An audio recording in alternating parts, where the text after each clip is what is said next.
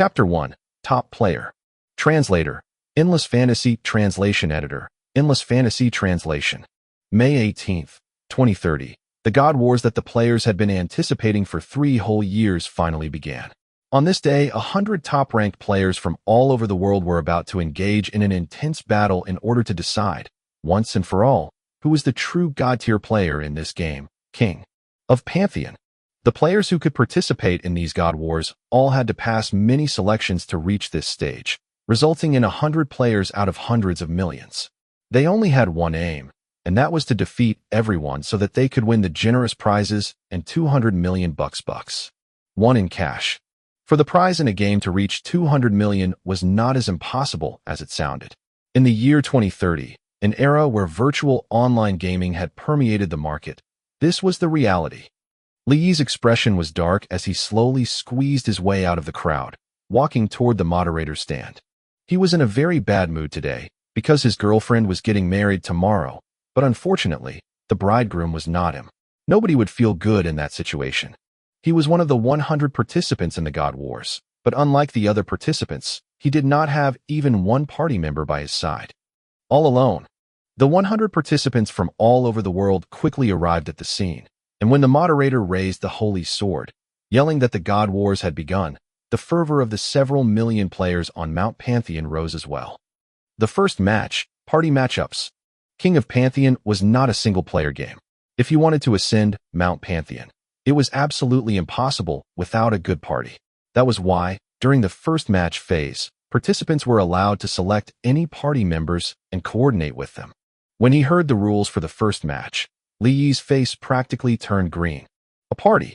For a long time now, he had ceased to belong to any party, because in King of Pantheon, he was known as a terrible cheater loathed by all. How could such a person have his own party? Participants may select anyone they like, and you may enter the battle arena once you have 5 members. Of the 100 players participating in the God Wars, other than Li Yi as the sole exception, who would not have their own party. Within a dozen minutes or so, all 99 participants strode into the battle arena with their party members. They left Li Yi standing there all alone, motionless. When all the participants had entered the arena, Li Yi took a deep breath and walked up to the moderator, asking, "Excuse me, could I join on my own? I can't find any party members." "You can't find any party members?" The moderator looked at Li Yi in surprise and then mused for some time before finally nodding. "Sure. Thank you." Li Yi's face lit up with joy, and he walked briskly into the battle arena, as though afraid the moderator would take back that decision. In the first match, it was Li Yi on his own vs 20 people. A mere 33 seconds later, Li Yi was lying on the floor. "You're very strong, but unfortunately, King of Pantheon isn't a single-player game," said an archer-class player coldly, holding an orange bow and pointing at Li Yi's head arrogantly. "Eliminated? That's impossible." Li Yi roared loudly, pulling off his helmet and smashing it into the floor. He kicked the door open and ran out. As though to match his feelings, thunder rumbled outside. Within a few moments, a torrential rain began to pour down. Li Yi walked very slowly in the rain. He had long since been drenched from head to toe, but he was completely unaware of it. No one replied to him. He stopped in the rain for a moment before he suddenly remembered something, and he immediately broke into a mad sprint. In front of the small white building, Li Yi looked at the pretty girl in front of him.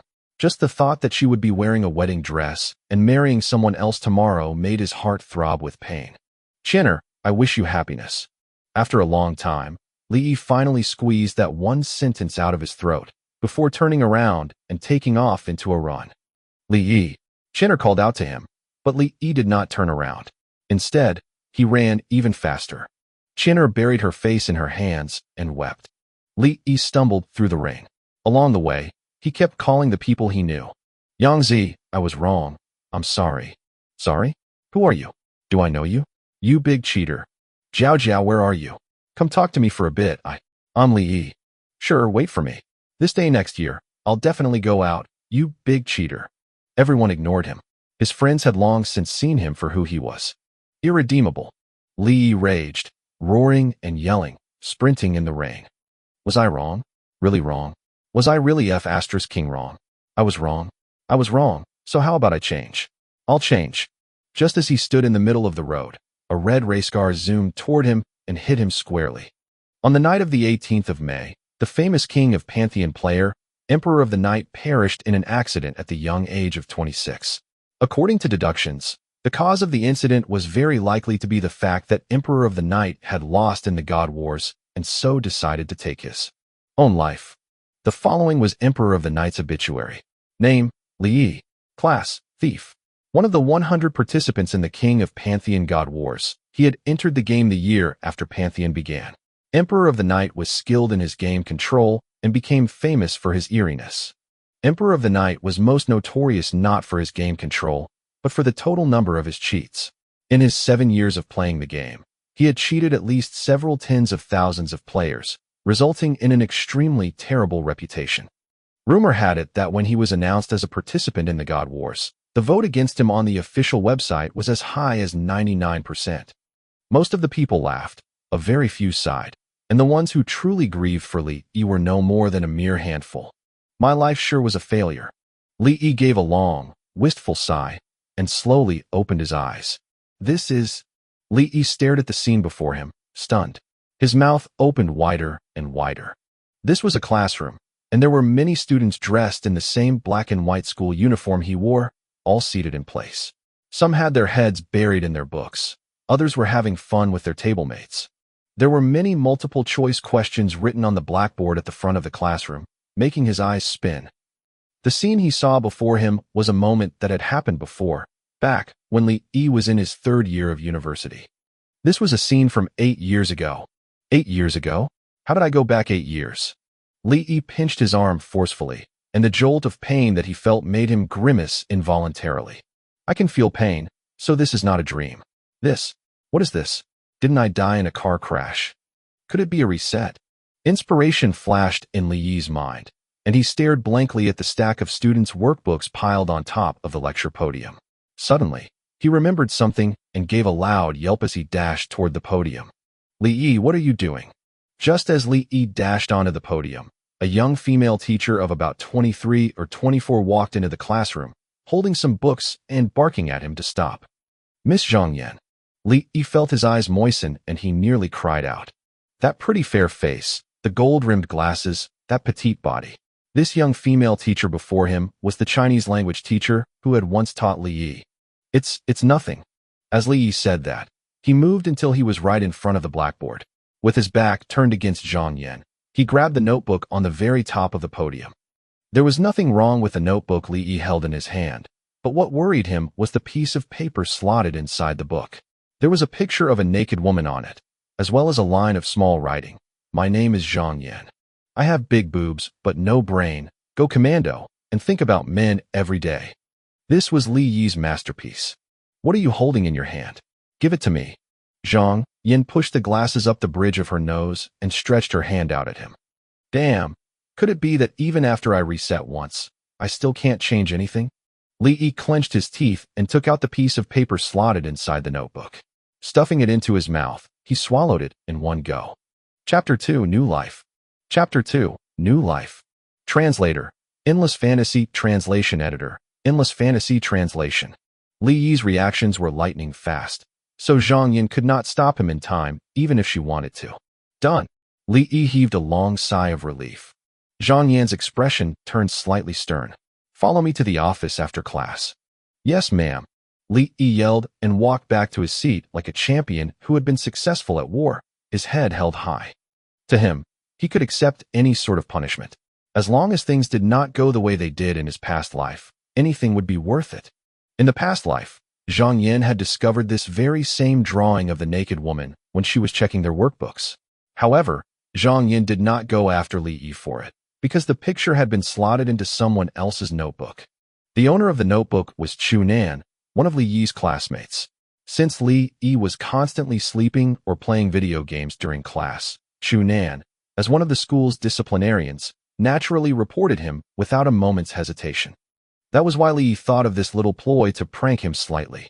At the time, Li Yi had only intended to get a little revenge on Chu Nan, but it had never occurred to him that such an insignificant matter would end up destroying Chu Nan's and Zhang Yan's lives. Zhang Yan had seen that slip of paper and decided that Chu Nan was the one who wrote it. It was already close to graduation then, and Zhang Yan reported it to the school authorities. On their side, the school decided that they would deal with it strictly and seriously. Chu Nin went in search of Zhang Yan several times and attempted to explain, but Zhang Yan did not listen at all. In the end, Chu Nin was expelled. After he received the notice of expulsion, a red-eyed Chu Nin found Zhang Yan. "You framed me.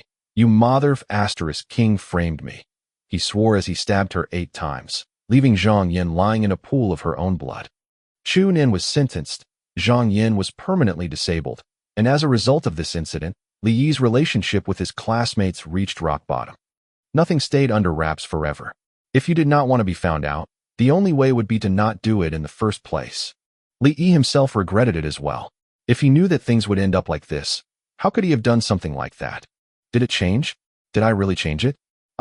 As he sat in his seat and looked at his classmates beside him, the tears in Li Yi's eyes fell from time to time. No matter what happened to him, he was glad, so glad that he could live once more and make these amends. Spill it. What was on that piece of paper? A love letter. A love letter? Yours? This is Chu Nan's workbook. So how did your love letter end up in his workbook? I misplaced it, duh. I wanted to put it into Xiaowei's workbook, but I misplaced it. That's why I wanted to get it back. Xiaowei. Zhang Yan looked at Li Yi and could not stop shaking her head. Go home and write me a repentance letter. Also, your final exams are coming soon, so wait until the exams are over before you start this relationship business. Don't distract Xiaowei. Got it, Miss Zhang. Li Yi replied sincerely and left the counseling area. The skies were bright and open. Along the way, Li Yi laughed as he walked, completely disregarding the strange looks he attracted from the passers-by. When he got home and saw his parents who looked so much younger, Li Yi had even more emotions and thoughts threatening to overspill. On the other hand, his actions surprised his parents even more. He took all the house chores off their hands, busting his butt off with work. This definitely was not a spur-of-the-moment impulse. He truly did want to change, from the very bottom of his heart. Li Yi might have been a big cheater, using illegal cash, illegal goods, and absolutely no scruples. But be it in this life or the past, he had always been a very filial son to his parents, aside from the fact that he was slightly lazy. Perhaps that was the one and only good point he had left in his previous life. At night, as he lay in his own bed, Li Yi could not get his emotions to calm down no matter what he tried. He had reset back to 8 years in the past. Everything was just like a dream. Is this a chance that God has given me so I can change? In the blink of an eye, half a month had passed. Li Yi went to school and back every day, doing his chores when he went back home. The life that had once been dry and uninteresting to him had now long since become exceptionally colorful in his eyes. June 16th. There was still half a month until the final exams. The incident between Chu Nan and Zhang Yan had clearly been settled, because it was this day in the past life that the school announced they would expel Chu Nan. June 17th. Li Yi received a pile of gifts. Soft toys, a bicycle, a hammer, books, pens. There was just about everything you could want there. And among all these many gifts, one was the most precious and also the most eye-catching. It was the game helmet for the next-generation virtual reality online game, King of Pantheon. These were all gifts from Li Yi's classmates, firstly because today was his birthday, and secondly because they were about to graduate and step into society. Giving each other gifts was a way of making memories. The game helmet for King of Pantheon was a gift from Chu Nan, and Li Yi had already received this helmet once before in the previous life. The incident where Chu Nan stabbed Zhang Yan caused Li Yi to steep himself in regret for a whole 2 or 3 years. The fact that Chu Nan gave him a present even after being expelled made him feel guilty about it to this day. If he remembered correctly, when he received this game helmet from Chu Nan in the past life, he never used it for a long time due to his deep feelings of guilt. Thankfully, the tragedy from the previous life did not happen again this time. Wowee, a King of Pantheon game helmet. I've been dreaming of one of these for a long time. The little fatty Yao Li hugged the helmet tightly with both arms, rubbing his face against it exaggeratedly. It was no wonder he acted like this. At the time, the next-generation virtual reality online game that claimed it would redefine the evolution of mankind, King of Pantheon, had been under closed beta for more than 10 years. Now, they were finally saying that it would officially start its open beta come July 15th. That was why the helmets on sale now were constantly getting sold out, and many people could not buy them even if they had the money to. The little fatty Yao Li was precisely one such person. Chunan, you're way impressive. This stuff can't even be bought with money. How did you get your hands on one of them? Also, order 3 for me. I'll pay you double. Once he found out that the game helmet was a gift from Chunan, Yao Li went up to Chunan and tried to discuss it over with. The face of an apple polisher. Sure, my dad is a direct seller for these King of Pantheon game helmets, so buying them is a cinch. I want one too. Me? And me too. An uproar rose in the decently sized classroom. Chunan did not reject any who asked, noting down the names of any and all who wanted to buy a helmet. Chunan, thanks. Li walked up to Chunan and stretched out his hand. Chunan blinked and then clasped his hand, shaking it. The little fatty Yao Li winked. Oh yeah. Chunan, if your family is a direct seller for these game helmets, would you also happen to have the limited edition King of Pantheon helmets or platinum accounts or the like? If you do, I'll pay you good money for them. Yeah, I want one too. A platinum account, a limited edition helmet. Me too. In an instant, the classroom was in chaos once more. I'm not very sure about that. How about this? I'll go back and ask my old man, then I'll get back to you guys about it. Chunan's brow was tightly furrowed. Li Yi said with a laugh, the King of Pantheon MMO doesn't have any special accounts. Whether or not the player was involved in the alpha testing, and regardless of the equipment they're using, be it the most expensive nourishment game chamber or the cheapest glasses type controller, the character attributes on everyone's accounts are completely the same. No one has any special privileges. How can that be? No way. How'd you know that, Li Yi? In an instant, everyone had gathered around Li Yi. It was no wonder, too. Although final exams were approaching, most of the people had the same mindset as Li Yi. Their academics were never good to start with, so they knew very well how their exam results would turn out. Unlike those students who were especially good at studying and constantly worried about their results, these guys were particularly aware of their limits. Of course, there aren't any privileges. The only difference between the nourishment game chamber and the glasses type controller are the gameplay sensations. Let's put it this way. If you enter the game using a nourishment game chamber, you'll be able to enjoy sensations that are more or less like the real world. But if you use the glasses, it'll be way different. A nourishment game chamber? Is that for real? I go to the official page every day, so why haven't I seen that before? The little fatty Yao Li expressed his suspicions. The nourishment game chamber would only go on sale 1 year from now, so it would only be weird if he could see it. Of course, Li Yi could not tell the little fatty that. Besides, even if he did say it, the other person would never believe him anyway. It's just a rumor I happened to see online. I don't know if it's real or not either. Damn you. The classmates all scattered in an uproar, returning to their own seats. Chunan, this pen is for you. The line on it is pretty meaningful. I hope you'll look at it more often. Li Yi gave Chunan a golden pen. The pen was not expensive, just slightly over $100. The reason Li Yi chose this pen for Chunan was because of the little line of words engraved on it. Think before you leap. Thanks. Chunan accepted it with a smile and read the words carefully. Chunan was relatively docile in nature, but this was only his default state. Once he got angry, he found it very hard to maintain reason, and that was also the reason Li Yi gave him this pen.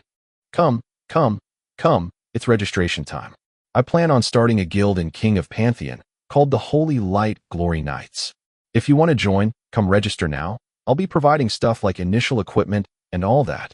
The little fatty Yao Li started yelling again, and lo and behold, there were quite a few students in the class who were interested. All of them registered with him. Come on, let's go to the other classes and recruit them. The target is 200 people. Watching Yao Li walk out of the classroom, his expression ecstatic, Li Yi could not help but shake his head. The little fatty Yao Li's family was slightly wealthy, and in his previous life, there had indeed been a guild called the Holy Light Glory Knights in King of Pantheon. However, and unfortunately, the guild did not long before it imploded. In the afternoon, when filling in his post-graduation plans, Li Yi thought about it for a long time before he finally put in professional video game player. In his previous life, he had written boss. As was to be expected, he had failed his final exams. Having scraped out a graduation certificate, he began to look everywhere for a job, but he just kept hitting barriers everywhere. Even after 2 to 3 years, he still could not find a stable job. Other than gaming, what else could he do? This was the question that occupied Li Yi's mind the most after his life was reset. He did not understand stocks, he did not look at the lottery, and he did not care about national matters either. Even if he had the memories of an entire lifetime, he still could not think of anywhere he could use them. The only thing he was good at was the game. He believed that based on his knowledge of the King of Pantheon game, it would still be relatively easy for him to scrape together some cash. Li Yi caressed the game helmet, an unprecedented level of determination in his eyes. Li Yi the cheater from the past is dead. Chapter 3, Game Start. Chapter 3, Game Start. Translator, Endless Fantasy Translation Editor, Endless Fantasy Translation.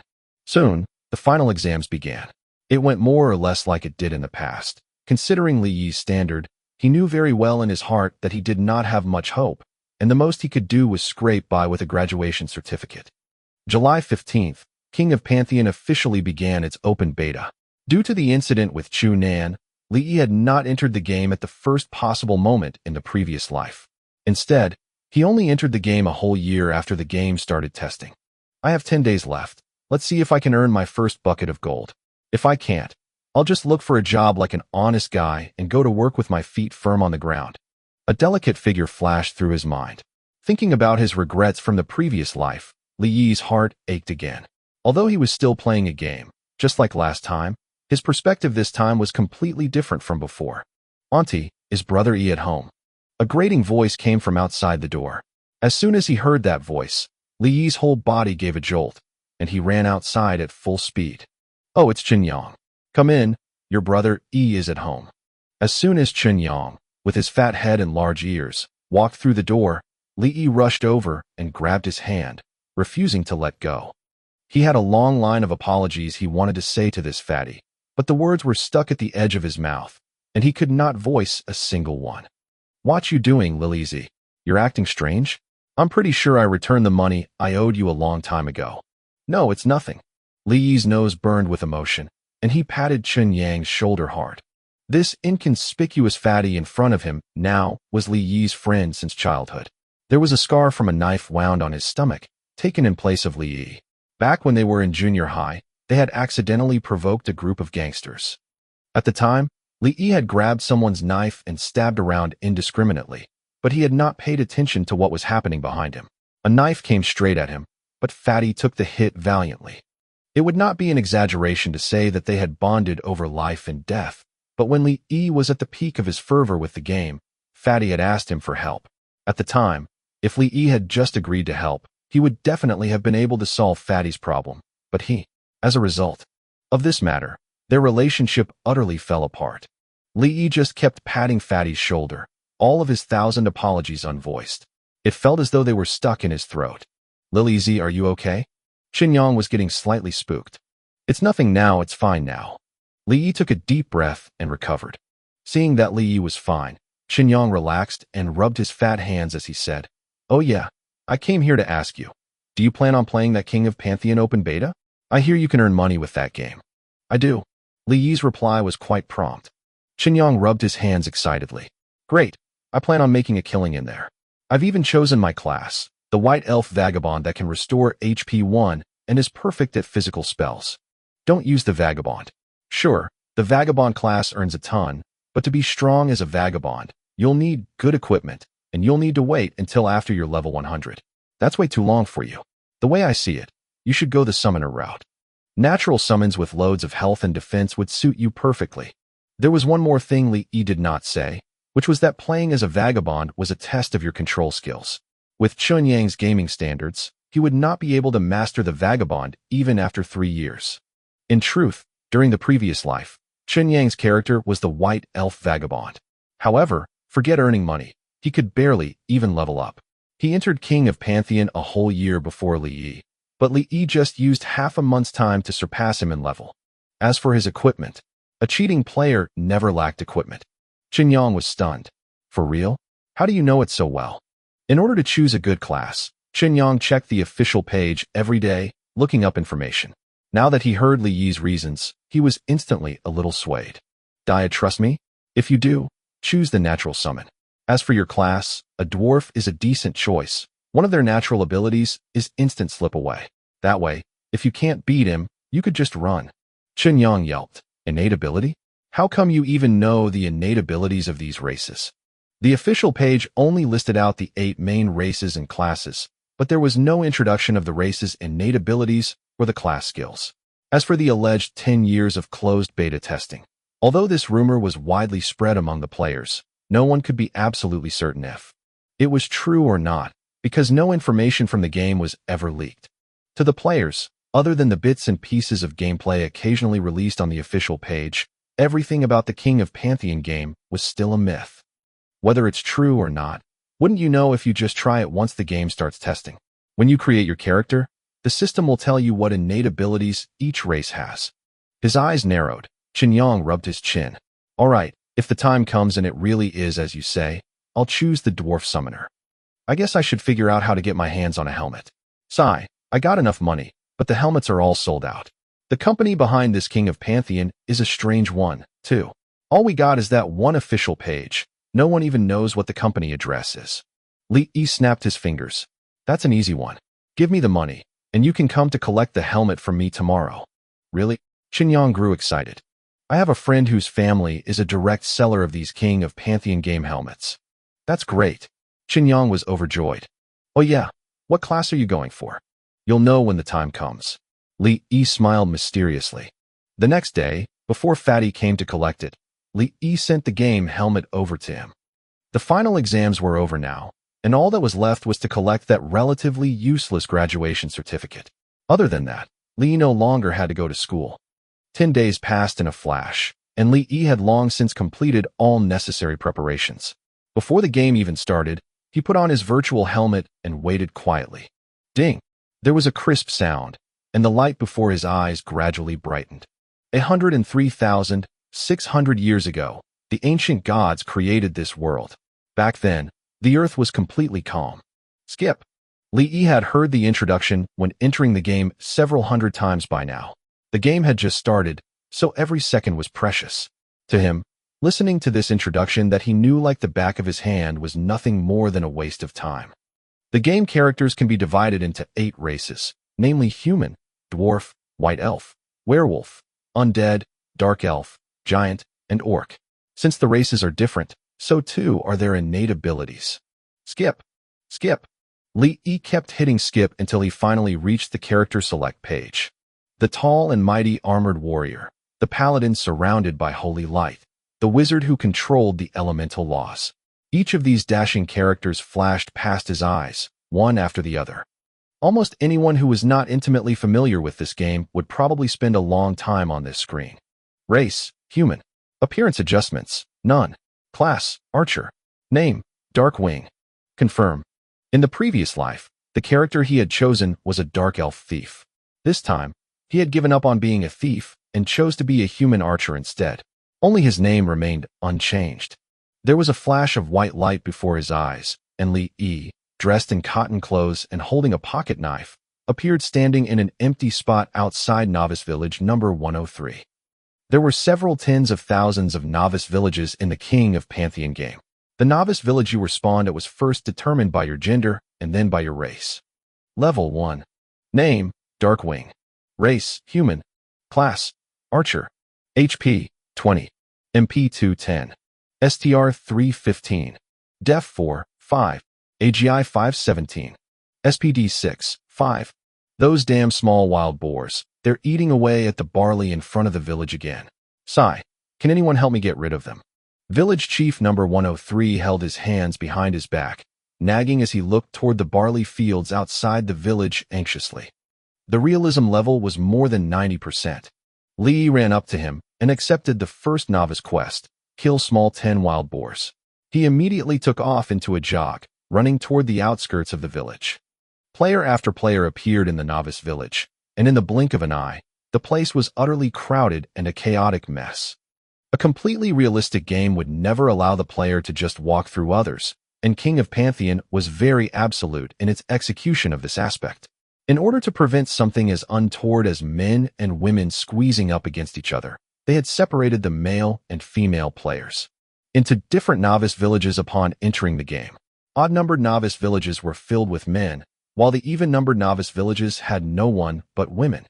It was not too unbearably crowded, But there were too many people, so it was inevitable that they would block off each other's vision. Add that to the fact that they were all novices here, and how could the situation have been anything but chaotic? While the many players were still getting in each other's way and yelling at one another, Li Yi had already run out of the village and used the pocket knife in his hand to stab 7 or 8 small wild boars to death. In the early days of King of Pantheon, the system treated each and every class equally. Since they had all just entered the game, every class was equipped with a set of novice cotton clothes, def 1-to-1, as well as a pocket knife with 0-to-1 ATK. The small wild boars were very easy to kill since they only had 50 HP and extremely weak ATK. He just needed to stab one about a dozen times with the pocket knife to kill it. As soon as he killed 10 small wild boars, Li Yi's body shone with golden light. He had leveled up. Leveling up once gave him a bit more AP7, and Li Yi did not give it a second thought before he added it to his STR. To archers, 2 of these attributes were the most important, the first being STR and the second AGI. STR could increase their damage output, whereas AGI affected their evasion rate, as well as their SPD. In the early stages, he did not really need evasion or SPD.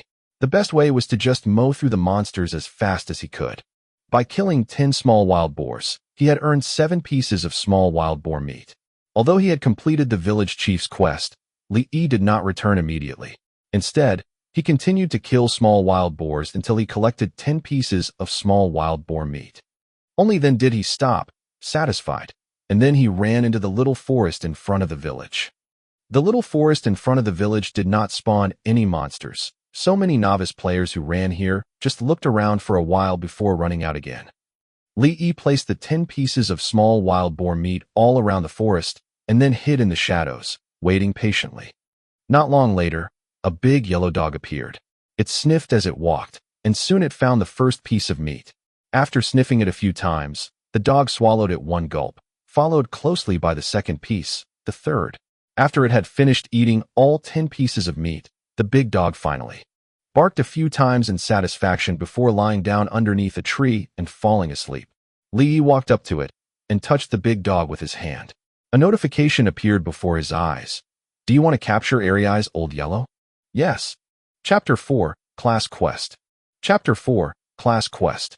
Translator, Endless Fantasy Translation Editor, Endless Fantasy Translation.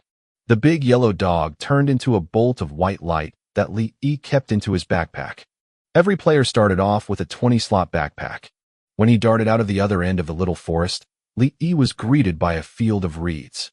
There was a crystal-clear stream directly ahead of him, where 3 players were desperately chasing the baby firebirds that were flying up and down and everywhere. Baby firebird, regular monster, level 3. Attacking method, spits out small fireballs from its mouth for a long-range attack. The power of the baby firebird's small fireball attack was only decent at best, but the troublesome part was they could fly. The game had just started, after all, and none of the classes had any long-range attack skills before reaching level 5. Once the baby firebird took to the skies, all they could do was act as moving targets for the small fireball. The monsters here are too OP1. We can't do it, brothers, retreat. The 3 players chased it around for half a day and still could not kill even one baby firebird, so they had no choice but to give up and leave this place. There were no more people in the reed field farming zone. Li Yi waited until the baby firebirds had come out of aggro mode too before he finally walked up to them casually. The baby firebirds landed on the ground one after the other, cooing as they foraged for food on the ground. Before they were attacked by players, they would not take the initiative to attack any players. Li Yi walked up to a baby firebird that had strayed from the pack and stabbed it with his knife. A bright red -25 floated out from the top of the baby firebird's knife. That one stab had wiped out a third of the baby firebird's HP. Cuckoo. The baby firebird flapped its wings and took flight. Just then, Li Yi stabbed it a second time. When the baby firebird had only 10 HP left, it flew out of Li Yi's attacking range. Turning its head in midair, it shot out a fireball and immediately began cooing again. One after another, the other baby firebirds took to the sky. What a waste. Li Yi turned around and ran, escaping from the baby firebird's attack range. About 40 seconds later, the baby firebirds finally came out of aggro mode again, landing on the ground once more to look for food. Li Yi rushed forward once more, aiming at a baby firebird and stabbing with his knife. Critical hit. The baby firebird fell from the sky and crashed to the ground, dead. Success. He had killed a baby firebird, so Li Yi's EXP bar immediately went up by 5%. In King of Pantheon, when players killed higher-level enemies, if the level of the enemy was 15 levels higher than the player, the rewards and EXP that the players earn would be halved. If the player was currently in a team, the EXP gained would be halved again. This was in order to prevent players from farming monsters using a bug where the enemies got stuck, and thus leveling up at breakneck speeds. The EXP from the baby firebird was the highest among monsters of the same level, but to novice players, it was not all that easy to kill a baby firebird. Whether you went at it solo or in a team, they would only take 2 hits before flying into the air, and by the time they landed again, their HP would have been fully recovered. The method Li Yi used was the Archer's class perk, 1% crit rate. Any class could land a critical hit, but only the Archer class was naturally endowed with a 1% increase in crit rate. Do not underestimate this 1% crit rate. Most of the time, the appearance of a critical hit could instantly change the situation at hand. Li Yi bent over and touched the body of the baby firebird a few times. System notification. You have obtained 7 feathers. Li Yi ran toward yet another baby firebird and waved his knife again, stabbing away. By now, the farming zones around the novice village were already packed to the brim. Whenever a monster spawned, it would instantly be dissected by several dozen people. The EXP was split among all those people and wounded up being pitifully negligible. In the beginning, it was not very easy for Li Yi to kill a baby firebird. He would fight the monster more than 10 times without getting a single critical hit. But once he persevered past 1 level and reached level 3, things got much easier. His ATK went up again, so even if he did not get a critical hit, as long as his attack was not at the weakest end of the range, he would still be able to kill off a baby firebird with 2 stabs. He took a full 2.5 hours to go from level 2 to level 3, but only half an hour to go from level 3 to level 4. Once he reached level 4, he could definitely kill a baby firebird within 2 hits, and his leveling sped up exponentially. But this did not last long. Li Yi's farming methods soon caught the attention of other players, and more players began to run over to that side. The reed fields became chaotic. Kill stealing was the most shameless thing to do. Even if these players landed a critical hit, not many of them could kill a baby firebird. But this was not an instance dungeon map. Anyone could fight the monsters that just spawned. As a result of their random attacking, barely any baby firebirds died, but the rest just flew to the sky and refused to land anymore. The small fireballs went flying everywhere, killing off quite a few of the players below. He checked his backpack and saw that he had obtained more than 500 feathers. It was more or less enough for him to learn how to craft arrows. Level 4. Name, Darkwing. Race, human. Class, Archer. HP, 29. MP, 13. STR, 23. Def, 8.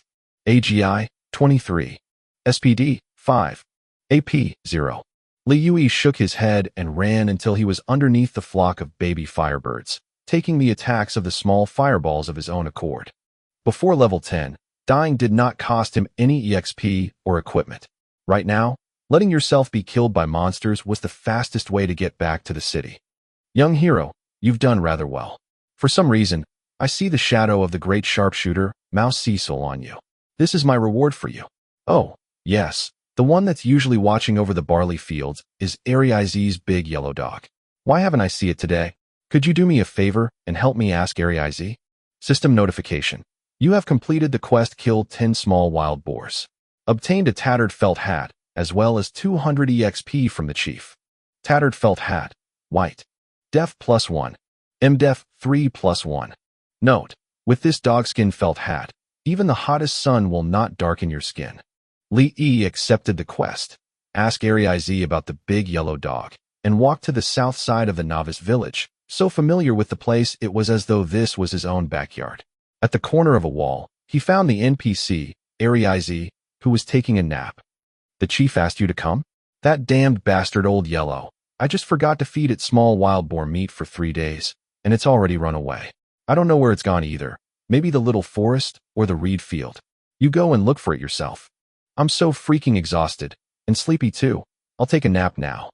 Ariiz yawned. But just as he was about to turn around and fall asleep, Li Yi released the big yellow dog from his backpack. So fast, Arize looked at Li Yi in surprise. System notification. You have completed the quest search for the big yellow dog. Obtained exquisite grass sandals and 300 EXP from Arize. Now, you can return to the chief. Congratulations, you have leveled up. He had instantly leveled up again. If it were not for his deep understanding of this game, there was no way Li Yi would have been able to accomplish this. Take, for example, those novice players who had just entered the game. Most of them had hurriedly run to the chief to complete their quest as soon as they killed 10 small wild boars. As for the small wild boar meat that was dropped, barely anyone noticed it at all. By the time they completed their quest, found Arize, and began to search for the big yellow dog, they would suddenly realize that without enough small wild boar meat, they would not be able to catch the big yellow dog at all. So they had no choice. They would have to go back and kill more small wild boars. But by then, the small wild boars were being killed by several thousand players at once. With one thing after the other, how long time would they have wasted? The players who were lucky and had good control would still need about 7 or 8 hours to finish all this. But how long did Li Yi take? He just used half an hour to complete all of it. Of course, this was not the most frustrating part. When the other players finally catch the big yellow dog and hand it over to Arize, they would only reach level 3, but Li Yi was different. He farmed in the reed field for so long specifically so that he could reach level 5 as soon as he completed this quest, because Arize would not offer the class quest to any players lower than level 5. Arize considered Li Yi in shock and awe. Young hero, judging by your attire, you must be an archer, right? Archer class characters have a quiver for arrows on their backs. But why are you holding a pocket knife rather than a bow and arrow? Don't tell me you don't have your own bow and arrows. Li Yi, judging by your plain equipment, you probably can't afford to buy a weapon either, huh? Fine, go look for the village's archer skill mentor. If it's doing me a favor, I guess she'd probably give you a bow. Ding. System notification. Accept Good Samaritan Arize's help. Accept. Li Yi had been waiting for this notification.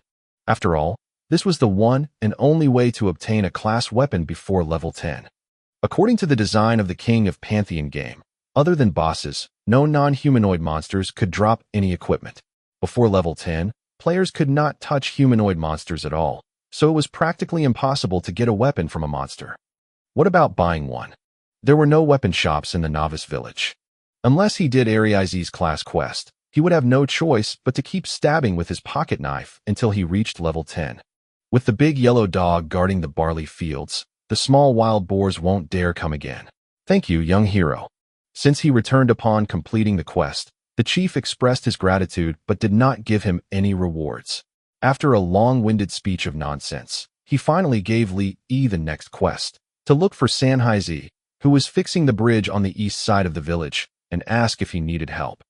Novices were made to run errands. Li Yi did not go to look for Sanhaizi immediately. Instead, he went in search of the archer skill mentor in order to obtain his class weapon. The archer skill mentor was a woman in leopard print shorts and a leopard print bra, with curves in all the right places. Her snow-white thighs made many perverted players stop in their tracks.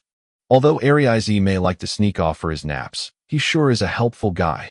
Since he had a referral from Arize, after a short conversation, the archer skill mentor, Rina, gave Li Yi a blue-quality bow, Rina's short bow, as well as 100 broken wooden arrows. Rina's short bow. Equipment level, level 5. ATK 5 to 13. Crit rate 1%. Additional attributes. ATK SPD +1. Note: this is the weapon mentor Rina keeps close to her body. Broken wooden arrows. Additional ATK 0 to 1. Rina's expression was apologetic. Sorry, the arrows have been left around for too long, so most of them have rotted away. If you're lacking arrows, go collect some baby firebird feathers, and I can help you make some brand new arrows. I've already collected the feathers. Li Yi took out more than 500 feathers and handed them over to Rina. Chapter 5, Quest Triggered. Chapter 5, Quest Triggered. Translator, Endless Fantasy Translation. Editor, Endless Fantasy Translation. Wow, you already have them? So fast. All right, young hero, please come with me. Rina smiled at Li Yi and waved her shapely, but as she walked into the room. I just need wood, bamboo, iron, and the feathers from a bird to craft a normal arrow. Rina's hands glowed with a faint red light, and within a few short seconds, she had crafted 100 brand new arrows. Brand new arrows. Additional ATK 1 to 3. Young hero, do you still need to craft more arrows? Yes. 100 feathers resulted in 100 arrows, and Li Yi still had more than 400 arrows left. Rina's hands shone with that red glow again, and several seconds later, there was another fresh batch of 100 brand new arrows. Young hero, do you still need to craft more arrows? Yes. Li Yi handed over some more feathers. The red light shone again, and she crafted another 100 arrows. Rina asked Li Yi again. Yes. As Li Yi watched Rina craft arrows for the third time, he began to grow slightly nervous. Rina from the novice village would only help a player craft arrows for free up to 6 times. Li Yi spent several hours farming more than 500 feathers, not only because he wanted to have Rina make him arrows for free. What he truly wanted was the beginner-level arrow crafting skill that Rina could teach him, as well as the subsequent quests. When Rina helped a player craft arrows, starting from the second round, there was a very small chance that something unexpected would happen during the crafting process, resulting in the crafting process failing. Mentor Rina, can I learn a skill now? He watched Rina's hands glow red, and the new batch of arrows formed immediately. Panicked, Li Yi spoke out to interfere with the process. The red light faded, and Rina smiled as she handed Li Yi the 100 arrows. You can now learn the archer's beginner-level skill, Hunt Target. I can teach you this skill for free. System notification, learn Hunt Target? Li Yi pressed confirm. Thanks to Rina's teachings, you have learned Hunt Target. Skill effect, adds a mark to your target, and any attacks will cause additional damage to said target. Also, the archer may always see the marked target, disregarding invisibility and stealth. Effect lasts for 10 minutes. Young hero, do you still need to craft more arrows? Once Rina taught Li Yi the skill, she asked once more. Yes. There was a flash of red light, and another set of arrows was successfully crafted. He only had over 100 arrows left. If he failed this time as well, he would have no choice but to collect more feathers to do the crafting one last time. Rina took the arrows one, her hand glowing red. Li Yi's heart leaped into his throat. Patch! A cloud of black smoke rose from Rina's hands, burning the arrows and bamboo into a crisp. The arrow crafting failed. Thank goodness. Li Yi was so overjoyed he nearly burst out laughing. How could it be? Did I do something wrong? Rina was utterly dejected. After a long time, Rina gave a long melancholic sigh. Looks like I'm not suited to be an arrow crafting master, after all. Young hero, I am extremely sorry I burned your materials. In order to compensate for your loss, please accept this beginner-level arrow crafting skill book. Li Yi hurriedly pressed confirm. He accepted the beginner-level arrow crafting skill book and clapped his hands together, learning it instantly. Congratulations, you have learned beginner-level arrow crafting. Using wood, bamboo, iron, and feathers from a bird, you can craft a regular arrow. An archer needs to use up a lot of arrows as he progresses, so learning the beginner-level arrow crafting skill can help you save a lot of money. As you grow more familiar with the process, you may even be able to craft some arrows with special attributes. Rina took out 2 more arrows, one red and the other blue. She gave them both to Li Yi. These are the arrows that my teacher, the archer skill mentor Raoul from Shattered Frost City, crafted out of some special materials, a frost arrow enhanced with the ice attribute, and a flame arrow with the fire attribute. There's not much point in me keeping them on me, so I might as well give them to you as well. What a haul. Li Yi had already been very satisfied with the beginner-level arrow crafting skill. Although he used to play as a thief in the past life, he was extremely familiar with the special quests for all 8 major classes. The chances of triggering this event, where Rina gave the player the frost and flame arrows, were several times lower than obtaining the beginner-level arrow crafting skill. 8 years after King of Pantheon opened, less than 10 players in total managed to trigger the free arrows event. That just showed how low the chances were. Although the frost and flame arrows were precious, they were still attainable as long as the player was willing to spend some money. The value of Rina's giving him the arrows did not lie in the value of the arrows themselves, but it had to do with what came after triggering a quest. Now that he had finally learned the beginner-level arrow crafting skill, Li Yi was completely satisfied. Bidding goodbye to Rina, he took the short bow and ran straight for the mountains south of the village.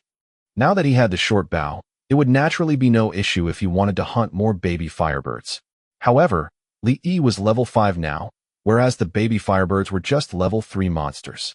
If he defeated a monster that was 2 levels lower than him, he would only get 70% of the EXP, so it was not worth it. He had a better option for leveling up now, and he was going to the back of the mountain to try it out. Roar, roar. A herd of black-furred large wild boars would cry out occasionally, their voices echoing down to the foot of the mountain. Adult wild boar, normal monster, level 9. Attacking method, tackle, tearing fangs. Li Yi went around the herd of wild boars carefully, slowly inching toward the back of the mountain. With his current abilities, it was not too hard to kill an adult wild boar, but he did not come here just to kill a normal wild boar. Instead, his target was to kill the level 15 boss behind the herd of wild boars, the Wild Boar King. Compared to the rowdiness of the novice village, the adult wild boar farming zone behind the mountain was relatively quieter. However, there was still the occasional fearless player who ran all the way here. Such players tended to form groups, waving their pocket knives around as they rushed toward the adult wild boars. However, regardless of how many people they had in their groups, they only ever met with one fate. They were all bitten to death by the adult wild boars, earning a free ride back to the village. To come here without being at least level 7 was nothing short of a death wish. The way Li Yi circled around the wild boar herd now was the result of extensive research by an extremely famous elemental wizard from his past life, a player whose ID was Lonely Semi-City. Avoiding battle and taking some very precise steps to walk around all the adult wild boars allowed him to go straight to the Wild Boar King and challenge it. Li Yi was in the middle of the wild boar herd. If he entered a battle now, all the adult wild boars nearby would enter battle mode. In that case, he would be dead as a doornail. He took every step with utmost caution, terrified of provoking the adult wild boars. After walking for a whole 20 minutes and more, Li Yi successfully went around all the adult wild boars, arriving at the back of the mountain. The yellow-brown ground was full of little craters and gigantic boulders jutting out, but it allowed for a wide field of vision. The Wild Boar King, larger in size than an elephant, was lying down lazily on the ground not too far away from him. It would occasionally grunt a few times. The Wild Boar King's pair of extra-large tusks looked particularly frightening. In truth, at least 100,000 novice players died as a result of those tusks. He remembered how, in his previous life, the Pantheon Company had once held a voting event to see who was the strongest boss in the eyes of the players. In the end, this little level 15 boss appeared on the list as the third strongest boss in the game. Wild Boar King, boss level monster, level 15. Skills: Charge, Berserk, Stomp, Tear. It had more than 30,000 HP and over 300 points in ATK. If he were to go against it head-on, forget the fact that Li Yi was level 5 right now. Even if he was level 15, he would still die without a doubt. Li Yi ran to the left. There was a large and thick tree there, and a giant boulder jutted out of the ground beside it. The key to whether or not he could kill the Wild Boar King lay here. Li Yi stood in front of the tree and held up his bow, aiming for the Wild Boar King that was currently sound asleep. Whoosh! The arrow shot out but could not hit the Wild Boar King, falling to the ground due to loss of momentum before it could reach. The arrow was more than 20 meters away from the Wild Boar King. He had stood too far away. Li Yi took a few more steps forward and drew his bow once more. Patter! The arrow landed 5 meters in front of the Wild Boar King. Stepping forth once more, he let loose another arrow.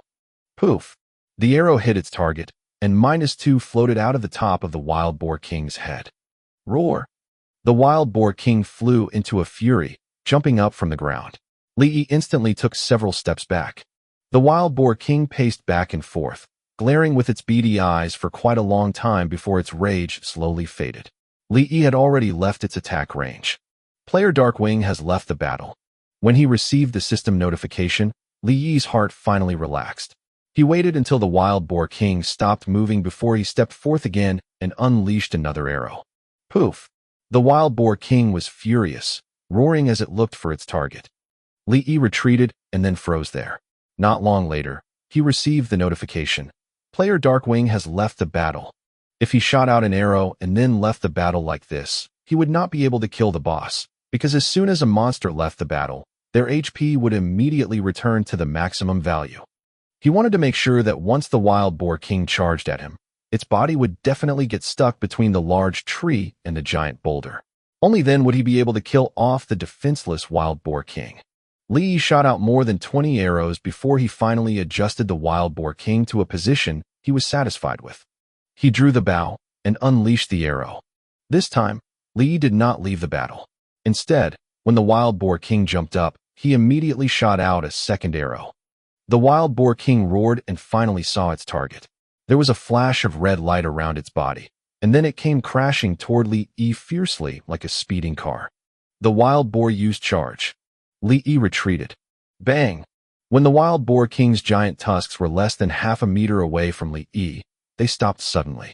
However, the immense momentum still sent Li flying head over heels, -29 floating out from the top of his head. He did not die. Then he looked again at the wild boar king, stuck between a large tree and a giant boulder. Its legs were suspended in midair, its head shaking wildly as it roared furiously. Success. Chapter 6. Kill. Chapter 6. Kill.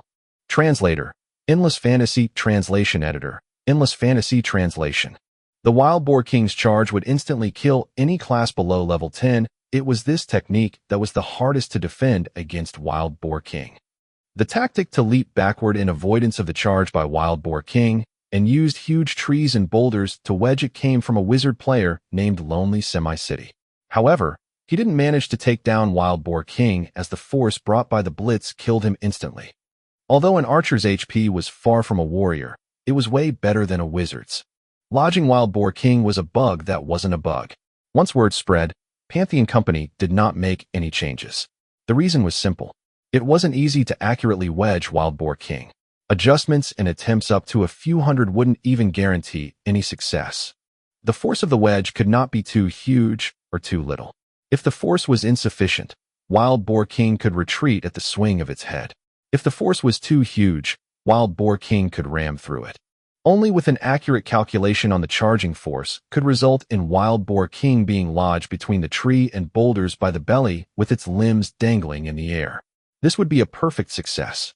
With such a classic bug, why would Pantheon Company fix it?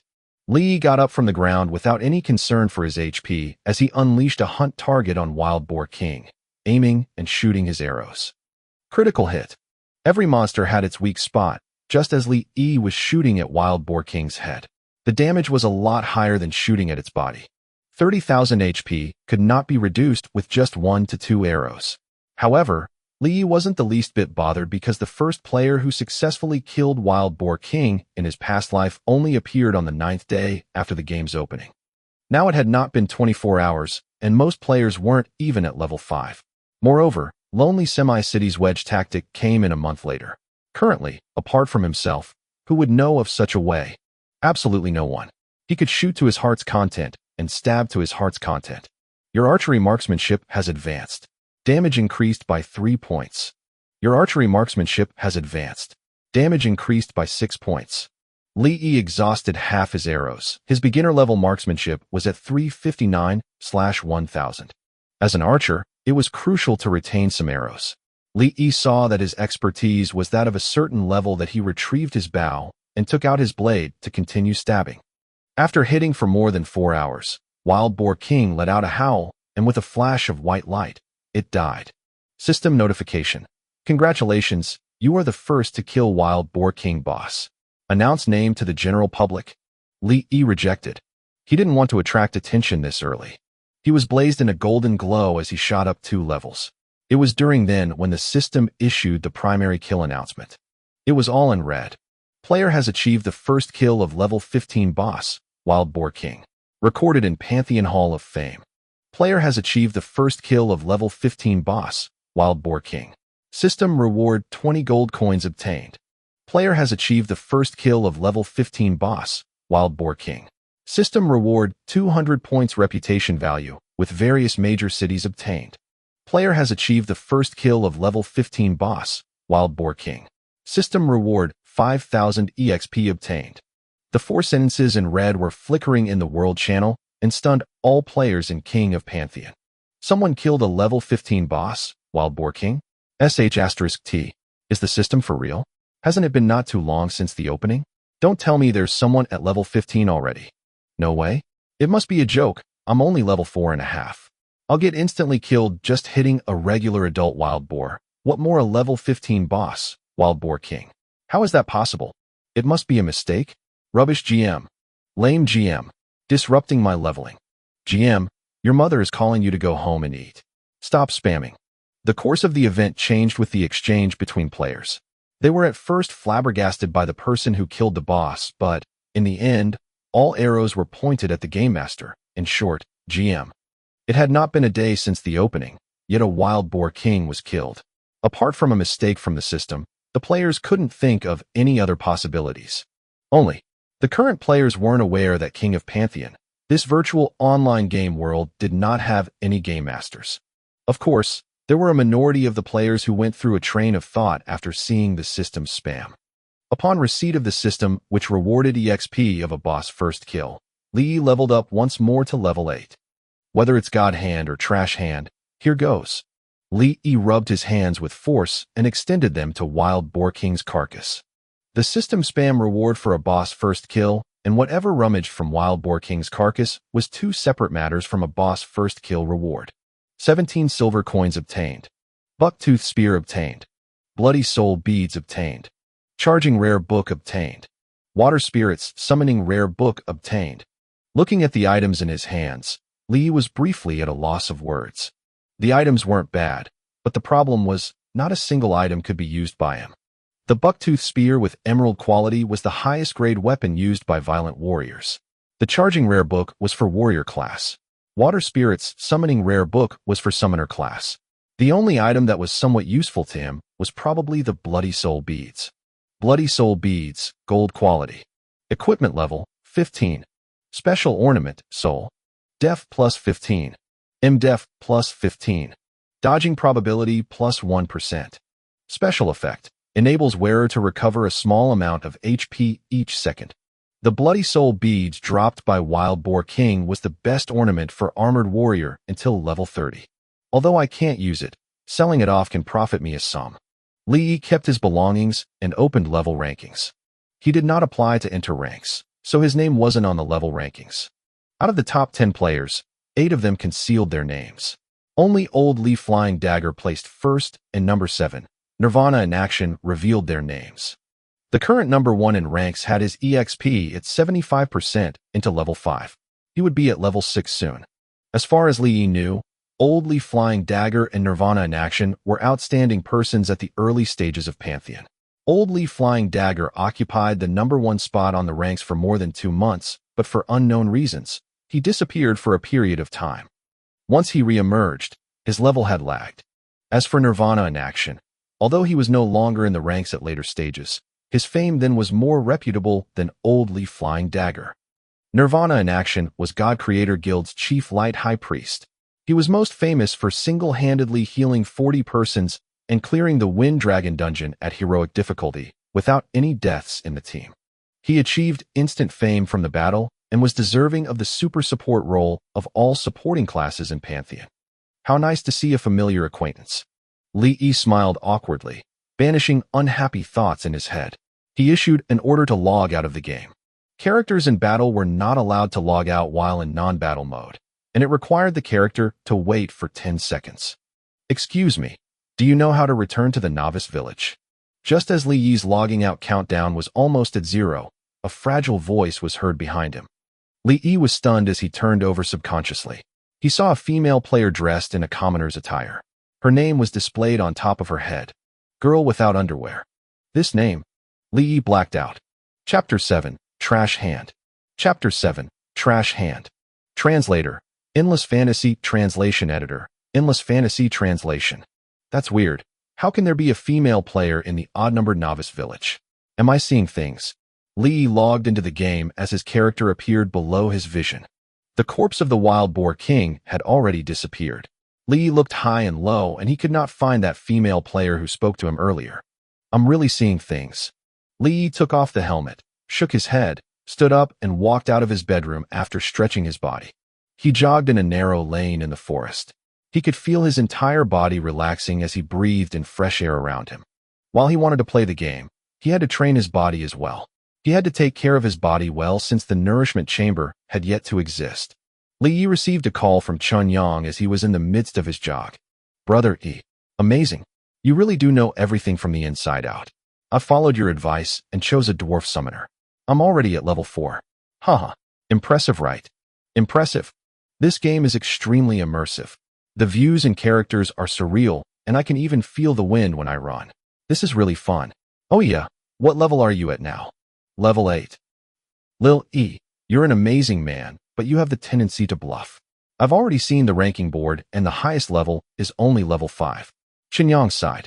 I'm level 4, are you happy now? That's more like it. Li E. I'll talk to you later. I'm going to boost my level for now. Message me in the game if you need me. My name is Tall and Mighty. The majority of the dwarf players like to give their characters ironic names. It's fortunate that Qinyang entered the game early because this type of name would be hard to get after some time, as they were all over the place. After Li finished his jog, he returned home to rest for a while before opening his alumni group. The group was extremely active as everyone was discussing the King of Pantheon. They were discussing how to level up their characters quickly, what class was good, how to obtain their desired weapons, and so on. Hundreds of messages appeared in the group in an instant. Suddenly, a woman's voice broke the silence. Can someone tell me how to get my character back to the novice village when she's lost? There were thousands of people inside the alumni group. It would be a complete mess if everyone was to speak at the same time, so the group moderators had disabled the voice chat feature a long time ago. Everyone was shocked when they heard her voice. Li Yi looked at the blinking icon in the group and was slightly surprised. That was because he found out that the person who spoke was his teacher, Zhang Yan. Zhang Yan was one of the alumni group's moderators. Since she was not being barred from using the voice chat feature, she could speak to the group directly. Miss Zhang, do you play Pantheon as well? Miss Zhang, what's your name in the game? Miss Zhang, you can add me as a friend in the game. The alumni group is too messy. I'll private message you regarding this issue. Miss Zhang, I'm called Hairstyle is well kept during PK. Add me, and I'll tell you in the game. Hundreds of people replied at the same time, and Li Yi's eyes were dazzled upon seeing so many messages. He could not help but sigh as he witnessed the power of the charm from a beautiful woman. I just want to know how to go back to the novice village. I won't be adding any friends, and you guys can just tell me right here. Whatever, I think it's better for me to search for the answer on my own. Zhang Yan could not cope with a mountain of replies in that instant, and went offline after giving a single response. Ugh, it's all your fault. Why are you guys so excited? I haven't even managed to add her. You're the one who is excited. I'm the one who messaged her first, no? Another discussion ensued inside the alumni group. Say, what do you think Miss Zhang would name her character as? Elegant beauty. Talented, beautiful woman. Beautiful and intelligent. I'm done talking to you guys. I'm going to try and add her. Me too. Let me know if you manage to add her. Hee hee. I heard that not only you can get married inside the King of Pantheon, you can even. Hee hee. If Miss Zhang and I can. Gah. I can't stand the thought of it. Li Yi switched off the alumni group and laid on his bed and snored his way into his dream. Although one could sleep while wearing the virtual helmet, how could that be more comfortable than sleeping on the bed? One day in reality was equivalent to 3 days inside the King of Pantheon. It was due to this lengthened timescale setting which had attracted many consumers who originally were not into games playing it. The King of Pantheon was very popular during beta testing, and it gained traction as the player base grew larger over time. The game had definitely held up its slogan in its advertisement where it would change mankind. After a good night's sleep, Li got out from the bed, washed his face, had breakfast and jogged for a round before he wore the helmet and entered the game. A new wild boar king had spawned at a distance as Li had logged in for only 5 minutes. He continued with his arrow tactic.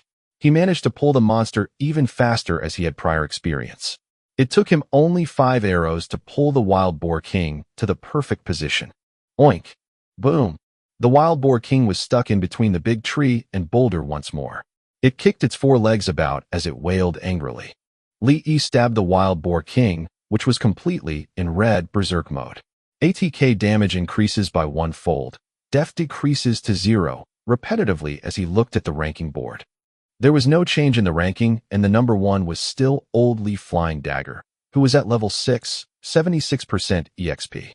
He was indeed a level booster as he was able to level up to level 6, 75% EXP when everyone was not familiar with the environment of the game. That could only mean that he had yet to log out ever since the game started. Other than Old Lee Flying Dagger, the rest were around level 5, 76% EXP. Lee had only taken an hour or two to deal with Wild Boar King. Naturally, he did not obtain any first kill rewards for killing the Wild Boar King for the second time. As he went to its corpse to take his loot, his luck as a trash hand materialized into existence. 170 copper coins obtained. Tattered Wild Boar Skin material obtained. Wild Boar Tusk material obtained. That's all. F*CK. Lee was in disbelief as he kept scavenging before he cussed. There was not a single equipment. Furthermore, the Wild Boar Skin and Tusk had yet to be useful at the moment, and he had only obtained 170 copper coins. He really had taken a big loss this time.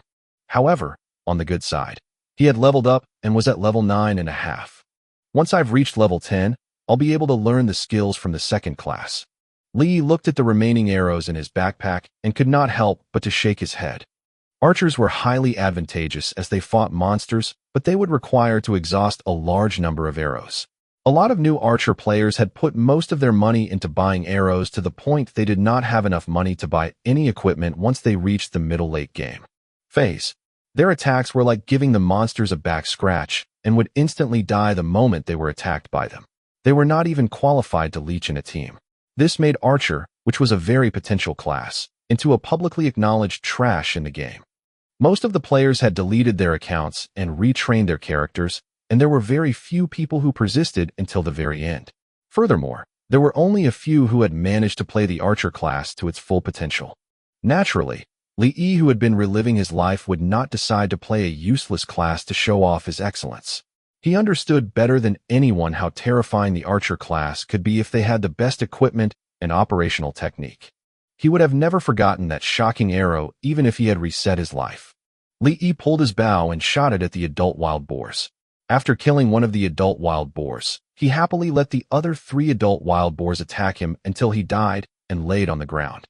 He did it on purpose as he would not drop any item or have his experience penalized if he died before reaching level 10. Furthermore, he would get a free ride back to the city as well. Why not? However, accidents often happened when one least expected it. As he fell onto the ground, a beautiful figure appeared under the big tree. She was the female player, girl without underwear that he saw before he logged out yesterday. A player, girl without underwear, walked toward Lee, squatted down, and asked him a question. Lee was shocked.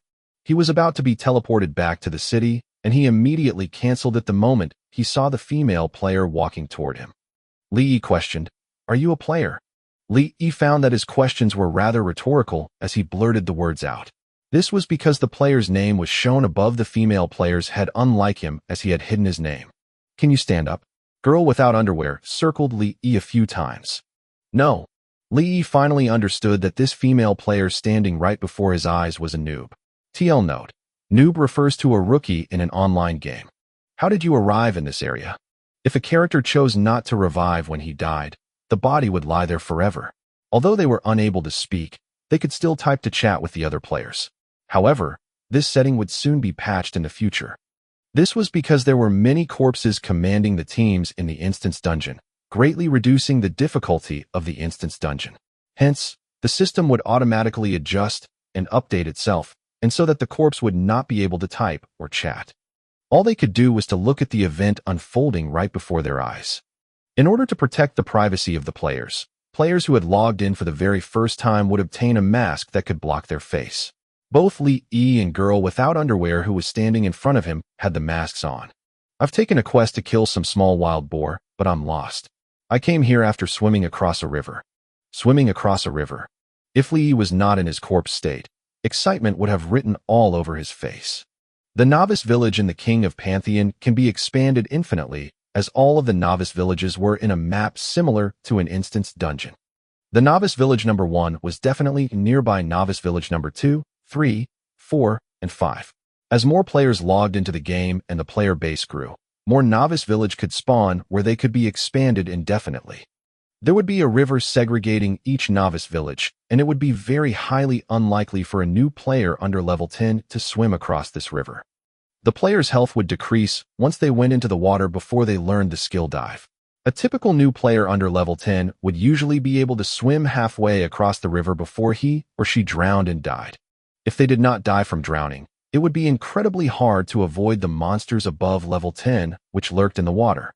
Once they reached the shore through incredible hardships, they would, unfortunately, realize that the NPCs which were not from their novice village would not give them any quest at all.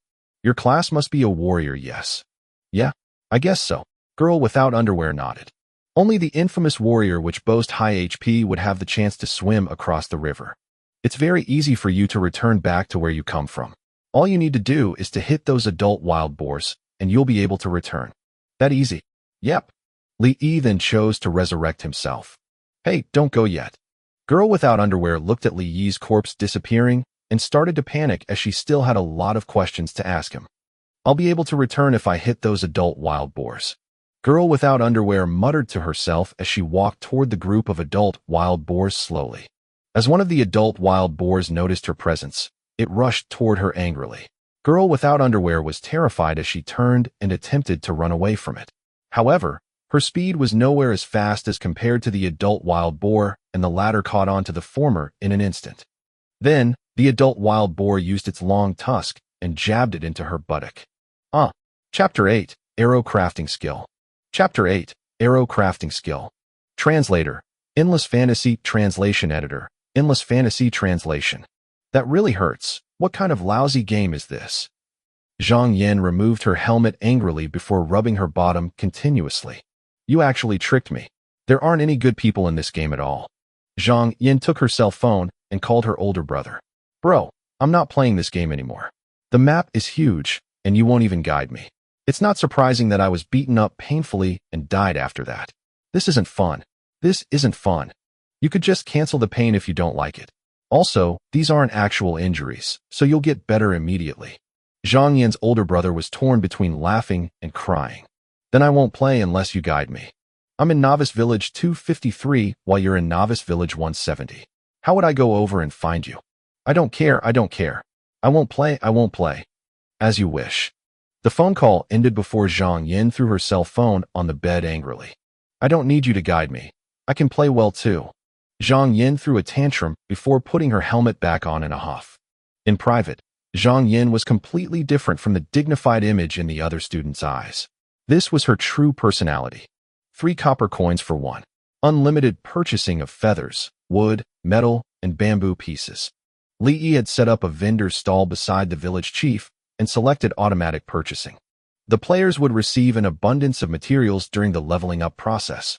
Since they would only receive 1 copper coin if they sold it to the NPC in the novice village, while Li Yi was buying them for 3 copper coins each, he had instantly attracted numerous players to come and sell their materials. Brothers, why are you collecting these pieces of trash? Are they even usable? Yes, why are you collecting these things? Are you on a quest?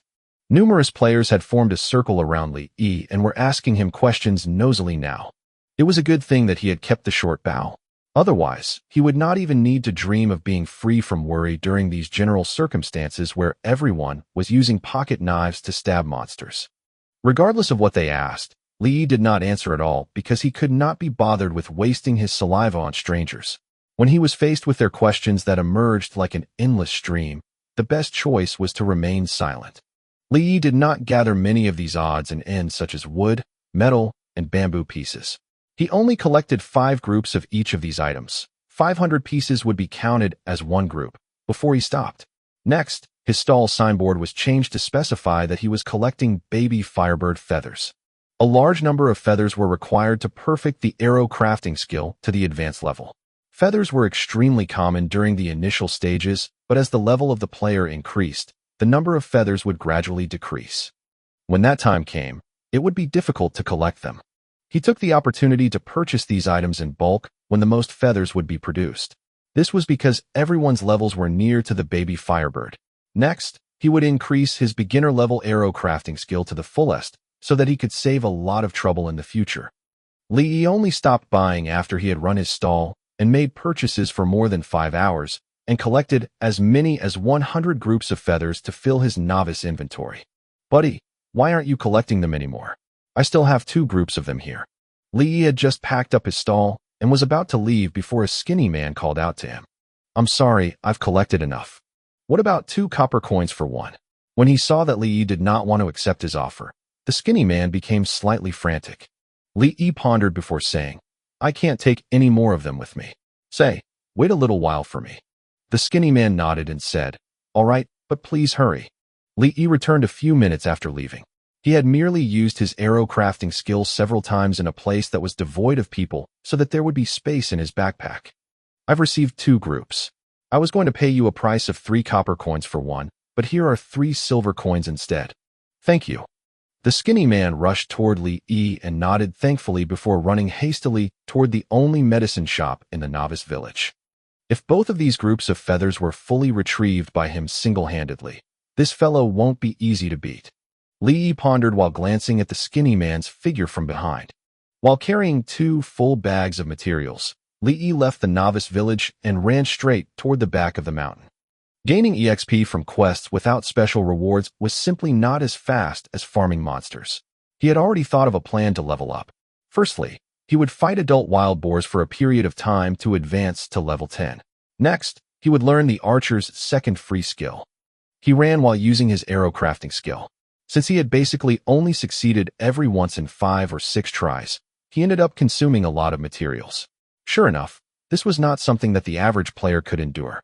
Once the materials in his backpack were completely exhausted, Li Yi's beginner-level arrow crafting skill rose to 1670/3000.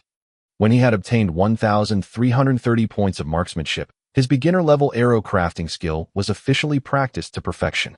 When he crafted his beginner-level arrows at that time, failure would not exist anymore. My marksmanship should be able to reach 3,000 once I've fully exhausted all of the materials in my inventory, right? Whatever. Right now it would still be better to think of a way to use up all of these arrows completely. Arrow was an item that beginner-level archers lacked the most, but Li Yi was having trouble using them fully. If the other archers discovered his current thought, tears would stream down their cheeks. "Whale!" A wild boar cried out in the distance and attracted Li Yi's attention. When Li Yi lifted his eyes to glance at it, he could not help himself from being seized with terror. The skinny man who had sold Li Yi 2 groups of feathers was currently moving around an enormous rock before him and running in circles continuously, while an adult wild boar wailed and chased him with all its might. The adult wild boar could not catch up to him because it would collide due to its short distance and lower-level version assault against the giant rock that was obstructing it. Thus, he circled behind it instead and occasionally stabbed it with a blade. Within a short while, the adult wild boar let out a painful shriek before it lay on the ground. Those skills aren't half bad. Li Yi's drive was suddenly shaken. After gotten rid of an adult wild boar, the skinny man did not stay back. His body slowly shifted toward the front instead before he attracted other wild boars. "Whale!" An adult wild boar sprinted over. It seemed as though there was a sign that read "Attack" when it raised its head. Flashes of golden light illuminated the surface of the skinny man's body. It stiffened instantly before golden characters, in a symbol that resembled the number 35, floated above his head suddenly. He was the paladin who had learned the level 5 Holy Light Protection skill. It was no wonder he could think of this method to hunt wild boars. Li Yi understood it at first glance.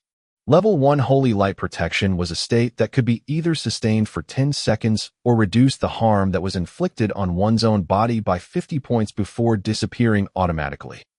The skinny man ran toward the enormous rock and led the adult wild boar there.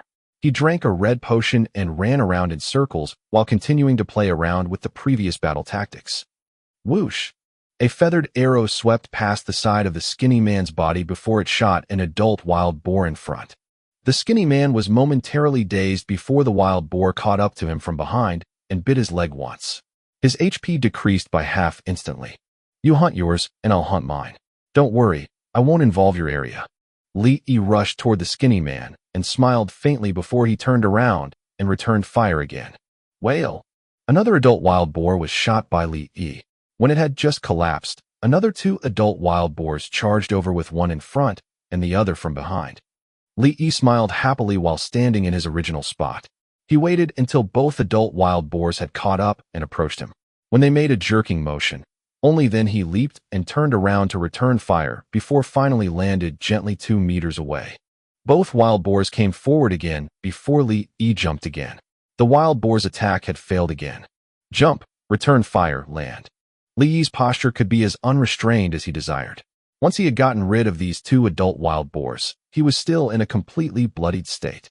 The skinny man was almost dumbfounded at witnessing this. The adult wild boar behind him rammed into the back of his body during his moment of carelessness. His body stiffened immediately as he entered a 3-second paralyzed state. Be careful. A bright red hunt target sign appeared above the adult wild boar's head before Li Yi shot an arrow there. Pop. Critical hit. Chapter 9. Old Leaf Flying Dagger. Chapter 9. Old Leaf Flying Dagger. Translator. Endless Fantasy Translation Editor. Endless Fantasy Translation. The adult wild boar collapsed on the ground, and the thin man looked at Li Yi and said, "Thank you." Although no penalty would be incurred for any deaths below level 10, it would still be a waste of time to run here all the way from the novice village.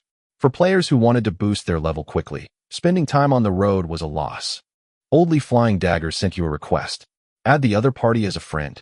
Li Yi was taken aback for a moment before agreeing to Old Leaf Flying Dagger's friend request. It did not cross his mind that this thin man in front of him was Old Leaf Flying Dagger, who championed the level rankings. Darkwing? Good name. Want to team up together? Okay. Even though Li Yi had no problem with soloing G against the adult wild boars, however, constantly running around to kite them was also quite tiring after a long time. Old Leaf Flying Dagger sent a team request to you. Do you want to accept it? Darkwing accepted the invitation and joined the team. After adding Li Yi to the team, Old Leaf Flying Dagger could not help but felt disappointed. With his operational skill, going solo was definitely not a problem. His purpose of teaming up with Li Yi was first, to save effort on farming monsters, and second, to peak at Li Yi's level. Unfortunately, he was let down. Li Yi had already set his level setting to private, so unless he was willing, no one could see his level at this stage. However, his equipment was visible and Rena's short bow in Li Yi's hand was flashing a pale blue light. At first glance, it was different from the ordinary white equipment. Although Old Leaf Flying Dagger very much wanted to ask, in the end, he refrained from doing so. This was because he knew that since the other party chose to hide it, that person clearly did not want him to know. He would be just asking in vain, and that might cause the other party's distaste instead. Whoosh! Li Yi shot an arrow, and it accurately hit an adult wild boar in the distance. Old Leaf Flying Dagger gave a shout, and swung his knife to block the adult wild boar, which was rushing up at them. Old Leaf Flying Dagger attracted firepower at the front, while Li Yi only needed to shoot as much as he could. There was no need for any operational techniques, and it was extremely easy. This was the benefit of teaming up. Recalling the thief whom he played in his last life, Li Yi could not help but burst into tears. From level 1 to full level, almost all of them were leveled up via solo. Why did he know about the 8 major classes like the back of his hand? Once you go online, there would be at least 2,000 players from everywhere buying coordinates to hunt you down, and in a few days' time, you too would have a great understanding of the 8 major classes. Li Yi sat on a large rock leisurely and shot a few arrows from time to time. Compared with Old Leaf Flying Dagger, who was sweating heavily and running to and fro, he was in an exceedingly comfortable state. Of course, this was not to say that the occupation, Archer, was better than Paladin. On the contrary, the number of Paladin players was many times more than Archer players. Paladins could attack and defend, and heal and resurrect. The plate armor they had on them were the ones with the most powerful defensive strength, and they could also hold a shield. Hence, their role in a team was far beyond the Archers, who could only have DPS output. The two-person team's EXP rose very quickly.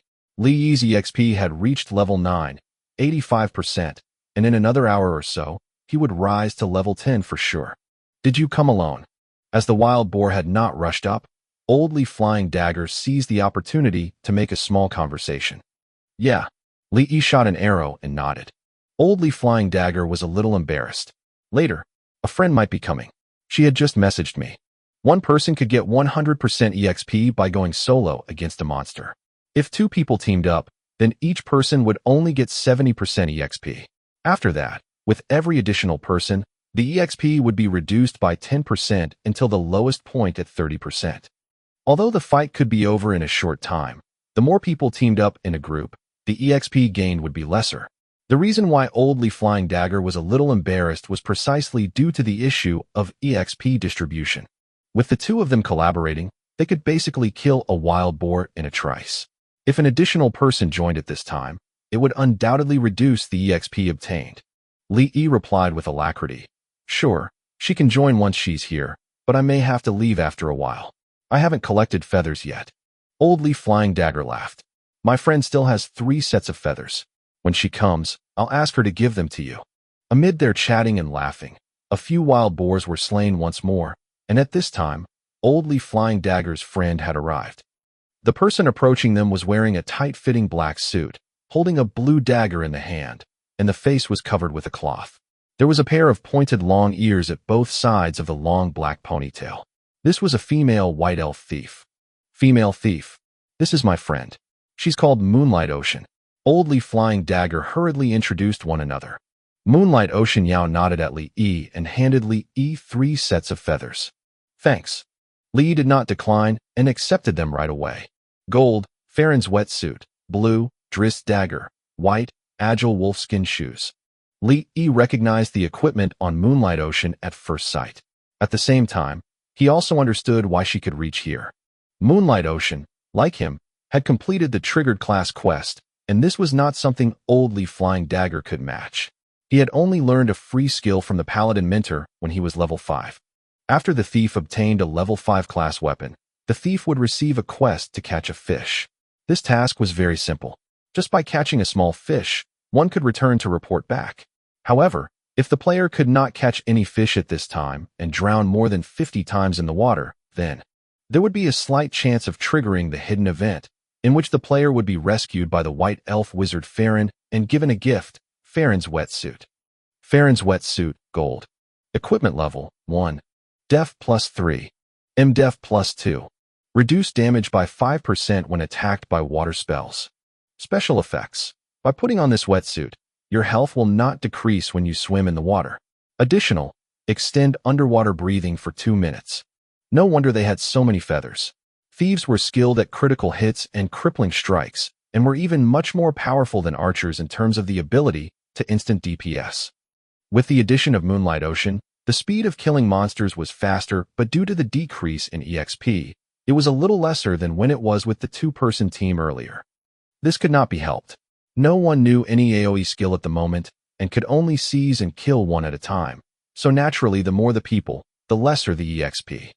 While killing the monsters, Li Yi found that although Moonlight Ocean's equipment was much better than Old Li Flying Dagger's, her operational skill was obviously lacking by a great deal. She was holding a level 5 class weapon in hand, and had also learned the thief's first skill, backstab, and yet she would attack up front each time she was fighting the monsters, which was really degrading the thief class. When the wild boar rushes over, by going around to its back and using backstab, it will cause much more damage than at the present. Also, after using backstab, give it another stab. There's a chance to trigger a bonus attack multiplier. Moonlight Ocean did not answer Li Yi. Nonetheless, when the next wild boar came over, she attempted a shot in accordance to what Li Yi had said. Backstab, critical hit, crippling strike, additional damage. Coupled with Li Yi's and Old Li Flying Dagger's attack, the wild boar which was here to provide them with EXP was killed in an instant. Haha, younger brother seems to be a powerhouse. Old Li Flying Dagger laughed. Not as powerful as you though, elder brother. First in the level rankings, level 7 paladin. Both parties had gotten close to each other while they were fighting the monsters. Old Li Flying Dagger was over 30 years old, far older than Li Yi. As for Moonlight Ocean, Li Yi had not heard her speak a word since she arrived. As time went by, Li Yi's EXP climbed little by little to level 9, 97%, leveling up very soon. Elder brother, I have to go back to collect feathers. You two can continue on, Li Yi said as he left the team. All right, let's collaborate again when there's a chance. Old Li Flying Dagger gave Li Yi a meaningful look. No problem. Just when Li Yi was about to rush into the wild boar group, Moonlight Ocean sent him a friend request. Agree. White Elf Thief, Moonlight Ocean, level 6. Let's collaborate again when there's a chance. Li Yi smiled and rushed into the group of monsters. Hey, you 3 people over there. You all should leave. This place has been reserved by us. Huashan. Li stopped in his tracks and looked back. His face instantly darkened. Beside the boulder old Li flying dagger used to pull aggro, there were a dozen new players who stood with a knife each in their hands. The leader was a skinny man with a long face, and he was laughing sinisterly with his head tilted to his side, exhibiting an expression that totally deserved a whack. Li knew this person. Huashan Guild Scumbag Wang. Chapter 10. A Study of Scum on Huashan. Chapter 10. A Study of Scum on Huashan. Translator. Endless Fantasy Translation Editor. Endless Fantasy Translation. The title is a pun referring to a study of swords on Huashan, a famous tournament held on Mount Hua in the classic martial arts novel by Jin Yong, The Legend of the Condor Heroes. In Chinese, scum and sword are homophones. If you asked who was the biggest cheater and king of Pantheon, Li Yi took the cake without a doubt. However, he was a cheater, not a scumbag. The long-faced man before him now, Scumbag Wang, was the truest scum of all scum. Scumbag Wang's IGN was Wanger, but even his friends never called him by that name. Everyone, without exception, called him Scumbag. Scumbag Wang was one of the founders of the Huashan Guild, and the Huashan Guild was the guild with the worst reputation in King of Pantheon. A wizard chick who had joined the Huashan Guild for just one day before quitting had a famous line describing them. Everyone in the Huashan Guild is a retard. According to the wizard MM, she joined a guild activity as soon as she entered the guild, and they went to the heroic difficulty Inferno dungeon. In the end, even with infinite revives and infinite corpse running, they were decimated over and over again for an entire day and still could not get past Old One, the first boss of the dungeon. It must be noted that at the time, the members of the Huashan Guild were all at around level 50, and the Inferno dungeon was only level 40. Sure, it was heroic difficulty, but if their control was not too terrible and their equipment was not too trashy, defeating those bosses would still be a walk through the park. The wizard chick immediately saw the cause of the problem.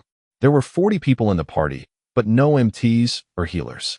They were all just DPS damage dealers. Why don't you add a few healers and MTs? Just one would do. What do you know? Don't you get overwhelming level difference? If you don't act all cocky, just shut up and deal that damage. That's right, you just joined one day ago, and here you're already acting like some hotshot. When our boss was beating the Leviathan, where were you? If you don't like it, then scram. It's because we got people like you in the guild who aren't united or loyal. That's why we're stuck at Old One. Everyone in the Huashan Guild is a retard. The wizard chick left the guild in a fury, uttering those famous words. However, it seemed that the wizard chick's story ended in tragedy. The Huashan Guild put a kill order on her head, so she was hunted down and killed all day by those retards from Huashan, as well as cursed through spam. In the end, the wizard chick was utterly dejected, and she deleted her account, quitting the game. Whether you're a man or a woman, this is what happens to those who defy out Huashan Guild. The one who said these words cockily not long after the wizard chick deleted her account was none other than the number 2 of the Huashan Guild, Scumbag Wang. Scumbag Wang never understood the meaning of a decent character. Stealing bosses, occupying others' territory, bullying the weak and fearing the strong, there was nothing he would not do, no limits to his scumminess. Take what he was doing right now, for example. They were at such a low level still, and he was already here to clear the grounds. PK1 was forbidden before level 10. When one side attacked another side with ill intent, the system would forcibly stop them, immobilizing the attacking party for 30 seconds. It seemed as though these idiots never read through the game's rules at all, to think they did not even know that PK was forbidden before level 10. Scumbag Wang's cocky expression tickled Li Yi's funny bone. He remembered how Scumbag Wang laughed just like this the first time they met in the previous life, but before he could laugh for too long, he ended in utter tragedy. What you looking at? Never seen a good-looking guy before. Oh, there's even a chick here. That diving suit's pretty lit. What is it they usually say? What curves? Perfect curves, one of Scumbag Wang's subordinates replied. Scumbag Wang narrowed his pervy eyes, constantly checking Moonlight Ocean out. Yeah, all the perfect curves are right there for show. Yup, that butt's big enough, but it's too bad the boobs are a little too small. If I touched it, it probably wouldn't feel too filling. Girly, take off your veil for brother Scum. Come on, take it off. If our leader Scum likes what he sees, you're in for a treat. Yeah, if you become our sister-in-law Scum, you'll have reached the top in no time at all. Scumbag Wang's subordinates were all about the same type as he was. After all, birds of a feather flocked together. Old Li Flying Dagger's expression was pitch black, and Moonlight Ocean was so angry that her entire body was shaking. Just when the two of them were about to launch themselves at Scumbag Wang, Li Yi called out from behind, stopping them. Li Yi smiled slightly, pointing ahead of him. You guys go ahead first and wait for me. Give me 5 minutes, and I'll settle these guys. Old Li Flying Dagger looked ahead and saw two groups of adult wild boars pacing back and forth. Just as he was about to ask how he was supposed to go over there, Moonlight Ocean had already walked over. Moonlight Ocean walked through the two groups of adult wild boars completely unobstructed, safely arriving at the place Li Yi pointed out. Old Li Flying Dagger's face flushed red, and he no longer harbored any doubt in his heart. Following Li Yi's instructions, he ran over and rendezvoused with Moonlight Ocean. Li Yi shouted at Scumbag Wang, "This place is all yours. We'll change locations." Haha, you're a smart one, brother. Scumbag gave Li Yi a cocky thumbs up. Li Yi ignored him completely, running off into the distance in an instant. Sigh, it's too bad we couldn't see what the girlie looked like. Scumbag Wang looked utterly disappointed. Brothers, you saw how those three pulled aggro. Now we'll do as they did, so you guys wait here obediently for me. Your brother'll go pull that aggro. Scumbag tilted his head and walked straight toward the nearest adult wild boar. It had to be said that although Scumbag Wang was rather scummy, he was still pretty decent at copying others. Relying on the fact that he was a warrior class with high HP and DF, he successfully pulled a wild boar to the boulder in one try. Scumbag Wang's dozen or so subordinates rushed it all at once, and each man got one stab in, successfully decimating the adult wild boar. Right, just like that. Good job, brothers. Scumbag Wang praised his subordinates for a while. Then he drank a red potion and went to pull another monster. One of Scumbag Wang's subordinates was slightly confused. A team of adult wild boars would only have 5 boars at most. There are so many of us, so even if we take on 2 teams of wild boars at once, we'd probably still beat them, right? What do you know? These are battle tactics. Get it straight. This guy's new, so he's a bit unclear. Don't blame him too much, guys. If you're unclear, then learn more and listen well. Don't always assume you're so smart. If you're smarter than Leader Scum, would Leader Scum still be our boss? More than 10 people all ganged up on one man, scolding him until he was speechless and too afraid to disagree. Li Yi stood in the distance, watching this Huashan sect to farm their monsters.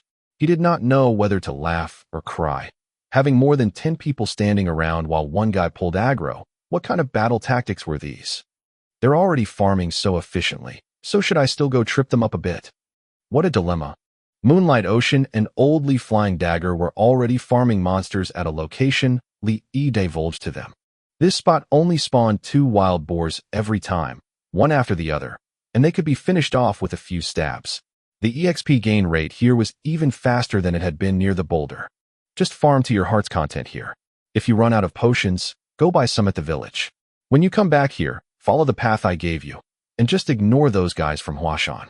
They don't know the path, so even if they have twice the number of people they got now, they still wouldn't be able to reach this place in a million years. As soon as Li Yi finished saying that, he jumped in front of a monster and valiantly returned to the city. Damn it, the EXP here ain't much either. We've been farming for so long, and still we only went up by 1%. Scumbag Wang swore. When he raised his gaze, he saw Old Li Flying Dagger and Moonlight Ocean farming monsters in the distance. Leader Scum, their spot seems to be better than this one. Scumbag Wang's eyes narrowed. Let's go, brother, we're moving spots. With a wave of his large hand, Scumbag Wang led his followers into an uphill dash. 2 wild boars rushed at them, and with a few swings of the daggers in their hands, the people from the Huashan Guild settled them with ease. 4 wild boars rushed at them, and with a few swings of the daggers in their hands, the people from the Huashan Guild settled them with difficulty.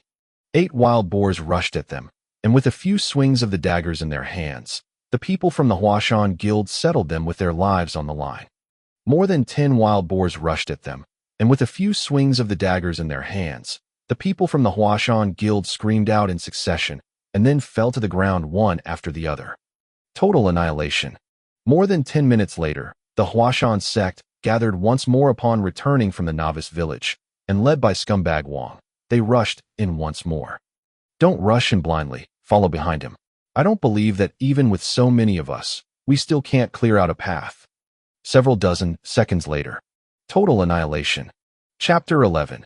Opening the World Gate. Chapter 11. Opening the World Gate. Translator. Endless Fantasy Translation Editor. Endless Fantasy Translation.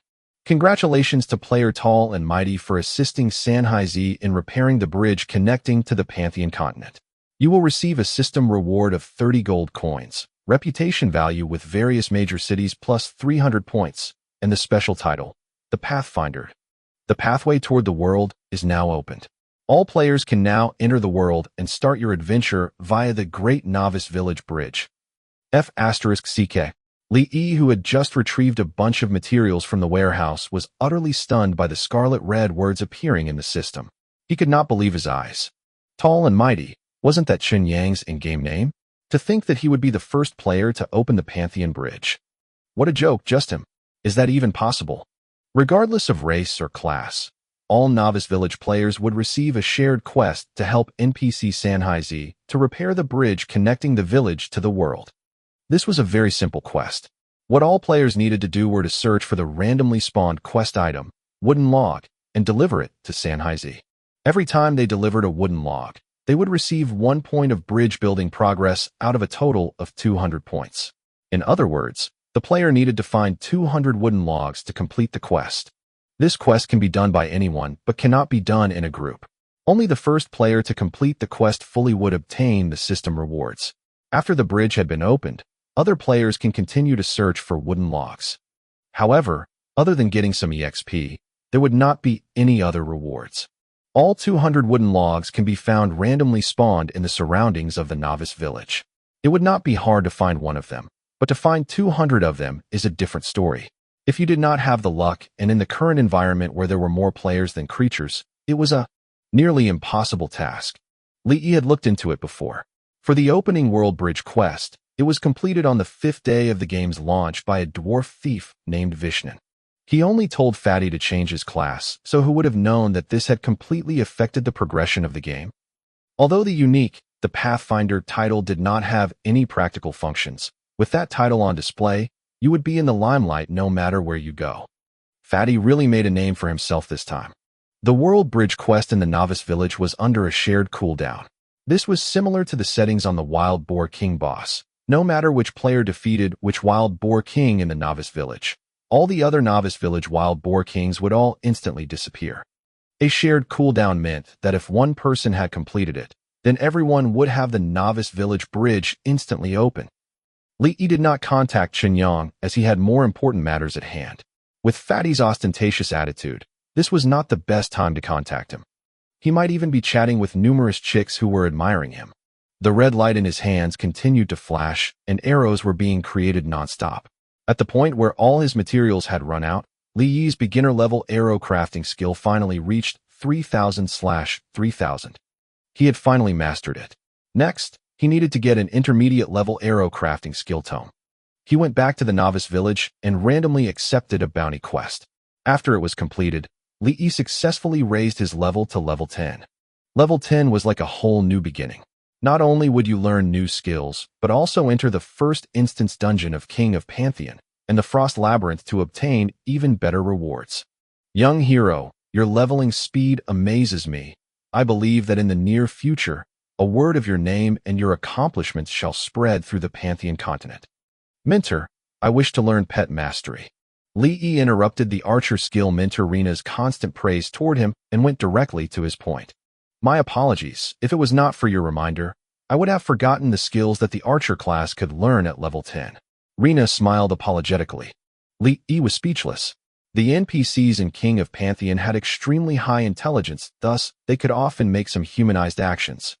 Just like this current situation, if Li Yi did not take the initiative to remind her about it, he might never be able to get Rina to voluntarily teach the skill unless he had an extremely high friendship rating with Rina. I have 3 skills here for you to choose from: chain arrows, spike trap, and pet mastery. You can only choose one, so please choose wisely as your choice will affect your development in the future. I select pet mastery. Li Yi did not even hesitate. Congratulations, you have learned pet mastery. 1 skill point has been expended. Pet mastery allowed you to tame monsters with a lower level than you. turning them into your combat partner. Finally done with it. Looking at the flashing pet skill icon flashing in his skill pane, Li Yi's mood lit up. In King of Pantheon, there were 8 races and 8 classes. Out of the 8 classes, all of them had 3 different upgrade paths. For example, the 3 upgrade paths for the Archer class were the Pet Path, Assassination Path, and Trap Path. An Assassination Archer's playstyle revolved around burst potential. The damage dished out by their skills were extremely high, looking for instant kills. For a masterful Assassination Archer, his or her burst potential is even more absurd than an Assassination Thief. A Trap Archer was just as the name implied, where he or she was proficient in using a wide array of traps with abnormal statuses to defeat targets. As for a Pet Archer, he or she was just a conventional archer, but they worked together with their pets in combat. These 3 upgrade paths did not represent 3 different classes. As an archer, you can freely learn any skill from all 3 paths, of course, with the prerequisite that you had enough skill points.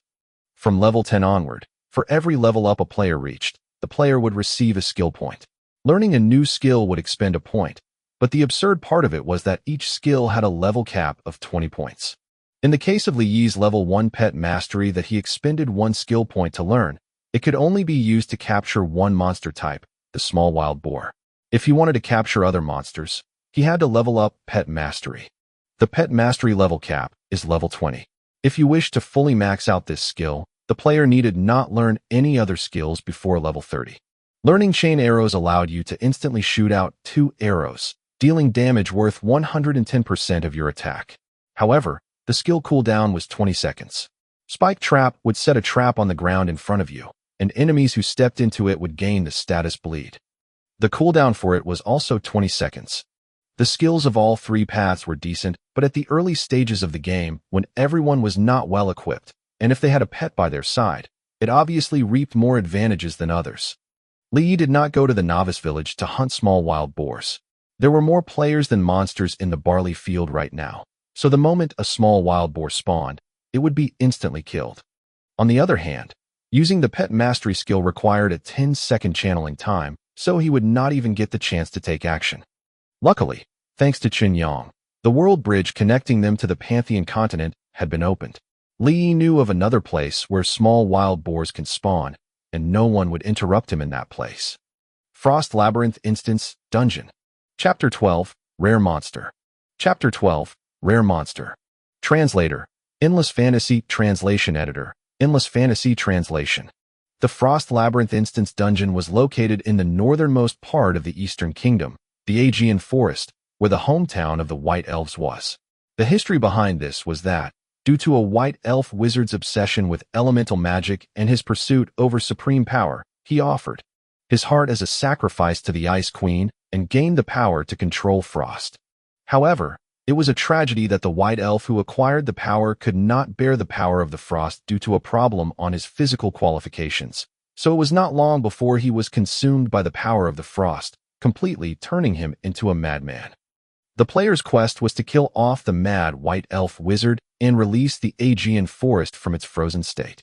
Li Yi saw a lot of players on the road who were brave enough to go and explore, but most of their goals were to come out to have a look at the outside world. Hence, it did not take long for them to head back. The level of the wild monsters on the Pantheon continent's world map was at least level 20, and there were also elite-level monsters and monster chiefs. If one was not alert and encountered any one of them, one would end up returning to the city immediately for free. Li Yi was also very cautious while on the road.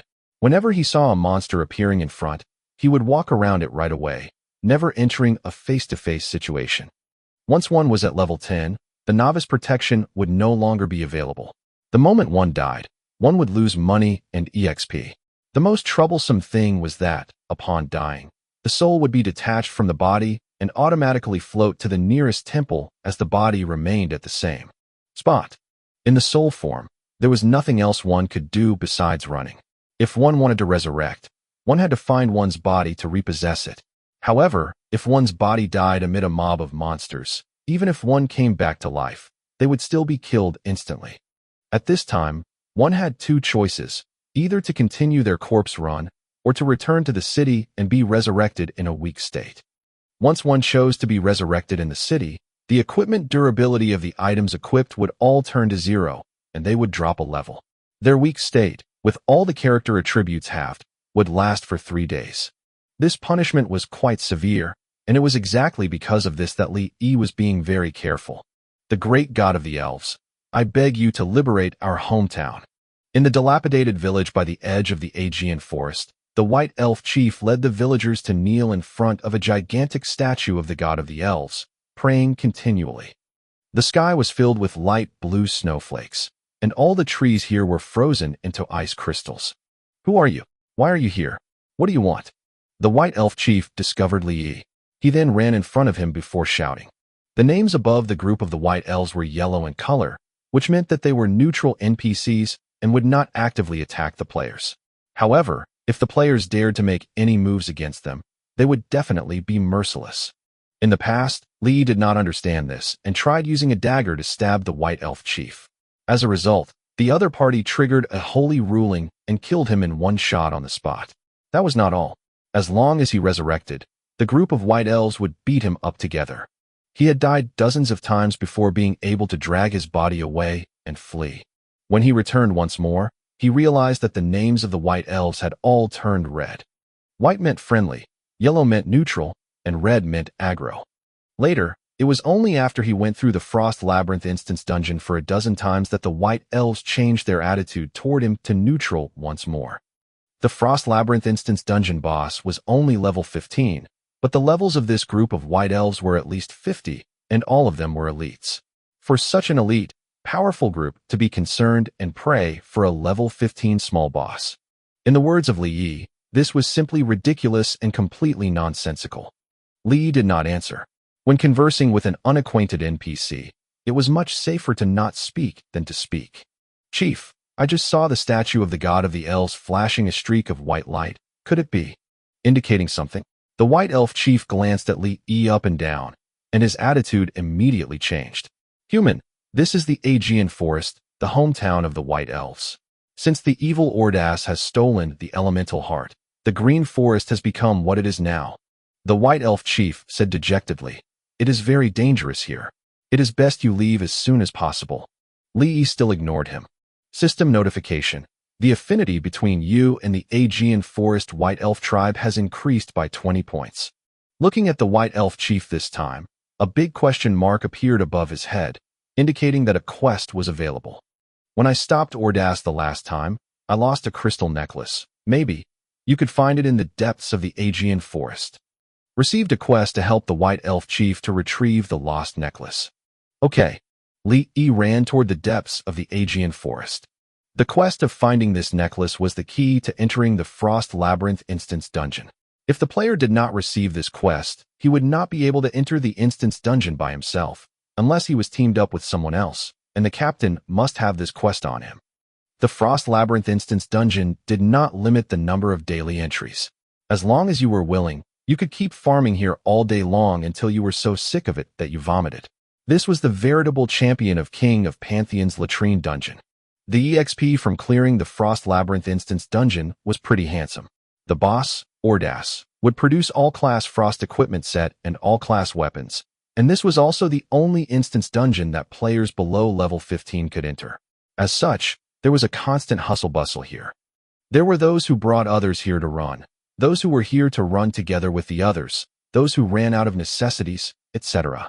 The players were here for all kinds of reason. It was at this place where Li Yi earned his first stock of dirty money in his previous life. Of course, the most important thing to Li Yi at this moment was not what equipment he could acquire in the instance dungeon. His first purpose of coming here was to catch a small wild boar. Li Yi walked through the door that was flashing a blue light, and the system prompted, "You have entered the instance dungeon, Frost Labyrinth. Normal difficulty."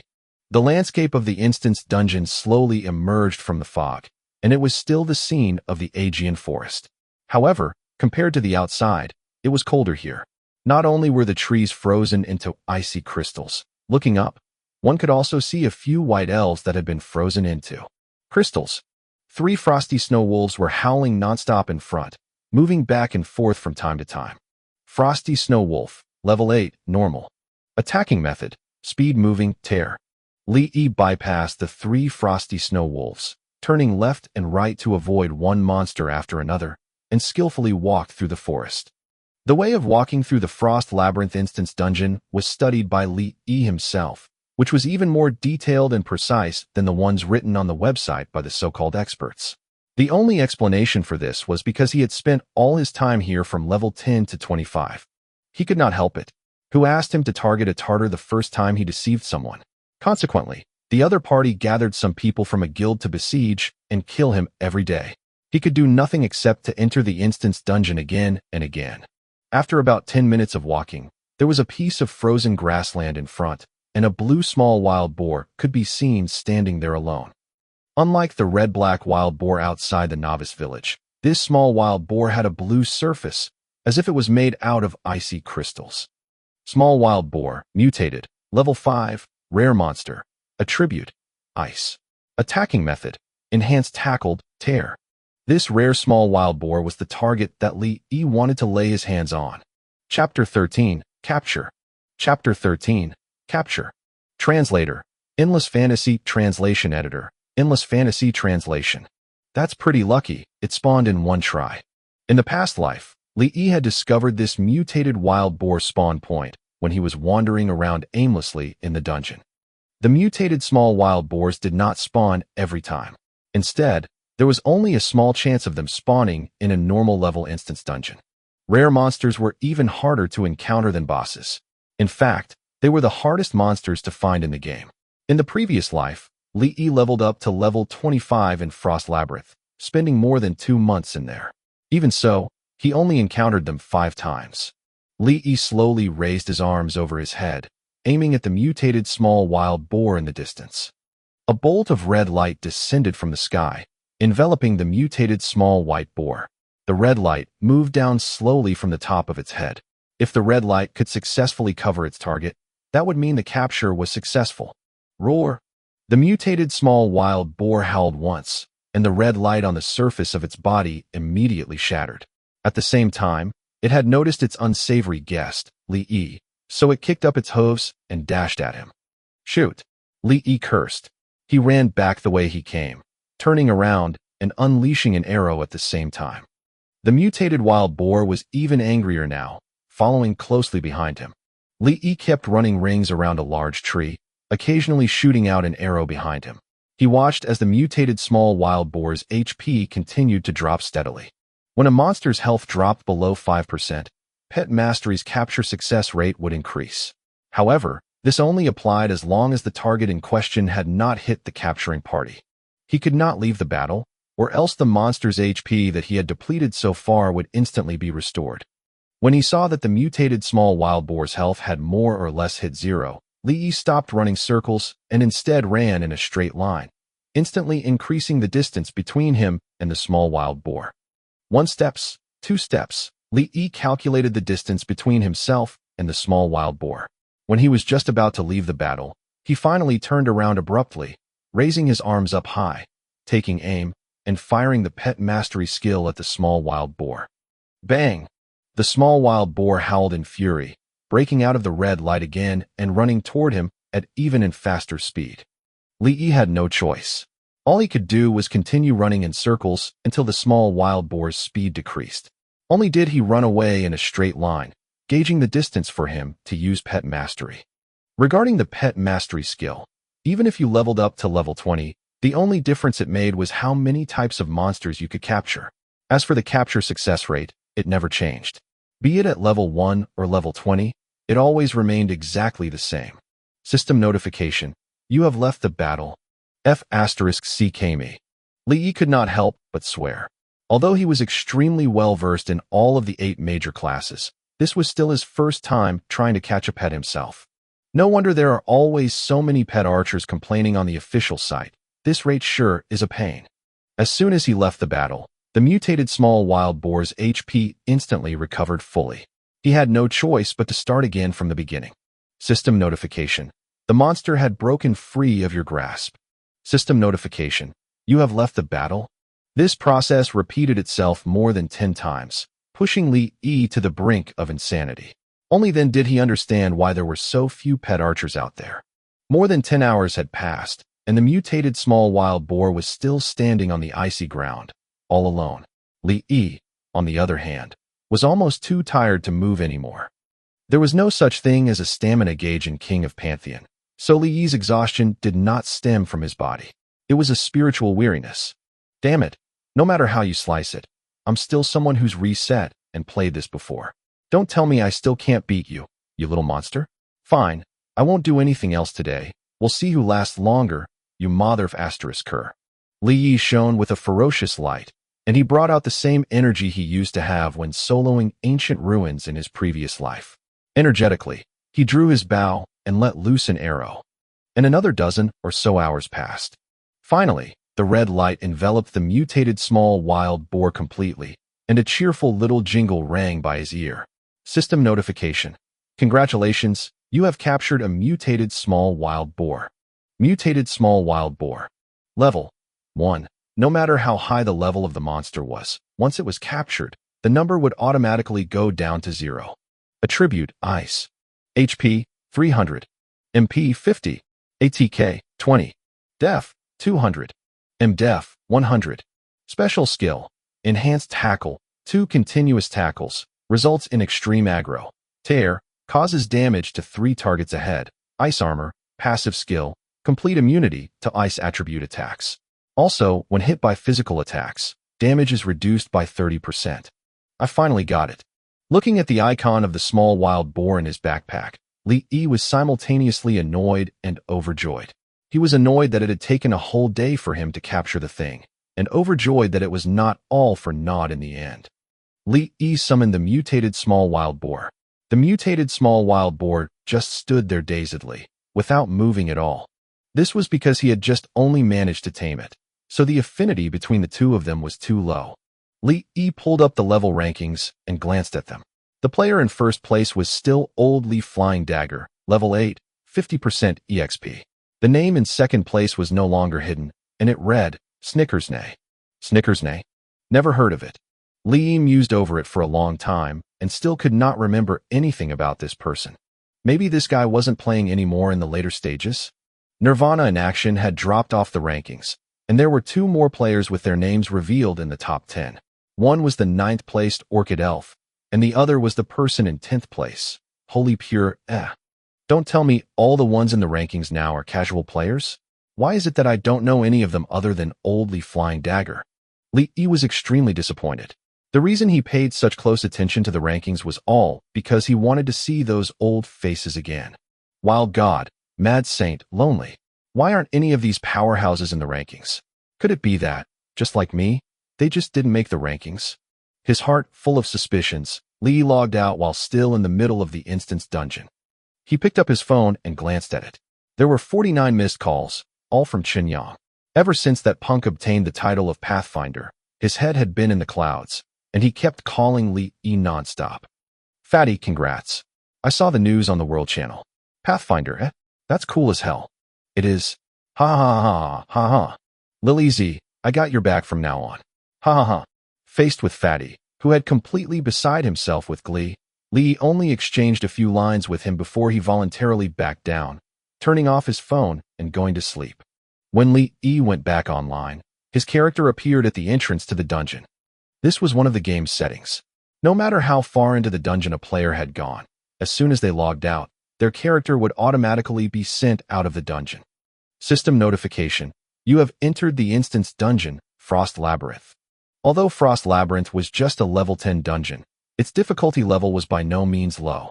More players had died by Ordas' hand than at the Wild Boar King's tusks. If he had not captured the mutated Wild Boar, Li Yi definitely would not be soloing G this place so soon. Roar! Under Li Yi's command, the mutated small wild boar kicked up its hooves and rushed toward the 3 frosty snow wolves at the dungeon entrance. Its enhanced tackle and tear immediately attracted the attention of the 3 frosty snow wolves that subsequently surrounded it and attacked. In terms of ATK, the mutated small wild boar was no match for a normal small wild boar. Instead, the strengths of the mutated small wild boar lay in its def and ice attribute. The mutated small wild boar's def was extremely strong, and the ice armor skill also reduced damage as well. On the other hand, Enhanced tackle and tier resulted in a large deal of aggro, so it was the best meat shield monster for the early stage archer. The frosty snow wolves may be level 8, but they were still no match for the mutated small wild boar's overpowered DF. Their aggro was properly drawn out, and Li Yi, who stood at the back, did not even have to move. He just had to keep channeling out power. Several minutes later, the 3 frosty snow wolves died, one after the other.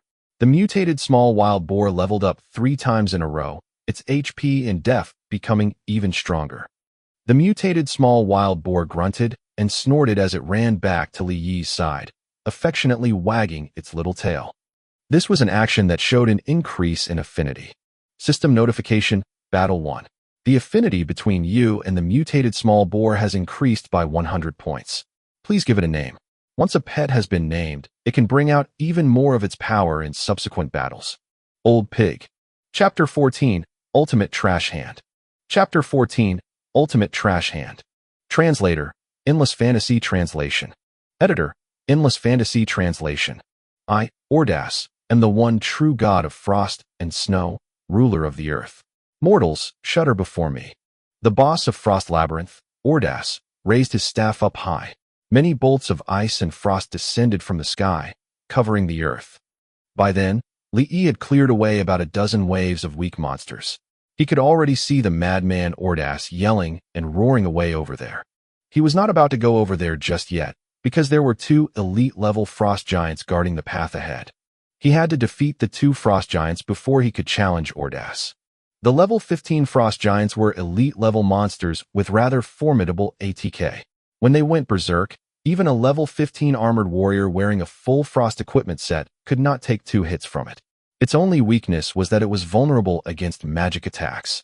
Li Yi tried to shoot an arrow at it, but it only took 1 HP from the frost giant. He did not have to bother sending Blue Pig up either. Although it was level 10 now, it still would not be able to hang in there without a healer class by its side to replenish its HP. Li Yi continued to shoot at a leisurely pace, slowly pulling the frost giants, bit by bit. In his previous life, he had farmed the Frost Labyrinth dungeon so many times that it made him want to puke. It was safe to say that he was intimately familiar with everything inside this dungeon, and that was also the reason why he dared to try and solo this place. Li Yi finally got the attention of the Frost Giants, and the 2 blockheads roared as they rushed at him. The Frost Giants were just too large. When they ran, even the ground around them would shake. If Li Yi was even grazed by them, he would surely die in an instant. Li Yi called back Old Pig, turned around, and suddenly began to run. He did not run particularly fast. Instead, he ran at the perfect pace, leading the 2 frost giants on a wild goose chase around the forest. This method looked simple, but when you actually got around to performing it, it was the furthest thing from easy. He could not run too fast, or else he would leave the battle. At the same time, he could not run too slowly, otherwise the slightest touch would kill him. The most difficult part was that he also had to turn around occasionally and shoot his arrows, because if their aggro meter was not high enough, the blockheads would give up on chasing him and run back to their stations on their own. Frost Labyrinth was only a level 10 dungeon, but even in the past life, less than 20 people in the whole game could pull aggro like this. Li Yi ran and stopped in intervals, constantly pulling them, and finally managed to lead the blockheads to his destination, the Elf Lake in Aegean Forest. The surface of the lake had already frozen over. It was fine when Li Yi ran across it, but when the frost giants ran onto the surface of the lake, their steps crashed through the ice and they fell in. Roar! Roar! After the frost giants fell in, they could not get back out. Done. Li Yi released a long breath. Without even a glance at Frost Giant, he ran back as fast as he could so that he could challenge Ordas. This bug he used to trap the frost giants would not last too long. Otherwise, they would simply respawn beside Ordas once more. Erethina, do you see this? Do you see it? Everyone is bowing down to me. They are calling my name. Our God. Ordas. Ordas raised his staff up high, murmuring to himself with an expression of intoxication. Old Pig, go. Old Pig snorted once and ran up to Ordas, immediately using its enhanced tackle. Who's there? Who dares to raise their hand against the great god? Ordas lowered his head and saw the mutated small wild boar. He immediately flew into a rage, raising his staff up high and summoning forth a frost arrow. It was immune. Old Pig was completely unharmed. Li Yi's arrow reached Ordas. Why did Li Yi spend a day and a half catching a mutated small wild boar? What was his aim? Was it not precisely for this moment? The mutated small wild boar was a rare ice attribute monster, which meant that it was naturally immune to ice attribute attacks. On the other hand, while Ordas' attacks were OP, when he went up against the mutated small wild boar that was immune to ice attribute attacks, he instantly became a piece of worthless trash. Enhanced Tackle, tier. The mutated small wild boar's ATK may not be much, but its ability to gain aggro was relatively impressive. It caught all of Ordas' attention, allowing its master Li Yi to attack as he pleased. Ordas had 110,000 HP, so it would not be that easy for even an entire party to defeat him unless they were using this method. Now, this made things a lot easier. Flurry of Dancing Snow. When Li Yi knocked off half of Ordas' HP, Ordas' body slowly floated out. As he barked once in a deep voice, countless frost arrows fell from the sky. This was an AoE attack, so be it long or short-range fighters, they would all be in his attacking range. Li Yi's HP fell continuously. He had to drink a red potion in order to hang in there. No, this can't be real, it can't be real. How can a mortal injure me? Ordas held his head, screaming. Li Yi drew his bow and let loose the arrow. This can't be. Arathena. For hours later, Ordas grasped at his heart in immense agony and collapsed to the ground. I finally settled it. Li Yi wiped away his sweat. His body shone with a golden light. He had leveled up once. System notification. Congratulations, you have achieved the first kill of Wild Boar King boss. Announce name to general public. Li Yi chose no, and the spam of red words began once more. Floating red words covered the whole scene. Player has achieved the first kill of level 15 boss, Wild Boar King. Recorded in Pantheon Hall of Fame. Player has achieved the first kill of level 15 boss, Wild Boar King. System reward, 200 gold coins obtained. Player has achieved the first kill of level 15 boss, Wild Boar King. System reward, 500 points reputation value, with various major cities obtained. Player has achieved the first kill of level 15 boss, Wild Boar King. System reward, 20,000 EXP obtained. Player is the first in the server to clear the Frost Labyrinth instance dungeon. Reward 1 skill point. Special title King of Frost obtained.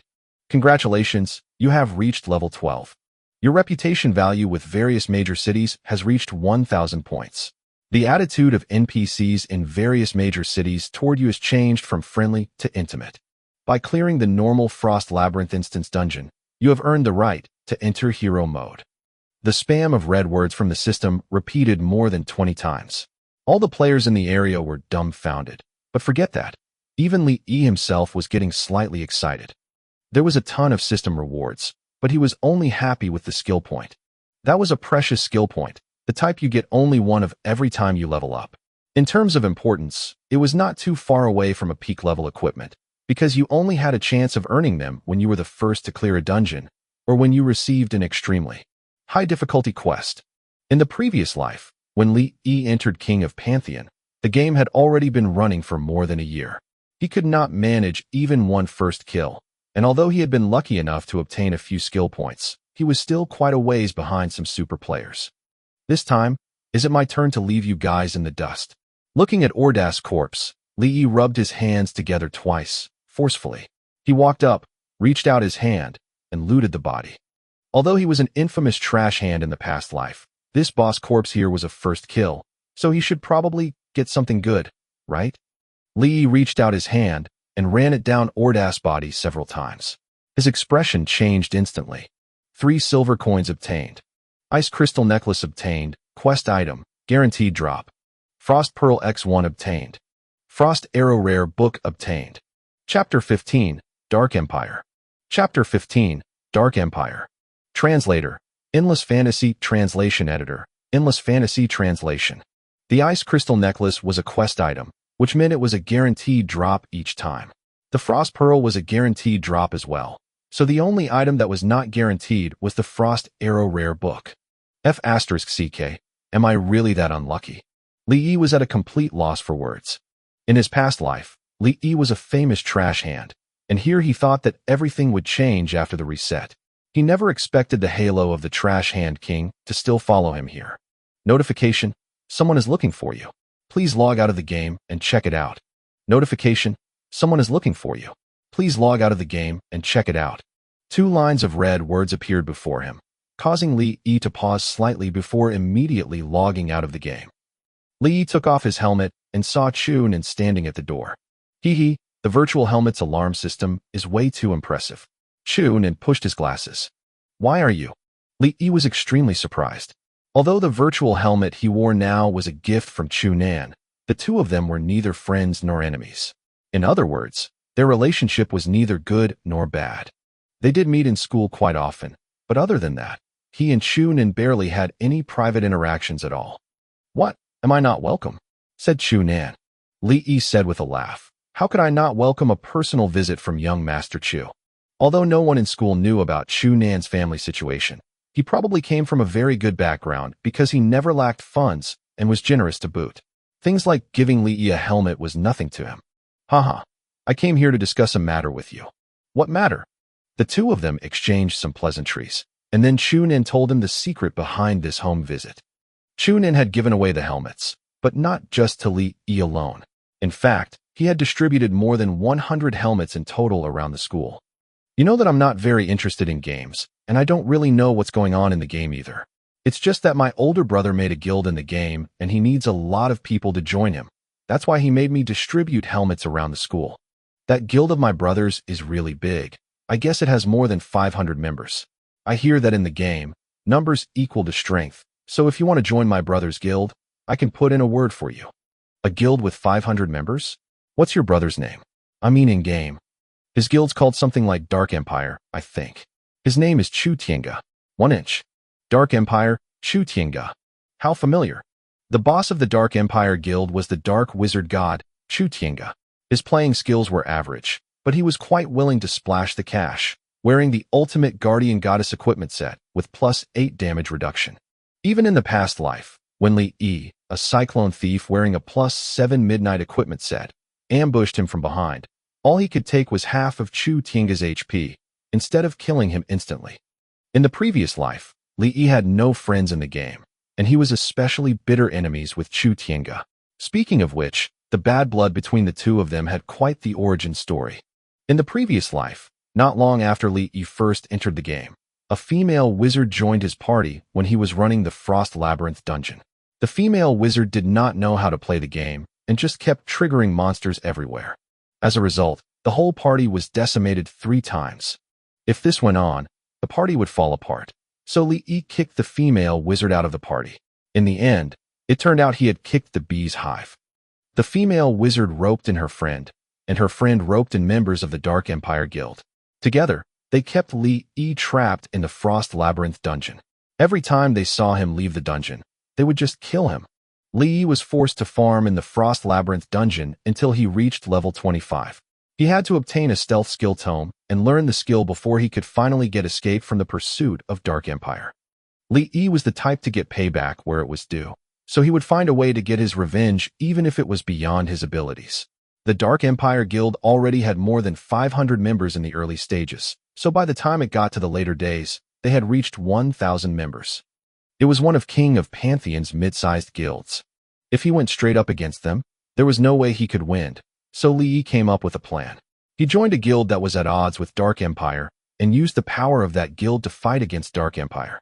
This move was quick and effective, because within no time at all, the two guilds launched an all-out war against each other. Not long after that, internal conflicts rose within Dark Empire, and the party disbanded. Loads of people in our schools joined it. This is Dark Empire's group number, so if you want to join, just register in this group. Sure thing. If I want to join, I'll be there in a sec. Li Yi noted down the group number. He did not promise Chunin anything immediately, because he was still deciding on whether or not he should join a guild. Joining a guild had its pros and cons. The pros were obvious. There was strength in numbers, so when you were running a dungeon or doing a quest, you just had to give the guild a holler, and someone would immediately come running to your aid. There were cons as well. Take guild activities for example. You could opt out of them once or twice, but could you sit out every time? This was even more so in the beginning phase, where you could die and KO infinite times without any losses. It was extremely common to get stuck at a boss for 10 days or even half a month because there was no choice. Everyone had to strengthen their equipment together. It was not like joining a casual party, where you could decide not to go if you noticed that the other player had bad equipment. Yeah, it's up to you. I won't force you. You're completely free to do as you like. If you want to go, go ahead, but if you don't want to, it's fine too. I'm just helping my brother pass on the word. Chunin left, and Li sat in his room, mulling over it for a long time. When he logged into the Dark Empire group, he found that it was divided into many different channels. There was a channel for exploring dungeons, one for fixed 10-person parties, as well as a channel for private chats, and one for messy relationship business. Good day. I'm the receptionist for Dark Empire, Lil Fish. May I ask what business you have with us today? Said a sweet female voice through the receptionist channel. I want to join the guild. I have a recommendation from Chu Nan. Li Yi went straight to the point. May I know your name? Li Yi, IGN Darkwing. After a moment, the receptionist Lil Fish said, Authentication passed. I've given you an ID. Now you can jump to the other channels. After a round of authentication, Li Yi nabbed himself a blue ID. He could now jump to the other channels. King of Pantheon just opened its servers, so the guild system was not officially up and running yet. However, many of the most famous large guilds had already started recruiting members before the game even started. Dark Empire was just another one of these. Just when Li Yi was looking through the guild rules out of boredom, an admin member too, named Citation, pulled him into a channel called United Front. Those who aren't in the game now, pay attention. Log in and go to the back of the mountain behind Novice Village number 253 to defeat the Wild Boar King. The guild master has said that all who join will get 1 point, and anyone who kills the Wild Boar King gets 10. Many large-sized guilds used a point system to manage their members, and the Dark Empire was no exception. However, they were different from other guilds in the fact that the membership points accumulated in the Dark Empire guild could be directly exchanged for cash. As soon as Chu Tiange entered King of Pantheon, he showed off his great wealth from the very start. When it came to leveling up, he hired someone to protect him. When he came to equipment, he bought it with money. He even added an extra condition to the guild's point system, stating that 1 point could be exchanged for 100 yuan 3. Anyone who had 10 points could go to him and exchange them for cash. The number 1 wizard in the God Creator Guild, Confused Fox, once described Chu Tiange perfectly in one sentence. He's dumb and rich, come quick. Chapter 16, Holy Light Glory Nights. Chapter 16, Holy Light Glory Nights. Translator, Endless Fantasy Translation Editor, Endless Fantasy Translation. Li Yi went online. He did not follow the people from Dark Empire on their mission to hunt the Wild Boar King. Instead, he continued to run Frost Labyrinth with its normal difficulty level. Forget a mere $100 for every point. Even if the prize was multiplied by 10 or 20 times, Li Yi still would not be interested. Right now, there was only one thing he wanted to do. That was grinding levels. Before the system was adjusted, he was going to put his all into level grinding. For 9 whole days, Li did not do anything else for all the time he was online. He just kept running the Frost Labyrinth dungeon. He did grind some levels, reaching level 16, but the drops he received from Ordas frustrated Li Yi to no end. There was not even one piece of equipment. Other than the guaranteed drops, the necklace and the pearl, all he got was skill tomes for wizards such as the Frost Arrow and Ice Ring spell. Isn't this too much trash? There was no such thing as trashiest, only trashier. Li Yi could only give in, helplessly. The other players' levels were slowly rising as well. Level 9 and level 10 players were no longer a rare sight, but Old Li Flying Dagger was still sitting solidly at the top of the rankings at level 12. The levels on the rankings are getting so high now, but what about those who aren't in the rankings? What level are they at? More and more people were gathering at the entrance to the Frost Labyrinth dungeon, but this was no surprise. Other than Li Yi, who had grinded by running the dungeon, almost all the other players had been led here by the quests. Praise the Elven Goddess, you have our utmost gratitude. The White Elf Chief accepted the ice crystal necklace from Li Yi and kept gushing out his thanks. Right now, Li Yi could see that the names of all these White Elf NPCs had turned green. This was friendly mode, indicating that Li Yi could have more interactions with them and could obtain many more new quests from them. Mortal enemy, antagonistic, indifferent, neutral, friendly, intimate, respectful, adoration, worship. These were the attitudes of the NPCs toward the players in King of Pantheon. Cursed humans, get out of our home. The white elf chief waved his hand and shot out a bolt of white light, killing off a human player. Li shook his head helplessly. These white elves would kill some players just like this every day, so he had long since gotten used to it. Li walked up to a female white elf. Taking out the frost pearl, he handed it to her. I want to exchange this for a frost equipment set. In order to protect those trash hand players, there was a special way to obtain accessible equipment sets in the King of Pantheon game. If a player collected enough of the guaranteed drops from the dungeons, things like cards, badges, or pearls, they could exchange these items for equipment sets from certain NPCs. Compared to the equipment sets dropped in dungeons, these exchange sets had a clear disadvantage in attributes, but no matter how bad the attributes were, they were still better than white or blue-colored equipment, losing out only to yellow-colored equipment. 1 inch. White-colored equipment was the most average, and usually only novice players used them. Blue-colored equipment had an extra attribute, so they were suitable for players in the middle of transitioning. Further on, there were the equipment sets with green writing. These sets had a specific specialty. Although their attributes were nothing to shout about when separate, these attributes would undergo a drastic change if the player could collect the whole set. Naturally, equipment with better attributes than green-colored equipment sets were called gold-colored equipment. Even on their own, each piece of gold-colored equipment had 3 additional attributes, which naturally made them more practical than blue-colored equipment. If you went further up the ladder, there were the epic purple-colored equipment and the legendary orange-colored equipment, both with even better attributes. Frost Labyrinth only produced an all-class Frost equipment set, consisting of the Frost Arm Guard, the Frost Ring, and the Frost Armor. There were 3 items in the Frost series, and although the 3 items he obtained in exchange for the pearls were weaker in terms of their attributes, it was still better than wearing nothing but white-colored equipment. Besides, now that he had all 3 pieces, there was also another special effect. Ice Resistance plus 10.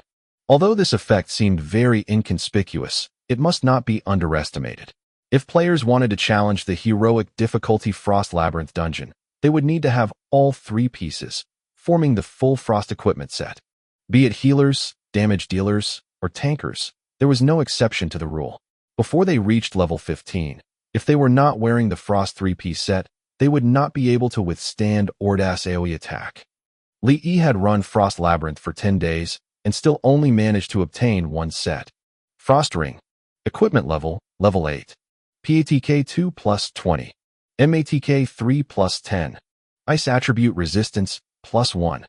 Note: when you hold the ring in your hand, you will feel unnaturally cold, Ordas. Ding. Ding. As soon as he obtained the ring via exchange, Li Yi's stranger channel began to twinkle. Holy Pure is requesting a long-distance call. Accept. Holy Pure the one in the top 10 of the rankings. Li Yi was slightly taken aback, but he picked up the call promptly. Is that Li Yi? I'm Yao Li. Yao Li? Oh, so you're Holy Pure.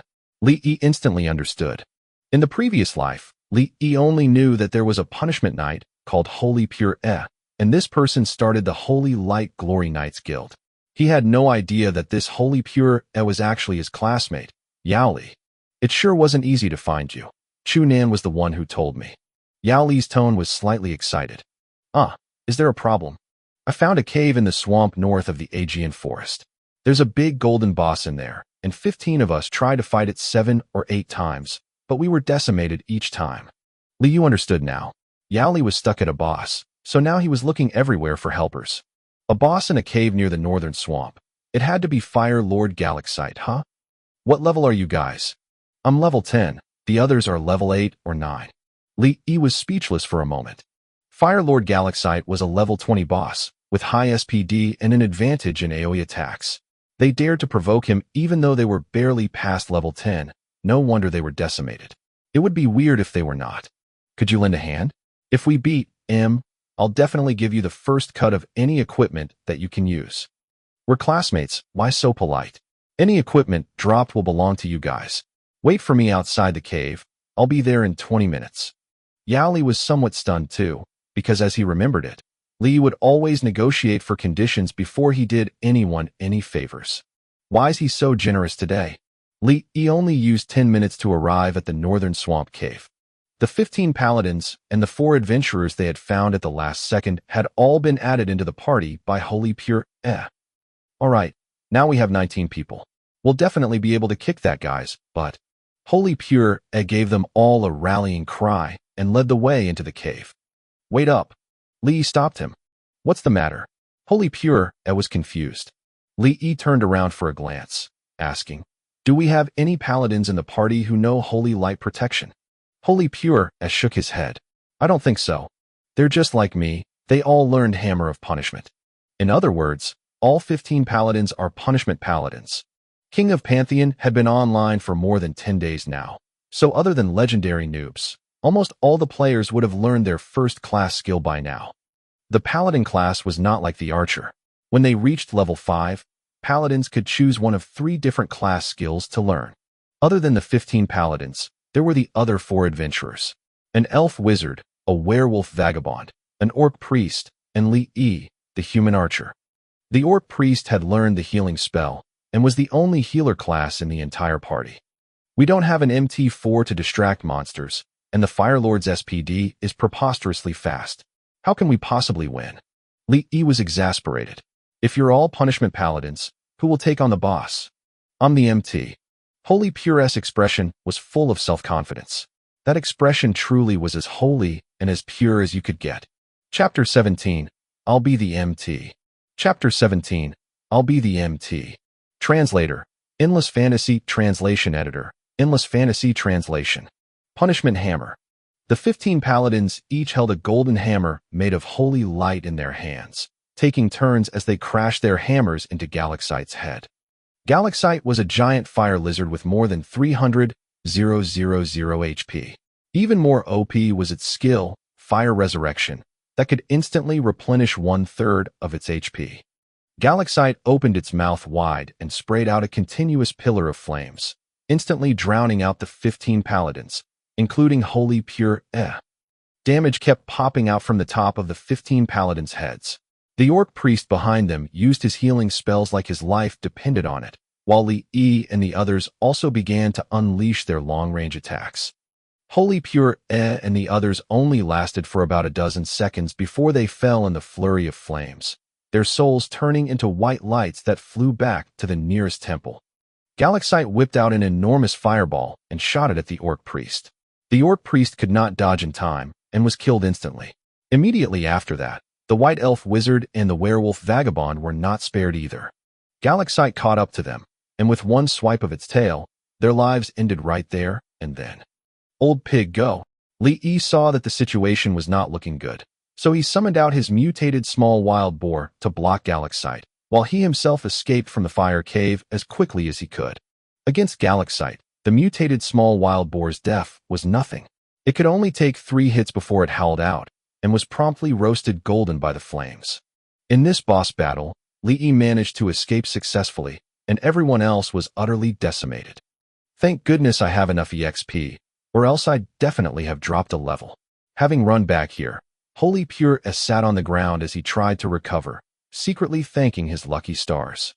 When characters above level 10 died, they would be fined 10% of their own EXP. At the same time, if the character could not recover their own bodies and chose to revive in the temple, they would be subjected to an even heavier punishment, in which they would be weakened for 3 days and have 1 inch level deducted. Other than Holy Pure, the others did not have to worry about this problem, because they had yet to reach level 10, so they could still enjoy the protective measures the game afforded novices. Li said, without an MT to pull aggro, we can fight like this 100 times and still not defeat it. This time, Holy Pure did not say anything. The whole party had been decimated just now, but Li was the sole survivor. At the time, Holy Pure had some misgivings about him, but his misgivings soon vanished when he checked the party's damage rankings and saw that Li was in first place by a landslide. The 15 paladins had only dealt 7,000 plus in damage altogether, but Li alone dealt 5,000 plus. He was not leeching. Since he dealt the most damage in the entire party, even if he did not die, nobody could accuse him of anything. Holy Pure was still unwilling to admit defeat, though. If we all learned the Holy Shield spell, it wouldn't be so troublesome. Li was speechless. The Holy Shield spell was a level 25 paladin skill, and it granted immunity to all physical and magic attacks. However, the player's own damage output would be halved, and the beginner-level Holy Shield spell could only last for 5 seconds. For every level increase, the duration would increase by 0.5 seconds. You're thinking too much. Then what do you think we should do? Give up. Holy Pure looked toward the direction of the fire cave reluctantly. In terms of the boss first kills all over the world, only the level 15 Wild Boar King was on the ranking board. In other words, if they could kill the Fire Lord Galaxite, they would definitely enter the global first kill board. Lee thought about it for a while and said, I'll be the MT. You? An archer wants to be the MT. Holy Pure's mouth fell open wider and wider. A punishment paladin dressed in a full set of defensive armor might still barely make the cut as an MT, but a low HP archer wearing cloth and leather armor trying to become MT was definitely nothing more than a joke. Nobody would believe it. Holy Pure said, Stop joking around. If we really can't do it, we'll just ask Dark Empire for help. Ask someone else for help? Even if all the members of the Dark Empire Guild came here and tried to force their way through with numbers, we still might not be able to do it. Won't it be fine as long as we find an MT? How long have the servers been up? Do you think a defensive type would be able to withstand the Fire Lord? Seeing Holy Pure's expression of confusion, Lee explained, If you want to withstand the Fire Lord, your MDef has to be at least 150 plus, and you'd need to wear fire-resistant armor. Even if you have both of these, you'd still need to look at your battle tactics and the way you fight. If the MT doesn't know how to pull aggro, even the best equipment would be wasted. How sure are you that you can do it, almighty archer? The paladin called Big Pear Mountain could not take it anymore and taunted him sarcastically. Lee smiled slightly. We all have infinite lives anyway. If you trust me, we can give it a shot, but if you don't, then even I'm stumped. I trust you, said the orc priest. Other than the orc priest, the whole party, including Holy Pure, did not seem to trust Lee very much. Holy Pure thought about it for a long time and made a difficult decision. All right, you be the MT. We'll give it a shot. System notification. Holy Pure has transferred captain's rights. You are now the leader of the party. Lee clapped his hands, saying, All right, now the whole party has to listen to my instructions. Disclaimer, anyone who doesn't want to fight can leave now, but once we start fighting, if anyone is caught slacking and we get decimated as a result, don't blame me if I get rough with you. System notification. Paladin Big Pear Mountain has left the party. System notification. Werewolf Dashiong has left the party. System notification. White Elf Jade Moon Little Lamb has left the party. System notification. Paladin Holy Disciple 123 has left the party. Lee's expression remained the same, smiling as he looked at the few members who had left the party. He asked loudly, Does anyone else want to leave? If you do, please leave now, but if you don't, then follow me into the cave. Some of the paladins were unsure, but they were all Holy Pure's friends in real life. Unless Holy Pure said anything, they would not have the face to leave. All right, now there are 15 of us. I'll delegate the jobs. Later, the orc priest doesn't have to bother with anyone else. Just keep healing me. As for you paladins, follow behind the orc priest and attack when I tell you to. What kind of joke is this? You're telling us damage dealer classes to hide behind a healer. Have you never played a game before? That's right, and you only want the healer to heal you. If you're so scared of dying, don't be an MT.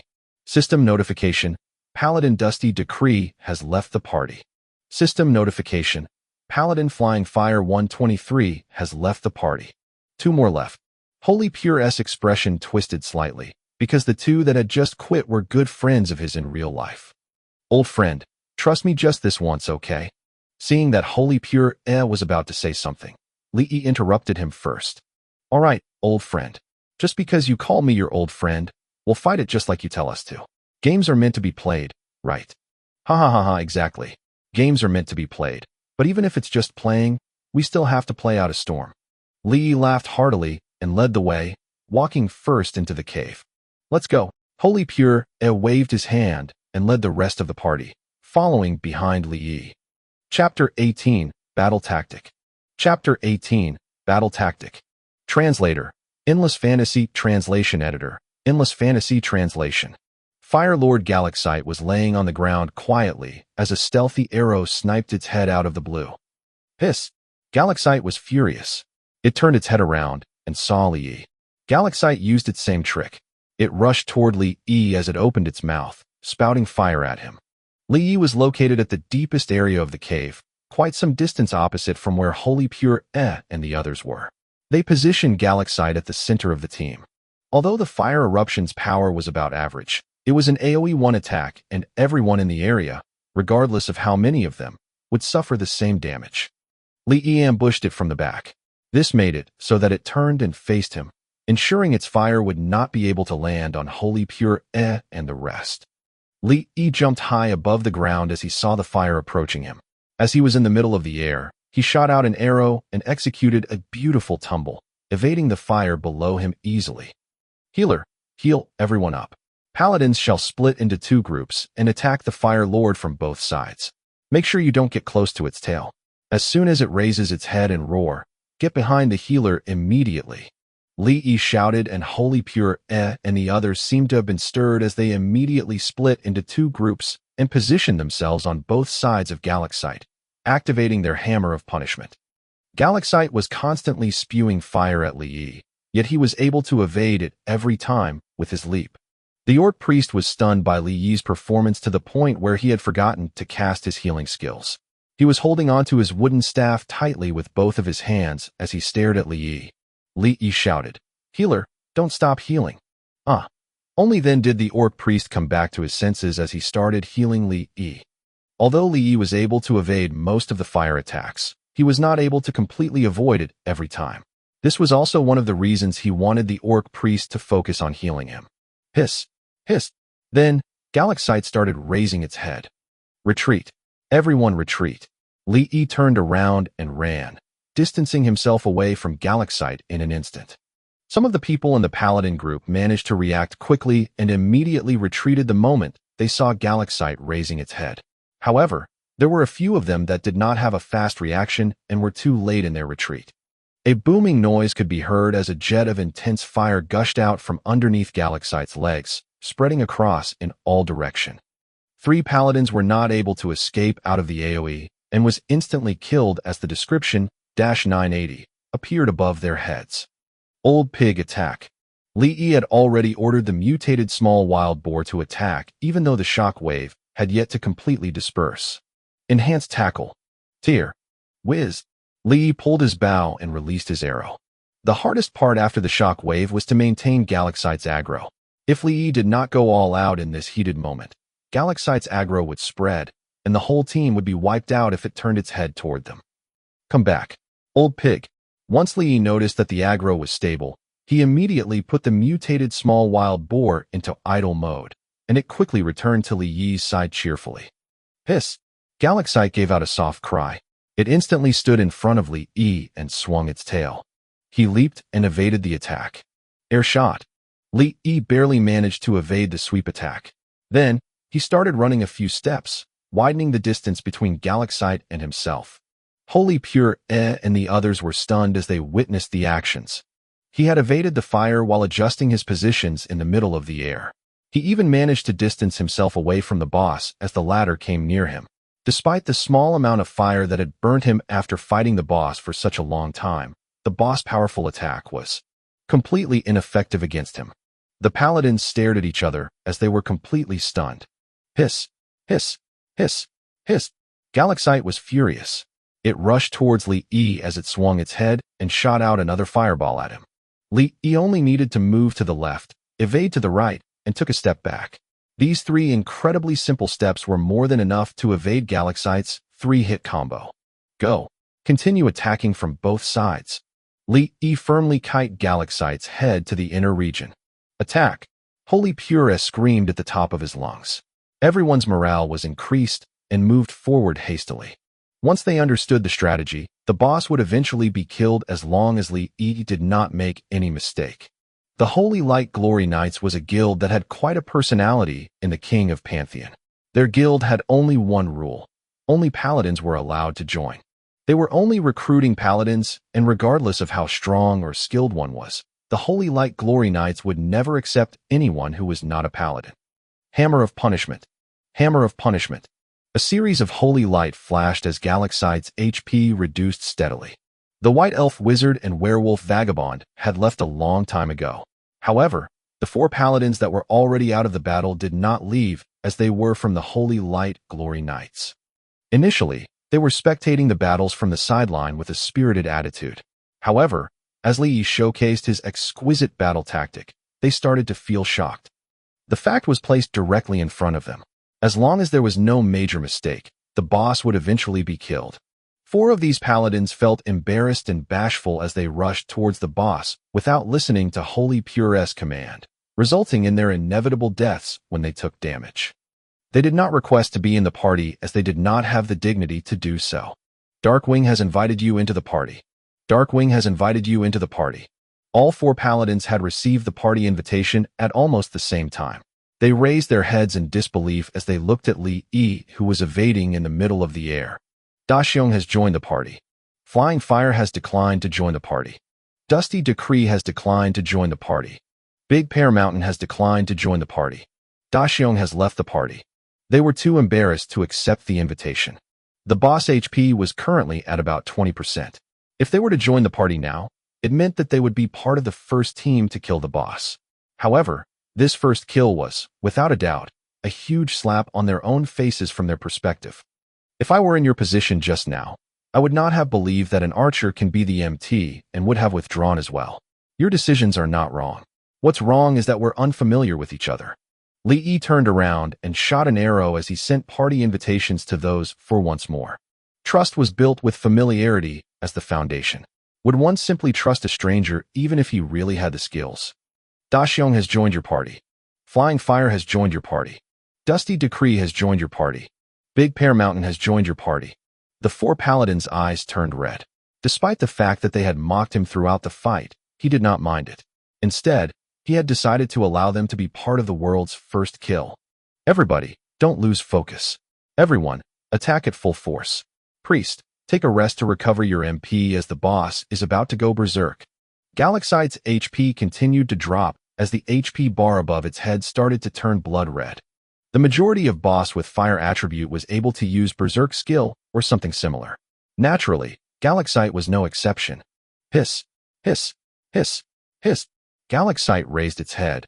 Its whole body had turned blood red. Its health had 5% remaining left, and it had gone berserk. Chapter 19, Dividing the Spoils. Chapter 19, Dividing the Spoils. Translator, Endless Fantasy Translation Editor, Endless Fantasy Translation.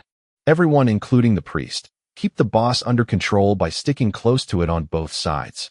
Attack it fiercely. Li Yi roared and switched his bow for a pocket knife before rushing forward quickly. Put up the pressure.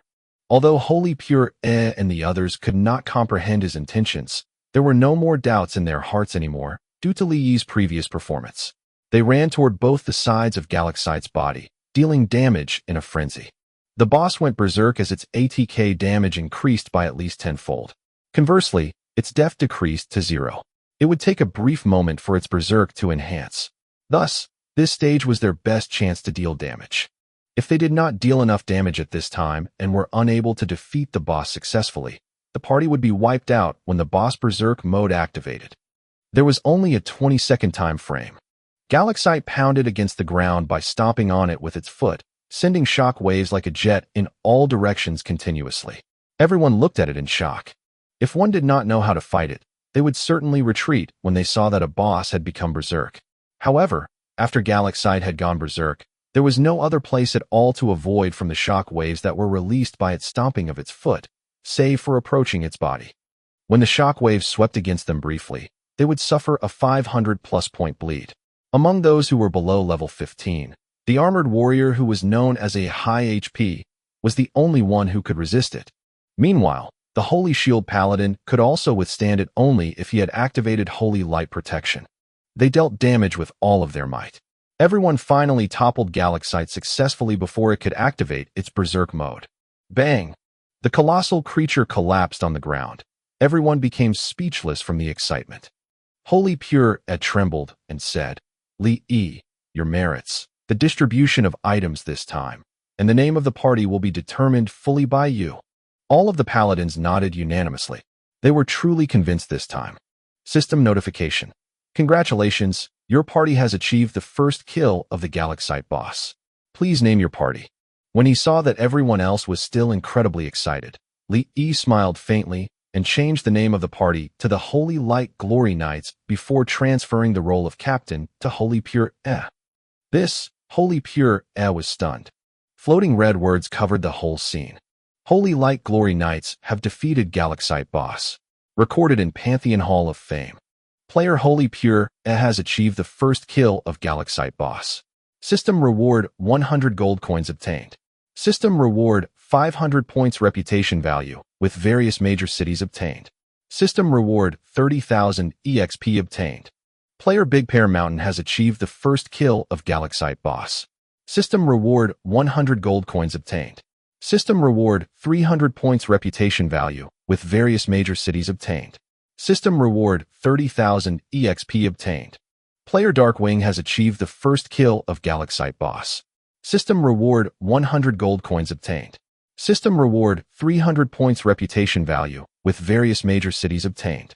System reward 30,000 EXP obtained. Player. The first kill messages that appeared because of more than 10 people here were repeatedly broadcasted on the system's public screen. The players who were frantically trying to level up were stunned again. F***CK, is this for real? Which guild managed to topple a level 20 boss so quickly? Holy Light Glory Knights. Is this a well-known guild? Nonsense. Could they have achieved the first kill of a world boss if they weren't famous? I'd really never heard of them previously.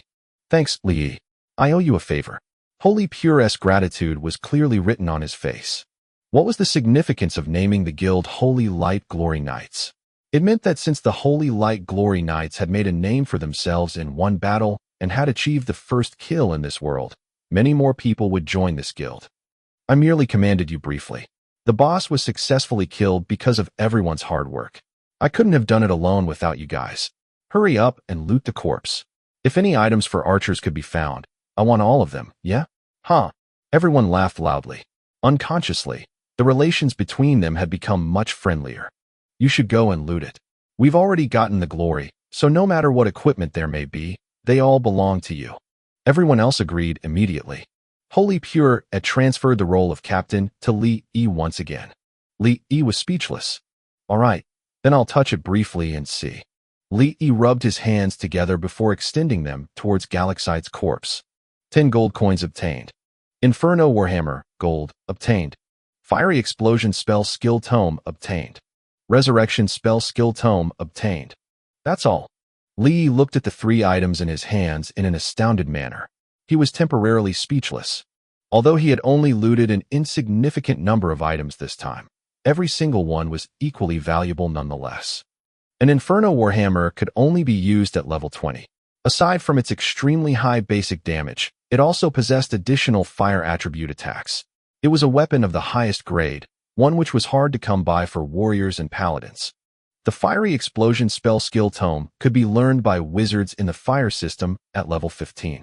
Its function was to condense a large-sized fireball and shoot it out before an explosion would be produced after it had hit its target. It was one of the AoE skills that was rarely seen during the initial stages of the game. Level 12 resurrection spells could be learned by those in the priest class. This was the only resurrection skill for players who were level 25 and below. 10% of their EXP would be deducted every time one died. However, if they were resurrected at that time by a player who possessed the resurrection spell, one would not be penalized with an EXP deduction. The Inferno Warhammer and the Fiery Explosion spell were already valuable enough.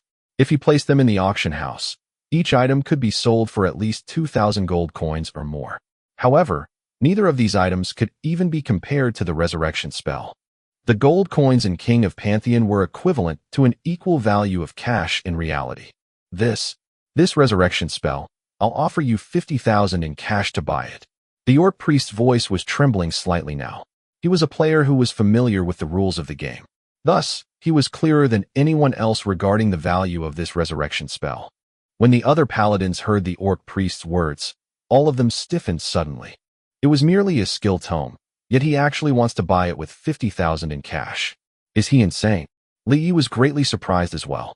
He obviously knew the value of the resurrection spell, but he had never expected that there was an experienced person here. However, purchasing it with 50,000 in cash was actually not a significant sum, as the value of the resurrection spell would rise frantically to more than 200,000 after it was used for a little while. Moreover, it was high in demand but low in supply. I'll give you both the Inferno Hammer and the Fiery Explosion spell, but we should divide the spoils when it comes to this resurrection spell here. Li Yi smiled and traded both the Inferno Warhammer and Fiery Explosion spell with Holy Pure Holy Pure accepted the Inferno Warhammer but threw the Fiery Explosion spell back. We're all paladins, so we can't use this. The corners of Holy Pure's mouth curled up before he said to the rest of the paladins, "We paladins never divide the spoils, so all the loot belongs to you. Brothers, let's go." Holy Pure has left the party. Big Pear Mountain has left the party. Flying Fire has left the party. All of the paladins had left the party. Li Yi, I owe you a favor. Don't hesitate to call me if anything happens, old friend. Holy Pure was the first to run off before the other paladins trailed after him. Li Yi could not help it. He had previously always felt that Holy Pure was slightly effeminate. Thus, he had never associated much with him while they were in school. How about 100,000? When he saw that Li Yi was silent, the orc priest made a painful decision to increase the price again. I won't sell it for any price. Li Yi threw the resurrection spell to the orc priest without giving it another thought. But I can give it to you. Chapter 20, Auction House. Chapter 20, Auction House. Translator, Endless Fantasy Translation Editor, Endless Fantasy Translation. How can this be? The orc priest held on to the resurrection spell with his jaw dropped. For a moment, he didn't know what to say. If it weren't for you when we were fighting the boss, I wouldn't have survived. This is what you deserve, take it. It would definitely be pretentious to say that it did not break Li Yi's heart, gifting 50,000 bucks just like that. However, this party that was newly assembled consisted of friends, not some hired or contracted party. Everyone was the same. Any item that came out to whom belonged to them. If they were to sell it, it would just be cheap. Without your help in luring the enemy, even if I played a part, I wouldn't have been able to defeat it. I want to be friends with you. I love Beast adds you as a friend. Accept. Another one who played a super supportive role. Li Yi accepted with a smile. System notification. I love Beast has successfully transferred 50,000 yuan to your account. It was Li Yi's turn to be flabbergasted. You're a good friend. Of course, I will return the favor. Haha, I can't say much for others. But, if there's an opportunity like this in the future, just hit me up. I love Beast laughed out loud and smacked his hands together. The resurrection spell transformed into a white light before creeping into his body. Li Yi. I love Beast. I did not see anything, Li Yi chuckled and walked out of the cave. The fact that I love Beast could learn the resurrection spell meant he was at least a level 12. His state of excessive excitement had him learn resurrection spell before Li Yi, thus revealing his level.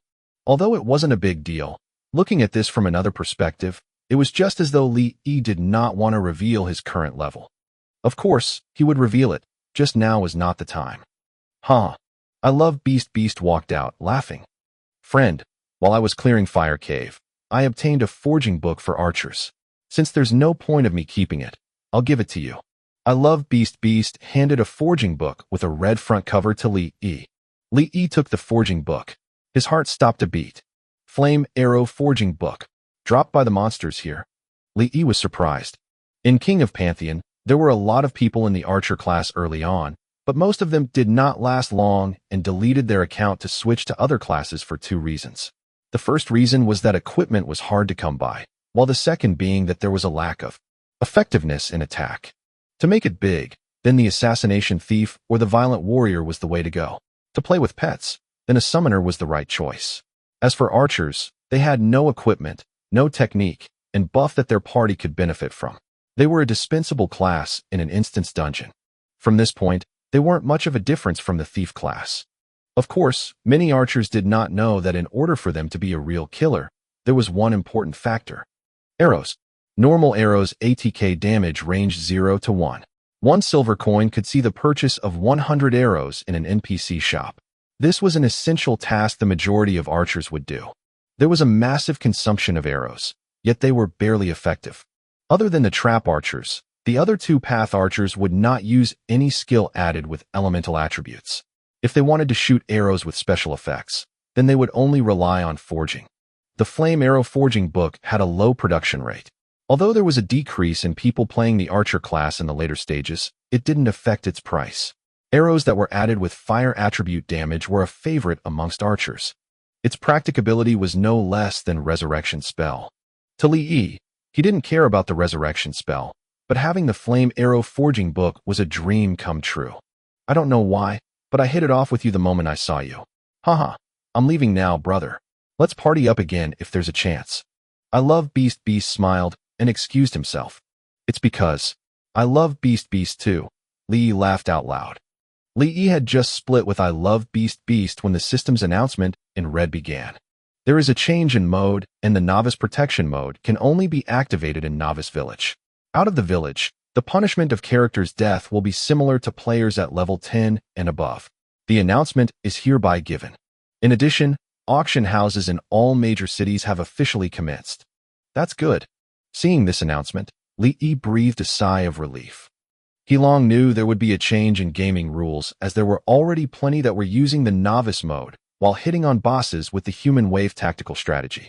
They wouldn't be punished for dying anyway, and taking down bosses would see them to abundant rewards. The auction house was finally here at last. Li Yi immediately made a move for the humans' main city, Shattered Frost City. Once the rules that the novice protection mode was effective only in Novice Village got out, the entire game turned to chaos. Those with vengeance were out to seek revenge, while those with grudge were out to avenge. PK was allowed from level 1. There were many players on the go, and within a few minutes after the announcement was out, they killed until their names turned red. Li came across quite a number of red names on the way, leaving him speechless. They weren't even at level 10 yet they dared smear their names in red. It looked as though they hadn't thoroughly gone through the game rules and weren't aware of the severe punishments that came with red names. It was bustling with activity at the auction house. It wasn't just Li Yi waiting for the opening of the auction house, but many players, too. They shared the same thought, finding a suitable equipment for themselves here. Li Yi posted the 2 skill tomes, Water Spirit Summoning and Water Spirit Strengthening, to Tall and Mighty. Li Yi managed to rummage a whole pile of class skill tome dropped by Frost Labyrinth's boss. As he wouldn't be able to use them, he displayed each of them at 3,000 credit points, equivalent to cash. As for the Bloody Soul beads, he auctioned them off, with a bid starting with 5,000 credit points. He sold them anonymously to avoid those players who were looking for a steal from bargaining in private conversation. Once everything was settled, Li Yi patiently picked around at the auction house. Currently, apart from equipment, he was lacking in books and materials in crafting arrows. The learning condition of Flame Arrow Forging Book was to level up his arrow crafting skill to intermediate level. Li Yi's beginner-level arrow crafting skill was raised fully, yet the gap to intermediate level was still too far. It wasn't long when Li Yi found an arrow forging book that was suitable for him. It was the Fine Steel Arrow Forging Book. The learning condition was beginner-level arrow crafting skill. The fine steel arrow could incur 2 to 5 ATK damage, increasing armor-piercing probability by 1%. One look at the price was enough to make Li Yi elated. One look at the seller, Li Yi was beyond ecstatic. The Fine Steel Arrow Forging Book was at a fixed price of 2 gold coins. The seller was Wang. Chapter 21, East Cloud Valley. Chapter 21, East Cloud Valley. Translator, Endless Fantasy Translation Editor, Endless Fantasy Translation. Not only is student scumbag Wang a scumbag, but he's also even slightly retarded. Li Yi slapped the Fine Steel Arrow Forging Book. He slapped it quickly with both hands and mastered it immediately. Leader Scum, you're too bold. You're actually selling a lousy book for 2 gold coins. I really admire you. Yes, I was thinking of throwing it away initially. In the end, Leader Scum retrieved it and said that this plaything could be sold for money. Haha. Leader Scum is a powerhouse indeed. You guys have fallen short, so just learn slowly. Scumbag Wang examined the 2 gold coins in his bag, while happiness filled his heart. The materials for crafting fine steel arrows were very ordinary. Using the end products of fine steel and adding some feathers to that would be sufficient. Li Yi used 10 gold coins to buy an armory's worth of materials to craft fine steel arrows before leaving, perfectly content. He did not return to the Aegean Forest, but went to find the archer skill mentor in Shattered Frost City instead. Since he was already at level 16, it was time for him to learn a new archer skill. Is Rena still doing well? That child, I haven't seen her for many years already. The archer skill mentor, Raoul, had an experienced and profound face. One look at his weather-beaten appearance allowed people to realize that he was a man with a backstory. Mentor Rina asked me to greet you in her place. Although the other party was an NPC, Lee still did not display the slightest hint of indifference towards him because he knew that plenty of players who did not mind their words in the game would suffer major consequences at the hands of the NPC. The affinity between players and NPC could not be increased easily, but when it decreased, it would fall much faster than traveling in a plane. Ha ha ha ha. Young man, did you visit me for any reason? Raoul laughed heartily. A transparent virtual panel appeared before Lee. The archer skills that he could learn were displayed on top. The skills that were imparted by the skill mentors were extremely unitary, but their prices were utterly exorbitant. Excluding the 3 basic skills which were chain arrow skill, spike trap, and pet mastery, there were only 2 other skills that were provided as the choices here. Resounding shot. The arrows that are shot out have a probability of decelerating the target by 50%. Skill cooldown time of 2 minutes. Crippling shot. Takes aim at the opponent's weak points before engaging in the shot. Crit rate increases by 1%. Skill cooldown time of 2 minutes. Both of these skills were pretty good. 20 gold coins were needed to learn one type of skill. Since Lee was not lacking money and had enough skill points, he decided to fully learn both of these skills, as well as chain arrow skill and spike trap. He used 4 of his skill points and was left with 3 points at the moment. Without even thinking, Lee added the remaining points to chain arrow skill. Pet mastery level 1. Resounding level 1. Crippling shot level 1. Spike trap level 1. Chain arrow skill level 4. Causes 125% ATK damage. System notification. After undergoing Raoul's careful guidance, your abilities have been strengthened again. I would like to briefly ask you about matters regarding arrow crafting skills. Arrow crafting skills. A trace of shock flashed across Raoul's eyes. Raoul sighed. Young man, I'm merely an archer mentor who doesn't know any arrow crafting skills. Lee took out an arrow that he had crafted on his own and passed it to Raoul so that he could examine it. Raoul shook his head and continued muttering nonsense to himself. Lee took out the newest fine steel arrow that he had crafted, but Raoul still shook his head. When Lee took out the frost arrow and flame arrow that Rina had given to him, Raoul's eyes suddenly brightened soon after that. This is the arrow that I gave to Rina. So how did it fall into your hands? Please use these arrows the right way. I don't wish to see these arrows stained in the blood of my compatriots. Raoul returned the arrows to Lee solemnly. Was it over? Lee was stunned. That gloomy mood should not be brought up again. He knew the entire triggered quest sequence of the archer class, but the issue was that a problem with an intriguing probability existed inside here. The difference between the probabilities of these 2 events were 1% and 0.01%, just like the arrow crafting skill and free arrows events that were triggered by Rina. Despite such a slight chance, Lee triggered it repeatedly to successfully complete the most crucial step of the quest.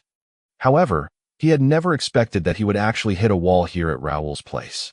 If he wanted to trigger Raoul and make him talk about the event that was related to the intermediate level arrow crafting skill, he needed to successfully trigger an event over at Rina's place beforehand, as the probability of triggering it here at Raoul's was 10%.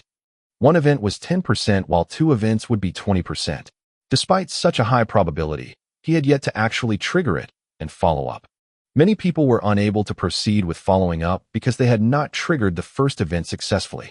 Mentor, do you recognize this item? Lee took out the Flame Arrow Forging Book. The Flame Arrow Forging Book. Raoul cried out in shock and snatched it over in one go before looking at it with rapt attention. Sure enough, it's the forging book of the Flame Arrow.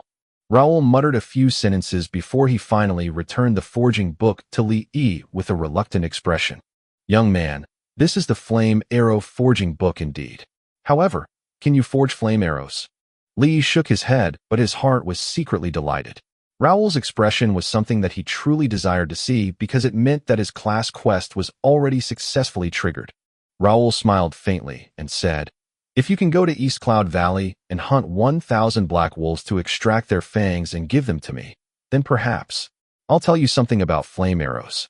System notification. Accept the Hunt Black Wolves quest? Accept. East Cloud Valley was located below a high mountain a short distance from Aegean Forest. Black wolves were the only one type of monsters in East Cloud Valley. Their levels ranged from level 10 to 20 and were not fixed. The elementary level and advanced level wolves mixed around with each other so much that they gave people headaches. Black wolves had high ATK but low HP. They were pack-type monsters that roamed about and were suited to equip smaller parties to level up. Obviously, since the HP of black wolves were low, they attracted numerous classes like wizards and archers that could perform long-range attacks to solo here. Wolf howls rose from all directions and blended into one with the battle cries. This was East Cloud Valley, a place for leveling up that was rich in natural resources. 5 silver coins to enter the valley. Get out of the way if you don't want to pay. Scumbag Wong stood at the intersection of East Cloud Valley, while more than 20 of his subordinates stood behind him. Aside from Scumbag Wong, the names of his 20-something other subordinates were butchered in a red mess long ago. At least half of the members of Huashan Guild were leveling in East Cloud Valley. The monsters would naturally lessen when the people increased. This was the reason why Scumbag Wong was guarding the entrance to the valley. Does your family own East Cloud Valley? Beat it. A large, square-jawed werewolf man with furrowed brows and angry eyes scolded him. I'm not a ball. You can't just kick me out. Scumbag Wong stated a brief command before more than 20 big red names rushed forward quickly and forced the large werewolf man on the ground. Did all of you see this? This is the result of acting like a pretentious prick. Scumbag Wong roared arrogantly. This little bastard was actually showing off his strength as a warning. Whoosh! A frost arrow flew out from an unknown location at this moment and shot one of Scumbag Wong's big red name subordinates. Critical hit. Instant kill. The expression on Scumbag Wong's face changed instantly. He was about to curse furiously before another arrow flew over and struck him right on the head. One after another, these arrows flew over constantly from different directions in quick succession and struck him in the head numerous times. Scumbag Wong was somewhat anxious now. He dashed towards the east before heading west and ran forward, backward, left, and right. A trail of blood trickled from the top of his head continuously. As the white light on his body flashed, Scumbag Wong stopped breathing and collapsed on the ground. Chapter 22, Scumbag Wong. Chapter 22, Scumbag Wong. Translator, Endless Fantasy Translation Editor, Endless Fantasy Translation.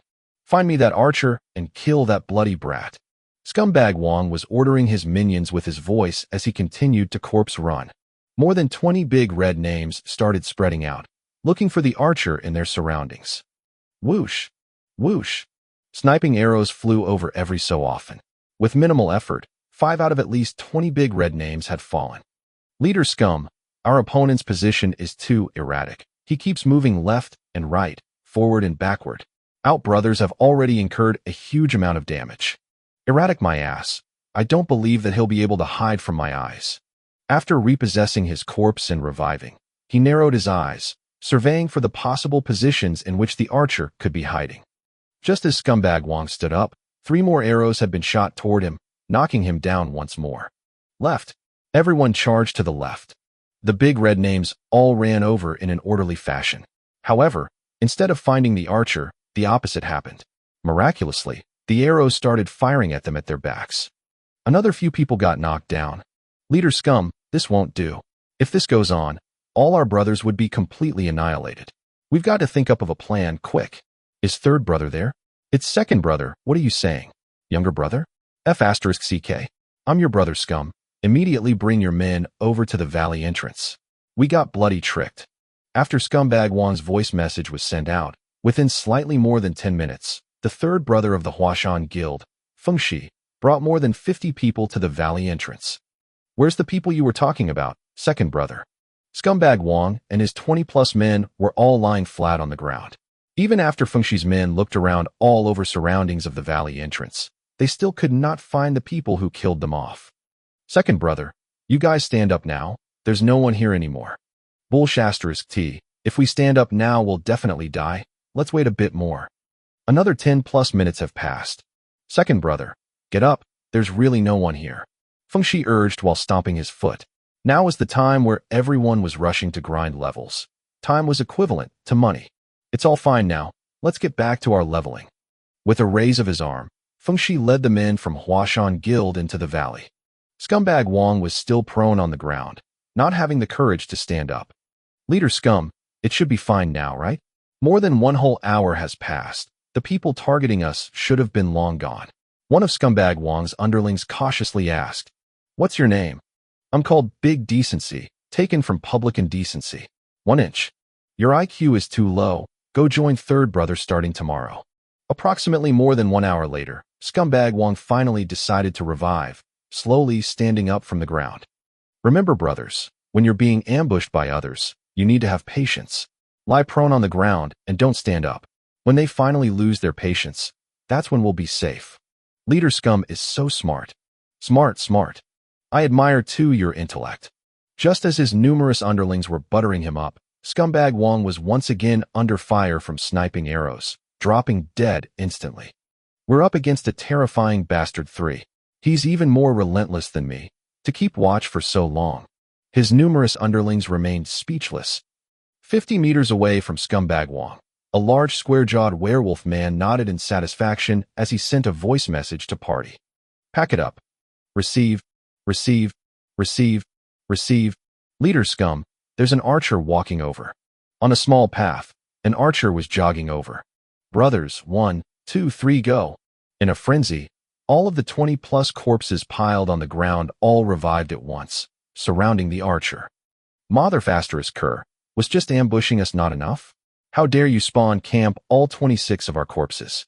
Are you taking us from Huashan Guild as your personal toy?" Scumbag Wong furiously walked up. "Who exactly was spawn camping you guys?" Li Yi answered in a somewhat confused tone.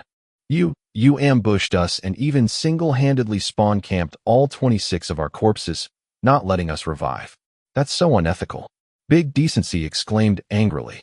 "Your name is White, so if I was the one who killed you, I should be a red name right now." Although Li Yi did not want to bother reasoning with this bunch of retards, he was completely surrounded by them. If he took action now, he did not have the confidence to walk out of there unscathed. After all, the weakness of the archer class was close combat. Li Yi flashed out his name, but Scumbag Wong merely laughed coldly. "Don't take me for an idiot. You definitely had an accomplice." "Damn, what crappy luck." "For inch," Scumbag Wong said coldly. "I'll give you 2 choices. Either you pay us for our damages, or we'll have your name be placed in the Huashan Guild's bounty list and forever be pursued by our members." "Oh, how much do you need?" Li Yi laughed. "For every person. 2 gold coins should do." Scumbag Wong quickly calculated in his head. 2 gold coins seem too low. Let's add a 50 behind 2. Li Yi said as he started making preparations.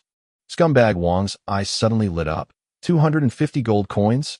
Do you even have that much? You're worth that much. Li Yi chuckled, starting to walk away. The person who ambushed you was me. This has nothing to do with him. Before Scumbag Wong could even react, the large square-jawed werewolf man walked over alongside 4 red name archers. "Who the hell are you?" Aren't you the guy who got killed by us earlier?" Scumbag Wong looked at the large square-jawed man before coming to a sudden realization. "Correct. I was also the person who got people to kill you. Let him go. This is none of his business." The large square-jawed man originally did not want to show himself. However, looking as the innocent Li Yi getting dragged into this, he decided to clear things up. "Let him leave." Scumbag Wong glared at the large square-jawed man and coldly chuckled. "You guys are in it together, right?" The large square-jawed man started to get pissed off at him. "Don't you just want money? I'll give you however much you want. We'll release the people when we get the money. If we don't get the money, don't any one of you even think of leaving." Scumbag Wong said pridefully, as if the person who did not even dare to revive earlier was not him. "All right, just you wait. It'll be here soon." The large square-jawed man waved his hand.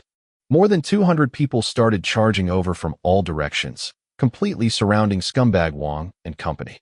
"All my money is with them, so go get it from them. Do you think you can beat us just with numbers? It's not like I haven't died before. Brothers, charge." Without a hint of restraint, Scumbag Wong loudly commanded. After a few seconds, the Huashan Guild members were all lying flat on the ground. "Remember, you've kicked the hornet's nest that is the Huashan Guild. Do you even have the guts to tell me your name?" "Keep on guessing then." The square-jawed man chuckled. "All right, just you wait." The pile of corpses of Scumbag Wong and his party slowly disappeared on the ground. They did a temple respawn, incurring a 1-level penalty. Round up the group of Huashan Guild members who are grinding levels at East Cloud Valley, Kill all of them. The large square-jawed man shouted. His 200-plus followers all ran toward the East Cloud Valley. The large square-jawed man turned over to Li Yi and said, "I'm sorry, friend. I didn't think that you'd be dragged into this." Li Yi laughed and walked toward the valley. The large square-jawed man exclaimed, "Our guild is currently recruiting. Friend, it's best for you to join on a later date to prevent getting caught in the crossfire." "It's fine. I can easily avoid them." Looking at Li Yi walk into the valley, the large square-jawed man shook his head. At this moment, he received a voice call invite notification. "Bro, where are you? I'm level 9 now and want to grind my levels with you." The voice from the transmitter sounded abnormally excited. "Open the map and come over to East Cloud Valley." I see it. I'll head over now." "Wait for me, hee." "Oh right, sister, what's your in-game name?" The large square-jawed man looked gloomily at the incoming call displayed on the transmitter. "Girl without underwear." Chapter 23, Functions of Innate Talents. Chapter 23, Functions of Innate Talents. Translator, Endless Fantasy Translation Editor, Endless Fantasy Translation. Cancel your account and change that name. The large square-faced man immediately blew his top. "If I cancel my account and go through the verification again, it'll take half a month.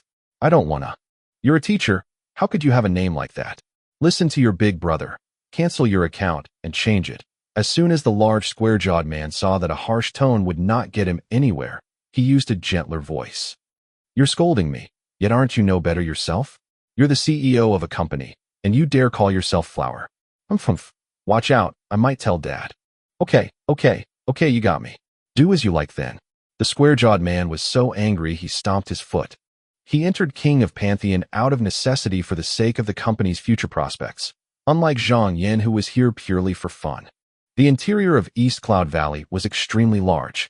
To put it slightly exaggeratedly, it could more or less accommodate 50,000 people training in here at the same time, so the Huashan Guild had to be only ones who could do something like collect an extortion fee. There were many black wolves, high and low-level ones all mixed together, big wolves and small wolves moving in a pack together. The most OP part was that every wolf had a special skill that allowed it to summon its companions. Just one howl, and the black wolves from even more than 100 meters away would instantly come running. That was also why anyone who tried to solo here without a good bit of power would only end up being pulled to pieces. Li Yi hid underneath a large concave rock, set the mutated small wild boar in front of him, and drew his bow at a leisurely pace. Several hundred black wolves surrounded him, darting around the rock, but Li Yi did not order the mutated small wild boar to attack. Instead, he switched his pet in front of him to idle mode. System notification, Black Wolf Wong X2 obtained. System notification, Black Wolf Wong X3 obtained. System notification, Black Wolf Wong X1 obtained. The system notifications never stopped coming, and Li Yi felt infinitely comforted. There were 8 major races in King of Pantheon, namely human, dwarf, white elf, dark elf, giant, orc, werewolf, and undead. Different races also had different innate abilities. For example, the dwarf's innate ability was a natural plus 20 to the skill forgery, and they also had an ultimate instant escape move and instant slip away. It was relatively useful in the early stages of the game. Why could Qinyang the Fatty snatch 200 wooden logs and earn the title of Pathfinder? It would not have been possible for him if he had not chosen the dwarf race. Humans had 3 innate abilities: diplomacy, sensory, and careful calculation. The diplomacy innate ability allowed humans to build a relationship with NPCs more easily, and the reputation they earned would also be 10% higher than other races. Meanwhile, sensory could counter special skills like stealth, so it was known as the ultimate PK move and was especially brutal toward the thief class. As for careful calculation, although it was not as strong as the previous 2 innate abilities, in Li Yi's eyes, this innate ability that others thought of as trash was the most important one. It could be said that if it were not for this innate ability, he would not have chosen to be a human. Humans were not the only ones with innate abilities that could counter skills like stealth. The dark elf's dark touch, the undead's breath of the living, and the werewolf's sharp sense of smell could all do that as well, and they could do it better than humans could. On the other hand, careful calculation meant that when farming quest items for monsters, there was a high chance of obtaining more quest items, from 2 to 10 times more. The Black Wolf Fong that Li Yi was farming now was one such quest item. If he had not accepted the Hunt Black Wolf's quest, he would not be able to farm these wolf fangs. That was exactly the function of careful calculation, increasing the production quantity of quest items. Every race had 3 innate abilities, and each of these innate abilities was very powerful. To most players, the humans' careful calculation only allowed them to save some time when farming quest items. Other than that, it had no other uses. It was true that it had no other uses. Players only began to gradually prioritize the careful calculation innate ability toward the later stages. Later on in the game, the number of quest items required for both class quests and story quests became astronomical. Quest items could not be obtained via trade, so players could only farm them with their own hands. Only then did the players abruptly realize just how strong the careful calculation innate ability was. There were about 110 Black Wolves each time, and if he killed them all, he would probably obtain about 200 plus Black Wolf fangs. If he did not have careful calculation, he might not even get 50 wolf fangs. The Black Wolves respawned very quickly, with only a short 5 minutes in between. Every time Li Yi finished killing a set, he would run out and loot the bodies. Black Wolves did not drop any equipment, only some random materials like wolf skins, wolf bones, and wolf soul crystals. A piece of complete wolf skin could be sold for 3 silver coins, whereas a grade 5 or above wolf bone could be sold for 5 silver coins. As for the wolf soul crystals, they had the lowest drop rates, but were also sold for the lowest price. Even a shop would only buy them for 1 copper coin. There was a werewolf NPC at the entrance to East Cloud Valley who only bought these wolf soul crystals, and 10 crystals could be exchanged for 10 intermediate level recovery red-blue potions. Most players did not understand the value of the wolf soul crystals, and they would usually exchange them for red-blue potions with the werewolf NPC. Li Yi was at no shortage of funds, so he did not care about the wolf skins or bones at all. What he really prioritized was the wolf soul crystals. He was grinding in East Cloud Valley. Although he knew the method and was progressing at a decent speed, the downside was that this place did not drop any equipment, which made it far inferior to the Frost Labyrinth dungeon in that sense. The Wolf Fang quest items were only Li Yi's secondary motive for coming to East Cloud Valley. His main objective was to collect wolf soul crystals. More and more black wolves died by Li Yi's hand, and after 3 whole days, he finally settled the 1,000 quest items he needed. He also obtained more than 90 black wolf crystals. The people from the Huashan Guild had long since been chased out of the valley by the large square-jawed man, and now East Cloud Valley was the very picture of peace. The hunting howls of the parties lasted from dawn to dusk. We werewolves can only use our power to its full extent on full moon nights. At the entrance to the valley, the werewolf NPC kept repeating that line of nonsense without getting tired of it. Li Yi walked up to the spot next to the werewolf NPC and set up his stall. Will infinitely buy wolf soul crystals at 30 copper coins per piece. 30 copper coins were enough to buy 3 red-blue potions from the werewolf NPC, and 10 wolf soul crystals could only be exchanged for 10 bottles. The price Li Yi offered was much better than the NPCs. Many players gathered around him, an endless chatter of questions. However, Li Yi had muted messages from strangers in his settings a long time ago, so no matter what they asked, he could not hear a thing. 1 wolf soul crystal after another fell into Li Yi's hands. If they did not understand its value, keeping it was pointless anyway. This was especially true of transition items like this. Even if you hoarded them, once everyone's levels went up, they would become useless anyway. They might as well be exchanged for money right now. As he saw more and more wolf soul crystals enter his backpack, Li Yi's heart was beside itself with joy. Unlike the other transition period items, this thing would never drop in value. Instead, it would only grow more and more valuable by the day. Chapter 24, Secret Dungeon. Chapter 24, Secret Dungeon. Translator, Endless Fantasy Translation Editor, Endless Fantasy Translation. Before players reached level 15, they could only enter 1 dungeon, Frost Labyrinth. After level 15, however, they would have their choice of several dozen new dungeons for every time they leveled up. In East Cloud Valley, several million black wolves would spawn at once, but there were only 4 black wolf alphas, elite, in here. The Black Wolf King boss did not spawn here. Usually, the monsters of every level would have a boss, but East Cloud Valley was different. No matter how hard you searched around the valley, you would not find even an inkling of a boss, because this place just would not spawn a Black Wolf King boss. In actuality, If you wanted to find the Black Wolf King, collecting enough wolf soul crystals was the key.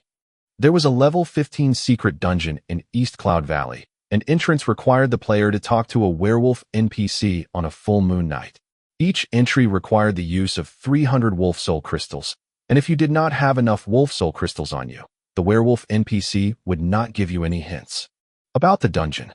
This secret dungeon in East Cloud Valley was only discovered 4 months after the game started, and by then the average level of the player base was already level 20. A level 15 dungeon like this naturally would not attract any interest until 1 year later, when a white elf wizard named Heartless Fish earned a piece of special equipment in this dungeon. Only then did the price of wolf soul crystals skyrocket.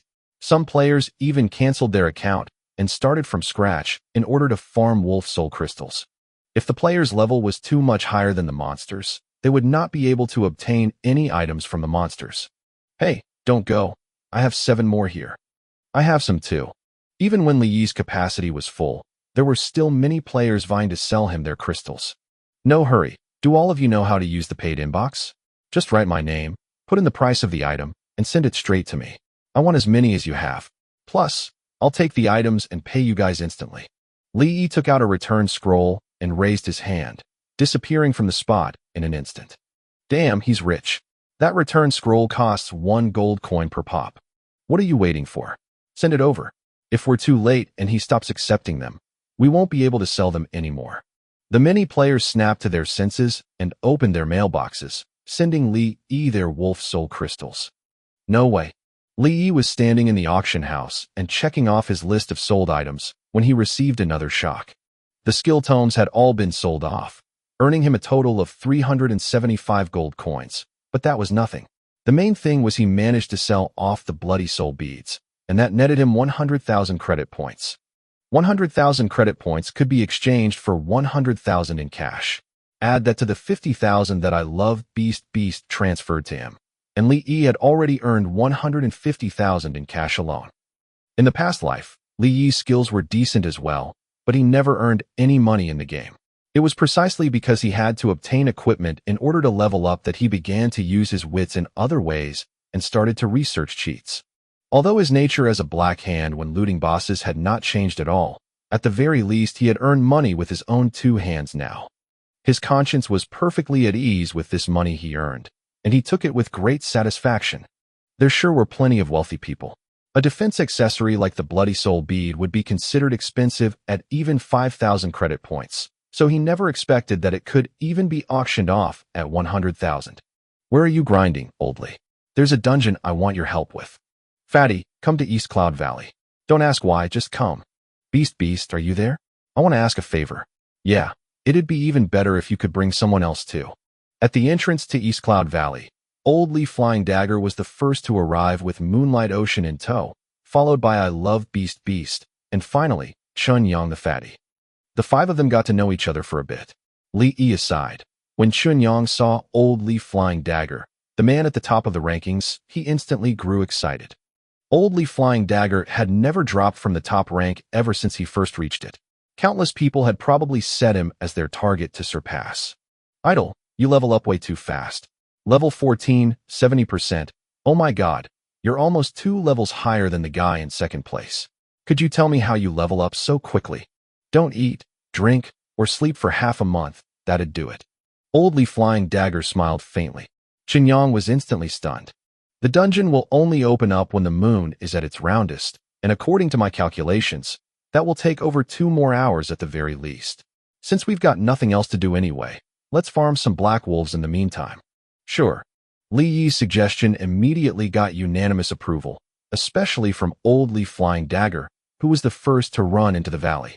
The last thing an obsessed level grinder like him wanted was any distractions. Only Li Yi could have managed to pull him away from his grinding. If it was anyone else, they would not even stand a chance. Brother E, where did you get the skill tomes for natural summons? That's absolutely crazy. Most of the people I've met who go the summoning route like me don't even have a pet by the time they reach level 10. There was a water spirit made of water that was even taller than Chun Yang following behind him. It was the skill that natural summoners learned when they reached level 10.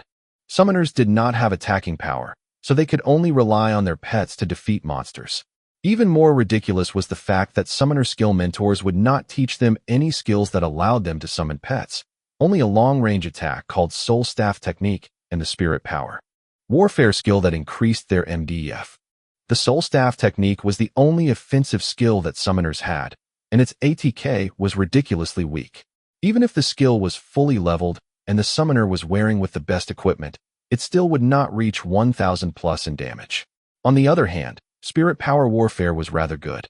It increased the summoner's MDef in proportion to their level, so that a good summoner in endgame would be the worst nightmare of every spellcaster. Li laughed heartily. I picked it up at the entrance of the Frost Dungeon. TCH, you're pulling my leg again. Xinyang snorted, dissatisfied. Brother Darkwing. I love Beast approached him and asked quietly. I wanted to ask, where did you learn the strategy you used to beat the Fire Lord last time? Cough cough. If you're not at a liberty to say, you don't have to. I read a guide online that was written by a self-proclaimed closed beta player. There were a lot of guides for many bosses there. The Fire Lord was only one of those. Unfortunately, I hadn't managed to record all of the guides in there before the whole thing was deleted. Li smiled slightly and casually bluffed. A closed beta player. I love Beast was shaken. There was a rumor among players that King of Pantheon had been in closed beta for 10 years, but nobody knew exactly who had participated in this closed beta. Brother Darkwing, if it's possible, I'd like to. When I feel like selling guides, I'll make sure to contact you first. Before I love Beast could finish the sentence, Li interrupted him. All right, haha. I love Beast laughed out loud and put the topic aside. Let's farm here. Li stood in front of the concave stone and said with a chuckle. Old Li Flying Dagger will go pull the aggro, and as for everyone else, stand with me. In accordance with the method Li taught, a massacre of the Black Wolves officially began. Moonlight Oceans and Li Yi's explosive power combined with the flexibility of Chen Yang's pets allowed the small party of 5 to grind at astonishingly high speeds. Of course, if they did not have a major healbot and I love Beast dragging them down, their level grinding speed would be even faster. Healing classes truly are trash when it comes to level grinding, huh? I love Beast was slightly helpless. It's true that healing classes are trash at level grinding, but in every other situation, be it running dungeons or beating bosses, it doesn't matter how many people you have unless you got a healer. Li shot a black wolf, killing it, and he smiled as he told I love Beast. I have a friend who's a healer, and she can solo all the dungeons on her own. Nobody dares to PK her, because she managed to outlive every single person who tried, without exception. I love Beast was stunned speechless. Chapter 25, Entering the Dungeon. Chapter 25, Entering the Dungeon. Translator, Endless Fantasy Translation Editor, Endless Fantasy Translation. The secret dungeon in East Cloud Valley only opened twice every month, and none of the monsters inside, including the Black Wolf King, dropped any items. Upon completion of the dungeon, aside from the first kill achievement, the dungeon only awarded vast amounts of EXP. Li passed the 300 wolf soul crystals to I love Beast and asked him to go talk to the werewolf NPC. In order to enter the dungeon, only the party leader's level needed to meet the requirements.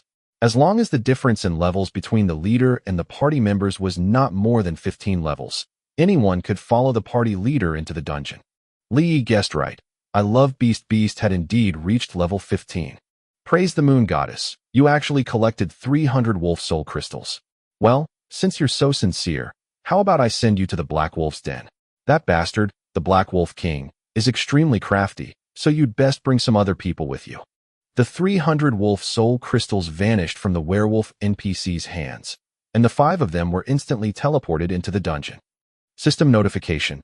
You have entered the Black Wolf's den. Dungeon time limit, 6 hours. Clear condition. Defeat the Black Wolf King. What dungeon is this? I love Beast was shaken. Sorry, I don't really know either. This is my first time coming here. Li shook his head. This time, he was telling the truth. He had truly never come to this dungeon before. The strategy guide by that closed beta player never mentioned it either. Asked I love Beast tentatively. Li shook his head. We don't have much time left. It looks to be late already. I think we'd better think of a way to defeat the Black Wolf King within 6 hours. Old Li Flying Dagger frowned deeply. The quest notification stated very clearly that failure to defeat the Black Wolf King would result in a punishment. The dungeon scenery was that of a cave, and there was only one path before them. There was a terrifying number of black wolves, forming a cloud of pitch-black darkness that made one's scalp tingle. Charge! Old Li Flying Dagger was the first one to rush in. Li had no other method either. There were no bugs at all in this dungeon, so other than killing all the black wolves and slowly making their way inside, there truly was no other way to approach the Black Wolf King. The cave was very narrow, but there were many black wolves. Old Li Flying Dagger fought for a while and quickly understood the secret of this place. Although there were so many black wolves that it sent shivers down their spines, in actuality the narrowness of the cave meant that only 7 or 8 wolves could attack him at the same time. Add that to the way the mutated small wild boar took up 1 slot for him, and the number of black wolves that could actually reach him was reduced even further. I Love Beast kept healing his health, and Li kept shooting his arrows. Only Moonlight Ocean found herself completely helpless, following behind everyone else at a complete loss for something to do. She could not help it. Thieves had to reach level 25 before they could learn the long-range attack, hidden weapon mastery. Killing normal black wolves did not give them any EXP. Instead, all the EXP would be distributed in one go when they passed the dungeon. Lil Easy, this dungeon doesn't seem like all that. Chun Yang's old habit kicked up again. When he admired Li Yi, he would call him brotherly, but when he suspected Li Yi, he would call him Lil Easy. Li Yi smiled helplessly. Let's just run it and see. If we really can't pass it, I'll just have to apologize to y'all. The guide for conquering the Black Wolf's Den was posted by Heartless Fish, and Li Yi had just glanced at this guide before, without researching too deeply into it. In other words, other than the fact that Li Yi knew this Black Wolf King dungeon had a special drop, he was just like everyone else. Old Li Flying Dagger looked displeased. What do you mean, apologize? It's all thanks to you that we could enter this dungeon at all. That's right. Levels don't really matter. The important thing is we're exploring a brand new dungeon, huh? I Love Beast laughed heartily. The party continued pressing forward. By now, more than 1,000 black wolves had died by their hand, and a glance at the time showed that 3 hours had already passed. They could already see the Black Wolf King ahead of them. The beast was sprawled in the deepest part of the cave, and a small black wolf cub paced around it, its eyes staring straight toward the direction of the cavern entrance. Come on, friends, let's add some oomph to it and try to reach the Black Wolf King within half an hour. I Love Beast raised his wooden staff and gave everyone a boost. Ever since he started killing monsters, Old Li Flying Dagger seemed to become a robot, eternally untiring. As long as his health bar was not empty, he would continue moving forward. Hello, beautiful. My name's Tall and Mighty. What are you called? Chun Yang and Moonlight Ocean were the only ones who had the easiest. Chun Yang was a well-known perv, so when he saw that Moonlight Ocean was free with nothing to do, there was no way he would not make use of this chance to try and deepen their relationship. In his own words, doing nothing now would be doing a disservice to his home country. Moonlight Ocean pointed at the name above her head in lieu of an answer. Chun Yang refused to back down. Say something, please, pretty lady. Come on, I really truly want to make friends with you. Cross my heart. Moonlight Ocean shook her head, and no matter what Chun Yang said, she just kept her mouth closed. Is Old Li Flying Dagger your boyfriend? If so, that's too bad. Since he could not make Moonlight Ocean speak, Chun Yang backed off and tried something else. This time, before Moonlight Ocean could reply, Old Li Flying Dagger laughed first. Brother Tall, watch what you're saying. Moonlight Ocean is my younger sister in flesh and blood. Ah, your younger sister. What? Can't an older brother bring his sister around a game? No, I don't mean that. Chun Yang's thick-skinned face turned slightly red. He had flirted with the man's younger sister right in front of her older brother. How could he not feel awkward? The Black Wolf King's trying to make a run for it. I Love Beast yelled out suddenly, and everyone turned their gazes toward the direction of the Black Wolf King. The Black Wolf King had already stood up, holding its cub in its mouth, and trying to dart toward a small cave on the left. Crap, hurry up, everyone. If it gets in there, we can forget about passing this dungeon, yelled I Love Beast angrily. Li Yi estimated the distance, drew his bow, and immediately let loose an arrow. The arrow hit the Black Wolf King precisely in the head. These were the perks of long-range attacks. -1 symbol floated out from the top of the Black Wolf King's head, and at the same time, its HP was revealed as well. It had 1 HP. F*CK. With the exception of Moonlight Ocean, all the other four men cursed out in unison. What kind of a joke was this? A level 15 boss with 1,000,000 HP. Brother Darkwing's ATK is already damned high, and yet his damage is fixed at 1 HP. Its total HP is more than 1,000,000 too. How the hell do we beat this guy? Oldly Flying Dagger was growing anxious as well. Li Yi was even more anxious than he was. He drew his bow and shot out another arrow, this time aiming at the wolf cub that the Black Wolf King was carrying in its mouth. The cub's HP was 100,000. F*CK. The four men swore again. Heartless Fish's guide was very simple. In fact, it only had a few words. Catch the Black Wolf King within the time limit to receive your reward. The Black Wolf King had 1,000,000 HP and overpowered death, and it could escape too. The guide never mentioned a word about any of this. The Black Wolf King ignored Li Yi's arrows completely, desperately trying to dart toward the small hole. By the time they cleared off all the normal black wolves, it had long since squeezed inside. Oldly Flying Dagger roughly measured the entrance to the hole, and then proceeded to measure Chen Yang as well. Brother Tall, I think you might just be able to squeeze into this little hole here. Chapter 26. Re-entering the Wolf's Den. Chapter 26. Re-entering the Wolf's Den. Translator. Endless Fantasy Translation Editor. Endless Fantasy Translation. Fatty gave it one shot before he gave up. His height was fine, but he was way over the limit horizontally. The Black Wolf King is at the cave entrance. Eerily, the Black Wolf King appeared at the entrance to the cave, holding its cub in its mouth. They caught it just as it was trying to escape. Oldly Flying Dagger roared out loudly and caught up to it in a flash, waving his blade at it. A beautiful -3876 in damage popped out from the top of the Black Wolf King's head. Everyone was stunned for a second, and then they all rushed at it. This time, Li Yi finally understood. Using long-range attacks to hit the Black Wolf King would only result in a measly 1 HP in damage, but fighting it with close-range attacks multiplied one's damage significantly. You have obtained Argos, Werewolf NPC, Blessing, ATK increased 200% to 500%. Moonlight Ocean's ATK was even more terrifying, making full use of the thief's natural high DPS at this very moment. The HP she alone took off the Black Wolf King was more than the other four combined. The Black Wolf King did not use any spells, so all it could do was pounce and bite. Although its attack was very high in damage, it was also very infrequent, so I Love Beast could easily replenish the HP they lost. In no time at all, the Black Wolf King howled out in agony and collapsed to the ground. System notification. Congratulations, you have completed the Black Wolf's Den dungeon. Obtained 10,000 EXP. You will be sent out of the dungeon in 10 seconds. Beginning countdown. 10, 9, 8, 7. With the exception of Li Yi, the other four all stretched out their hands to loot the wolf corpse. What kind of stupid dungeon is this? No drops? Only 10,000 EXP, said Oldly Flying Dagger angrily. Without exception, not one of the four obtained any loot from the boss. The Black Wolf King doesn't drop anything, so it'd be strange if you did get anything. Darkwing, my guild's calling me to join their activity, so I'll be taking my leave first. I Love Beast bid them farewell. I'm gonna go grind too. Oldly Flying Dagger left as well. Brother E, I'll go now too, yeah? There are these 3 pretty ladies who keep bugging me to take them grinding. Man, it's a pain.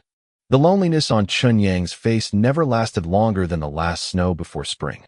He used the dwarves' innate ability, instant slip away, and vanished without a trace. Li Yi had intended to take out 300 more wolf soul crystals and try it one more time, but before he could even say anything, these level grinders had each found an excuse to scram. Only Moonlight Ocean was left, standing behind Li Yi wordlessly. Moonlight Ocean showed Li Yi her current level. Level 15, 37%. Li Yi was stunned. He had truly never expected that Moonlight Ocean's level would be even higher than her older brother's. Li Yi asked, "Shall we give it a try?" Moonlight Ocean nodded. Aside from the 300 wolf soul crystals, the entry requirements for the Black Wolf's Den dungeon also included a 5-man party. Still, this did not pose much of a problem to Li Yi. He just randomly tapped a few players on the LFG, looking for group, channel. Once they had enough people, they talked to the werewolf NPC, and as soon as they entered the dungeon, they kicked the randoms out of the team. Aru. The sound of wolves howling came from within the cave, the pitch-black sea of wolves utterly dizzying to those who saw it. Don't be so hasty to attack. Li stopped Ocean Moonlight, who was about to fight, and pondered carefully over the guide Heartless Fish had written. There was only one sentence in Heartless Fish's guide, and the most crucial keyword was capture, not kill. Capture the Black Wolf King. But how was he supposed to capture it? Kill all the other black wolves, and then capture it? The problem was he did not have any capturing tools on hand. So even if he killed off all the black wolves, he still would not be able to capture the Black Wolf King once he came face to face with it. When they were running the dungeon earlier, Li noticed something. The color of the name on top of the Black Wolf King's head changed gradually. It was initially pale red, but as they killed more and more black wolves, the name on top of the Black Wolf King's head slowly turned bright red. This showed the increase in its aggro meter. We don't move for now, just sit here and wait for a bit. Moonlight Ocean looked at Li in surprise, but nodded in the end, taking a seat beside him. Li was thinking that since the Black Wolf King could mysteriously appear at the cavern entrance when it was escaping at the end there, what if they did not clear the monsters? Would it still appear at the entrance? There was no way of finding out unless they tried. That was Li's thought process right now. You haven't learned the Thieves level 10 stealth skill, right? Here, for you. Li took out a stealth skill tome and handed it to Moonlight Ocean. Moonlight Ocean's exposed eyes widened for a moment, and then she reached out her little hand to take it. The Thief was a popular class in any game, and King of Pantheon was no exception.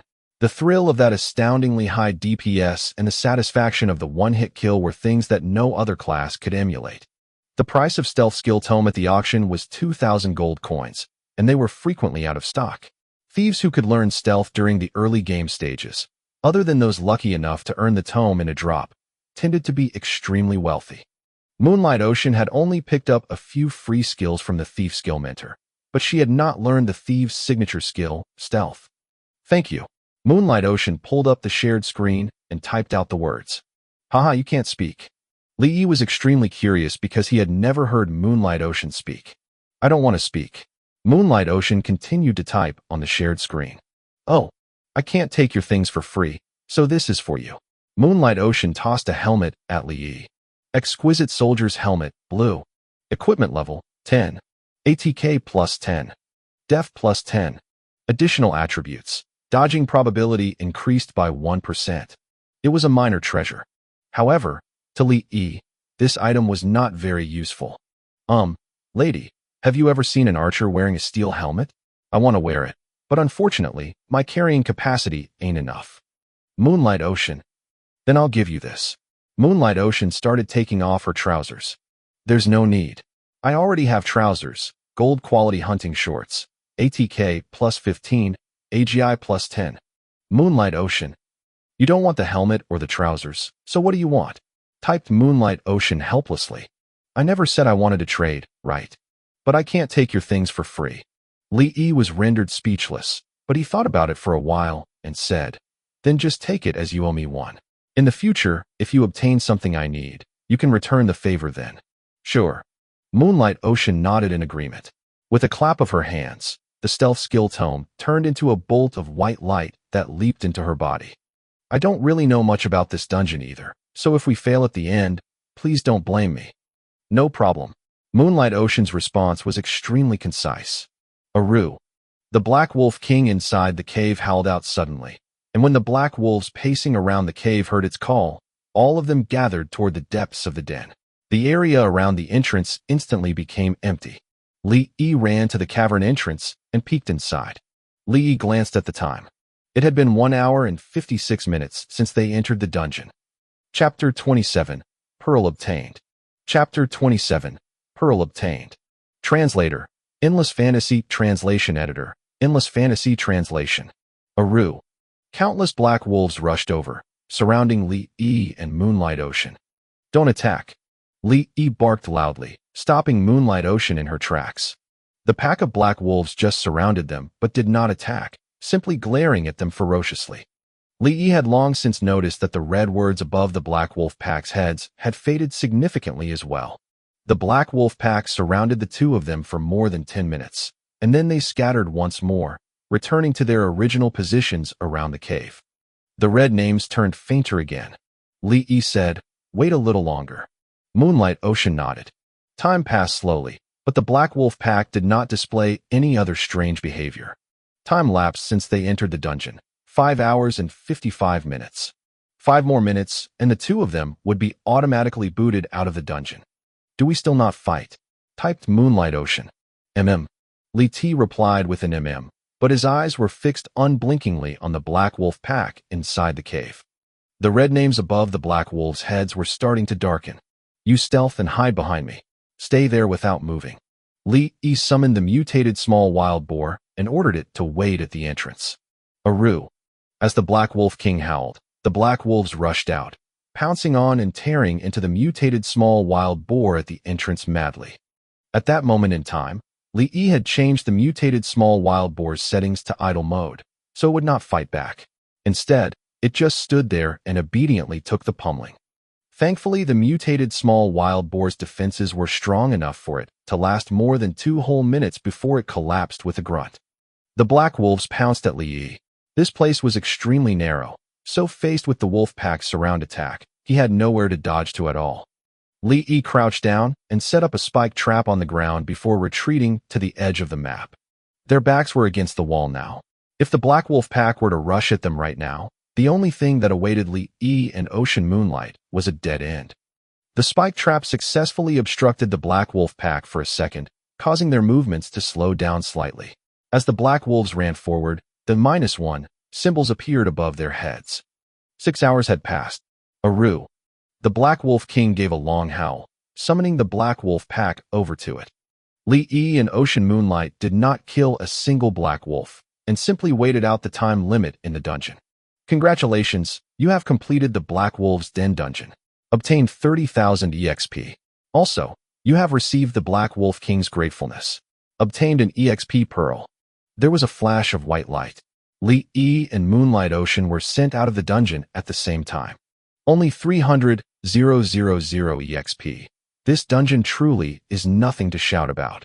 Ocean Moonlight shook her head, and with a wave at Li Yi, her body began to disappear slowly. She had actually logged off. Li Yi looked at the EXP pearl in his backpack, waves of excitement pounding in his heart. Special tool, EXP pearl. No level requirements. Function, with the EXP pearl, the EXP you obtain will be increased by 10%. Source of pearl, Black Wolf King, drop rate 0.1%. Note, this accessory does not take up any slots and will be effective as long as it is in the backpack. It is not locked, so there is a certain chance of the item dropping when the character dies. The reason Li Yi was so eager to enter the Black Wolf's Den was not for the EXP. His true aim was this EXP pearl right here. In the previous life, the white elf wizard, Heartless Fish, had this EXP pearl, and so he leveled up at a much faster speed than everyone else. If it were not for the fact that he was killed one day and the pearl was dropped, there was a chance that nobody would ever have known that the Black Wolf's Den had such a treasure drop. They were both EXP pearls, but the one Li Yi had was much better than Heartless Fish's.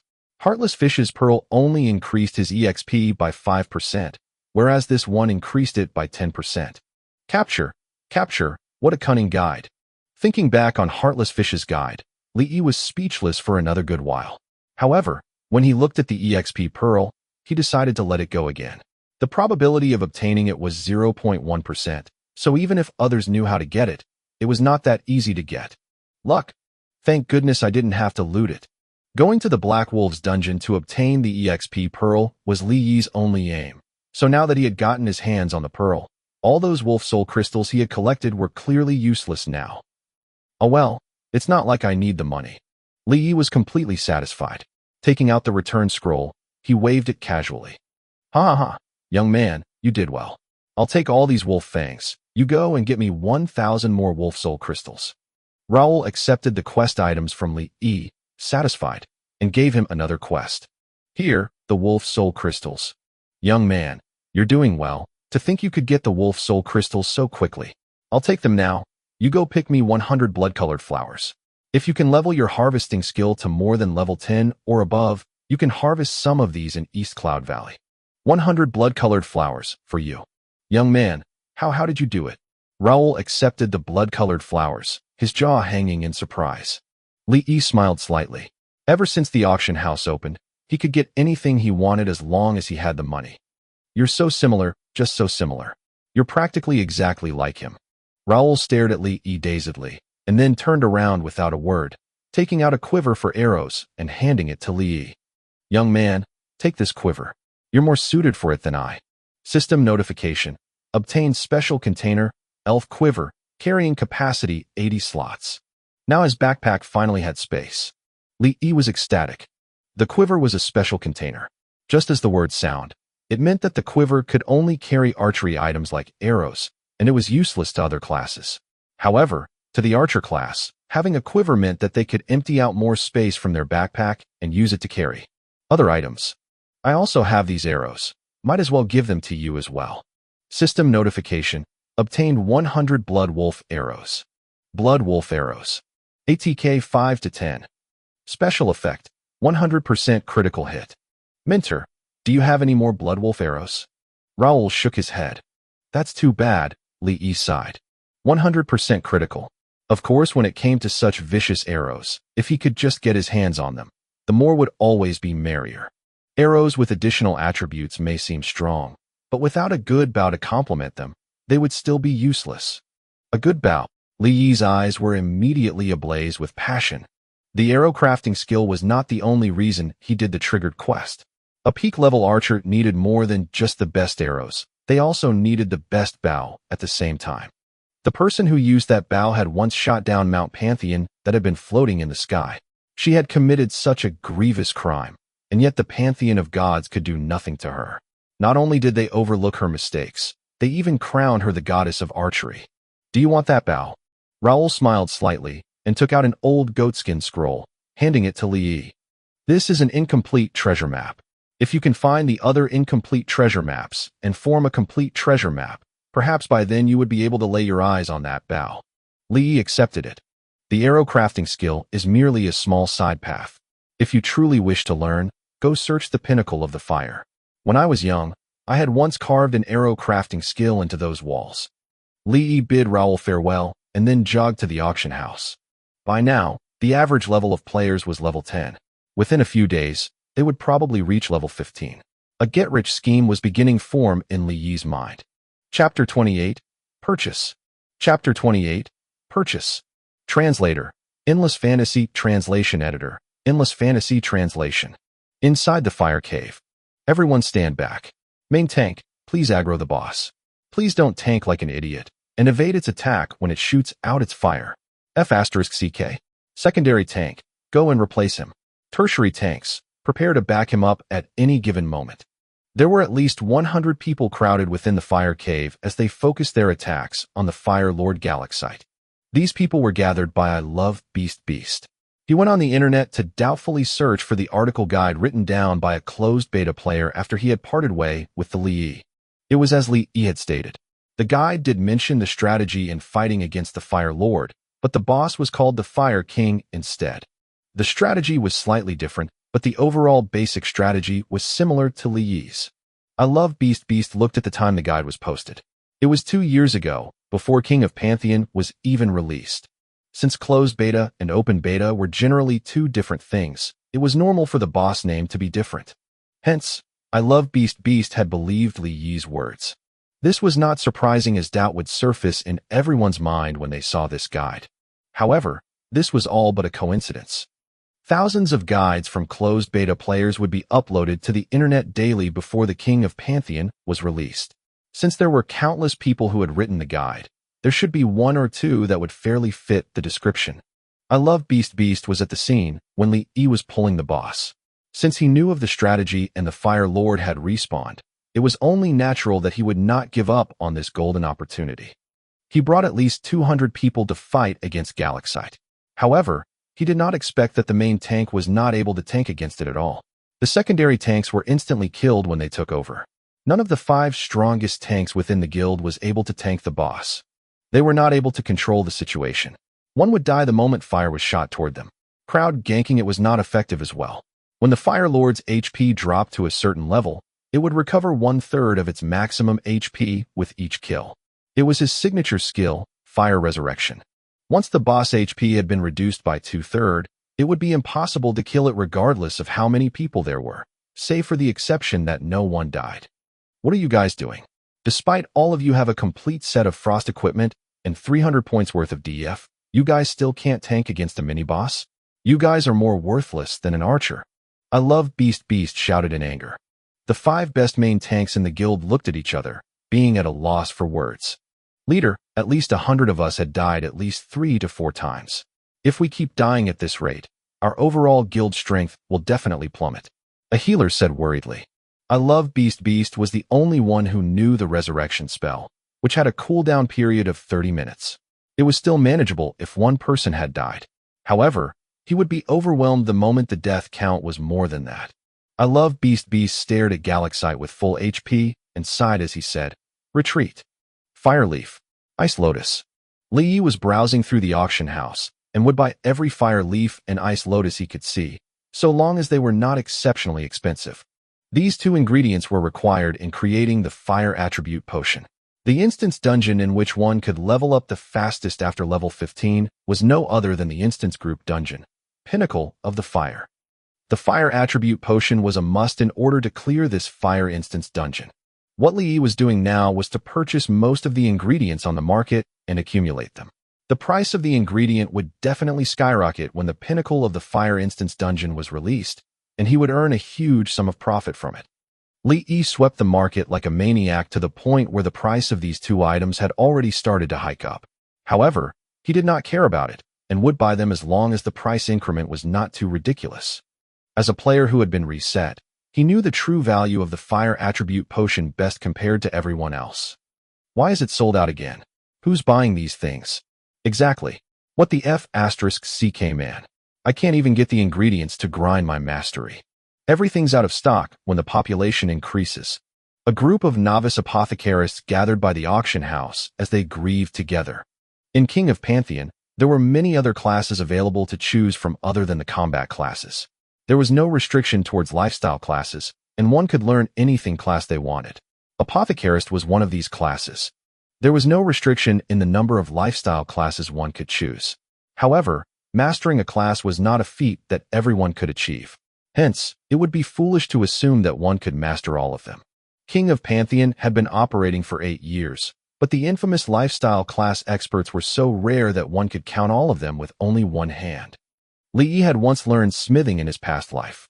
Unfortunately, it required a lot of ingredients, expenses, time, and experience to master it. Ultimately, he had given up when he pushed it to the middle level. Li Yi had created another path to earn some money ever since he had learned to create the fine steel arrow. There were still many archers in the early phases of the game. Since NPC only sold normal arrows, and he was the only one who knew how to create arrows with increased ATK, it was only natural that the sales were off the chart. Leader Scum, someone had created arrows from that fine steel arrow forging book you've sold for 2 gold coins the other day. He's selling a set of these arrows for 30 silver coins. What a ripoff. Are the sales good? Scumbag Wong paid no heed to it as he whacked the adult wild boar without even lifting his head up.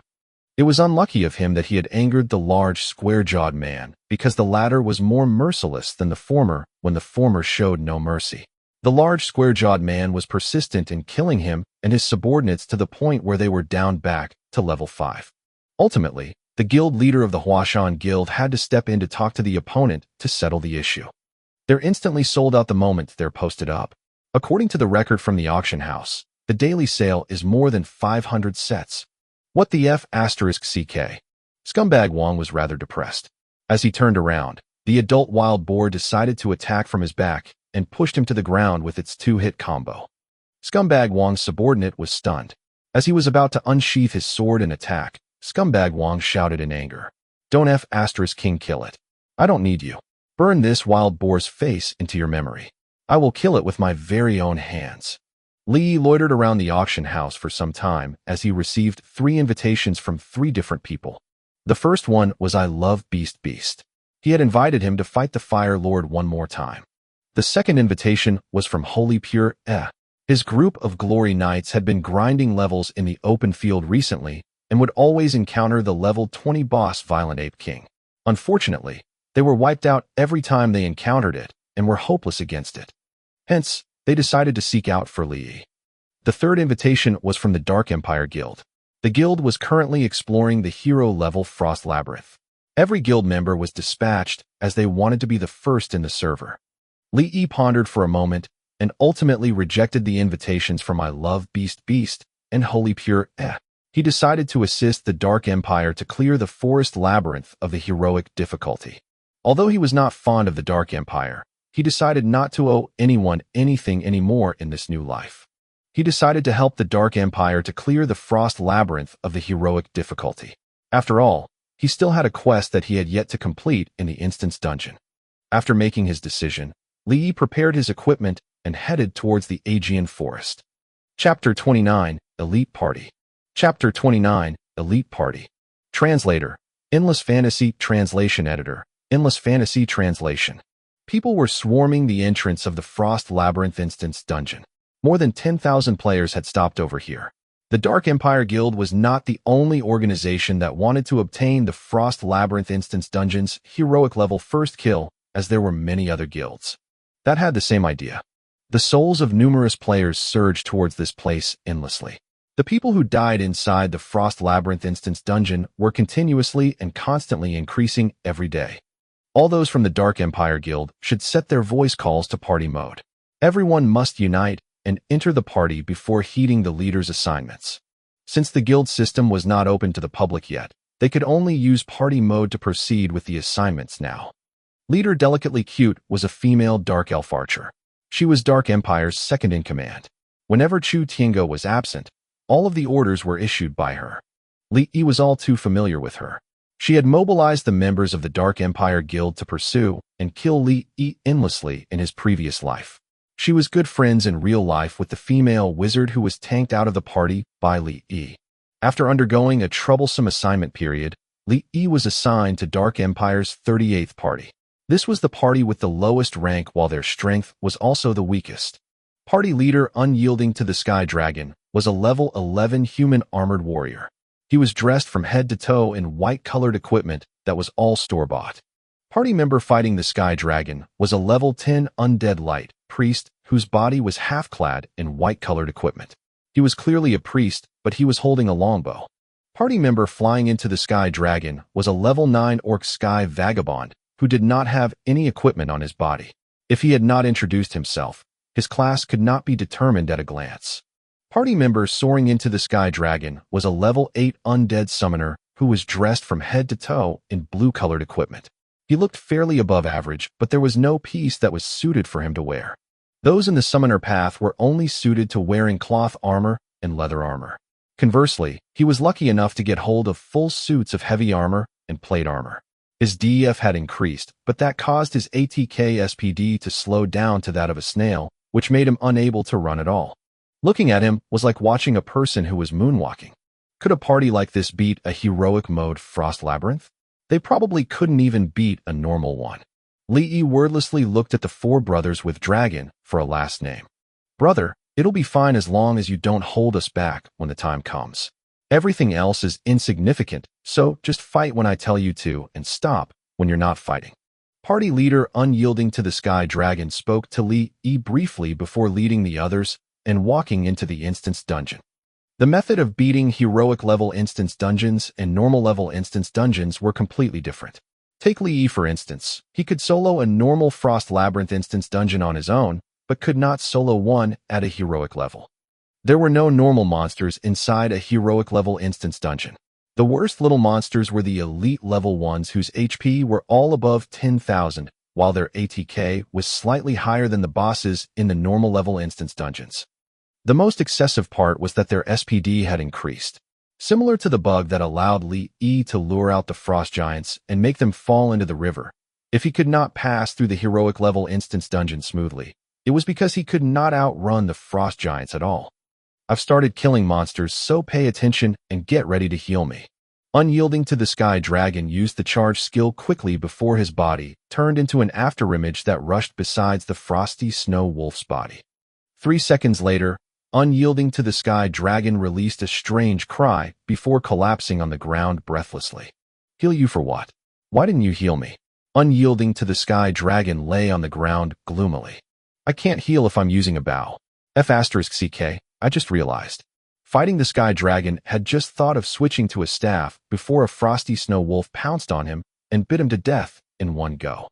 Soon after that, flying into the sky dragon and soaring into the sky dragon were unable to escape by sheer misfortune.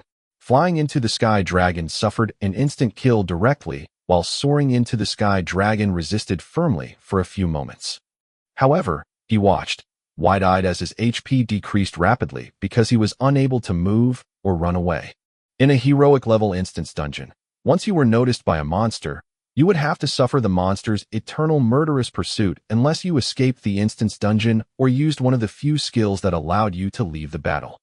Li Yi had yet to learn the skills that allowed him to do the latter. However, he had made preparations beforehand. When he saw that the situation had turned awry, he turned around and escaped the instance dungeon. Fighting the sky, it was your fault this time, so we'll deduct 1 point from you first. You take a break, we'll try again later. The few people who had returned from corpse running sat on the ground and recovered dejectedly. Li Yi contacted Delicately Cute through private chat. Leader, I'd like to change to a different party. Why? Is your level very high? Is your equipment very good? If your level is neither as high as mine, nor is your equipment as good as mine, you have to obey my arrangements. Otherwise, if everyone acted like you and wanted to switch parties frequently, how would I act as the commander? Li Yi did not know whether to laugh or cry. If he followed this outrageous party that could never advance and would die instead because they were unable to take care of themselves, his losses would surely be great. Li Yi pondered before leaving the little party. Seeking an MT who's wearing a piece of frost equipment. It doesn't have to be a full set, 1 item is enough. Also looking for a healer with 30 INT1. I'm an archer with 260 ATK. Li Yi yelled in the instance dungeon channel. Someone messaged him not long after that. I have a frost armor, and I'm a level 12 Earth Vagabond. An Earth Vagabond called out of print had messaged him. Li Yi was slightly stunned before he sent a party invitation message to out of print immediately. Earth Vagabond out of print was one of the representatives of the Vagabond class and King of Pantheon. It was truly because of him that people had gained a new understanding of the Vagabond class who were jacks of all trades, but masters of none. The upgrade paths of Vagabonds were similarly divided into 3 paths. The shooting Vagabonds could use parts of the archer path skills and were experts in long-range attacks. The Earth Vagabonds were experts in tank skills, and because they were slightly different, they could even choose to either play defense or deal damage. The Sky Vagabonds corresponded to spellcasters and mainly used unique wind spells to engage in attacks.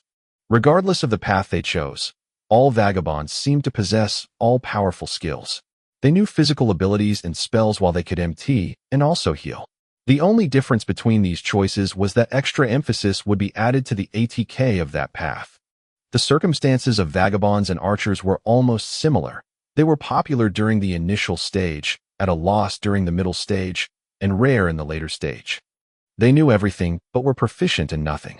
Take their healing abilities. For instance, Vagabonds could use healing skills well, but could not resurrect themselves. Moreover, their skills were not comprehensive when they were playing the archer path, and they had yet to receive the support of pets. When they were playing the physical path, they could use charge but could not equip themselves with shields. Thus, their def abilities were so weak that they would crumble. When they were using spells, their wind spells ATK SPD was the fastest, but their damage was similarly the weakest. Their equipment demands were the highest, while their operational requirements were the hardest. Thank you. Out of print sent those 2 words in gratitude after he entered the party. The stage around level 10 or so was truly the weakest time for the Vagabond class. No one wanted them for leveling while nobody would form a party with them for instance dungeons. If they were not playing with their friends, there was no other way for them aside from leveling on their own. INT 60, level 15 Giant Light Priest. A person called Orchid Elf sent him a private message. Orchid Elf. Li Yi's spirits were jolted again. He was paying attention to the level rankings constantly. The name Orchid Elf had never dropped ever since it appeared on the board. She was also considered as a player who was somewhat famous during the initial stage. Would it still be useful to choose someone else when she was an INT 60 Light Priest? Li Yi sent a party invitation to Orchid Elf. Chapter 30. The Legendary Noob? Chapter 30. The Legendary Noob? Translator. Endless Fantasy Translation Editor. Endless Fantasy Translation. In a party, regardless of whether it was a small one consisting of 5 members or big-scale one consisting over 500, those main tanks responsible for luring monsters as well as healers would always be the class that was the most lacking and required. If these two classes were established, then the remaining damage dealing would be a cinch. With the participation of the main tank, out of print, and healer, Orchid Elf, Li Yi found another 2 who were willing to join his party in Dark Empire to form a 5-member party. The other 2 Dark Empire members were a poisonous thief orc called 3-Goat Pig Pig and a violent warrior orc called 1-2-3 Tag. The ATK damage of these 2 were completely not at par. Their white-colored equipment weren't even completed. They were at level 8 and level 9 respectively. They were the kind who would not even qualify for substitutions. Still, it was better than nothing. This was what Li Yi thought. Out of Print was honest. The moment he joined the party, he mentioned, "I have attempted instance dungeon of the heroic difficulty multiples times, and I get wiped out every time I encounter monsters, so they didn't dare to party with me." "Me too," Orchid Elf, who was 3 meters tall, coyly added. Out of Print, just as Li Yi, was of the human race while Lady Orchid Elf was gaming a giant. The giants were considered the least populated race in all of King of Pantheon. Its sparseness could not beat that of the vagabond class. The giants could go up to 3 meters, making them a huge target. Their reactions were not as agile. If they were fronted with dwarfs, they would already drop dead before laying eyes on them. If anyone wanted to defeat giants, they were basically walking and breathing targets that couldn't even go into hiding. This was nothing. The giants' innate ability was the most astounding. All 3 of their innate abilities were all rubbish. With Strength of Titan, giants were able to facilitate up to double the items than normal races in their backpacks, enabling them to carry a super heavy load. With Will of Giant, strong giants developed a special capability from constant exposure of wind and rain that when they were attacked with spells, 1% damage would be reduced. With Rage of Earth, giants would ram their fists onto the ground, quaking away all enemies within a 10-meter range. The casting speed was 8 seconds with a cooling period of 1 hour. Among these 3 innate abilities, apart from Rage of Earth that seemed alright, the other 2 were entirely rubbish. However, the channeling time of 8 seconds in casting Rage of Earth was enough to make one crumble. Usually before it could be cast, they would be interrupted. Those assuming the roles of healers would usually choose races with added intelligence like white elves or orcs. These classes would have bonus from their own race's innate skills that could strengthen their healing ability. A year into the game in Li Yi's past life, it was then that players started having a certain understanding of the game. Basically, no one would play a healer as a giant. Regardless of his past or current life, it was Li Yi's first to see someone play a healer as a giant. Li Yi smiled, "No worries. We are only giving it a go. Of course, it's best if we can pass, but there is no problem if we can't. Getting wiped out is unavoidable in opening up a path. However, I want to inform something first. If we could really make it through, I hope it would be under the Dark Empire's name. All right with me." Out of Print shrugged. "Whatever you say." Orchid Elf did not object. The other 2 naturally did not have differing views. As players that could not even make as substitutes, they were already happy to be able to try the instance dungeon of the heroic difficulty. "Okay, then I'll simply distribute the tasks. I will be luring monsters in a bit. Out of Print will be in charge of tanking, while Orchid Elf will specifically heal Out of Print. The rest need not do anything." "No problem." The remaining 4 nodded. "Okay then." Li Yi unequipped the frost ring and handed over to Out of Print. "Equip this. Return it to me once we're done with the dungeon." Out of Print was stunned, but still bluntly took and equipped it. "All right, let's enter the dungeon." Li Yi wielded his arm and entered the dungeon first. System notification. You have entered an instance dungeon of the heroic difficulty, Frost Labyrinth. Time until the dungeon refreshes is 23 hours and 20 minutes. Howl. 4 elite-level Frosty Snow Wolves were moving indolently on the snow. The HP displayed above them was shockingly at 12,000.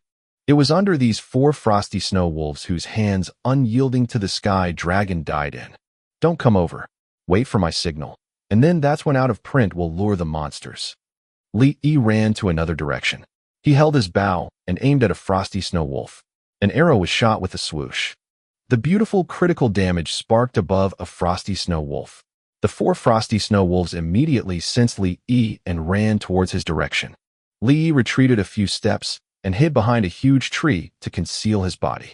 Apart from the frosty snow wolf damaged by Li Yi, which continued running forward, the remaining 3 frosty snow wolves blankly stood on their spot. It wasn't long when a howl was heard as they returned to their original spots. Out of print now. Li Yi rotated his body with a resounding shot as he yelled while running toward out of print.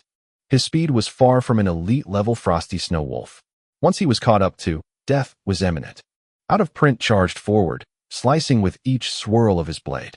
It wasn't long before he drew the frosty snow wolves into aggro mode. Block their sight to transfer aggro. 3 goat pig exclaimed, giving Li Yi the thumbs up. 1 inch. Li Yi's earlier action seemed simple, but it wasn't easy to pull off in reality. To block a monster's sight so that it could not see oneself was easy. However, it wasn't easy to follow suit with another monster. Go! 3 goat pig and 123 tag pulled themselves together and made a move forward. Heal. Seeing out of print's HP going down, Li Yi yelled at Orchid Elf. Orchid Elf held a matchstick-like staff and twirled. Rings of white light sparkled around Li Yi. Li Yi was instantly dumbfounded. What sort of healing is this? What's the point of adding my HP? In a split second, out of print collapsed onto the ground. Frosty Snow Wolf's HP was still around 5,000 plus. Old pig, you're up. In a moment of desperation, Li Yi released a mutated small wild boar and successfully averted Frosty Snow Wolf's aggro. He continuously blasted arrows, resounding shots, crippling strikes, various damages until finally, the Frosty Snow Wolf was killed before mutated small wild boar collapsed. Oh my god, did we really kill them? 3 goat pig looked at the Frosty Snow Wolves on the ground. He was still in disbelief. Li Yi looked at Orchid Elf. When I asked you to heal, I was asking you to heal out of print. Why did you recover my HP? I was aiming at out of print. Orchid Elf felt awkward. She took large strides to out of print. Both her hands basked in holy light. Holy light redemption. The resurrection spell? This healer giant unexpectedly knew the resurrection spell. Li Yi was, once again, dumbfounded. A glimpse of her gaming skills gave away she was a noob. However, not only was her equipment the highest grade, she learned the resurrection spell sought after by the high priests that couldn't even be bought. Do you even know how to be a healer? Out of print stood up and glared at Orchid Elf in frustration. I pumped HP on you, but I don't know how it ended up on Darkwing. Orchid Elf clenched her matchstick staff. Her tone was certain. Chapter 31, Making the Best Use of It. Chapter 31, Making the Best Use of It. Translator, Endless Fantasy Translation Editor, Endless Fantasy Translation. Stop it. I've already said I don't want it. Li Yi stopped their debate and continued. All right, how about this? Let's do a little experiment. Li Yi's experiment was very easy as he wanted to simulate the actual battle. He told out of print to take point and Orchid Elf to heal from the rear. Both of them agreed. Orchid Elf waved her matchstick staff, and a white glow appeared on Li Yi's body. What the F*** CK? Are you sure you know how to play as a healer? Out of print was flustered. I swear I tried to heal you. Oh, I understand now. It must be a bug in the system. Out of print's anger shot up. A bug in the system? There are at least 200,000 people online currently in this server. Why is it that you're the only one experiencing it, and not them? How would I know? Orchid Elf put up the most upset expression she could. Calm down. Calm down. Stop arguing and listen to me. Li Yi waved his hands as he told Orchid Elf. Why don't you try to heal me? Orchid Elf followed his instruction, and out of print's body started glowing. Li Yi shook his head hopelessly. Okay, I understand now. You just have to heal me and ignore the others when we start attacking the monster. Is that all right? I think we should just change to another healer. Out of print, who had already died, once had lost his confidence towards this giant tribe healer, Orchid Elf. I don't mind if you can find another healer. Li Yi shrugged. Out of print stayed silent. At this stage where all major guilds were busy exploring on their own, a healer was much more in demand than an MT. It was very fortunate to be able to find one. Out of print sighed as he spoke. Let's try it out for the moment then. But I'll say it up front now that I will leave the party if she's the main cause of the team wipe. Li Yi smiled. I would leave too. As they continued killing the monsters, Li Yi used the block viewpoint strategy to pull the second Frosty Snow Wolf. Out of Print quickly moved forward and had successfully shifted the aggro. Orchid Elf aimed towards Lee as she released a healing skill. Then, a white glow started appearing around Out of Print's body as the healing effect started on him. It did not take long before the second Frosty Snow Wolf died underneath the feet of Out of Print. What the hell? 3 goat, pig, and 123 tags screamed in unison. I told you it's a bug in the system. Orchid Elf looked at Out of Print. Bug my *SS, Lee thought. As an experienced player, how could he not notice that this giant healer Orchid Elf was a huge noob? She did not even know the basic target locking function and even decided to blame it on the system. She might not understand it even if he told her. Since Lee was able to determine who her locking target was, there should not be a problem as long as he told her to cast the healing skill onto whoever he wished. Alright, let's continue killing these monsters. Lee moved up once more to pull the monsters. You don't have to heal me this time around. Just focus your heal on 3 goat, pig. Yes, 3 goat, pig. Orchid Elf kept casting heal on different party members under Lee's instructions. However, the healing effect would always land on the MT Out of Print. Amazing. Out of Print rushed towards Lee as he gave him a big thumbs up. Haha, aren't I a good healer? Orchid Elf was ecstatic. The 4 of them ignored her as they continued attacking the monster. The team kept moving forward. MT Out of Print was extremely satisfied with Lee's extremely precise block viewpoint. Would the pressure be the same when he was required to tank only a single monster as compared to tanking a few at the same time? The team had pushed to somewhere nearby the Frost Giant before they realized. The number of Frost Giants had increased from 2 to 4 in the hero level. Their HP had skyrocketed to 30,000 plus, and this phase of the dungeon was the phase that would test the limits of the team's strength of the most. Lee had spent at least 10 minutes with his block viewpoint before he succeeded. This was because these 4 Frost Giants were gathered together, and it was extremely difficult to pull only one of them toward them. Out of Print swung his sword as he moved forward and successfully shifted the Frost Giant's aggro onto him. The Frost Giant raged as he threw his fist at him. What appeared next was the minus 210 damage that appeared on top of Out of Print's head. Lee shouted at the top of his lungs. Heal me with everything you've got, and don't stop healing me. The mutated small wild boar had already moved up to the battlefield. Although the mutated small wild boar was not able to tank the Frost Giant, it was not an issue if it was there to share some of the load with the MT. However, the mutated small wild boar collapsed on the ground after taking 3 hits from it. The mutated small wild boar would not have died if the healer knew what to do and when to heal the mutated small wild boar every once in a while. It was fine as long as the MT did not die. This was Lee's plan. He had no choice but to give up on his preferred tactic and seek the second best option when facing against such a powerful enemy that required a lot of healing. It was fine as long as they could pass this stage since pets could be resurrected once the battle was over.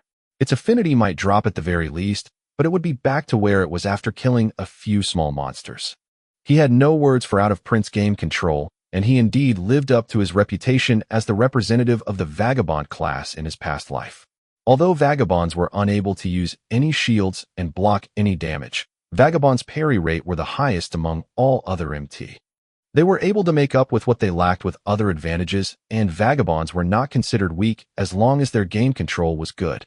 Out of Print, retreat, and drink some red potions. Orchid Elf, drink some blue potions to recover your MP. Lee shouted as he shot out a few arrows and shifted the Frost Giant's aggro towards himself.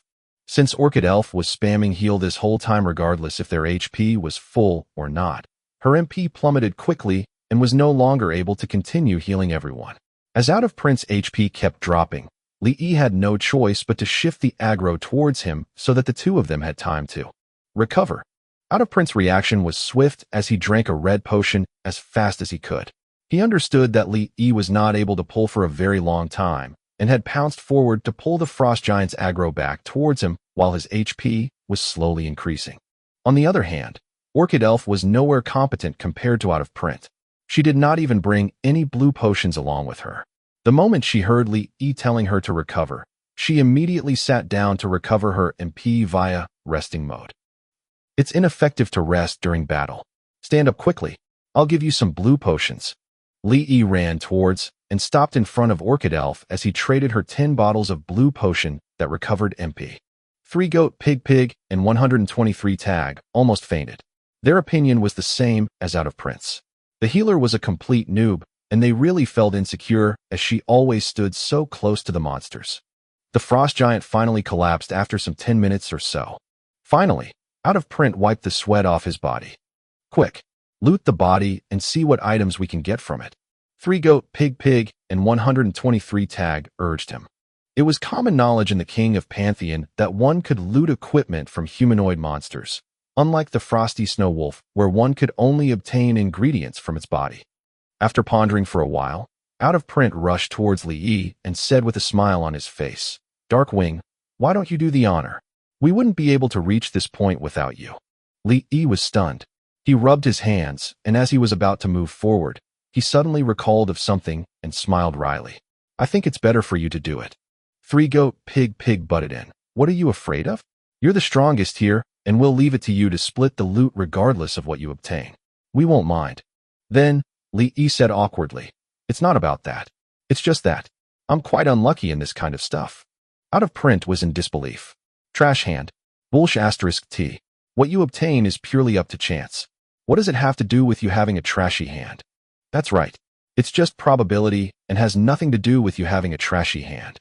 3 goat pig pig and 123 tag agreed with Out of Print's point of view. "How about I do the honors?" Orchid Elf asked as she tried to probe for a response. F asterisk CK off to a corner. All three of them said in unison except Li Yi. "Fine. I'll loot it since all of you believe in me." Li Yi was resolute as he reached out his hand towards the frost giant's corpse. Chapter 32. The Unlucky One Appears Again. Chapter 32. The Unlucky One Appears Again. Translator. Endless Fantasy Translation Editor. Endless Fantasy Translation. I'll go and draw the next one. Li Yi smiled sheepishly and walked towards the front slowly. "Have you finished looting?" Out of Print groped it once before 3 goat pig pig and 123 tag ran over as well and touched it respectively. It was completely empty. F asterisk CK. You might be a trash hand, but you can't actually be this unlucky, right? Is there really nothing? But this is a heroic level instance dungeon. Whether they believed it or not, Li Yi was unable to loot anything indeed because none of these few people had received any notifications of obtaining equipment. "It would have been better if you'd just asked me to loot it." Orchid Elf felt that it was a great pity. F asterisk CK off to a corner. When the second frost giant was lured over, they were able to fight it much better because they had already had experience since the first time. Under Li Yi's direction, Orchid Elf completed her quest as the healer outstandingly. The frost giant collapsed on the ground suddenly. Li Yi did not even glance at the corpse when he said, "I'm not going to loot it this time no matter what you say. I'll do it." Out of Print stepped forward and reached his hand out to loot it. Everyone received the system notification. Frost Arm Guard, equipment set, Frost Giant Hammer, blue-colored equipment. The MT should equip the Arm Guard so that the Frost 3-piece set will be complete. You three can just roll a dice for the Frost Giant Hammer. Frost Giant Hammer, single-handed. Equipment level, 10. ATK, 10 to 30. ATK SPD -5. Additional attributes. There is a certain chance of decreasing your target's ATK SPD. Note, this is the giant hammer used by the Frost Giants. Limited classes, Warrior, Vagabond, Paladin, Thief. I've taken one piece, so I won't roll anymore. Out of Print took the Frost Arm Guard and did not even glance at the Frost Giant Hammer. This person was actually honest. "I want to roll too." Orchid Elf was anxious. "You're a priest who can't use a hammer, so it'll be useless if you obtain it," explained 3 goat pig pig.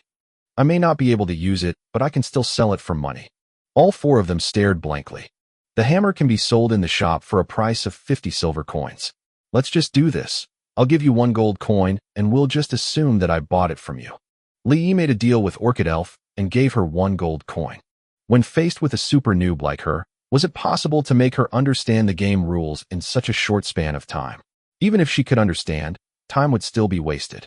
It would be better to simply give her some money and solve the problem. "That's a lot. Actually, it would have been fine if you'd just given me 5 silver coins." Orchid Elf took the gold coin delightedly. She was so happy that she could not even close her mouth. Roll. 3 goat pig pig rolled 99 out of 100 points. 123 tag rolled 76 out of 100 points. "Waha! The hammer is mine. It's mine." Three-Goat Pig's eyes sparkled before he snatched the frost giant hammer. Blue-colored weapons could be equipped at level 10. They also possessed additional attributes, such as deceleration. Although their ATK SPD was slightly slower, they were still many times better than white-colored weapons. Orchid Elf rolled 100 out of 100 points. Hee.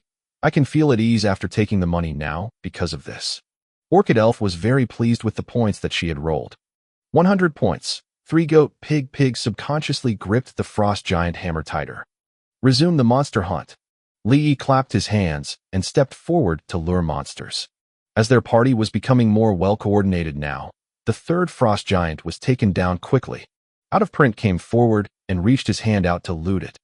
There was the frost giant's fur, blue-colored blood, and solid teeth. These three materials had appeared this time. It's all trash. Three-Goat Pig shook his head disappointedly. Lee smiled and said, if we collect 5 pieces of the materials that came out of the giant, we can exchange them for a peak-level frost equipment set. Oh, really? Three-Goat Pig's eyes lit up again. He had also beaten normal Frost Labyrinth instance dungeons a few times and knew that the attributes of the frost equipment sets that were exchanged with frost pearls were slightly lacking. Three-Goat Pig declared, well, whatever. I've obtained a hammer, so that's fine. No matter what appears, I don't want it anymore. 123 Tag said, it would be useless even if I wanted materials. It was good enough that we could gain some EXP when we came this time. Orchid Elf shook her head as well. Finally, Lee gave the materials to Out of Print. They managed to beat the fourth frost giant, but only obtained materials that were given to Out of Print once again. The boss Ordas was the only remaining one at the moment. Three-Goat Pig was so excited that his hands trembled nonstop, but 123 Tag was calm. He did not even wrinkle his eyebrows when he saw this name, and looked at Ordas, who was howling madly on the platform. Along the way, while they were pushing forward towards the boss, Three-Goat Pig and 123 Tag had upgraded themselves by 1.5 levels respectively. Out of Print had also leveled up by 1 level. As for Orchid Elf and Lee, their EXP had similarly risen significantly.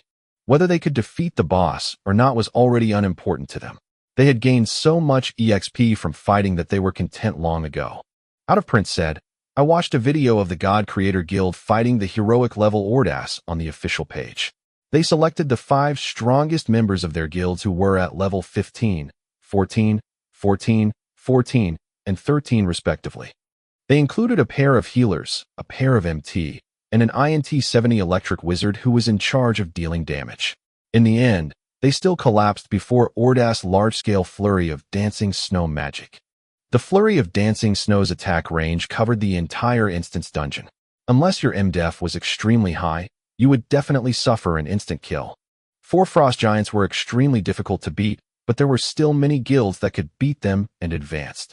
The progress rates of all of the guilds were similar at the moment, as they were all stuck here at the final boss. Darkwing, I think that we should just stop here. Three-Goat Pig was already very satisfied after obtaining a hammer. Yes, our levels will definitely drop if we fight it rashly. 123 Tag had a worried look on his face. This was not an issue of battle tactics. The horrors of flurry of dancing snow had circulated among the players long ago. Out of Print said, we'd have a chance of fighting it and advancing if we had 200 plus MDef and anti-ice attributes. However, it wouldn't work if we only had one person in the party who could fight it because Ordas would still have half of his HP left at that time. Enough fighting, enough fighting. Three-Goat Pig and 123 Tag shook their heads unanimously. This was not surprising. Since they had leveled up by 1.5 levels, their gains would not be equivalent to their losses if their levels dropped again if they fought the boss. Three-Goat Pig thought of another good idea and said, let's do this. Since no one in our guild has reclaimed the land in front of the boss, why don't we let someone else fight with our instance dungeon records? The party members' instance dungeon records followed the party leader's rate of progress. For instance, if Lee kicked the other 4 people out this time, and a few new people joined the party instead, the new members would possess the same instance dungeon record as him. However, there was one difference. If he transferred the party leader role to someone else, the instance dungeon records would be automatically cancelled. Lee laughed and said, if you guys don't feel like fighting, you can simply leave the instance dungeon. I won't force anyone. I feel really bad because I had even obtained a piece of equipment, but I'll remember this favor. 3-Goat Pig smiled sheepishly and left the party before his body disappeared from the instance dungeon immediately. 123 Tag left the party as well before there were only 3 people left inside the instance dungeon in the blink of an eye. What about you guys? Do you still want to fight? I'll fight. Out of Prince's tone was very certain when he said, "It doesn't matter whether my EXP drops or not.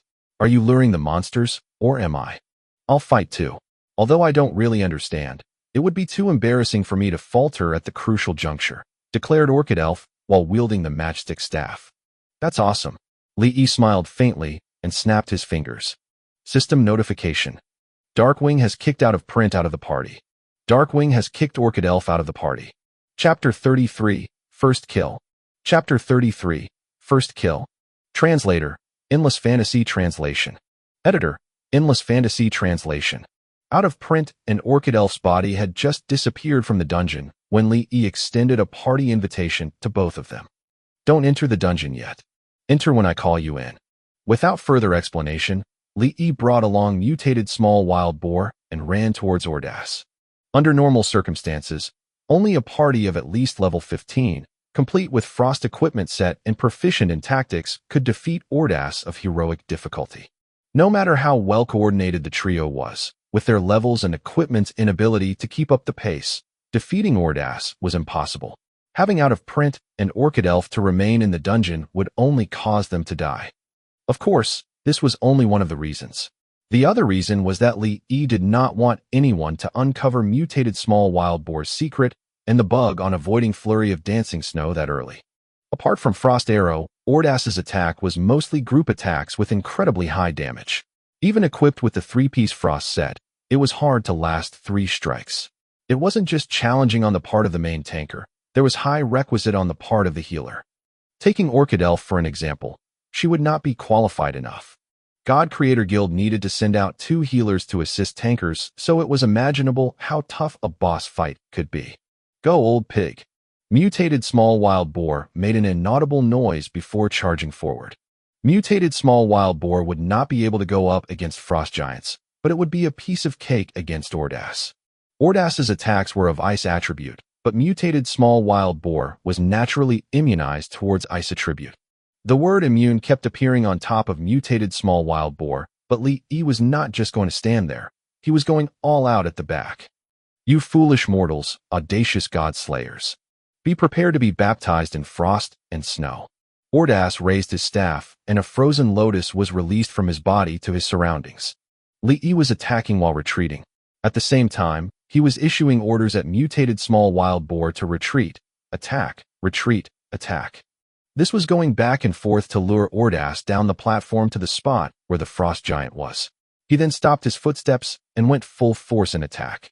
Ordas's HP was dropping bit by bit, yet his frenzied attack could do nothing to mutated small wild boar. It was not long until his HP reduced to half. Ordas was enraged and slowly levitated, releasing the large-scale magic, Flurry of Dancing Snow. Frost arrows rained down, but Lee stood where he was without moving. Not a drop of HP. The place he was standing at was a special spot. A spot that would remain forever untouched by Flurry of Dancing Snow. This spot was small, enough for one person to stand in and not a person more. Lee continuously attacked in the midst of Flurry of Dancing Snow, doubling the damage. Once Ordas landed, his HP was left with 1/3. No, this can't be true, this can't be true. Mortal, how could you possibly harm me? Similar to normal instance dungeons, Flurry of Dancing Snow's inability to kill players curled Ordas. He kneeled onto the ground with hands over his head. His DF was now at its lowest. Full force attack. His HP continuously decreased, and once Ordas came to, he was left with just over 10,000 HP. Mortal, you will be punished. Ordas pointed his staff at Lee and shouted, "In the name of God of Frost and Snow, I will seal you in ice, Darkwing." Hearing Ordas referring his name, Lee immediately froze into an ice sculpture. This could not be helped. Even a main account over level 100 clearing this dungeon would be frozen solid should Ordas refer them by name. Tien, main account is the gaming account mostly used by players. Typically, it would be the character played to the highest level and equipped to the highest grade. "I will crush you." Ordas ran towards Li Yi, dragging his staff along with him. Anyone crushed at this time would be instantly killed regardless of level. Mutated small wild boar came to full play once again, intensifying its ramming and tearing. It managed to regain Ordas's aggro, who was midway on the run. In the name of God of frost and snow, I seal you in ice, old pig. Ordas pointed his staff at mutated small wild boar. The word immune once again appeared on top of small wild boar's head. The ice covering Li Yi's body slowly melted. After about 2 minutes, he reclaimed freedom. No, this cannot be. I am God of frost and snow. How can I lose to mortals? Erathina. Ordas clasped his hand on his chest, falling onto his knees. Li Yi stepped forward quickly, taking out that quest necklace obtained from the normal level instance dungeon and placed it onto Ordas. Out of print, Orchid Elf, quickly come in. Ordas's body was sizzling with chills. Li Yi took this opportunity to have Out of Print and Orchid Elf enter the instance dungeon. Leader, have you cleared the instance dungeon? Li Yi sent a private message to Delicately Cute. Not yet. Join my party. Don't pester me. Delicately Cute wasn't in the best of mood. Someone by the name of Lin Yu told me to add you. Lin Yu? Lin Yu? Is she playing too? System notification. Delicately Cute has joined the party. Out of Print and Orchid Elf just got to Li Yi when they saw Ordas collapsed onto the ground with a thump. If a quest necklace is not placed on Ordas upon his death, then he would come back to life and resume full HP and state. A lot of parties often overlooked that quest necklace left from the normal level instance dungeon. Once they comprehended that folly, they would already be tormented and completely annihilated. That quest necklace's name in full was Anathena's Relic. The system's spamming began again. Dark Empire has achieved first kill of hero-level boss, Ordas. Recorded in Pantheon Hall of Fame. Player, Darkwing has achieved the first kill of Ordas. System reward, 200 gold coins obtained. System reward, 500 points reputation value, with various major cities obtained. System reward, 20,000 EXP, and +1 skill point obtained. Player, Out of Print has achieved the first kill of Ordas. System reward, 100 gold coins obtained. System reward, 300 points reputation value, with various major cities obtained. System reward, 20,000 EXP obtained. Player, Orchid Elf has achieved the first kill of Ordas. System reward, 100 gold coins obtained. System reward, 300 points reputation value, with various major cities obtained. System reward, 20,000 EXP obtained. Player, Delicately Cute has achieved the first kill of Ordas. System reward, 100 gold coins obtained. System reward, 300 points reputation value, with various major cities obtained. System reward, 20,000 EXP obtained. Where's Lilyu? How dare you lie? Delicately Cute was about to question Li Yi when the system spamming started. System notification. Darkwing has kicked Delicately Cute out of the party. What? What's going on? Delicately Cute was in a daze. Alright, the boss is taken down, and we got the first kill. It's time to divide the spoils. Darkwing smiled at Out of Print and Orchid Elf, gesturing them to go ahead with looting the corpse. This is your contribution. I have taken far too much. Out of Print shook his head and looked at the corpse of Ordas. He was completely stunned within. I will take any healer's equipment if it's dropped. I don't want it if it's anything else. Orchid Elf got the hint. Lee laughed out loud. Alright then, let's just take a look what's the loot. Out of you two, who's going to be looting? Let me. Orchid Elf vied ahead, blocking Out of Print in the front. And it was then when Li Yi's private message rung. It was from Delicately Cute. Add me into the party immediately, or else you'll be punished in accordance with the guild rules. Chapter 34, Noob's Might. Chapter 34, Noob's Might. Translator, Endless Fantasy Translation Editor, Endless Fantasy Translation. Why should I add you to the team? Are you trying to play dumb with me? Of course, it's to obtain equipment. Did you contribute at all in the instance dungeon? Which guild rule prescribed that the items obtained must be handed over to the guild? I'm the vice guild master, so I'll have the final say. Oh, then you can continue to say all you want. Li Yi turned off the private chat channel. At this time, Orchid Elf had already looted the boss. System notification. Frost Ring X2. Frost Arm Guard X2. Frost Armor X2. Frost Staff, Gold Quality. Frost Blade, Gold Quality. Frost Longbow, Gold Quality. Freezing Trap, skill tome. Shield of Light, skills tome. Earth Guardian, skill tome. 150 gold coins. The virtual grid appeared in a row before their eyes, instantly causing Li Yi and Out of Print to be dumbfounded. How's this possible? The two spoke in unison. This kind of luck was too good to be true. They had just played against the boss once, and they actually managed to loot 2 frost equipment sets coupled with 3 class weapons and 3 class skill tomes. How could it be? Li Yi had played King of Pantheon for 8 years in his past life, and the number of bosses he fought against was uncountable, but never once had he seen a boss drop so many items. Li Yi glanced up and down at Orchid Elf for a long time and asked, "Did you farm all your equipment and the resurrection spell by yourself?" "Yeah." Orchid Elf nodded. "This noob's luck." Li Yi was speechless. "It's better if you distribute them." "I don't know how."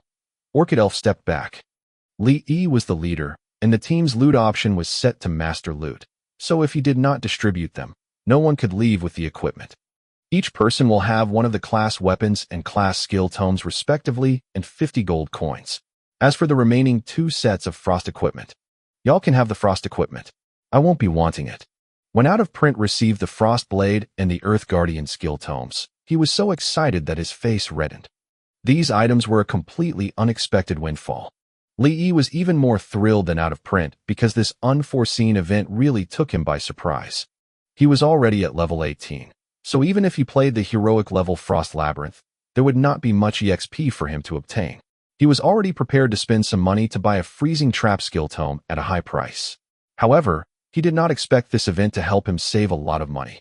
The freezing trap would place an ice trap that was invisible to the naked eye on the ground.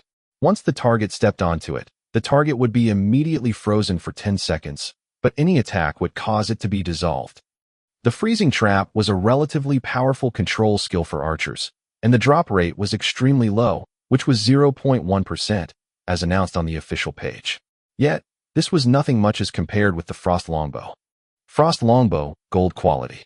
Equipment level, 15. ATK 5 to 13.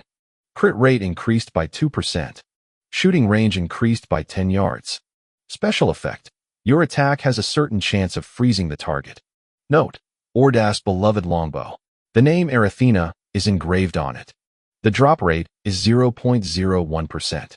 This staff seems to be better than my original one.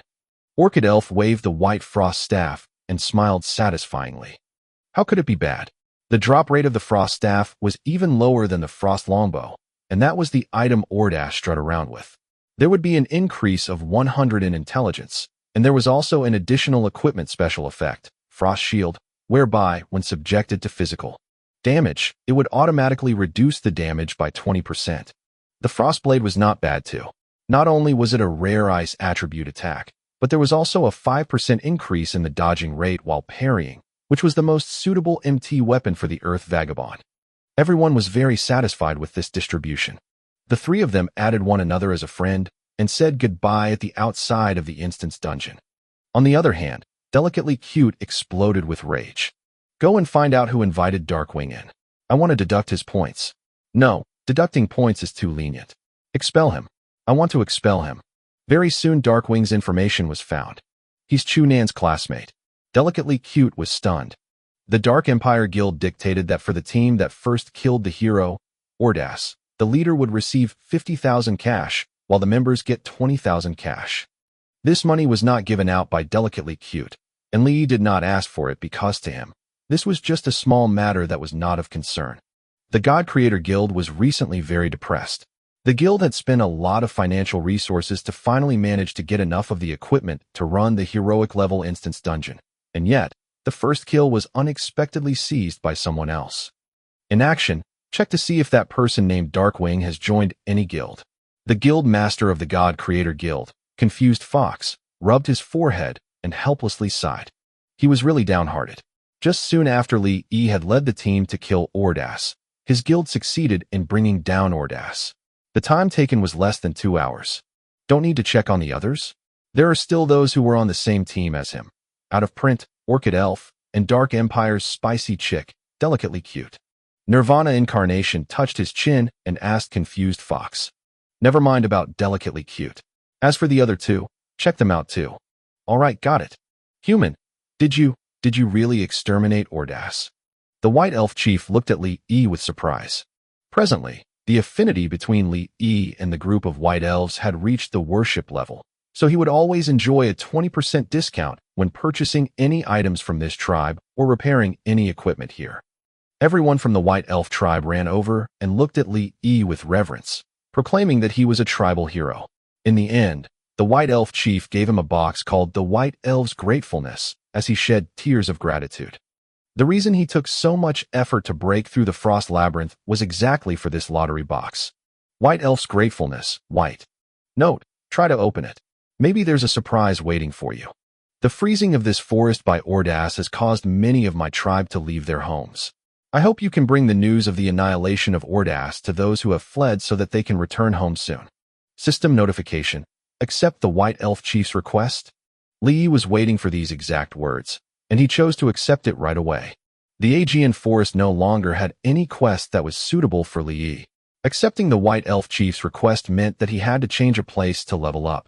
After finding the White Elf refugees who had fled, he only needed to talk to them, and he would get a rich reward. This task was the most comfortable one in King of Pantheon. It so happened that Li Yi knew that there was a White Elf refugee near the East Cloud Valley. Since he had to go there to take care of something anyway, he could just complete the quest on the way. By relying on a pair of legs to move around, his speed could not be anyhow quicker even if he wanted to. When he recalled the scene of him riding on a black dragon chick to fly around in his previous life, Li Yi could not help but sigh. He had sworn not to cheat and trick anyone in this life, so he did not know if he could still acquire a black dragon chick to ride on it. Now there isn't a ground mount yet, and already I'm thinking of a flying mount. You think too much. Just as Li Yi was drifting away in his train of thought, a cold voice suddenly sounded from behind him, and a bright flash of knife swept past. Pooh! Above Li Yi's head popped up a -79 damage. Someone made a sneak attack. Chapter 35, Assassin Thief. Chapter 35, Assassin Thief. Translator, Endless Fantasy Translation Editor, Endless Fantasy Translation. There was a thief launching a sneak attack. Li Yi quickly placed a freezing trap on the ground at the fastest speed, and his body immediately leaped high, turning around in midair and releasing a resounding shot. The arrow hit a small figure in black below. The other party did not expect Li Yi's reaction to be this fast, and was obviously stunned. Just as he was about to give chase, the freezing trap exerted its effect, instantly freezing him in place. Li Yi quickly pulled apart the distance, equipped himself with the precious Blood Wolf arrows, and played the chain arrow skill. The figure in black was frozen there. Without the ability to move at all, he was put down to the ground after 2 consecutive critical hits. System notification. You have defeated the malicious attacker and obtained 1 point of honor value. Li Yi went to the corpse of the figure in black. After a few glances, he could not help but be slightly moved. Old Green. You know me? The corpse had these words typed out. Heard of before. Li Yi smiled.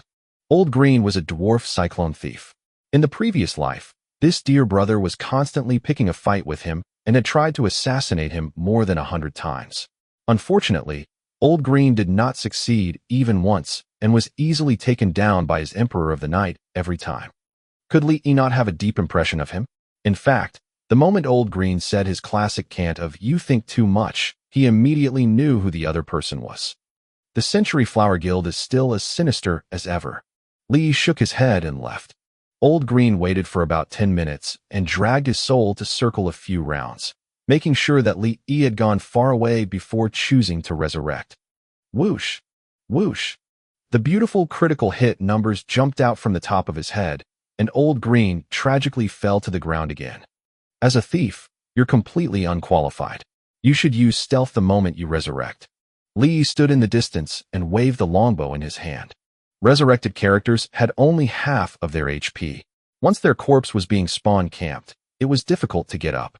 Old Green quickly ran back, listened to Li Yi's suggestion, and triggered stealth right away when he resurrected. Pooh, pooh. Old Green's body had just vanished for a second when the damage numbers broke out on the top of his head, and he fell to the ground again. Using stealth alone won't work. You also have to see what direction I'm at. What's more, because I'm a human, I have a 10-second sensory talent. If you don't wait for my sensory to cool down, how can you successfully escape? Old Green quickly ran back and triggered stealth again after resurrecting. The cooldown of the sensory talent was 5 minutes. Because he had just used it once, it could now no longer be used. Pooh! Without managing to run a few steps in stealth mode, Old Green had fallen to the ground once more. The effect of Hunt Target skill. Add a mark to the target. Any attack will increase the damage to the target, and the target marked can always be seen by the archer. Invisibility or stealth will not be able to get rid of it. This effect lasts for 10 minutes. Li Yi shook his head. It's better if you go back to take a good look at the archer's skill description. Asterisk, asterisk, asterisk. Old Green's corpse had a bunch of garbled numbers typed out. You get up and run in the opposite direction of me. As long as you leave the marked range, you'll be safe. I'm in front of you, so you can just run toward the back when you get up. Asterisk, asterisk, asterisk. Old Green's body had a bunch of garbled numbers typed out again. This time, Old Green refused to stand up regardless of what Li Yi said. After half an hour, more than 20 people from the Century Flower Guild arrived. Only then did Old Green dare to get up from the ground. Where's he? Old Green's face turned livid with rage. He has camped me for some time, just now. He should still be nearby. Search. Search thoroughly. I want to camp him for half a month. The 20-something people scattered and searched in all directions. At this time, Li Yi had already arrived in East Cloud Valley. After finding and conversing with a white elf refugee, he obtained a pair of SPD plus 2 blue quality shoes. He then went to the valley to pick up another quest. Li did not ask why Old Green wanted to kill him. This was because he knew the reason even without Old Green mentioning it. The scale of the Century Flower Guild was much bigger than the Dark Emperor, but unfortunately, this guild often maliciously attacked their opponents in order to achieve their own goals. The Century Flower Guild sent Old Green to assassinate him was simply because he had won the first kill of the heroic difficulty, and this had violated their interests, making them a little furious. Li Yi had constantly been low-key, but this did not mean that he was afraid of trouble. In fact, if others dared to provoke him, whether it was in the previous life or the present, he would certainly avenge it by 10 or 100 times. He had already seen this trick from the Century Flower Guild in his previous life. They would first send someone to secretly kill you until it was difficult for you to level up. After that, the guild would send someone to invite you to join them and promise that you would be protected if you decided to do so. All would be well if you agree with them. However, if you refused to join them, the assassinations would continue. This was a rather despicable means. There were still many people leveling up in East Cloud Valley. Because the Black Wolves respawned quickly and had less HP, the effectiveness of leveling up here was much higher than at the same level monsters zone. The quest NPC that Li Yi had to look for was Argos, the werewolf NPC at the entrance of the Black Wolf Instance Dungeon, Sun. That fellow was a mobile NPC, always going about here and there, so it was not easy to find him at all. Fortunately, Li Yi knew the approximate route. He walked straight down the valley path, crossed the Black Wolf intensive farming zone, and came to the East Cloud Valley's secret spot. The Black Wolves here were slow to respawn and were rare in numbers, so there were not many players who would level up in this place. In comparison with the valley before, here was much quieter. Finally, I found him. Li saw Argo's son standing on the hillside and shouting a cry at the first sight. Move, move, quickly move, quickly move. Just then, a female player appeared in front of Li, but she looked a bit bewildered as she was being madly chased by 5 black wolves. This was a human female warrior with a high HP and death level, and she was running and drinking red potion at the same time. Li had seen many female players before, but this very one before his eyes stunned him slightly. The name on the top of the head was not hidden, and it was Girl Without Underwear. Wasn't this the female player I've met at the mountain at the back of the novice village? Since there was no one on the left or right, Li, out of good intentions, drew his bow and released the arrow, clearing the 5 black wolves that were chasing the female warrior. This group of black wolves is really too abnormal, always chasing me. Thank. Girl Without Underwear spoke halfway and suddenly stared at Li without continuing her sentence. It's you.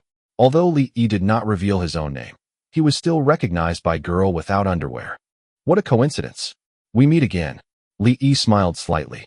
Girl Without Underwear went over, stared at Li, and asked, The last time at the mountain behind the novice village, was it you whom I met? Li nodded. It should be me. That's good then. Watch the saber. Girl Without Underwear shouted, raised up high the large saber in her hand. and abruptly slashed at Li. Chapter 36, Blood-Colored Graveyard. Chapter 36, Blood-Colored Graveyard. Translator, Endless Fantasy Translation Editor, Endless Fantasy Translation. The knife stopped in midair, and no matter how hard Girl Without Underwear tried, she still could not cause any damage. This was because of her current mode. Unless it was changed to PK mode, it would be strange if she could hurt anyone. Consider yourself lucky. Even the system is telling me not to fight you. Girl Without Underwear glared at Li and left with a huff to go and kill some black wolves. Li could not make heads or tails of the situation, but he did not think much and ran to Argo's son to obtain a quest. The last time, it was you who caused me to be butted to death by the wild boars. Girl Without Underwear was slashing at the monsters and speaking to Li at the same time. You returned to the novice village after dying, right? Yeah. Then, nothing's wrong. But, I've got something else to do. We'll chat again another time. Li received the quest and took out a return scroll. Girl Without Underwear was at this time, once again, chased by more than 5 black wolves. Seeing her flustered look, it was obvious that she could not continue much longer. Li shook his head and finished off the black wolves with a few arrows. The monsters at this place are really abnormal, few. Super exhausting. Who asked you to lure so many at once? Fight one at a time. I bet that would have worked. You think I want to lure them? All that's needed is just for me to strike one, and more of them would immediately rush up. I thought there were lesser monsters here, but now it seems like it's not as good as the place in front. I'll teach you a way. You see the 2 big trees in front? You can lure the monsters over there and stand in the middle of 2 trees to attack. Then you needn't be afraid of being surrounded. Really? Why would I cheat you? Li waved the return scroll and disappeared. I'll trust you once more. Girl Without Underwear did according to Li's method and lured a black wolf to the 2 big trees. Haha, this is a really nice place. At the back was a hillside, and there were big trees on the left and right. Even if a group of black wolves was to rush up, only the one in front could probably hurt her. Back to the Shattered Frost City, Li continued his shopping spree, purchasing all the Fire Leaf and Ice Lotus in the auction house. The pinnacle of the Fire Instance dungeon would be opened soon.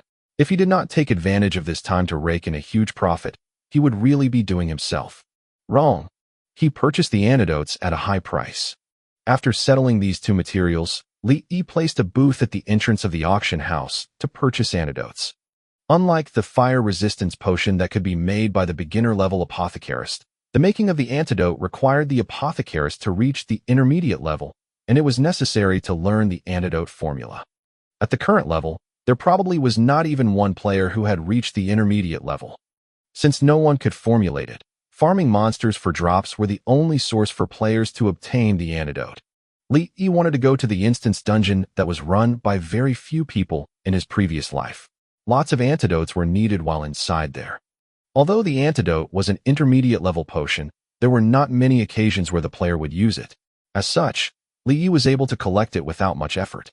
With the price of 2 to 10 silver coins for one, he acquired 50-something sets, 20 a set, in 3 hours' time.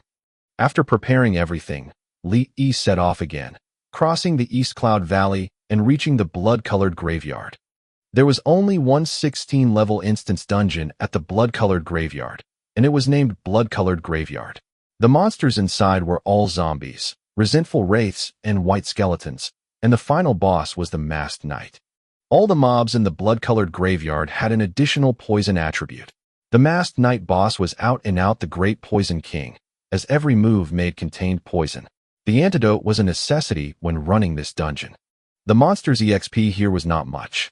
Coupled with the additional poison attribute as well as the utter dreary cries and screams in the instance dungeon, there were not many who loved to run this dungeon even in his past life. Li completed a few quests on the outside of the blood-colored graveyard and was qualified to enter the blood-colored graveyard. System notification. You have entered the heroic level instance dungeon, Blood Graveyard. Dungeon time limit, 2 hours. There was no normal mode in the blood-colored graveyard. In fact, in the game of King of Pantheon, there were not many instance dungeons that had the normal mode. Regardless of whether you had reached the boss, the blood-colored graveyard would be refreshed every 2 hours. There was not a number limit in the instance dungeon, so you could exit, re-enter, and exit again so long as you paid the gravekeeper 1 gold coin every time you entered. It was a dark and gloomy setting. The utter dreary cries and screams ceaselessly sounded, and countless zombies with rotten bodies bared their fangs and clawed about as they moved back and forth. Li released the mutated small wild boar to pull aggro, while he stood behind to shoot arrows. The monster's ATK in the blood-colored graveyard were generally not high. The mutated small wild boar's death was enough for it to go rampant here as long as he paid attention to neutralize the poison on it. For Li, passing this instant's dungeon was not a difficult matter. The 5 zombies fell, and Li's EXP bar had only risen by 0.02%. Sure enough, even with the 10% EXP bonus from the EXP Pearl, there was not much EXP to be gained from the monsters here. A mournful wail sounded, and a translucent, resentful wraith appeared out of thin air behind Li. A claw swept past, and Li's body immediately turned black. He was poisoned. Li placed a freezing trap and managed to freeze the resentful wraith. Running away, he gulped down an antidote. The slow-moving zombies and white skeletons were of no threat to Li. The only threat to him was the resentful wraith's teleport skill.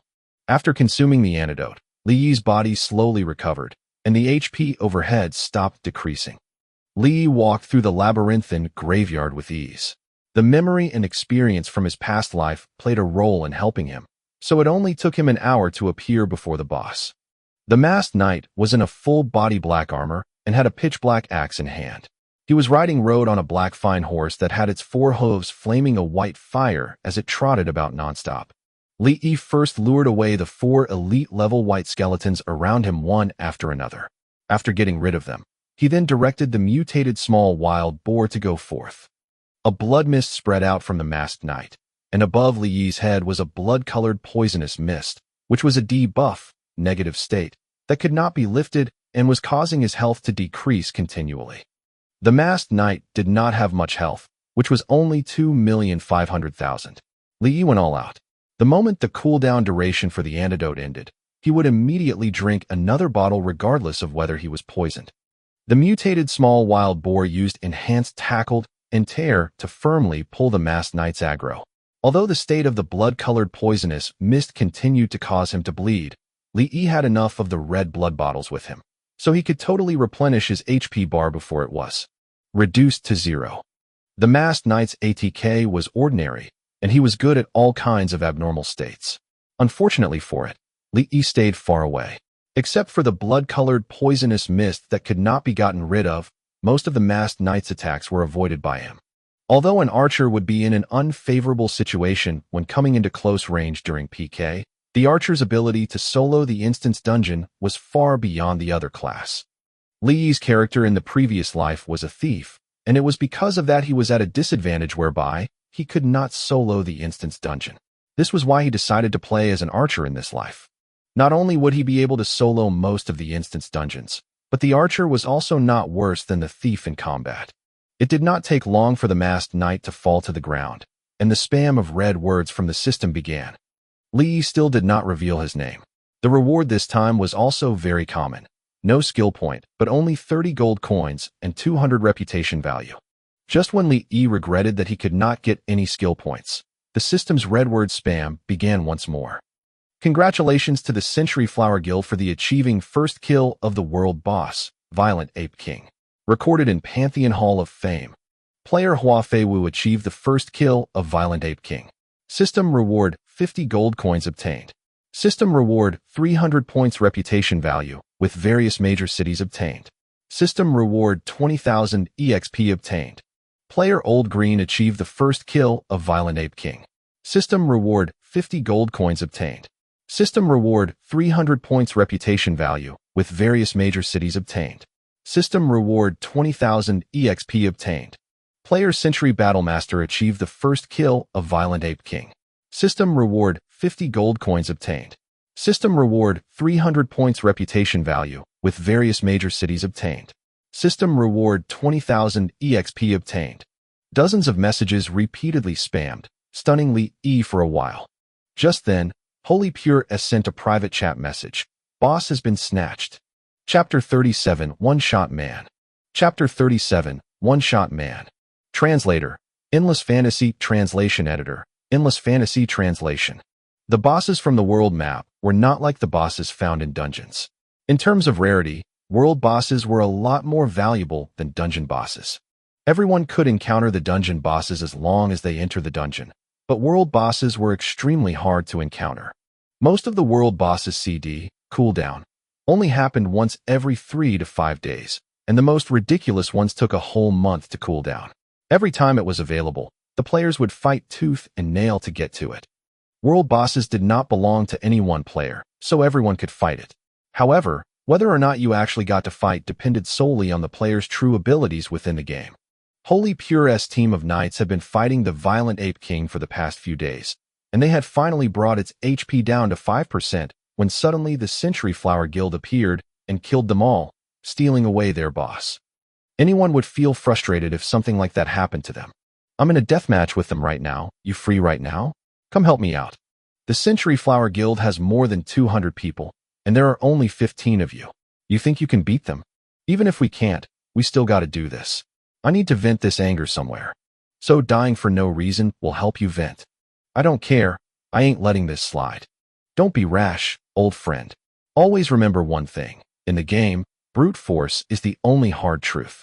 If you want to vent, then put everything into strengthening yourself, and then pummel them until you've vented that anger. Don't do what you're doing now. The anger has gone to your head and muddled your brains.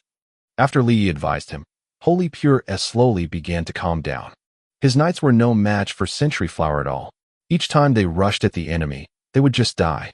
If they continued at these death matches, every single one of the knights would drop below level 10. Thanks, old friend. Holy Pure snapped to his senses and immediately understood the situation he was in.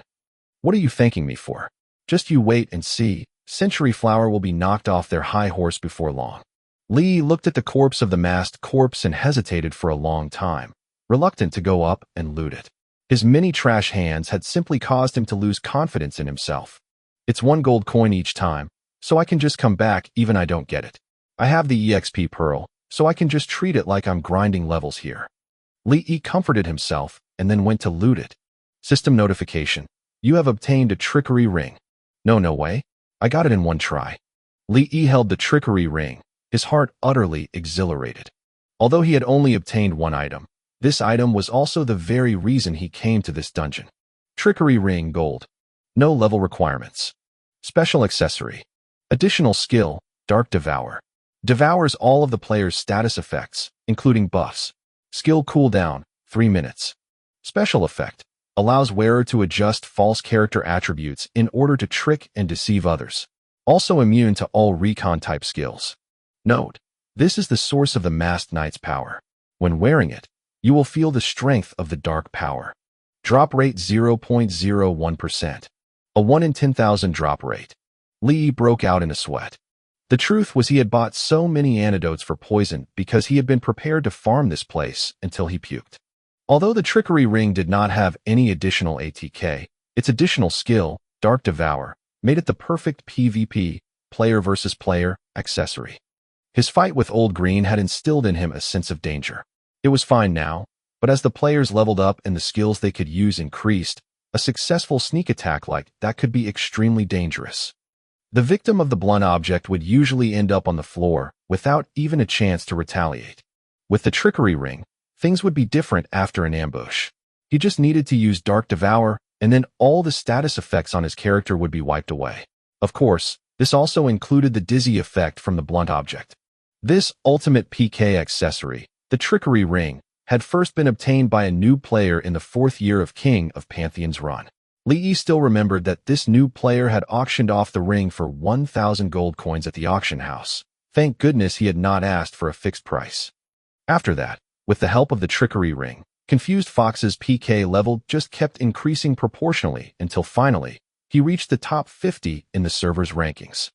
Confused Fox was fully aware of the trickery ring's value, so he mobilized the God Creator Guild and had them farm the blood-colored graveyard all day long. Unfortunately, the God Creator Guild ran the dungeon for an entire year and still could not get a second ring. A 1 in 10,000 chance did not mean you would get one after 10,000 tries. Probability was, and had always been, a very strange thing. At first, Li had planned to farm for 10 days or half a month.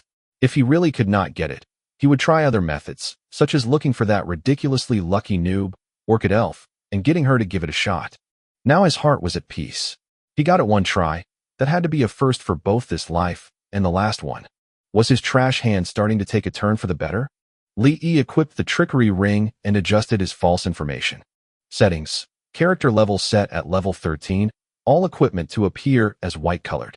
Now he did not have to worry about others checking his true stats. Since he had gotten his hands on the trickery ring, there was no more reason for him to stay here. Li Yi chose to return to the city. He had bought too many antidotes. It was a waste to just toss them, but they would take up space if he did not. Looking at his backpack full of antidotes, Li Yi felt a headache coming on again. I'm buying antidotes in bulk. I'll take as many as you have. 30 silver coins for one. Make it quick. Just as Li Yi was having a headache over it, a grating voice spoke from outside the auction house. Someone was buying antidotes? Li Yi's eyes lit up, and he immediately ran over there. The person buying antidotes was a giant player with a full beard. He had an interesting name called One-Shot Man. I'll take as many antidotes as you have. Don't worry. I have the money. Just worry about whether or not you have the goods. One-Shot Man's loud voice attracted a lot of attention. Bro, why are you collecting all these antidotes? They're not useful in running dungeons. Didn't you know that even if you don't use an antidote on the poison effect, it will still disappear after a while? I'm using it as Viagra. You got a problem with that? One-Shot Man glared and scared the one who had spoken into shrinking back. I have some. In the crowd, Li Yi sent One-Shot Man a trade request. So many, haha, that's great. Let me count how much that'll be. One-Shot Man calculated it for a long time and finally traded Li Yi 120 gold coins. It's more or less that much. Let's cut the small change. Sure, cut it if you like. Li Yi was decisive as well, leaving as soon as he hit confirm. I don't got any more money, so I'm closing shop for today. Move along, everyone. One-Shot Man was so happy he could not stop grinning, and he ran into the auction house, selling the antidotes for 10 gold coins a set. That fella Darkwing bought all fire leaves and ice lotuses a few days back, earning me a nice sum. Now he's buying antidotes instead. Hee hee, just watch me. I'll earn your every last coin. Chapter 38, Be the Best Me. Chapter 38, Be the Best Me. Translator, Endless Fantasy Translation Editor, Endless Fantasy Translation. Fox, we got Darkwing's particulars. Human Archer, level 14, decent-ish equipment. He's probably just a player who's kinda lucky. Kinda lucky? He led the party to defeat the Fire Lord. You think that was just luck too? So what are you saying? That he's a powerhouse. He's definitely no ordinary player. I suspect the server's first Hall of Fame achievement was his doing too. You mean he's the one who defeated the Wild Boar King? Yeah, sure. He didn't reveal his name, but did you notice? The system had censored off 2 words. Darkwing. In action, you continue gathering info about him. Doesn't matter if I'm right or wrong. We have to build good ties with this guy first. Got it. Li Yi called a cab and headed toward Chu Nan's mansion. He was not playing the game today because Chu Nan was having a birthday party. As one of the people who had been invited, of course he had to go. Sitting in the cab, Li Yi could not help but sigh to himself. The difference between this life and the past was huge. In the past life, it seemed as though he had always been alone. Aside from the graduation gatherings, he could not remember ever contacting any of his classmates. The cab stopped and Li Yi got off, walking into the mansion before him. This was his first time coming to Chu Nan's house. There were many people in the magnificent living room, every single one of them dressed luxuriously in a show of their status. Li Yi, over here. Yao Li was the first to spot him, waving at him. The Chu family had allocated a living room especially to receive Chu Nan's classmates. Quite a few classmates had come, both boys and girls. There were at least 100 or more people, sitting in the room and making quite the ruckus. You got into your father's company? That sure is fast. I haven't even found a job yet. I'm so goddamn jealous. It really does matter what family you reincarnate into. When can you help your bros out? Do you know what Lily's doing? She opened her own shop selling perfumes and colognes and the like. She's her own boss now. Really? I couldn't tell when we were in school, and I never saw her using perfume. Although they had just only graduated, now that all these classmates had gathered together, the topic of conversation that they kept coming back to had gone from idle chatter to talk about their life goals. This person found a good job, that person became a boss, that other guy struck it rich. All of these achievements had become a way for them to compete and compare with each other. It really was true. Once someone stepped into society, that innocence of old cannot be retrieved anymore. Li Yi sat in a corner and started chatting idly with Yao Li. Both of them played King of Pantheon, so their topic of conversation naturally revolved around the game. Yo, isn't this the great pro gamer, our dear classmate Li Yi? I hear you struck it rich recently playing your games, huh? How many thousands have you earned? Just when the conversation was getting good between them, Hudaji sat down beside them pompously. Li Yi's face darkened. Hudaji was one of his former classmates. Their relationship had already been rocky when they were in school together, and Hudaji liked to gather people and form gangs, acting like a gangster boss. He could manipulate and control everyone in the class except for Li Yi, who never once gave him face. The two of them fought once before. Hudaji had brought 2 helpers, but Li Yi took them all down alone, and this was a serious blow to Hudaji's reputation around the school. In order to restore his dignity, he brought in some young guys involved in the underworld, intending to teach Li Yi a lesson. What he had not expected was that those young hooligans were all Chun Yang's lackeys, so not only did they not touch Li Yi, they even went back and ratted him out to Brother Yang. From then on, Hudaji's days of tragedy began. Every so often, Qin Yang would invite him out for a talk, and each time, Hudaji would come back from the talk with a black nose and a swollen face. Finally, the guy ran out of options, so he treated Li Yi to a meal and apologized. Only then was the matter put to rest. After that, the two of them barely had any interactions at all. Both of them stayed resolutely out of each other's business, but in a way that gave no ground to the other. So what was Hudaji doing by jumping out of the woodwork now? I've been doing okay. Li Yi's tone was extremely calm. Ha ha ha ha. Word on the grapevine is that the great gamer Li has earned quite a bit in the game. Come on, why don't you tell us, your old classmates, how much have you earned exactly? Hudaji crossed his legs conceitedly and took out a soft pack of Chunhua cigarettes offering Li Yi one. Have you ever smoked one of these? Want to try one?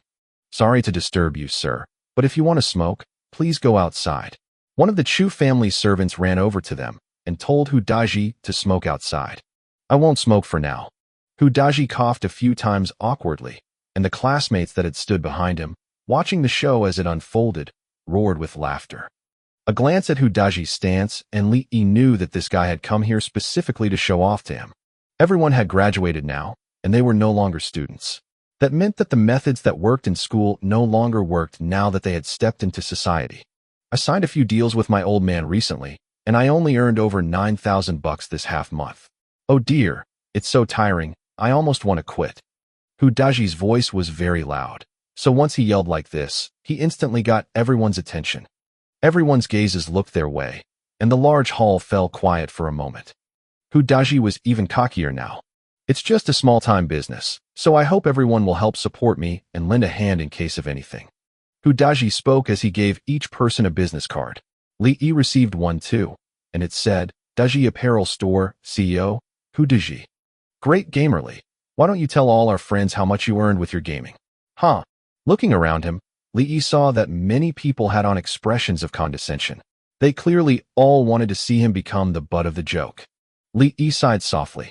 Why had he not noticed that these people were so opportunistic when they were studying together? Not much, I just earn a few hundreds of thousands in half a month. Li Yi took out his LED card, a type of bank card that displayed numbers, and waved it at Hudaji. A string of numbers was displayed clearly on the card, 156322. Hee hee, is that for real? Hudaji's smile was a little forced. Is Li Yi here? Just then, Chunin walked into the room. When he saw Li Yi, he handed him an LED card. This is the first kill prize my brother gave you, 100,000 in total. This is a universal card, you can use it wherever. You guys chat first, I'll go greet some guests. Be back in a jiff. The living room was deathly silent. Most of these classmates of Li Yi's, with the exception of Chu Nan whose family was slightly more well-to-do, came from middle-income families. To them, a job where you could earn more than 10,000 a month was already highly impressive. Hudaji's expression was extremely tortured. He had intended to make fun of Li Yi, but he had never expected to find that his earnings were not even 1/10 of what Li Yi earned. No matter what we do, it's all in search of a better life. A bit of comparing here and there is fine, but what do you get from looking down on others and tooting your own horn? I'm just a gamer, plain and simple. I don't steal or rob, I just enjoy what I'm doing as I do it. It's fine for you to look down on me because I don't need your respect. Me, I just want to be the best me I can be. Li Yi took out a traditionally styled crescent-shaped dagger and placed it together with the LED card worth 10,000 on the table. This is my present for Li Yi. Pardon me, everyone, I have something else to do, so I'll be going back to my game. Li Yi left without a care. A classmate with an eye for these things picked up the dagger and looked at it carefully before he cried out in surprise. An authentic Late-Qing Mongolian dagger with an official price tag of 28,000 bucks. Chapter 39, Profiteering Class. Chapter 39, Profiteering Class. Translator, Endless Fantasy Translation Editor, Endless Fantasy Translation. Li Yi left so early, not because he did not give Chunan face, but because the fixed reward for boss first kills in Dark Empire was only 50,000.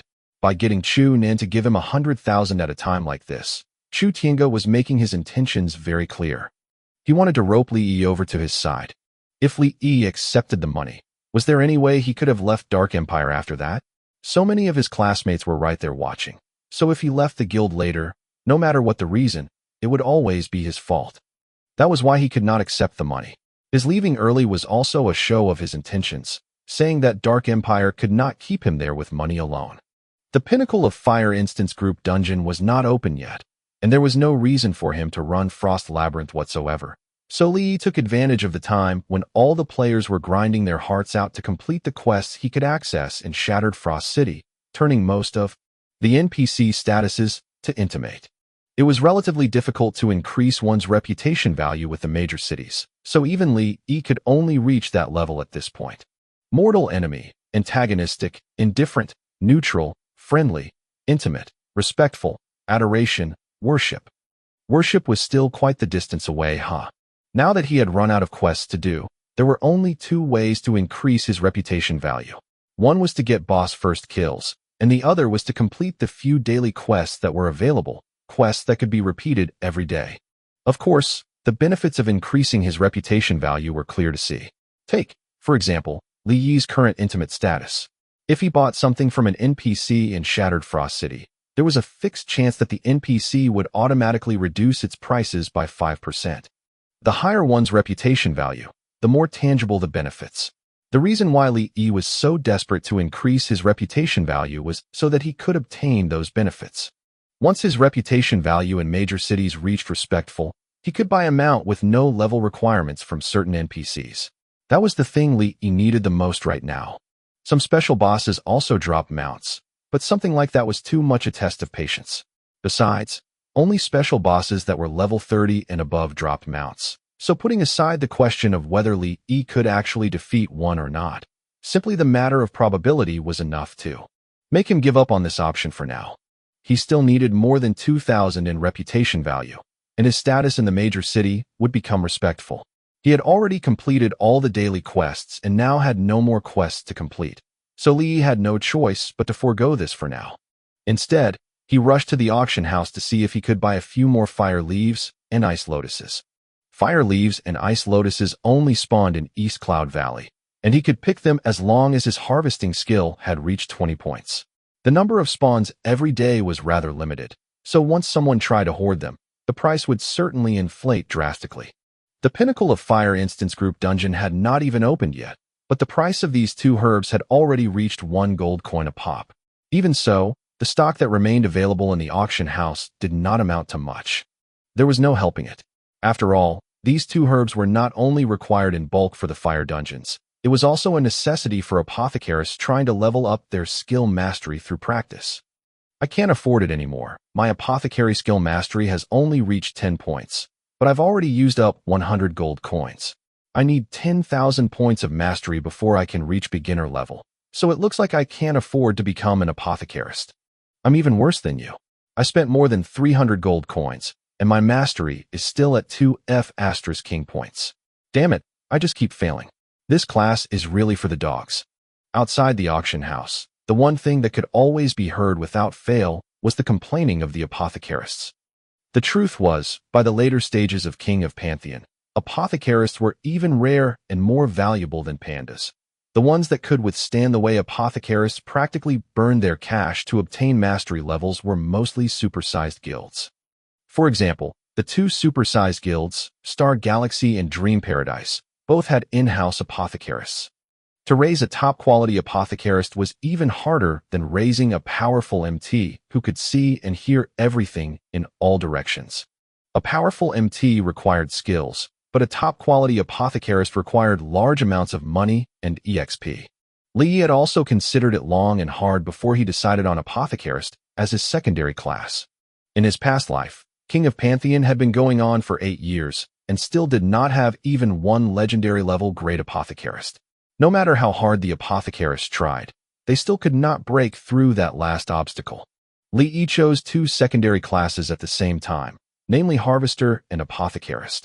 Harvester was the secondary class most players in the game with, for no other reason than the fact that Apothecarists required a large capital, whereas Harvesters would only earn without cost.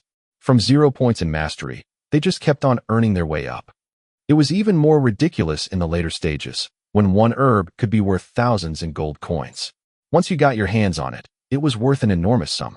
Thanks to the harvester's profiteering nature, many large-sized guilds would claim harvest spots in the later days. They would rather kill other players until their names turned red, as long as no one else could touch those herbs.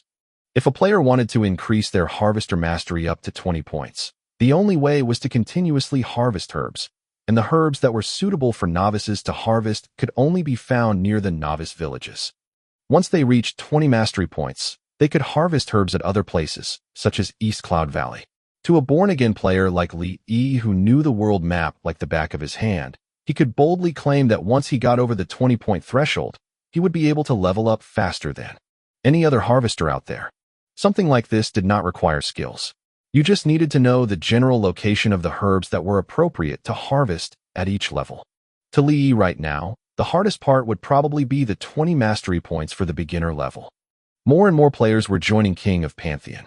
There were several hundreds of thousands when they started, and now there were almost 400,000 players. This number was continuously rising as well.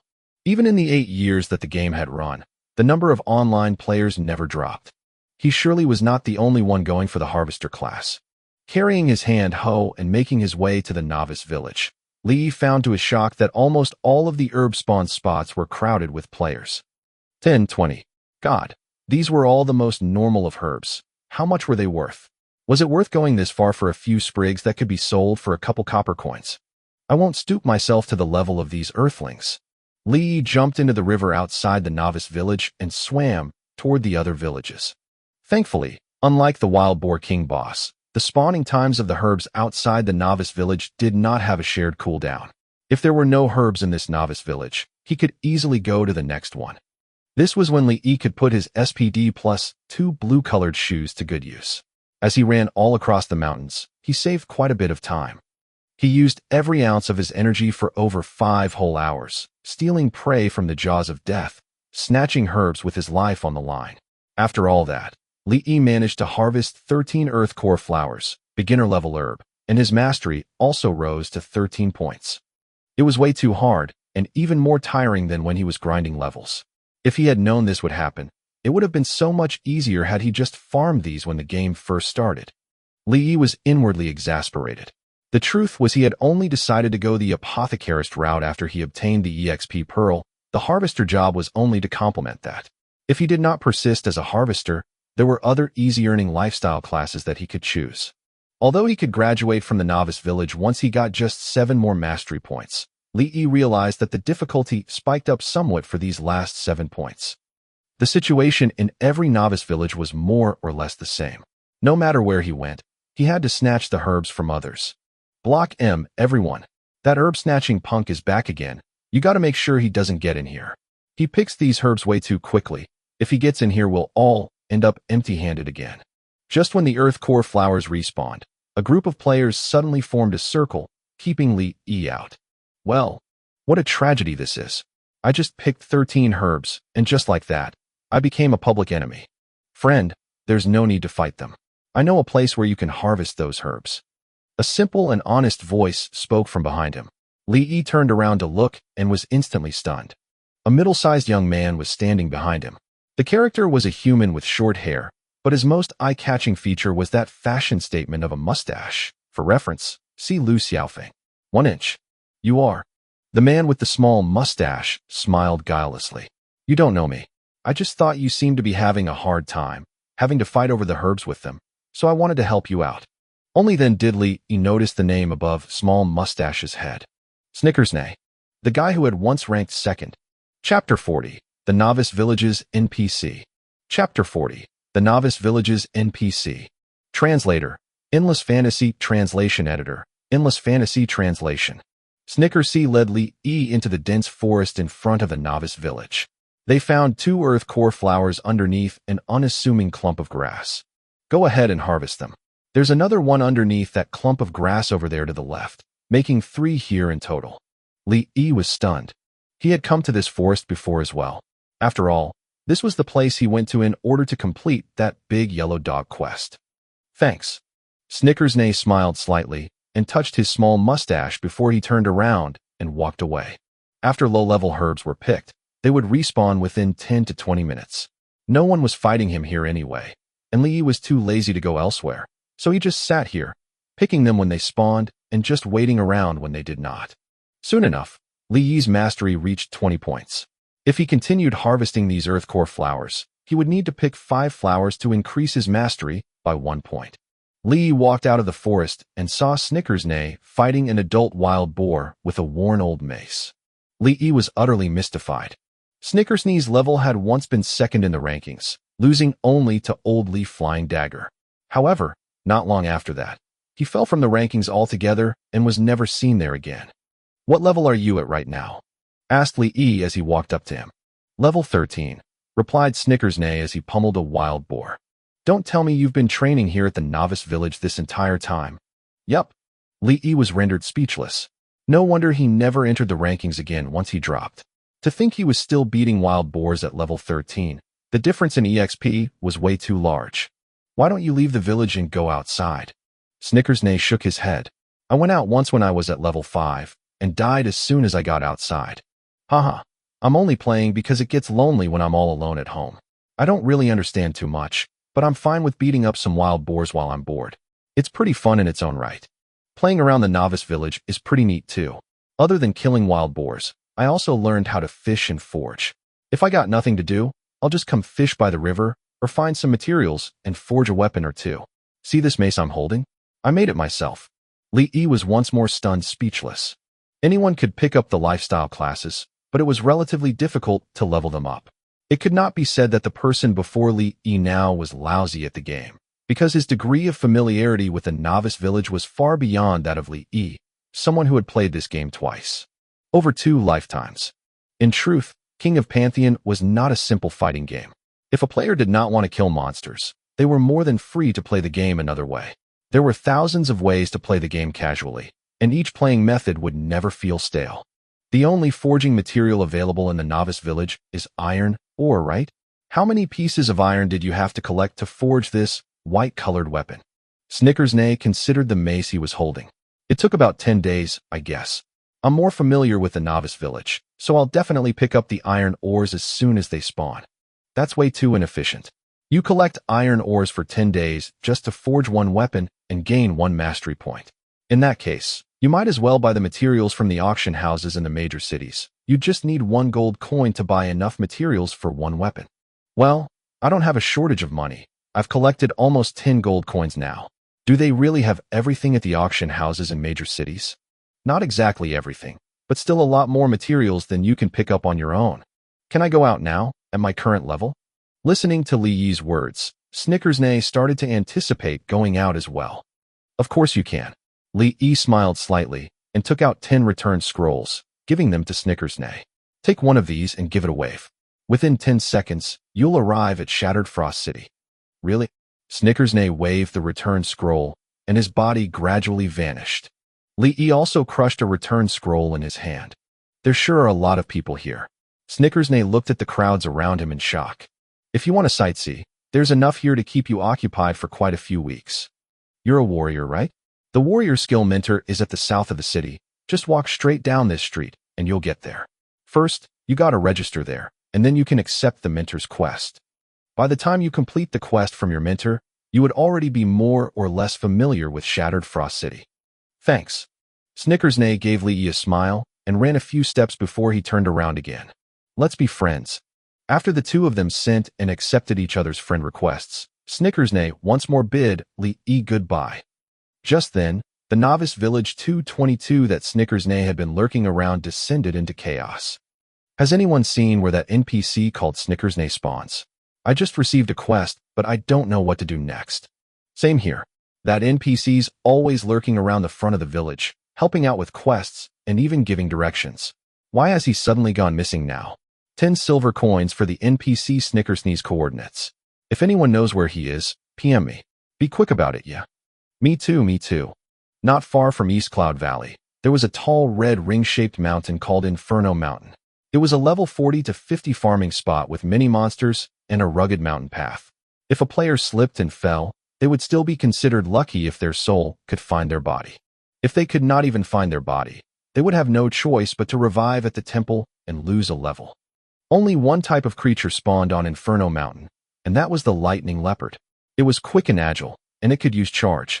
Once they entered battle mode, 4 or 5 lightning leopards would use charge consecutively, and even a player around level 40 or so might not be able to get out of there alive.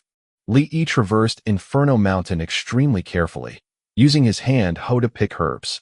Inferno Mountain did not spawn low-level herbs, but other than that, it spawned an almost complete collection of the herbs available in the game.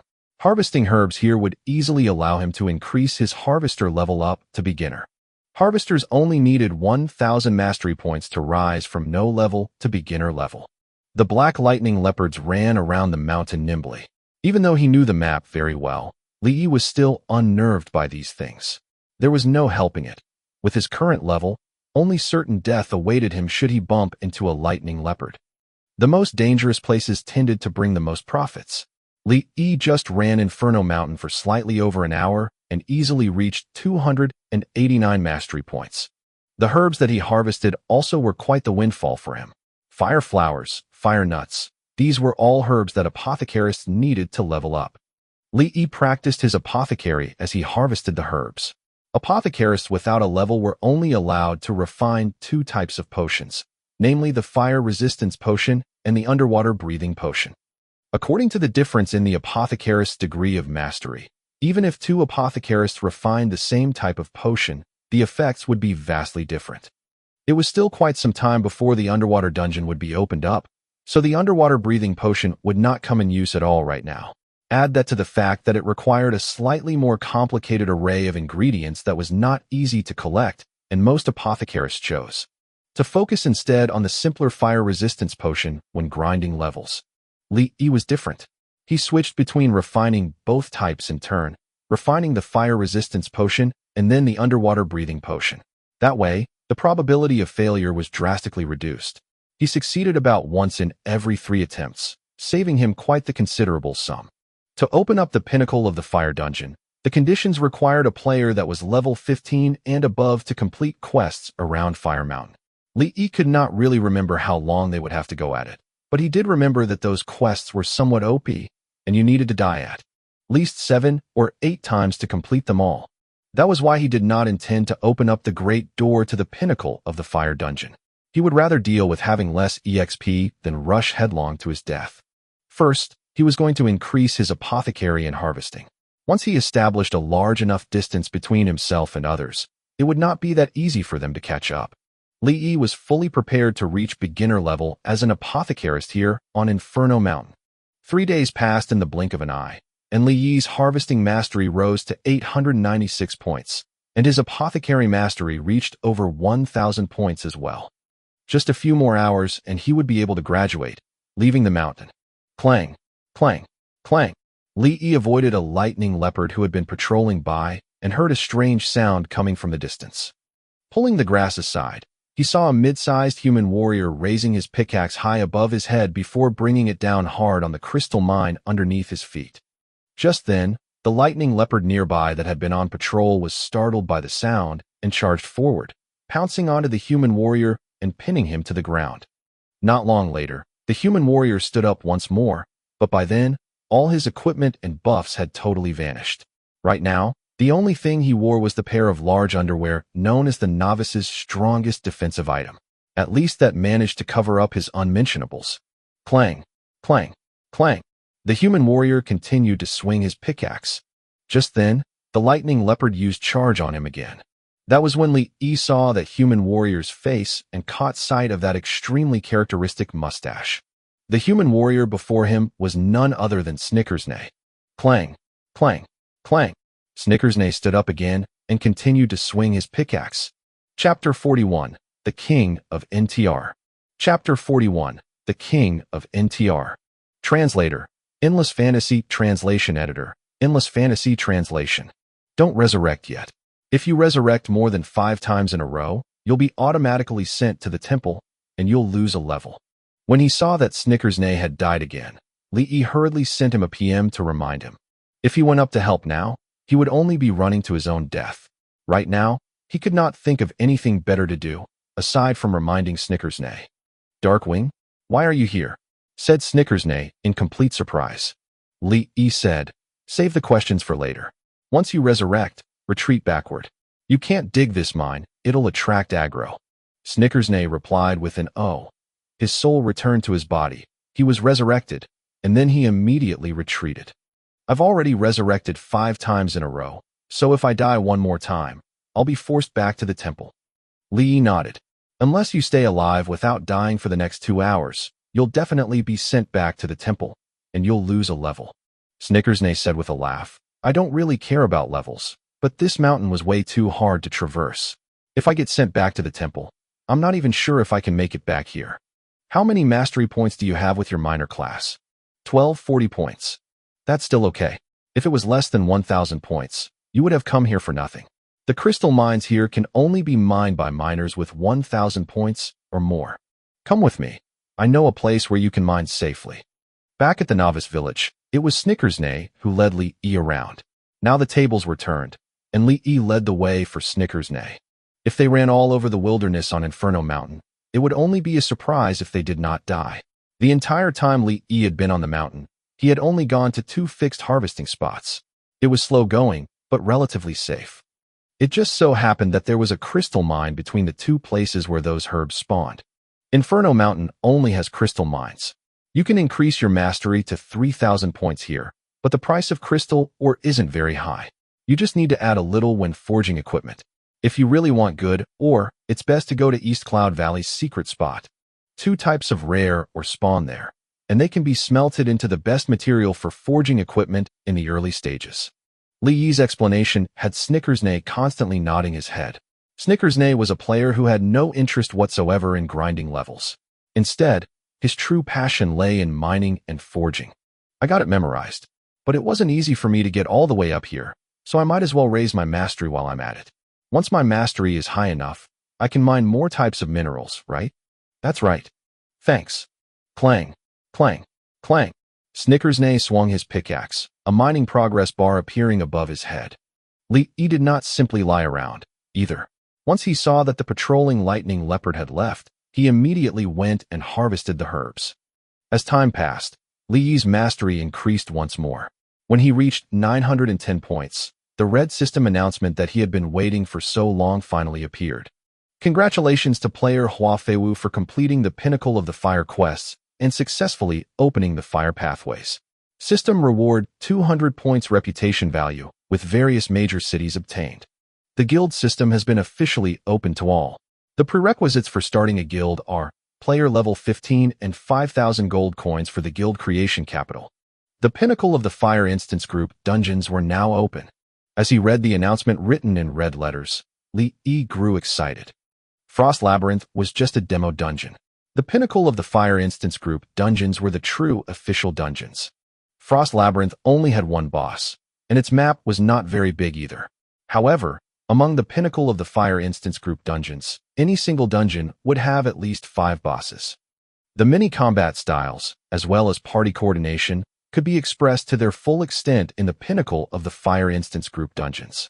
It could not even be compared to a demo dungeon like Frost Labyrinth.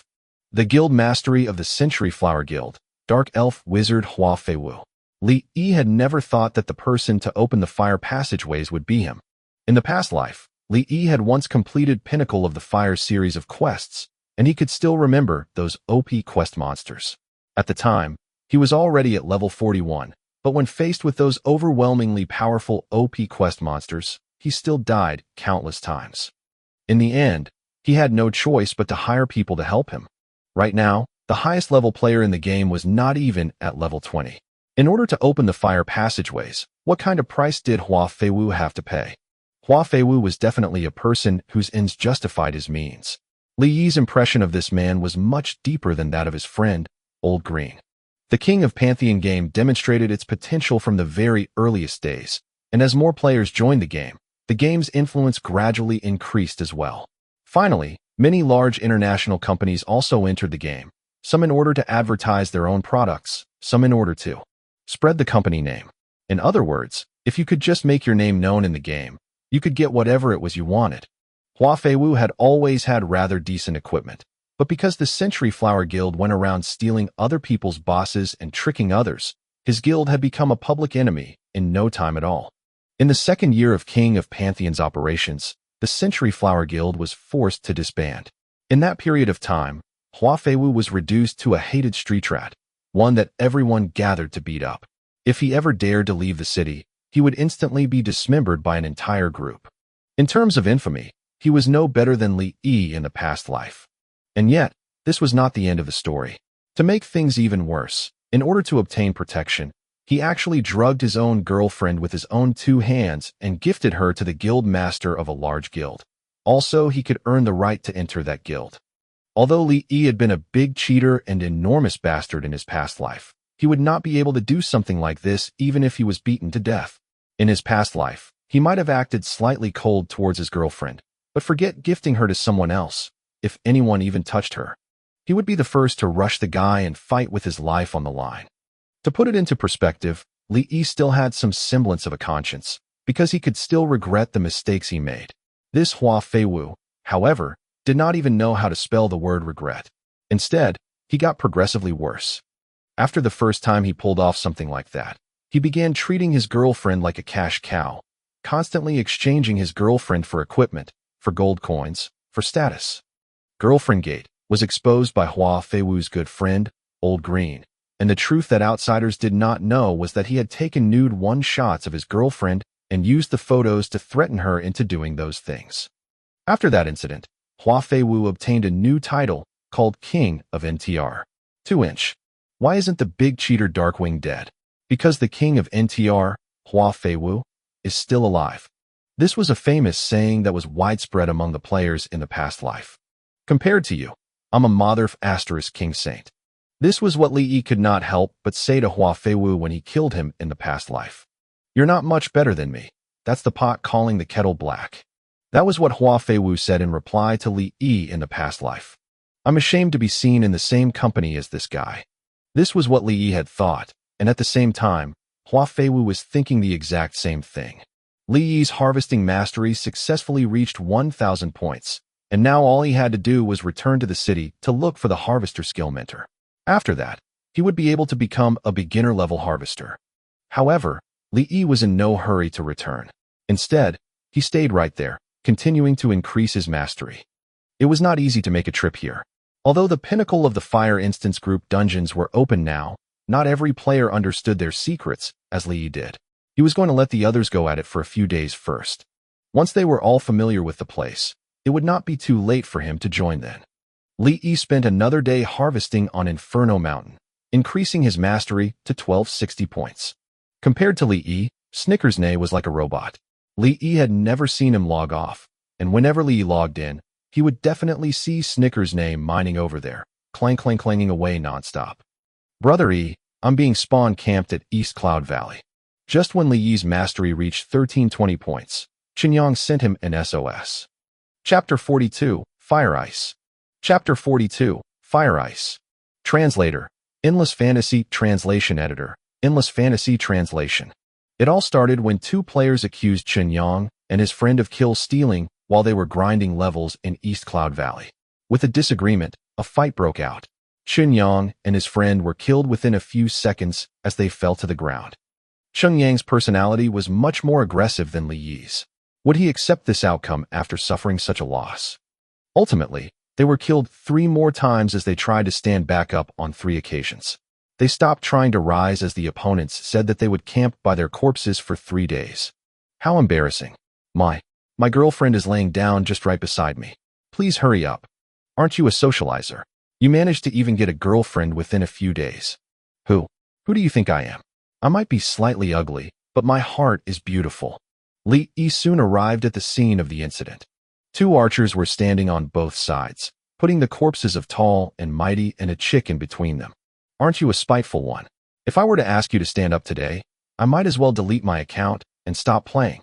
Whoosh, whoosh.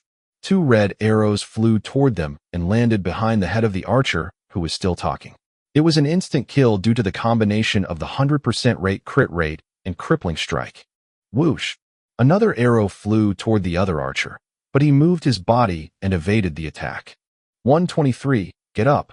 Chen Yang was long prepared to revive together with the chick as he cast a water spirit to attack the archer as fast as he could. The archer was attacked from 3 directions and could not endure it after a few hits. He ultimately fell to the ground after receiving a powerful punch from the water spirit. Didn't you say you would camp by my corpse? Why aren't you camping by my corpse? King, stand up. Chen Yang was like a petty and happy man as he jumped up and down on the archers' corpses. Stop the stomping for now. Turn right and walk straight to where I am now. They will stand up when they can't see us. Chen Yang stopped his actions after hearing Li Yi's words. Then, he called the chick and went to where Li Yi was. The 2 archers stood up as expected as they saw Chen Yang walking further into the distance. However, Li Yi's arrows were already waiting for them. They fell to the ground once again after a few shots. The tide had turned. It was their corpses being watched now. The archer that has been sniping us in the dark. How dare you mess with us, Huashan Guild? You shall wait and see. The other one shouted as well. Tell us if you have the balls. Don't be King pussy. Li Yi managed to understand the whole situation within seconds. Li Yi thought that it was fine to camp by their corpses for a few hours since they were people from the Huashan Guild. You're a dwarf, and your corpse was being guarded by them? Can't you use instant slip-away to escape from them? I can escape at any given moment I want, but she can't. Chen Yang looked at the chick by his side and smiled foolishly. It was clear as day that this fatty was not able to escape on his own and humiliated himself. Yet, he was able to come up with such a reason to make the chick happy. Hello, my name is Fire Ice. Fire Ice. That name sounds familiar. My name is Dark. Li Yi froze up as he looked at the chick beside the fatty. Fire Ice, the white elf priest. He was extremely familiar with this person in his past life. Fire Ice was not considered an extremely beautiful girl, yet she had a very sweet appearance. Her dimples would appear as she smiled lightly, which made her look like a very obedient kitten. Although he had not met Fire Ice personally, he had seen a lot of her pictures on a certain harmonious website. She was wearing nothing. Those were pictures of her with at least 2 men in bed. It was an album, to be more precise. Hello, can you let go of your hand now? Fire Ice voiced out to remind him. It was only then Li Yi came to his senses. I'm sorry. He was in complete shock. This chick, Fire Ice, who was standing in front of him, was Hua Feiwu's girlfriend in his past life. The very person who was forced by Hua Feiwu to take a picture of her genital and sleep with other people against her will was no other than her. Why was she hanging out with this fatty? Perhaps she had yet to become Hua Feiwu's girlfriend. Come over here, fatty. I have something to tell you. Li Yi, who was affected by his past memories, felt extremely uncomfortable, no matter how he looked at Fire Ice. How do you know her? What's the relationship between the 2 of you now? You know I have gotten a title called the Pathfinder, right? I carried the title with me in the novice village and met her there. She then asked me how I got the title, and I started to talk to her from there. That's how I know her. Chen Yang took a sneaky glimpse at Fire Ice as he got closer to Li Yi. She's still a student. I'm interested in her, but she seems to be uninterested in me. Li Yi questioned him. Then, do you think she has a boyfriend in real life? I didn't ask. What are you planning? I've never dated online before, and this is my first time experiencing it. You better not mess around. Mess around my butt. Li did not know how to explain the situation to him. He still had no idea how to ask Fire Ice even after thinking about it for a long time. Should he ask her if she had a boyfriend directly? Even if she might not misunderstand his intention, Fatty might think otherwise. That was it. An inspiration flashed across Li Yi's mind, and he thought of a good idea. What level are you 2? Chen Yang tried to answer it first. I'm level 15, and she's level 15 as well. Li Yi smiled. You two are able to join the instance dungeon pinnacle of the fire. Does it give a lot of experience? Fire Ice asked. It gives a lot of experience and is the fastest place to level up from level 15 to level 25. It is also the place that gives level 20 class equipment set. Fire Ice's eyes blinked. Why don't we watch over them for a little bit more before we head towards the pinnacle of the fire? Qinyang immediately nodded. Sure, I'll follow wherever you wish to go. Hehe. We really have to thank that player named Hua Feiwu for an early release of this fire instance dungeon. As Li Yi mentioned the name Hua Feiwu, he dragged his tone intentionally as he tried to observe Fire Ice's response. Fire Ice's expression was normal. Nothing seemed to be out the norm. Perhaps she had yet to meet Hua Feiwu at this point in time. Girlfriend Gate was an incident that occurred in the second year of King of Pantheon. It was then that Fire Ice's popularity exploded. Before the incident, her level was not high and her equipment was rather normal. There were very little parts of her that would leave a long and lasting impression on everyone other than a few eye candy pictures of her that were uploaded to the internet. I really wish I'm able to know Hua Feiwu. Li Yi added on. However, Fire Ice's expression remained unchanged. Qinyang gave Li Yi a strange look. You bastard seems to be off today, wanting to meet a friend with your personality. Are you okay? Hua Feiwu is a very popular player. Don't you want to know him too? Li Yi talked to Qinyang as he stared intently at Fire Ice. Despite Fire Ice feeling super uncomfortable with all the staring from Li Yi, she did not dare to say it out loud and could only private message Qinyang. Tall, your friend is always staring at me. He seems to be very perverted. Qinyang covered his face as he replied back to her. Even you're able to pick that up. You need to be careful, for he's the notorious Prince of Picture Fapping. Prince of Picture Fapping. It means he would take a picture of you and masturbate to the said picture all day. Then, the shock was written all over her face. Chapter 43. Shoot the Cannon, Young Man. Chapter 43. Shoot the Cannon, Young Man. Translator. Endless Fantasy Translation Editor. Endless Fantasy Translation. The two archers from the Huashan Guild were instantly killed by arrows, water arrows, and light balls as soon as they appeared at the East Cloud Valley's temple. They had resurrected for more than 5 times at the same location and had a level worth of EXP forcefully reduced. They were then sent to the nearest resurrection point, also known as the temple, in the map. However, the temple was not located in a safe zone. They were vulnerable to attacks even if they were revived.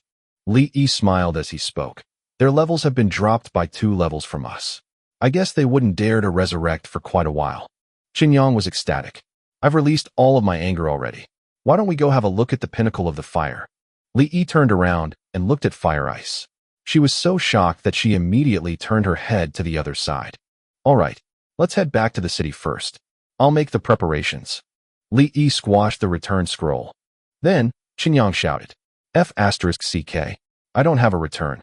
Li Yi threw a stack of return scrolls to Qinyang before his avatar completely disappears. Li Yi rushed toward the auction house, and he started smiling. After a few days since the release of Pinnacle of the Fire, the fire resistance potion's price had hiked up to 200 gold coins for 20 of them per set. Both the ingredients were now being sold between 1 to 3 gold coins. If he were to succeed in creating them in every trial, he would be able to earn a fortune. This was all under the assumption that he could purchase the ingredients at 1 gold coin each, which meant that his initial cost would be 2 golds per potion, and 1 set of potions would cost him 40 golds. However, the success rate of creating the fire resistance potion was not high.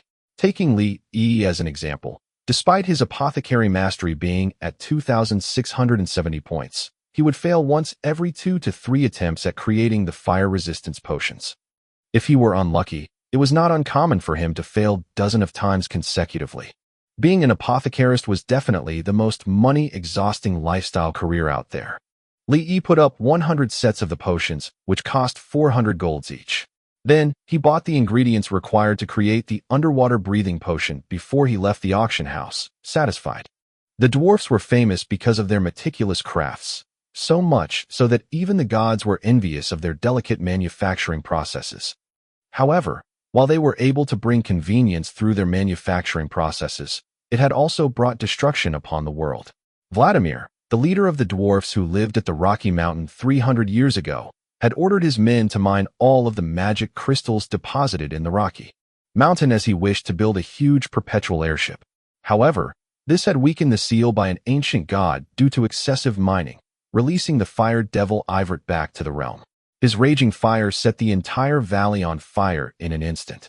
The description above was the plot of the instance group dungeon, Pinnacle of the Fire. Furthermore, the fire devil Ivert was also the strongest boss in the instance group dungeon that players were required to challenge. There were a total of 16 entrances of instance dungeons from the peak to the foot of the mountain in the Pinnacle of the Fire. Each of these instance dungeons was independent of one another, and players could freely choose any one of them to explore. The fire devil Ivert was located inside the instance dungeon that was at the peak of the mountain, waiting for players to challenge him. There are a lot of instance dungeons. Which one should we enter first? Chen Yang looked at the violently burning pinnacle of the fire as he waited for Li Yi to voice out. Li Yi spoke after pondering for a while. Let's go to the heart of the fire first. There were only 3 of them, and Li Yi did not wish to find any other random players. He chose the heart of the fire after some consideration as it was slightly easier than the rest, and it was a good place to upgrade their equipment as well. Alright, I'll follow your advice since we're not afraid of getting wiped. Huh. Qin Yang was in complete agreement, and Fire Ice did not have any opinion as well. Why are you so far away from me? Do I look like I have thorns all over my body? Li Yi could not help but ask Fire Ice before they entered the instance dungeon heart of the fire. No, nothing. Fire Ice responded before she took a few steps back. Why was she acting so strangely? Li Yi shook his head hopelessly as he led the way into the instance dungeon. System notification. You're now entering the instance dungeon heart of the fire. Since this instance dungeon has a time limit, you can only stay in the instance dungeon for 3 hours, and the instance dungeon will refresh in 24 hours. All of the instance dungeons in the pinnacle of the fire were at least heroic level, and there were no normal level instance dungeons. The time started ticking the moment the trio entered the instance dungeon. It was set in a plain. However, there were no grass or trees on the ground. The entire surface was covered in fire. The sky was also red, and flames could be seen everywhere. The negative status burn, which was a debuff, appeared on the trio's heads.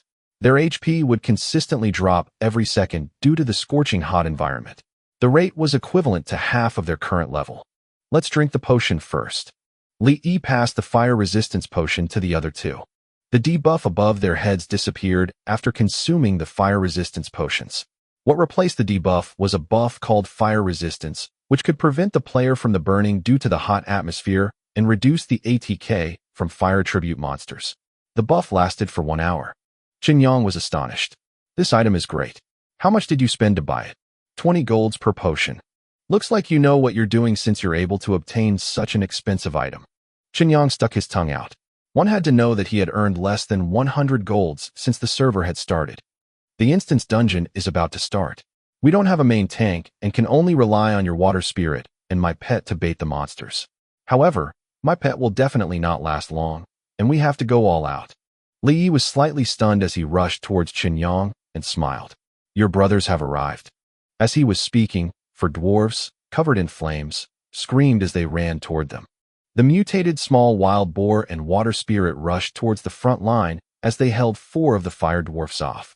As Li Yi went all out, Fire Ice and Qin Yang did not slack at all. All of them used their strongest attacks on the fire dwarfs. They eventually killed the 4 dwarfs as they were about to reach them. There are 2 waves of these fire dwarfs. You 2 should follow me immediately once we're done dealing with the second wave. Understood. Qin Yang would always listen to Li Yi's command in the game and had never questioned his decision. Li Yi resurrected his pet, while Qin Yang summoned a new water spirit. This time, the second wave of the fire dwarfs appeared behind them. This battle was much more intense as the mutated small wild boar and water spirit were killed in just a few hits. Qin Yang was fine with it, as he could summon a new water spirit whenever he wanted. However, a pet could only be resurrected outside of combat. The trio ran about everywhere as they were being chased by the fire dwarfs. Li Yi gave out a long sigh as the last fire dwarf was killed. Then he led them and ran forward as fast as he could. System notification. You've entered the central region where the fire dwarfs reside. 8 gigantic fire cannons appeared before their eyes. A pile of cannonballs was placed just beneath the fire cannons. I'll fire the cannons. Fatty, you're in charge of reloading the cannonballs. Fire Ice, you'll guard our back. Report to me immediately once you see any fire dwarf. Li Yi split the roles in a simple manner as he walked towards one of the fire cannons. We're shooting cannons now? What kind of instance dungeon is this? Qinyang was stunned. He did not have time to explain, as a few hundred fire dwarfs appeared in the distance. All of them were running towards them. Boom! Li Yi shot out the cannon and instantly killed 56 fire dwarfs. At the same time, a huge golden letter, 56 combo, appeared on their heads. What are you staring at? Quickly reload the cannon. Li Yi shouted. Fatty came to his senses as he quickly carried a cannonball and ran towards Li Yi. Boom! Another cannonball was shot out. The golden letter above the party's head changed. 116 combo. Chapter 44, Major Cannon King. Chapter 44, Major Cannon King. Translator, Endless Fantasy Translation Editor, Endless Fantasy Translation. The first checkpoint of Heart of the Fire Dungeon was to seize the enemy's fire cannon stronghold and terminate them with fire cannons. King of Pantheon has a combo setting. When players continuously took out 10 or more players or monsters in a limited time, there would be a combo number appearing on top of their heads. The higher the combo, the more the EXP and honor obtained. The fire cannon's cooldown period was 8 seconds while the interval between combos was set at 10 seconds. Without a superb operational skill, it was impossible to execute a combo using fire cannons. Bang! Bang! Qinyang's job was simple, transporting and filling up cannonballs. Fire Ice had it even easier. She just needed to pay attention to the back, watching as Li Yi clinched tightly to the handle of the cannon, blasting to the left then to the right. It looked as though he was firing at random, yet the combo number on top of his head was leaping higher and higher, so much so that it left Qinyang and Fire Ice's jaws to drop. Your friend's cannon firing is really good. Fire Ice sent Qinyang a private message, gasping in admiration. I've taught him. Qinyang immediately boasted that Fire Ice stared at him in awe. Oh, I didn't think you're this good. Well, I'm just keeping a low profile. I'm talking about your big mouth. With the combo on a rise, the fire dwarfs went into a frenzy. The first batch that appeared in the front had yet to be defeated, yet when another batch had already appeared behind, followed by the left and then the right. Armies of fire dwarfs came from 4 directions, encircling the barbette. And it was during then that the fire cannon used by Li Yi turned red, sizzling in sparks. Change cannon. Li Yi made a prompt decision to have Qinyang fill up another fire cannon. Wham! Li Yi had just evacuated when the red fire cannon blew up itself. Its debris scattered onto the trio, taking half their HP. Qinyang wiped his sweat away. Thank goodness we got out. We'd probably be dead from the explosion if we didn't. One person's death will cause everyone to leave the dungeon because the rule of this checkpoint is passing without the death of any member. How strict! Qinyang cursed. He went to pick up a cannon before realizing that the pile of cannonballs had yet to be refreshed. Once he ran to a further pile, the combo time limit has passed. The combo above his head has ended. 3,260 combo. Li Yi found it regrettable. Another 300 combo, and we'll be able to receive a title. I'm sorry, it's my fault, Qinyang blushed. If he had run straight for the further cannonball pile, they would have made it. Li Yi smiled. There's bound to be mistakes in the first try. Once everyone's familiar with each other, there wouldn't be any. Bang! Another cannon was fired and a new combo appeared. 63 combo. This time, we'll keep it going. Qinyang regained his spirits and even activated his instant slip-away ability, doubling his SPD for 10 seconds with a cooldown of 5 minutes. Hauling one cannonball from afar, it was just in time for Li Yi to fire a cannon. The combo jumped to 139. During then, the cannonball pile that was the closest had been refreshed, immediately relieving Qinyang's burden. The cannon was fired to the left, right, front, and back. It was a guaranteed hit from Li Yi's cannon. Each blast damaged at least 50 in numbers. Fire Ice, who was on guard at the back, secretly tried it out and shot 3 cannons, killing only 3 fire dwarfs. The first cannon took down 3, but the remaining 2 went completely out of range. This time, the combo kept fluctuating and the siege by fire dwarfs became overbearing. Mutated small wild boar was long gone from fighting the monsters. Qinyang could summon no less than 50 water spirits. Yet, even then, it wouldn't be able to stop the fire dwarfs from inching in. Finally, the fire dwarfs charged into the stronghold and the system notification rung. Fire dwarfs has seized the stronghold. You are forced to evacuate. With the change of scenery before their eyes, the trio was teleported to the entrance of the dungeon. Wham! With a loud bang, fire dwarfs detonated the Barbet stronghold. The second combo was at 3,417. No more than 100, and we could have gotten a title. Li Yi helplessly shook his head. He had tried his best. Qinyang, too, was exhausted.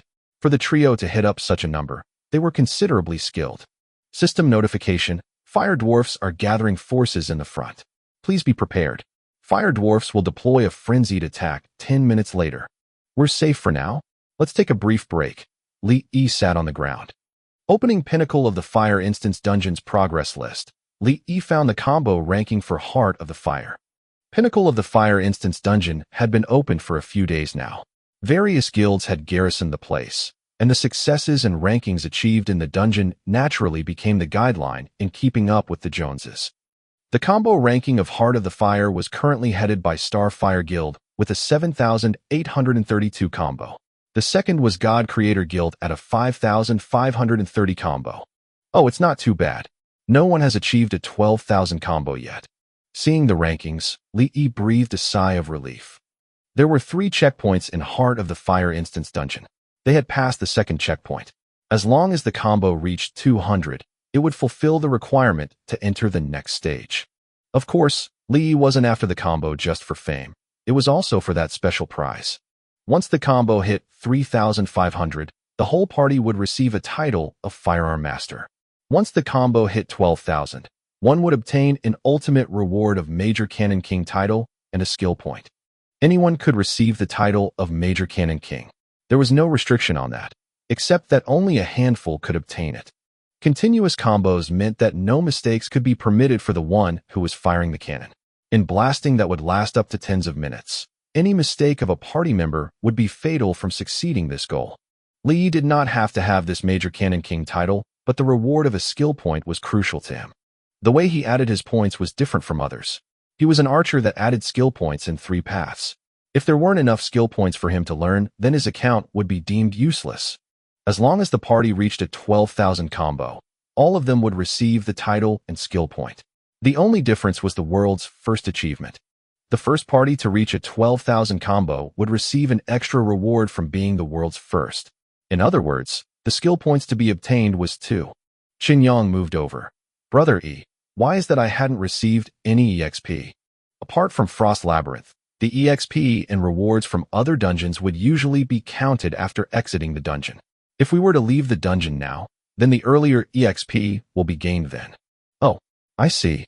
Seeing the light, Qinyang ran over to Fire Ice and explained it to her. System notification: Fire Dwarf's army has been gathered. They will initiate an attack after 10 seconds. Please be prepared. Stay alert now. Li Yi got up. From afar, thousands of fire dwarfs surged over like tidal waves, wielding their weapon in their hands while howling. They launched an attack at the trio. Chapter 45, Dwarf King. Chapter 45, Dwarf King. Translator: Endless Fantasy Translation Editor. Endless Fantasy Translation. Under the assault of the Fire Dwarf's army, all party members were to survive for 5 minutes. As the blazing red fronts appeared above the trio, the countdown began. Li Yi issued an order. Boundlessly summon the water spirits and heal. The second segment was not that hard, though nor was it easy. However, 5 minutes was not such a long or short of a period of time as well. The main concern was that the enemy was scattered in all directions. Even if they wanted to evacuate, there was no place to run. He first had Fatty hold up the front with water spirits to race against time. Then, Li Yi placed a level 2 freezing trap in front of them and made a dash towards the Fire Dwarf's army. He was going to pull aggro. F***CK? Are you planning to go 1 against 10,000? Qinyang yelled out in exaggeration. Fire dwarfs were coming from all directions, so how could the numbers merely be at 10,000? When Li Yi charged forward, he was like a moth to a flame. Of course, he would not be as silly as to charge forward and go head-to-head with the fire dwarfs. Although, he did come close to the fire dwarfs before he swiftly moved to the right, and a group of fire dwarfs chased after him. He kept running in circles to reel in the fire dwarfs from all directions, guiding them to follow him from behind and join that circle. Although the encirclement gradually shrunk, Li Yi had undoubtedly bought the longest time for the party. Fire Ice said, "Your friend." I taught him. Chunyang and Fire Ice silently exchanged glances. While running, Li Yi thanked his lucky stars for the shoes with SPD +2 obtained from the White Elf's gratitude quest. If not, he was bluntly seeking death for pulling a stunt like this. Time flowed slowly, and the distance between Li Yi and the Fire Dwarf's army was drawing close. His HP started to drop so drastically that even with Fire Ice's help, it could not keep up. 4 minutes and 40 seconds had passed, and Li Yi no longer ran in circles. Instead, he ran towards the freezing trap that he had installed. Archers could learn many trap skills, but they could only place one at a time that would last up to 5 minutes. The Fire Dwarfs behind him were expectedly frozen, which once again bought Li Yi the most crucial moment. The 5 minutes time limit was up. The Fire Dwarfs had the trio tightly surrounded before they closed in with screams of murder. It was at that time that the trio's sight turned white. When they opened them, they were teleported to a secret chamber. System notification. You have entered Dwarf King Vladimir's secret chamber. Young brave ones, first please accept Vladimir's apology. A semi-transparent dwarf, who was hung midair, bowed deeply at the trio. What the hell? Chunyang was flabbergasted. This was the game's setting. After players resisted against the Fire Dwarf's attack, Dwarf King Vladimir's soul would appear, teleporting players into his underground secret chamber. Vladimir nagged on. First, he displayed his utmost apology before he wailed in self-blame, and finally, he begged the players to save his soul and his people. The Fire Dwarfs you saw are my people. They are under the control of Ivrit and have lost themselves. Ivrit's powers come from a magic crystal rock. If you collect enough magic crystal rocks, Ivrit will definitely appear to snatch it when advancing to pinnacles of the fire. Only, I have but one request. My soul is retained to this date by the safeguard of my people's divine weapon, but my physical body is controlled by Ivrit. I seek your help to destroy my body so that I may rest in peace. Vladimir's speech ended here.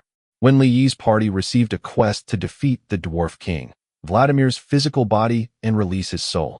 Quest reward was 50,000 EXP, reputation value 300, and an unknown class skill tome. Then, Chunyang came to a realization. Brother E, are we up against the Dwarf King next? I guess so. Wait up, I'll check some info on the official website. Li logged off, and his figure gradually disappeared. F***ck, are you kidding me? Li Yi browsed the web to check on any information regarding Dwarf King. He really could not remember. It had been at least 6 years since he last defeated Dwarf King. He had forgotten most of the battling strategy, and only by glancing at the introduction on the website that he could recall. Indeed, he had remembered it incorrectly. After he went through it for half a day, Li Yi suddenly recalled. Dwarf King Vladimir was the second boss of Pinnacles of the Fire. He was second to Ivrit in terms of difficulty level. Moreover, his physical body wasn't in the heart of the fire dungeon, but in it was in Death of a King, a large-sized party-level instance dungeon of 50 members. They had passed the second segment by toughing through for 5 minutes. However, the next segment. Li Yi's brow beaded with sweat as he quickly logged back into the game. Chunyang and Fire Ice were still waiting for him. Let's go, Li Yi called both of them. Chunyang and Fire Ice caught up. The moment the trio stepped onto the exit of the secret chamber, Vladimir spoke again. Young brave ones, although my body is only left with 1% of my life's powers, defeating it won't be easy. I will teleport you to a place, and as long as you're able to pass through it, I'll believe that you have the powers to challenge me. System notification. Accept Dwarf King's test? Non-acceptance of the test would get them nowhere as the door of the secret chamber was only for show. The scenery changed once again, and the trio appeared on a platform. Come out, my beloved mount, Tyrannosaurus King. Heeding the call of Dwarf King Vladimir, the earth shook and a giant black Tyrannosaurus walked up the platform. It was humongous. Towering at 7 floors at least, the nail of its claw was as large as Li Yi's body. This is your opponent, my beloved mount, Tyrannosaurus King, Dardanelle. Roar, roar. Tyrannosaurus King let out 2 roars. The HP on top its head was showing at 66000000. M*TH*RF*CK*R. Look at that HP, goddammit. With just one look at the Tyrannosaurus's extreme HP, Chunyang was in cursing mode. An instance dungeon that was not even at level 20 had a 66 million HP super boss. How were they supposed to go on? Even if its ATK was 0, it could still take up 10 days to half a month. Qinyang exclaimed, "Let's leave the dungeon. There's no point going on, and it's frustrating just looking at it." "Yeah, this thing is just beyond us," Fire Ice added on. Li laughed out loud. "If you choose to leave now, we won't be able to receive any EXP." The majority of instance dungeons in King of Pantheon was divided into a few segments. At each pass segment, they could freely choose to exit, but if a selection to leave was made at the start of a segment, then the EXP accumulated from the previous segment would be null. The bigger the danger, the higher the returns. "Dardanelle, I hope you will put in your best effort when you attack." "Roar, roar," Tyrannosaurus King nodded. Vladimir's soul disappeared. Tyrannosaurus King immediately let out a roar and extended his giant claw that slapped viciously at the trio. System notification. You are faced with the powerful Tyrannosaurus King. Accept defeat and withdraw from battle. Chapter 46. Heart of the Fire. Chapter 46. Heart of the Fire. Translator. Endless Fantasy Translation Editor. Endless Fantasy Translation. Li shot an arrow. Puff. A shroud of black smoke dispersed before the enormous Tyrannosaurus King disappeared. A black reptilian body that was half a meter long was the only thing that remained on the ground. It was fake. Qinyang was stunned. It was obviously fake. How would it be possible for a big boss with 66 million HP to appear inside an instance dungeon that was not even level 20? Without needing Li to explain, Qinyang then responded quickly. He briefly cursed angrily, saying that it was all a trick. Next, he summoned a water spirit to come forward and start fighting. Dardanelle only had 50,000 HP left. Its attack style focused on close combat, but it could not use charge. As long as you increased the distance between yourself and Dardanelle, it would be forced to suffer your attacks. The battle was easily solved within a few minutes. When Dardanelle only had about 2,000 HP left, it arched its claws and admitted defeat. Qinyang guffawed. That dwarf king can really boast, huh? A treasure chest appeared on the ground. It was their reward for clearing the level. Li and Qinyang both said, "You should open it." "Okay, let's see what we can unlock." Qinyang rubbed his hands together and went forward to touch the treasure chest. System notification. You have obtained Fury of the Tyrannosaurus King Scroll X3. What's this? Qinyang looked through the effects of the scroll and was suddenly speechless. Fury of the Tyrannosaurus King Scroll, consumable, may increase one's own physique when used, HP limit +10, duration of 1 hour. Isn't this too trashy? It's not bad. We can use it to enlarge ourselves and fool around in the city if we don't have anything better to do. The system had automatically divided one scroll to each person equally. Young heroes, you've really surprised me by actually having the ability to defeat the strengthened Tyrannosaurus King in such a short time. Oh, my beloved Dardanelle. The dwarf king, Vladimir, appeared again. He lamented first before he finally nodded and acknowledged the strength of these three people. There's a Heart of the Fire nearby. That's a magic weapon that Ivrit uses to control the fire dwarfs. As long as you crush that evil heart, that'll cause all of the fire dwarfs here to stop moving. Go. Heroes, our god Aladdin blesses you. Vladimir vanished as the scene before their eyes changed again. The trio had returned to the fire plains once again. In front of them, and not far from where they were, there was an enormous flaming heart nearby that was constantly beating. The flaming heart's HP was displayed as 400,000. Crush the heart, and this dungeon will be cleared. Li drew his bow and shot an arrow while Qinyang and Fire Ice moved forward together. Then, they surrounded the flaming heart before striking it violently.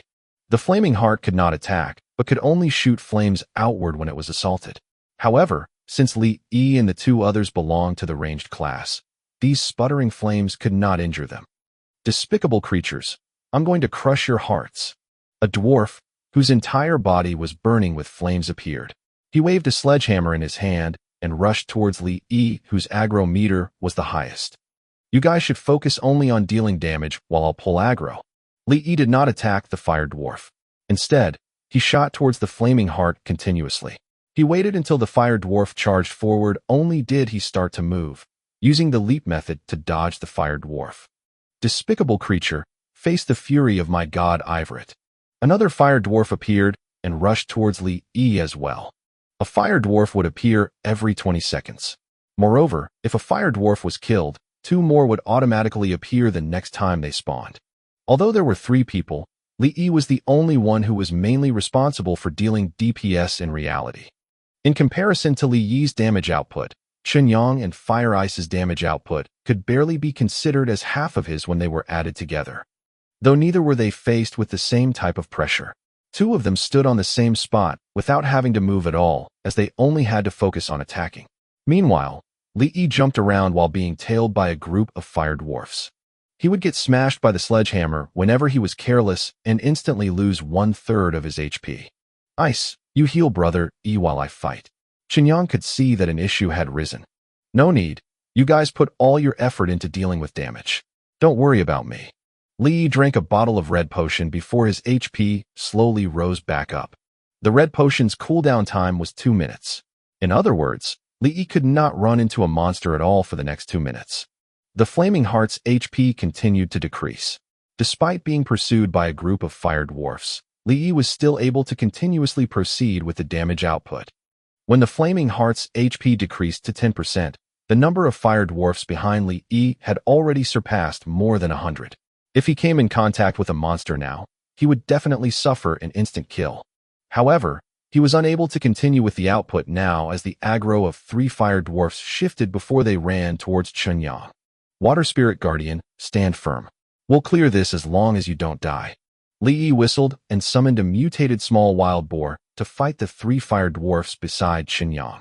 Although Chunyang's operational skills were unlike Li Yi's, he certainly did not belong to the noob level. Conversely, if he was used as an example, his operational skills were considerably sharp.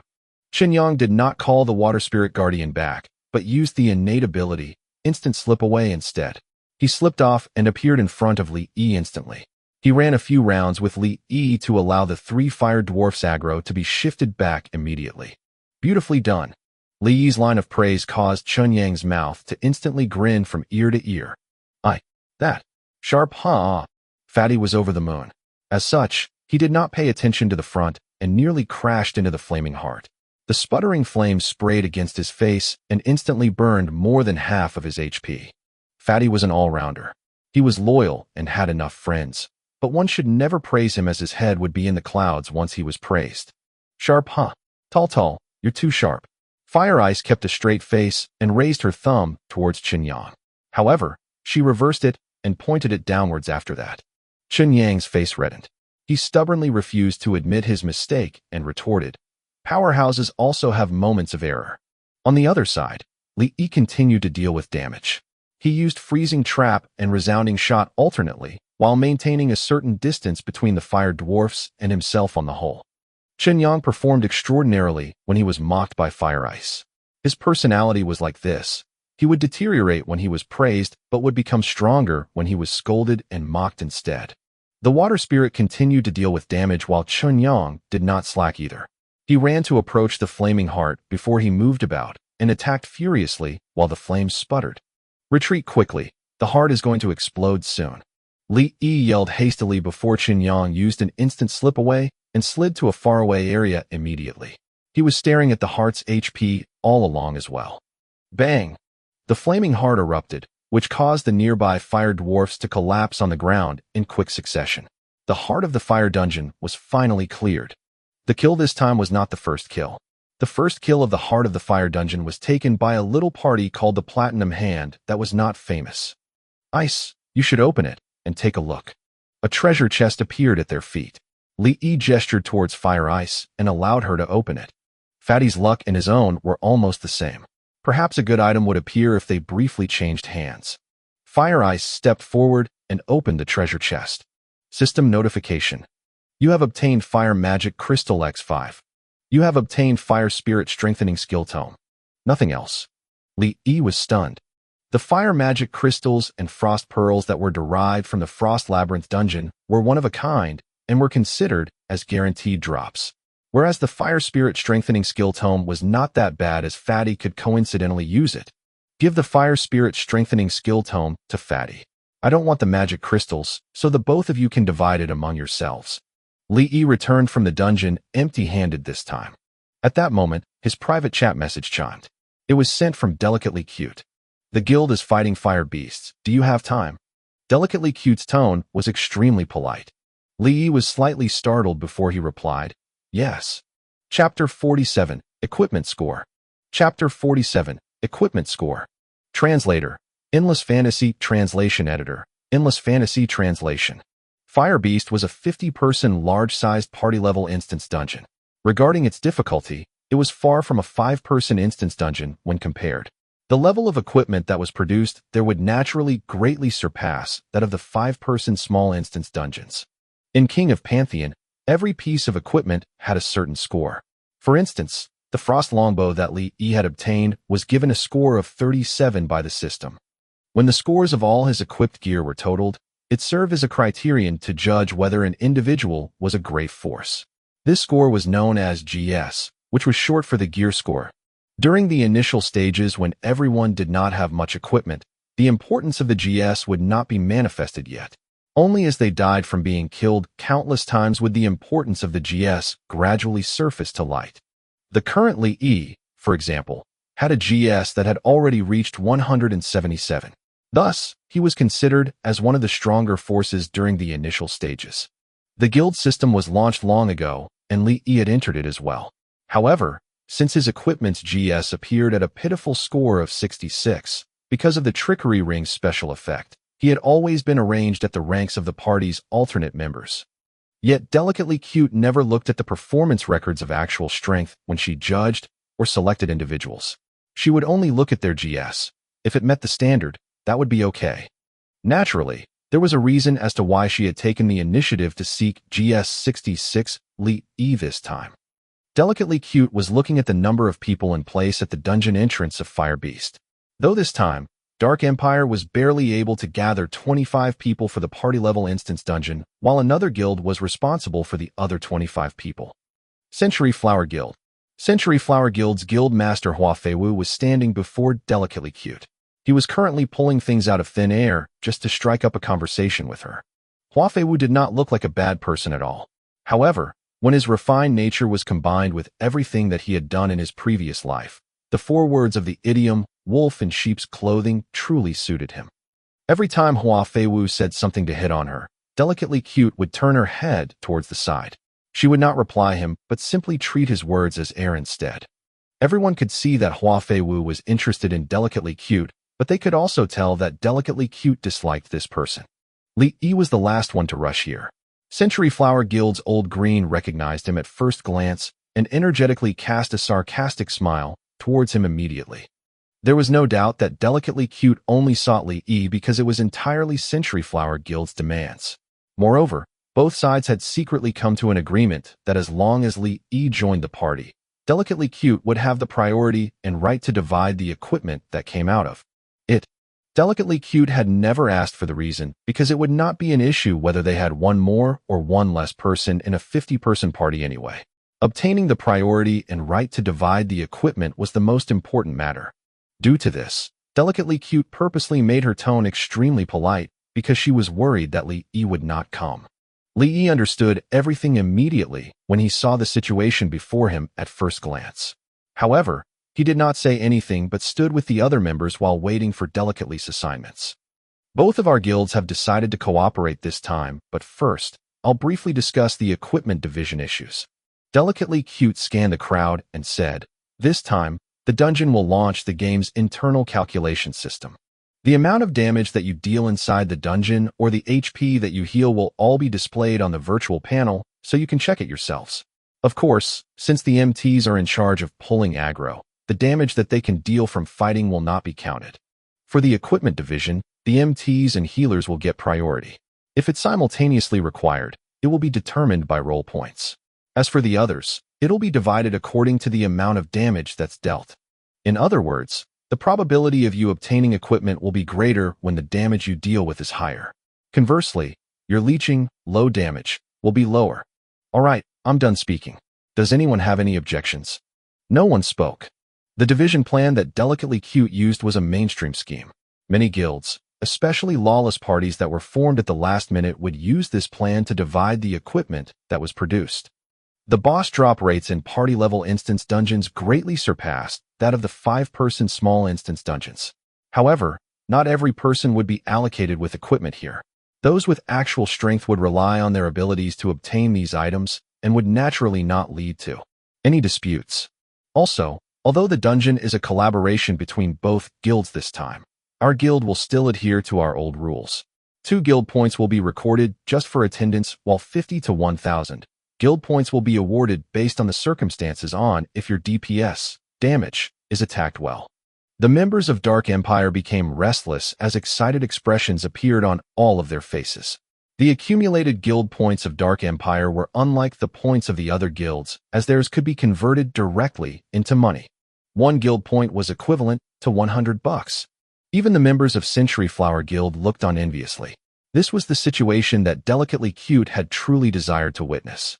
She could already foresee that the number of Dark Empire members would probably increase again after the dungeon this time. Delicately Cute flashed a sweet smile in Hua Feiwu's direction and said, "Guild Master Hua, you can solve the problem of assigning the party allocations." Hua Feiwu was stunned and only returned to his senses after a long time.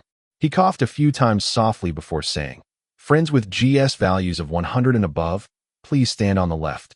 More than 30 people began to move and stood on the left. Friends with GS values above 80, please stand on the right. All of the remaining people moved towards the right except for Li Yi, who stayed in his spot. Dumbfounded, Hua Feiwu said, "Friend, you're GS." At this moment, Old Green walked towards his side and whispered a few sentences to his ears. Hua Feiwu made a few noises and looked Li Yi up and down once carefully before he stopped asking altogether. "If there's anyone with a GS over 160, come over to me." Hua Feiwu yelled again, while simultaneously illuminating his own GS marks of 161. "Wow!" Numerous cries of shock rang out in all 4 directions. When no one walked over, Hua Feiwu became even more pleased. He stared at Delicately Cute interestedly and looked at her reaction. Delicately Cute's expression was still normal, as there was no hint of a special reaction at all. This was not surprising, as the GS of the head guild leader of Dark Empire, Chu Tiange, had already reached 249 now. Can 161 be compared with 249? What's surprising about that? Li Yi was faintly shocked, but when he could clearly see the equipment on Hua Feiwu's body, he suddenly laughed. Since Hua Feiwu belonged to the wizard class, there was only one type of cloth armor equipment that he was suited to wear. However, King of Pantheon was a hyper-realistic game. There were no limits to the equipment that could be worn. The only difference was that the players would suffer system penalties if they wore equipment that was not suited to their own class. Take Hua Feiwu for instance. He was a wizard who actually wore 3 pieces of warrior pathplate armor equipment on his body to gather points for his GS. Although his GS points had increased because of this, he suffered the penalties of 200% ATK SPD delay, 200% SPD delay, and 200% decrease of HP and MP restoration speed. If he fought the monsters, there would be no prospect of him dealing damage because while others had attacked 5 times, he could only attack once. Both guilds sent out 5 MTs and 10 healers each. All of them were selected and discussed over beforehand. Meanwhile, it was not surprising that Li Yi was assigned with Old Green. "Alright, we don't have to pay much attention to the little monsters. Everyone can simply roll for the trashy green-colored equipment that appears, while the gold-colored equipment that is produced by the boss will be divided by Miss Delicately." Hua Feiwu's manner could be as gentlemanly as he desired. By looking at his behavior, it was truly difficult to relate him to the degenerate scumbag who had sent his girlfriend away in his previous life. Li Yi had yet to ask clearly until now on whether Hua Feiwu and Fire Ice currently knew each other. However, he felt relieved after he pondered for a while. Chun Yang and Fire Ice were currently just normal friends, and it would be a long time before they reached developments of the boy-girl relationship. His own worries were clearly unnecessary. Delicately Cute nodded and said, "If no one has any objections, everyone can enter the dungeon then." The 50-person party entered the dungeon majestically. Old Green approached Li Yi and sneered before whispering, "You'll definitely die terribly later." Chapter 48, First Segment. Chapter 48, First Segment. Translator, Endless Fantasy Translation Editor, Endless Fantasy Translation. The whole group entered the instance dungeon, and the setting was still a blazing plain. Delicate sent people to distribute the fire resistance potion and had everyone drink it before she gave the order to start. Before level 20, All the classes did not have the auxiliary kind of buff, so the preparation for the battle was relatively simple. There were 5 fire tanks in front, and when they saw the players coming forward, they immediately blasted their flames at them. Every 2 of the 10 main tanks were responsible for pulling aggro on 1 fire tank. Hence, 50 people were divided into 5 groups before they opened fire against the fire tanks. Old Green was fighting at the front while he secretly observed Li Yi.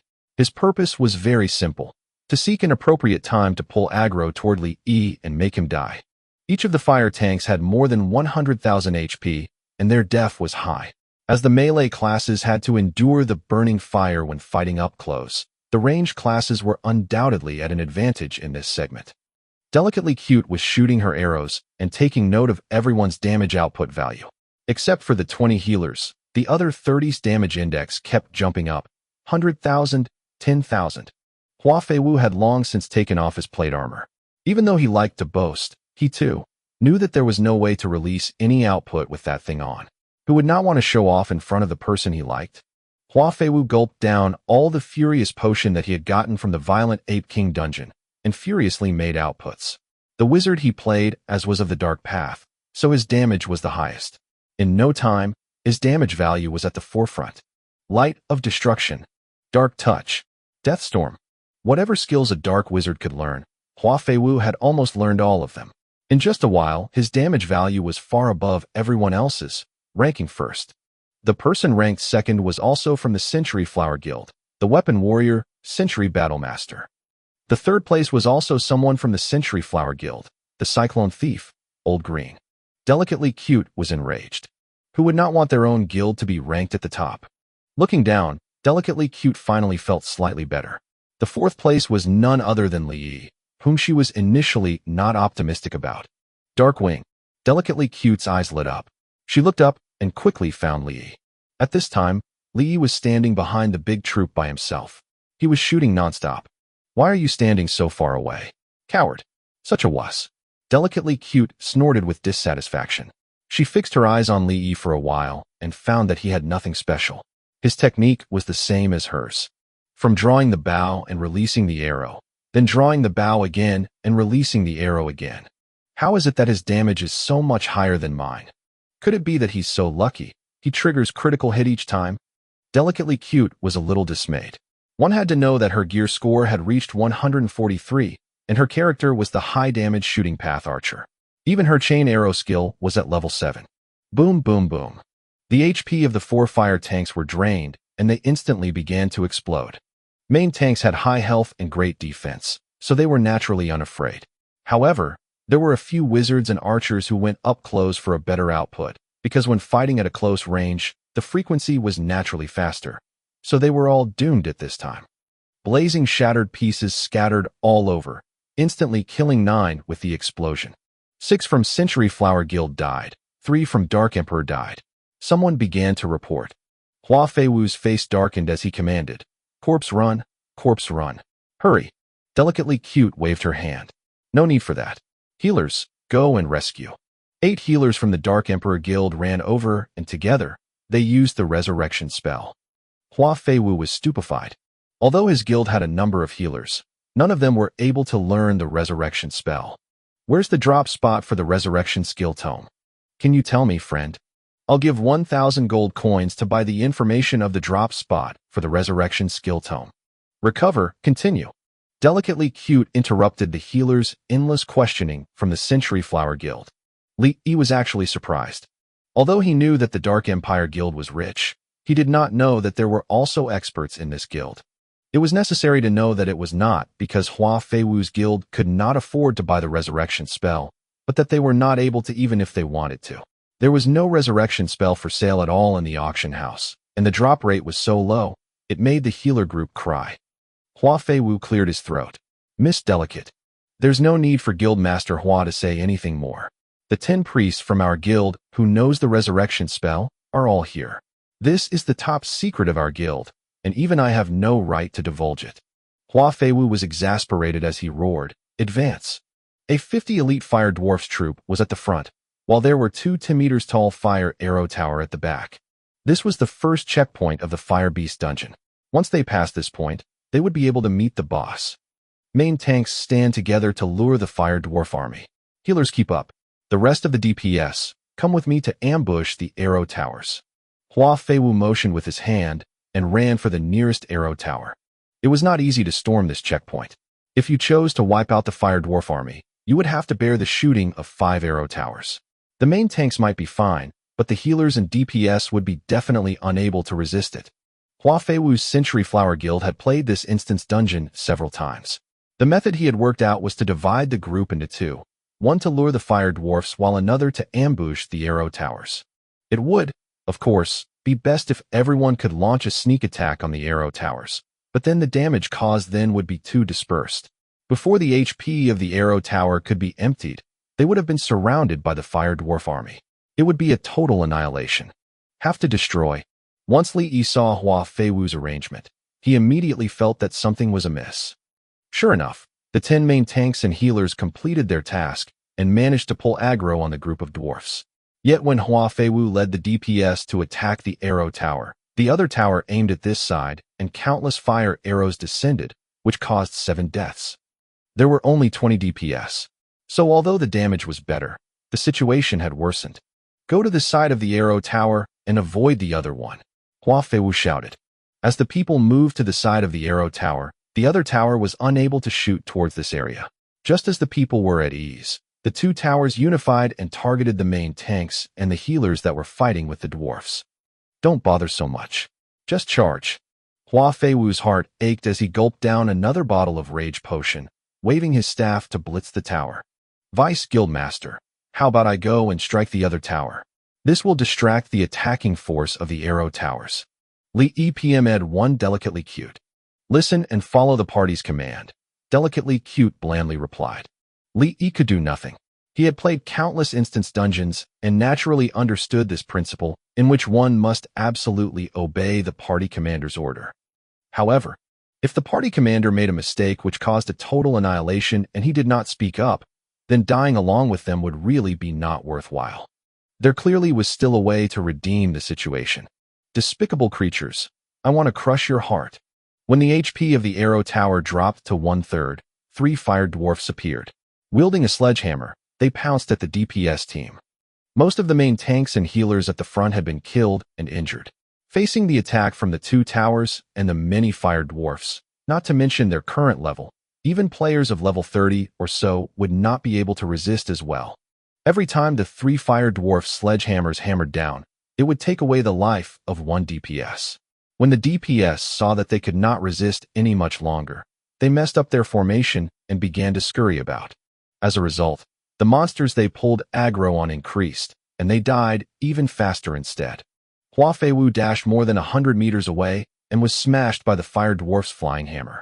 He died on the spot, and the staff in his hand fell. Delicately Cute was also dead. Not one of the main tanks and healers were left, and soon, the team of 50 people was totally annihilated. Li Yi was well prepared way beforehand. He escaped the shooting range of the arrow tower together with another 2 wizards, and there were no fire dwarfs chasing from behind. As he was about to reach the safe zone, at this very moment, Old Green pulled aggro on 3 fire dwarfs and used an instant slip away to catch up with Li Yi. He smiled sinisterly at Li Yi, and his body disappeared instantly. F***CK, play stealth to harass others. Upon seeing this, a wizard from the Dark Empire Guild cursed right away. The 3 fire dwarfs lost their pursuit target and immediately searched for the nearest substitute, aiming at Li Yi and the other 2 wizards. Chapter 49, Dogskin Plaster. Chapter 49, Dogskin Plaster. Translator, Endless Fantasy Translation Editor, Endless Fantasy Translation. A wizard was caught up by the fire dwarf, and as the sledgehammer descended, he laid on the ground without a doubt. That thief named Old Green, the wizard cursed furiously. Li Yi turned back and counterattacked. Pulling aggro on the 3 fire dwarfs, he dashed toward the direction of Old Green. At this time, Old Green was sneering and watching the show not far away. When he saw Li Yi running over, his complexion immediately changed. He turned to flee, but he forgot to deactivate stealth mode. The moving speed when in stealth mode is only 50% of the normal speed. Li Yi and Old Green ran side by side, and the fire dwarfs soon caught up. When the distance with the monsters was too close, stealth would immediately lose its effect. Now this was just too much. Instant slip away and stealth were cooling down, so he could not even try to hide. By relying on his SPD +2 shoes, Lee quickly increased the distance with Old Green and ran straight to the dungeon entrance before turning around to look back. Want to play tricks? You're still wet behind the ears. Don't you know that your teammates can still see you when you're in stealth mode? Lee could not help but shake his head and turned around to exit the dungeon. In the team of 50 people, only 5 ran out of the instance dungeon alive, and the remaining 45 people all died. Healers quickly corpse run into the dungeon to rescue Miss Delicate. Hua Feiwu painfully looked at his staff on the ground and was visibly agitated. The items dropped by players would never respawn, but a fire dwarf ran over, picked up the staff that Hua Feiwu had dropped, and waved it in his hand for a while before running off happily. F***CK. The staff was unmistakably gone. This was the excruciating part of King of Pantheon. Any of the players' items on the ground would never disappear, but it was very likely to be picked up by NPCs or monsters. You have quite a few people who didn't listen to the command. Before the fire dwarfs guarding the arrow tower have yet to respawn, your people have fled. After some hard work, the 50-person team reunited at the entrance of the instance dungeon. Death and injury were inevitable when exploring a new instance dungeon, but each death could bring valuable experience. By discussing with one another, only then can they smoothly pass and advance. As for Hua Feiwu, losing his staff was like losing his soul. His tone of voice was the same as that of a sulky woman's, and he placed all the responsibility for the failure of the battle on Dark Empire. All of us from the Century Flower Guild are killed, but you have 5 people leaving the dungeon alive. Miss Delicate, is there a need for me to say anything more about whose side is not contributing? Check the DPS yourself. Look at the 5 from our guild who left the dungeon alive. None of them scored less than your side. Hua Feiwu clicked open the DPS statistics screen. After scanning it, he was instantly dumbfounded. The person with the highest damage output had long been not him, but was Darkwing. As for the 4 from Dark Empire who survived, their damage output were all ranked in the middle, and although they were not high, they were definitely not low either. How's that possible? My destruction staff has an extra 100 points of dark damage. He's just a rubbish archer. How can his damage be higher than mine? Hua Feiwu's complexion changed. Delicately Cute coldly snorted. This is the system's own damage statistics. Neither you nor I could fake it. Everyone's gaze fell on Li Yi, but Li Yi was unperturbed and just smiled at everyone. He was not leeching off earlier on. In this kind of large party dungeon that had a very high demand for damage output, if you were to hold back your capability and ease up at this time, it could possibly cost the entire team. Do in accordance with your ability and do your best. This was the prerequisite for a party to win. Hua Feiwu waved his hand. Forget it, don't mention this for now. Let's study the tactic first. The destruction staff which was taken away by the fire dwarf was still weighing on his mind. The strategy this time is similar to the last. However, we have to choose 2 people to attack the other arrow tower to divert its fire. Li Yi's heart relaxed. Leaving his character aside, this Hua Feiwu was still rather capable. Being able to find the right way so quickly showed that he was actually worthy of being a guild master. I'll go. Just I alone will do. Li Yi raised his hand. Hua Feiwu looked at Li Yi disdainfully. You? Don't think that just because your damage output is higher than mine, you can pretend to be an expert. Attracting the fire from the arrow tower needs constant movement and positioning. You, as an archer, would die the moment you come into contact with a monster. Though it's alright for you to die, yet if this causes the party to be totally annihilated, would you be able to bear this responsibility? If it's just to attract the attention of the tower, I can take on this responsibility. Li nodded his head seriously. Hua Feiwu was provoked by Li Yi. Just as he was about to reprimand him, Delicately Cute came forward. I agree to let Darkwing go. Well, alright then. Since Delicately Cute opened her mouth, Hua Feiwu could only nod. I'll go too. Old Green stepped forward and volunteered. He really was like a ghost that lingered on and was unwilling to leave. Li did not know whether to laugh or to cry. He remembered that this was the case in the previous life. Even though Old Green died again and again, this fellow was absolutely not convinced no matter how you killed him. He would perilously stick closer to you, like a dogskin plaster one that could not be shaken off no matter how you try. Is the same situation from the previous life going repeat itself? Li Yi sighed helplessly. Alright then, let's send 1 person each from our 2 guilds. But I'll be brutally blunt here.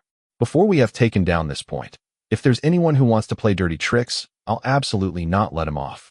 Hua Feiwu glared at Old Green fiercely.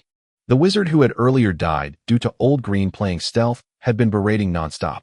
If it was not for delicately cute resolving the matter, there would not have been any peace until now. Old Green's expression was indifferent, as if he did not even hear Hua Feiwu. The party stormed forward again, splitting into 3 groups as they rushed toward the checkpoint. How about we discuss for a bit? Let's just temporarily put aside our grudges and wait till we're out of the dungeon. I'll honestly stand still and let you kill me once. How's that? Li Yi tried to communicate with Old Green while running in the direction of the arrow tower. Just once. If I don't kill you 100 times, we're not over yet. Come on. I'm discussing with you now to temporarily put aside all grudges and wait till we're out of the dungeon. You can even kill me 200 times, and I won't have a problem with that. Tell you what. No way. I'm definitely going to kill you in the dungeon. Old Qing coldly snorted, and his instant slip-away sped up, looking for little monsters to cause trouble for Li Yi. Li Yi was speechless for a moment. Hearing Old Green's tone, it was as if he himself was afraid of him. Fine. Since he would not agree, even though he tried to properly discuss with him, there was no other way but to continue playing. When Li Yi had reached the foot of the arrow tower, Old Green was leading 2 fire dwarfs running over to him. Are you being silly or just plain stupid? Even Hua Feiwu knows to look at the bigger picture and keep the overall goals in mind. What about you? You're willing to bring down the whole party to die along with you just to get revenge. Li Yi had said what was needed to be said and spoke no more. He kept running and shooting to pull aggro. Old Green only dared to pull 2, but he dared to pull a group. After pulling aggro on 10 fire dwarfs, Li Yi felt it was almost enough. He immediately turned back and ran toward Old Green. At the same time, Old Green was being chased by fire dwarfs and could not escape, so he could only brace himself and charge head-on. If I'm to die, we'll all die together. Old Green yelled ferociously. Want to play tricks with me? You're still way behind. Go die by yourself. Brother's not going to accompany you. Just as the two were approaching each other, Li Yi called out his mutated small wild boar to transfer aggro and quickly evacuated from the side. The mutated small wild boar resisted for a while, but Old Green was instantly killed by the fire dwarfs. Li Yi, on the other hand, had escaped safely to the other side of the arrow tower and was outside of the fire dwarf's range of sight. Hua Feiwu and the rest were already attacking the other arrow tower. Li Yi saw the tower at his side aimed at the main tanks that were pulling aggro at the front, and he knew that the situation was getting worse. He immediately fired an arrow at the arrow tower and run out of the tower base at the same time, exposing himself within the shooting range of the tower. If you stood at the foot of the arrow tower, you would not be attacked by it. This was because the shooting range of the arrow tower was the same as that of the archers. Once coming into close range, both would not be able to fire any shots. Li Yi exposed his body within the shooting range of the arrow tower. His intention was obvious, to attract the arrow tower to attack him. Tat tat tat tat. The arrow tower discovered Li Yi and directed its huge fire arrow launcher at Li Yi. Chhhhhh. A huge fire arrow drew out a stream of flare and aimed at Li Yi. Chapter 50, Destruction Staff. Chapter 50, Destruction Staff. Translator, Endless Fantasy Translation Editor, Endless Fantasy Translation. Li Yi had already started running gracefully the moment the humongous arrow shot out. Boom! Fire spread everywhere, leaving a huge charred crater on the ground. Li Yi did not stop as he kept repeating the former pattern as he continued kiting the firepower outside of the tower's attack range. It was that simple to attract the attention of the fire arrow tower. One did not require any complex maneuvers, and anyone would be able to do it as long as they knew how to do it. If the fire arrow tower were not destroyed, and there were endless reinforcement towards the Grand Dwarf army appearing in front of them, the rest of the party could focus on the army while one of them kite the tower. Old Green was loitering about outside of the entrance of the instant's dungeon as he let off some steam verbally every once in a while. It was impossible for him to run back to his corpse, which was in the instant's dungeon, while the team was engaged in combat. The pressure towards the healer and main tank at the front line was greatly reduced once the firepower of the fire arrow tower was kited away. The arrow tower was quickly brought down under the leadership of Hua Feiwu. Hua Feiwu brought his men along as he ran towards the arrow tower near Li Yi. He did not even ask how Li Yi did it as he looked around for some moment before asking him. Did old Green die? Li Yi then told him the truth. He died. I'll deal with you after we're done fighting. Hua Feiwu glared at Li Yi as he started attacking the arrow tower. Deal with me? What for? That trickster tried to lure monsters to harm me, and he was punished by his own actions due to his incompetence. Li Yi went closer to Hua Feiwu as he spoke. A slight twitch could be seen at the edge of Hua Feiwu's lips as he ignored him. He then distanced himself away from Li Yi as black lights started flashing in his hands. Boom! As the final arrow tower fell, the fire dwarfs at the front line lost their composure as they rushed towards them for support. Hua Feiwu shouted, "Kill every single one of them. Main tanks, maintain your position while the DPS attack with everything they have. Light ball, fireball, light sword, poisonous mist, frost arrow, all of them rained down towards the fire dwarf grand army." The battle concluded after some 10 minutes.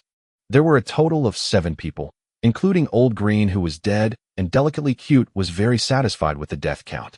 The reason was that the Dark Empire had 0 deaths. Delicately Cute rushed towards Li Yi as she nodded. "You've done well. I'll give you 10 points. Li Yi shrugged. It would be natural for him to take the money if he were given the choice to do so. Hua Feiwu butted in coldly. "Let's not get too happy yet. We will have to fight the first boss Fire Wizard Kruder next. If we were to be wiped out by him, all of our hard efforts would go to waste. If all of them were to die at the hand of Kruder, they would have to fight against the arrow towers, and even the 4 fire tanks again. The worst thing of all was that there would not be any rewards if they were to fight it once more. There was a fire dwarf that snatched away my destruction staff back then. I would like to ask the main tanks to see if you guys have looted it." All of the 10 main tanks shook their heads in unison.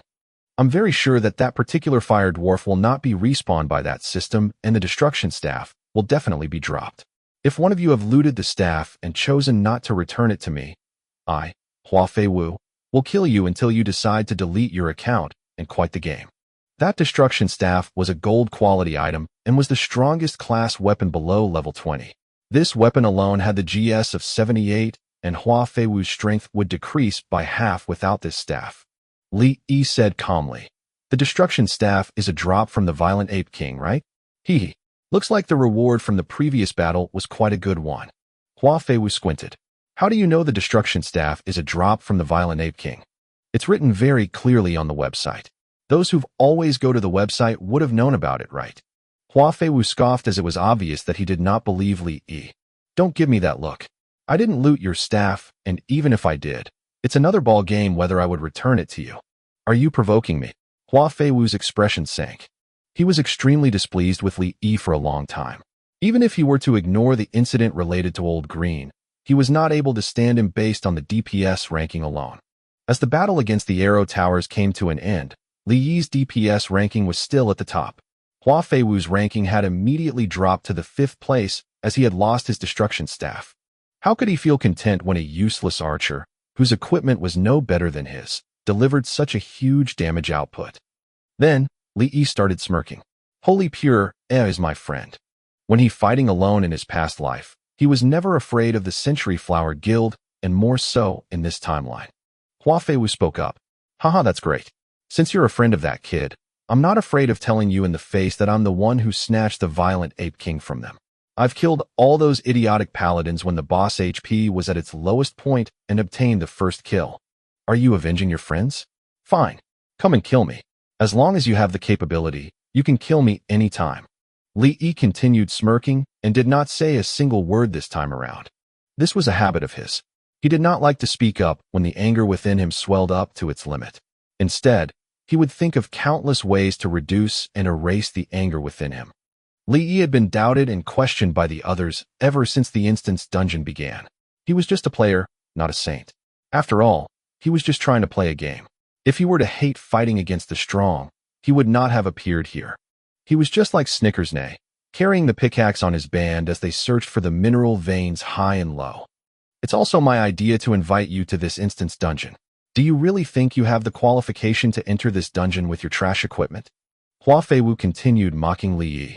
It was only then Delicately Cute butted in. "Flower Guild Master. Darkwing is a member of Dark Empire. I don't think it is in your place to teach my subordinate a lesson, right?" "Stop." Li Yi glanced at Delicately Cute as he spoke.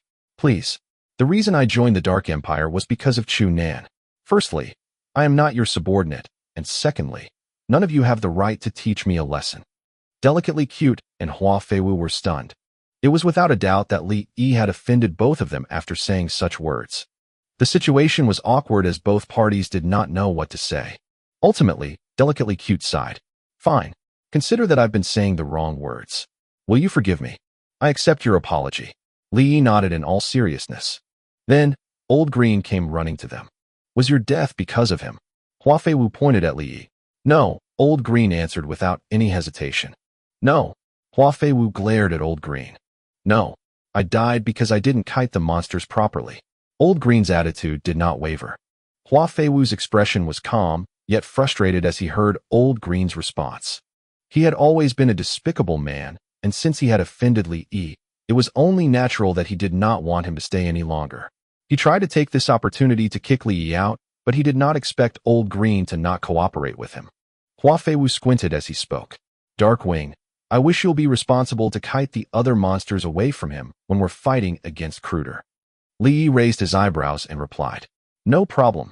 He knew that the opposite party was purposely making things difficult for him. However, he would not give in as long as the anger within him did not disappear. Chapter 51 Kruder. Chapter 51 Kruder. Translator. Endless Fantasy Translation Editor. Endless Fantasy Translation. The fire dwarf wizard Kruder held a fiery staff in his hand as he stood silently on the fire altar. Two fire dwarfs who had more than 200,000 HP each were patrolling with a huge sledgehammer in front of him. Li Yi's responsibility was to kite these two elite leader-level fire dwarfs away from the team. This responsibility was supposed to belong to a main tank and a healer. However, it was clear as day that Hua Feiwu was making things difficult for Li Yi as he wanted him dead. Hua Feiwu had sent a private message to two of his subordinates. You and Flying Leaf will monitor Darkwing's every action. Both of you will be responsible for kiting those two elite leaders once he's dead. Understood. Understood. It did not matter much to a team that housed 50 men if one of them died. However, it would be a complete loss if the entire team perished because of one person.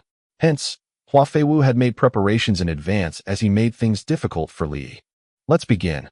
Hua Feiwu rushed towards Li Yi as he spoke. Chain arrow skill. Thud. Thud. Two arrows were shot towards the two elite dwarfs' heads at the same time. A gulf of fire sparked above their head as they chased after Li Yi. What the hell? Why isn't he hitting them far away from us? There's so many of us here. What will he do if the aggro is shifted towards us? Someone shouted. Li Yi ignored them as he ran towards the back while he turned his head around to shoot the enemies. He held onto the aggro firmly as the two elite dwarfs passed through the crowd and kept chasing after him. Hua Feiwu screamed as his grip tightened and released a dark magical ball at Kruder. The main tanks went to the front line to maintain their position as healers started to heal them generously. The fiery boss battle had officially begun. Li Yi was running at the front while the two elite leaders were chasing him from behind. The main tank and healer from the Century Flower Guild were even further back. Despite having a pair of shoes which gave SPD +2, Li Yi was still nowhere as fast as the two elite leaders. Fortunately, the arrow towers that were destroyed were still around. Li Yi ran around the arrow towers instead of a straight line, leaving the two elite leaders unable to make use of their overwhelming speed. The main tank and healer from the Century Flower Guild stared at each other. They wanted to go over and help out, but they did not as they had yet to receive any command from their guild master. Hence, they decided to stand at the side and wait for the situation to unfold further. Li Yi's speed gradually became faster as he ran around the towers, but the two elite leaders had decided to give up on the pursuit for some reason and had started running towards the Century Flower Guild's main tank and healer. Should we engage? The healer started to panic. We can't run away and have no choice but to engage. The main tank had no choice but to run towards the two elite dwarfs and maintain the aggro firmly as he used his shield as a wall to block their attacks. Thanks for that. I almost vomited from the dizziness due to running around. The main tank and healer were engaged in battle as they fall back slowly. They did not even have the time to respond to his trash talk. Li Yi felt extremely calm as there was a main tank that knew how to pull the monsters. However, he did not slack as well as he kept attacking from behind. Since his DPS was very high to begin with, the two elite leaders' HP reduced quickly and one of them died within 10 minutes. Then, he started attacking the other one. As the last elite dwarf fell to the ground, Li rushed to the two with a grin on his face. Try and loot it. Perhaps we may get some good equipment out of them. Although the party loots were decided by the party leader, the corpse on the ground could be searched by everyone. However, the items could not be obtained by the party members. The main tank walked forward and started searching the corpse. Then, Li received a system notification. You've obtained 10 silver coins. This was the end result where the system automatically divided the loot equally to all 50 people. We should head out and help them. Li rushed to the altar and saw an exciting battle unfolding in front of him. The fire wizard Kruder's HP had already dropped down by 1/5. He instantly knew that it was about to shift into its second stage. Kruder in his first stage was not hard to deal with, as it would only cast fireballs instantly and a sea of fire which deals an incredible amount of damage. One would not die from the fireballs, and the sea of fire could be easily evaded. As long as the party's DPS was high enough in his first stage, it should not be a problem, as the boss would go berserk if it took too long to reduce its HP. This algorithm was applicable to all bosses. The second stage was much harder to deal with compared to the first stage. Kruder in its second stage had an additional AoE debuff skill. The Curse of the Fire Seed. Effect: a fire seed is planted on the player's body. As time passes, the fire seed will bud and grow powerful. Once the fire seed is matured, it will detach from the player's body and will randomly shoot towards the closest player within a 10-yard radius, causing 500+ fire damage. Then, the fire seed will continue bouncing to another player with its power being halved. This process will repeat until it reverts into a fire seed. The fire seed will weaken automatically if there is no player within 10 yards and reduce the host's HP by half as it returns into its original form. This skill was extremely overpowered, as Kruder would unleash at least 10 fire seeds in one go. The party would definitely be wiped out if the party members did not separate from each other before the fire seeds exploded. This negative buff would be impossible to counter before the priest learned the skill Dispel. The only solution thus far was to evade, while the person who had been implanted would stay far away from the other party members. All of you will die here today, you shameless lowlifes.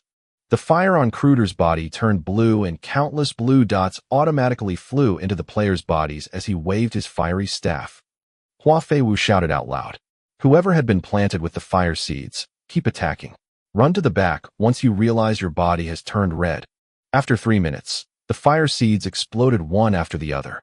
It would not be a problem if there was only one running to the back, but the situation immediately became chaotic when at least 10 people ran to the back together.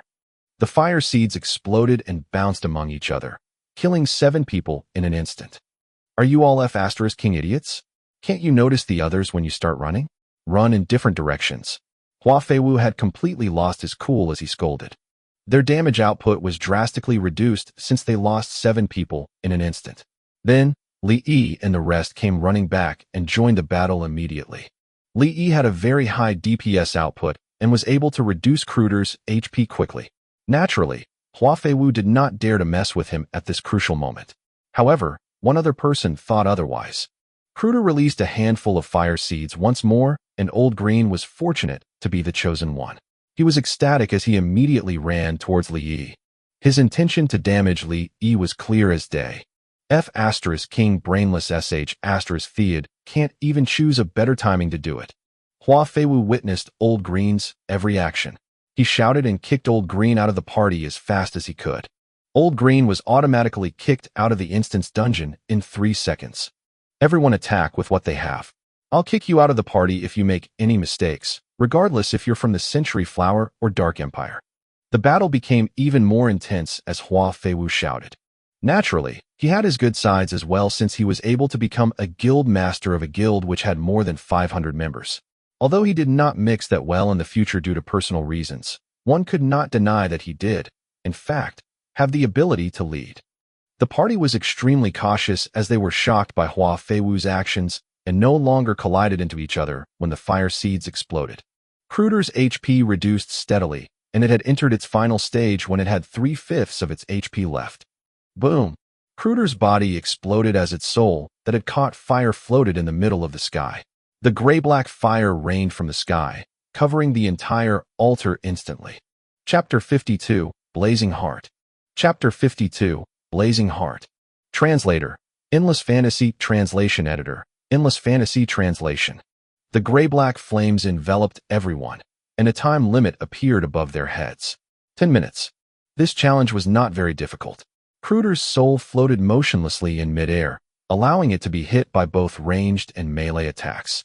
As long as the DPS you dealt was sufficient, it would not be hard to defeat him. 7 people already died earlier, so their damage output had decreased by a chunk.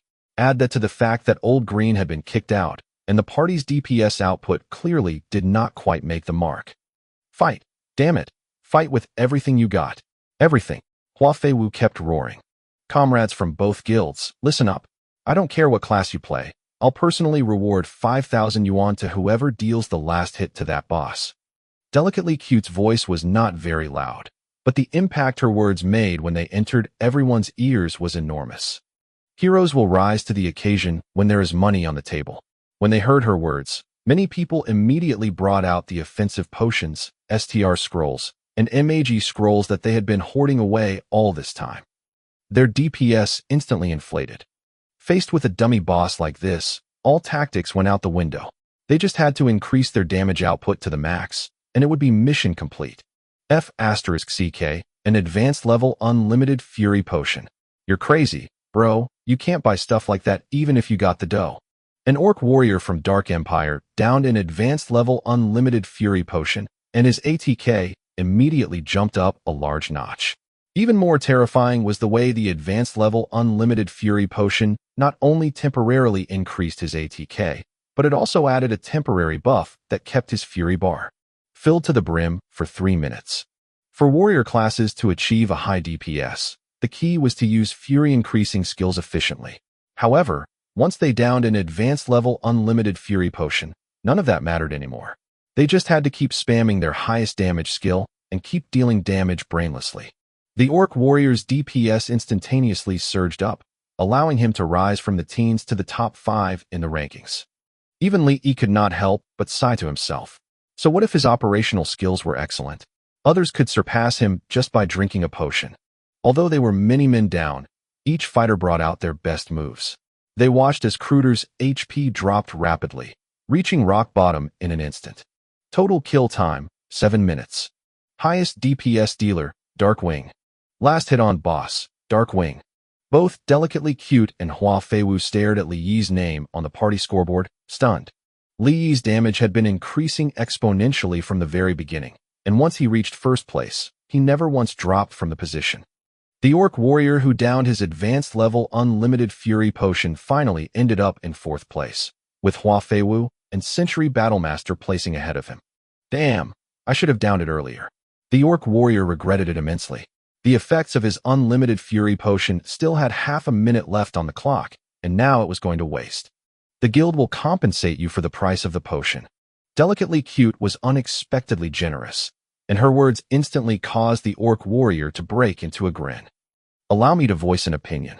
Hua Feiwu raised his hand and smiled at Li Yi. This time, Brother Darkwing here has made the most significant contribution, so I think he should be the one to loot the boss and distribute the goods. Does anyone have any objections? The members of both guilds were simultaneously stunned. In large-sized party dungeons like this, the ones who had the right to loot the boss were either the party commanders or leaders. Regular members had no right to loot the boss at all, not even if their DPS was the highest of the lot. This suggestion of Hua Feiwu's sure stinks of a bootlicker. Li Yi laughed coldly to himself. Before they entered the dungeon, Delicately Cute had made it perfectly clear that whoever achieved the highest DPS would have the right to get their first choice of equipment. As for the rights to loot the boss, Li Yi could not care less. Instead, he would much rather someone else do the honors. After all, his hand was way too unlucky. Throughout his 8 years of playing King of Pantheon in the previous life, he could count the pieces of quality equipment that he had. Looted himself on one hand. Delicately Cute smiled widely at Li Yi. Darkwing, since Guild Master Hua has spoken, it's decided. Go ahead, you be the one to loot the boss. Delicately Cute's attitude also took a 180-degree turn. With that, everyone understood the situation slightly better.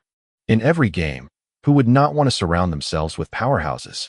Provoking powerhouses without reason would just be causing trouble for oneself, no? Hua Feiwu understood that, and naturally so did Delicately Cute. At first, She had looked down on Li Yi because his level was not high and his equipment was trash. After witnessing Li Yi's performance firsthand, however, she instantly changed her opinion of him. This man was definitely a talent. Comparing his past to his present, Li Yi could not help but sigh. Although King of Pantheon was just a game, how was this scenario any different from real life? If you're capable, they're all over you. If you're not, they'll kick you away in an instant. They changed their opinion of him because he managed to accomplish something. Still, Li never really cared about these things. Lu Yi said with a smile, "I'll pass on the looting part. You guys go ahead and get anyone else, to do it." "All right, I like your alacrity, Brother Darkwing. I simply must make a friend of you." Hua Feiwu laughed heartily, completely different from how he was previously. "On second thoughts, that misunderstanding in the past with your friend is just a small deal. The only fault was that I didn't know them at the time. Why? If that were to happen now, if I knew that they were your friends, how could I possibly do something like that?" No matter what Hua Feiwu said, Li Yi just smiled politely without a word. Delicate walked up and looted the boss. Since this was a 50-person party-level instance dungeon, the drops from the boss were extremely plentiful. Aside from the equipment, there was a large variety of other items as well. Fire Spear, two-handed weapon gold. Fire Staff, two-handed weapon gold. Blazing Heart, special accessory gold. Contract of Fire, contract summon skill tome. Hand of Destruction, dark wizard skill tome. Refinement metals X19, material.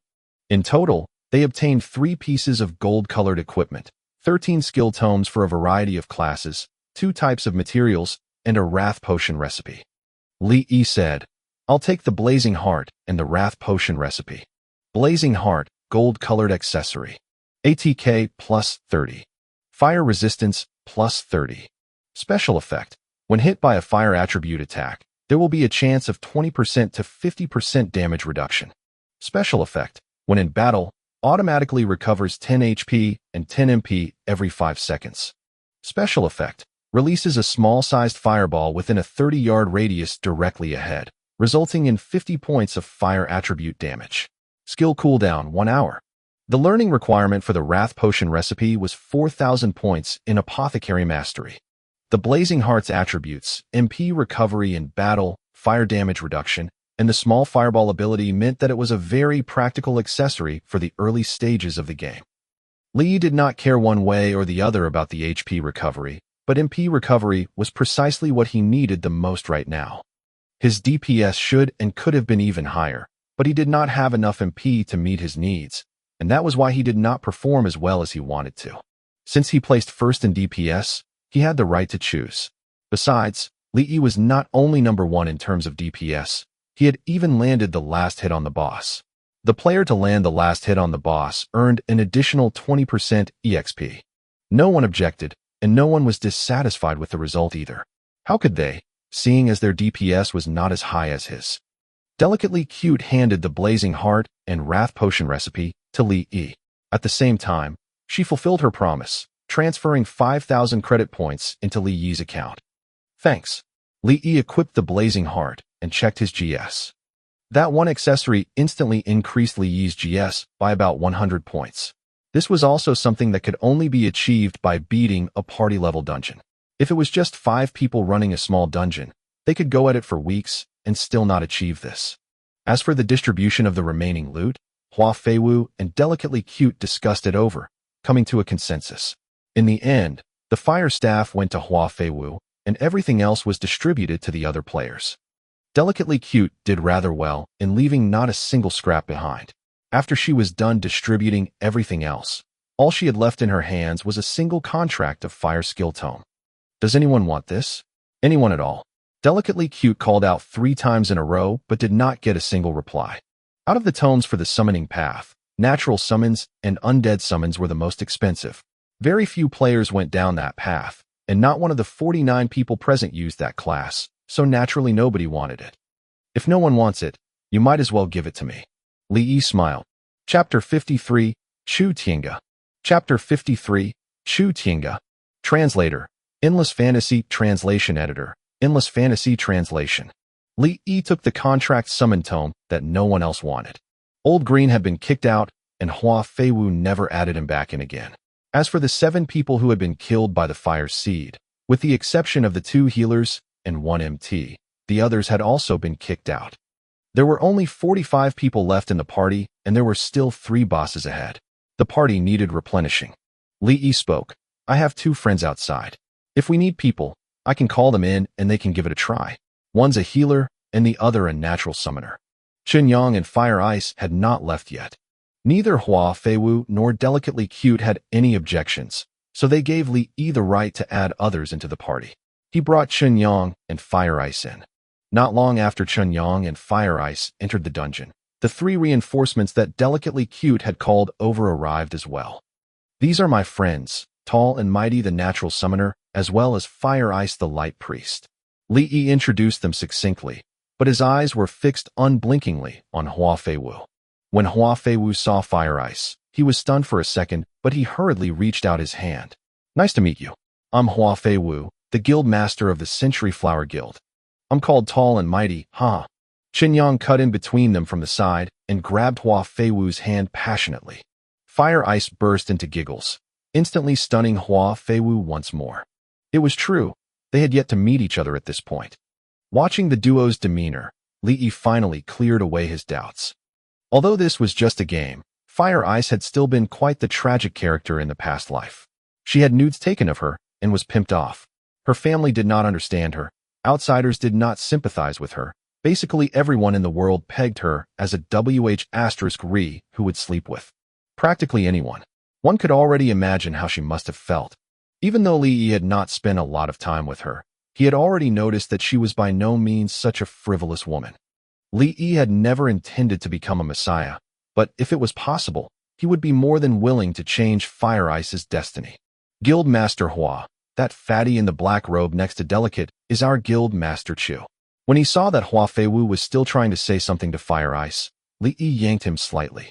Since they were suddenly short-staffed, Delicately Cute had called over the Guild Master of Dark Empire, Chu Tiange.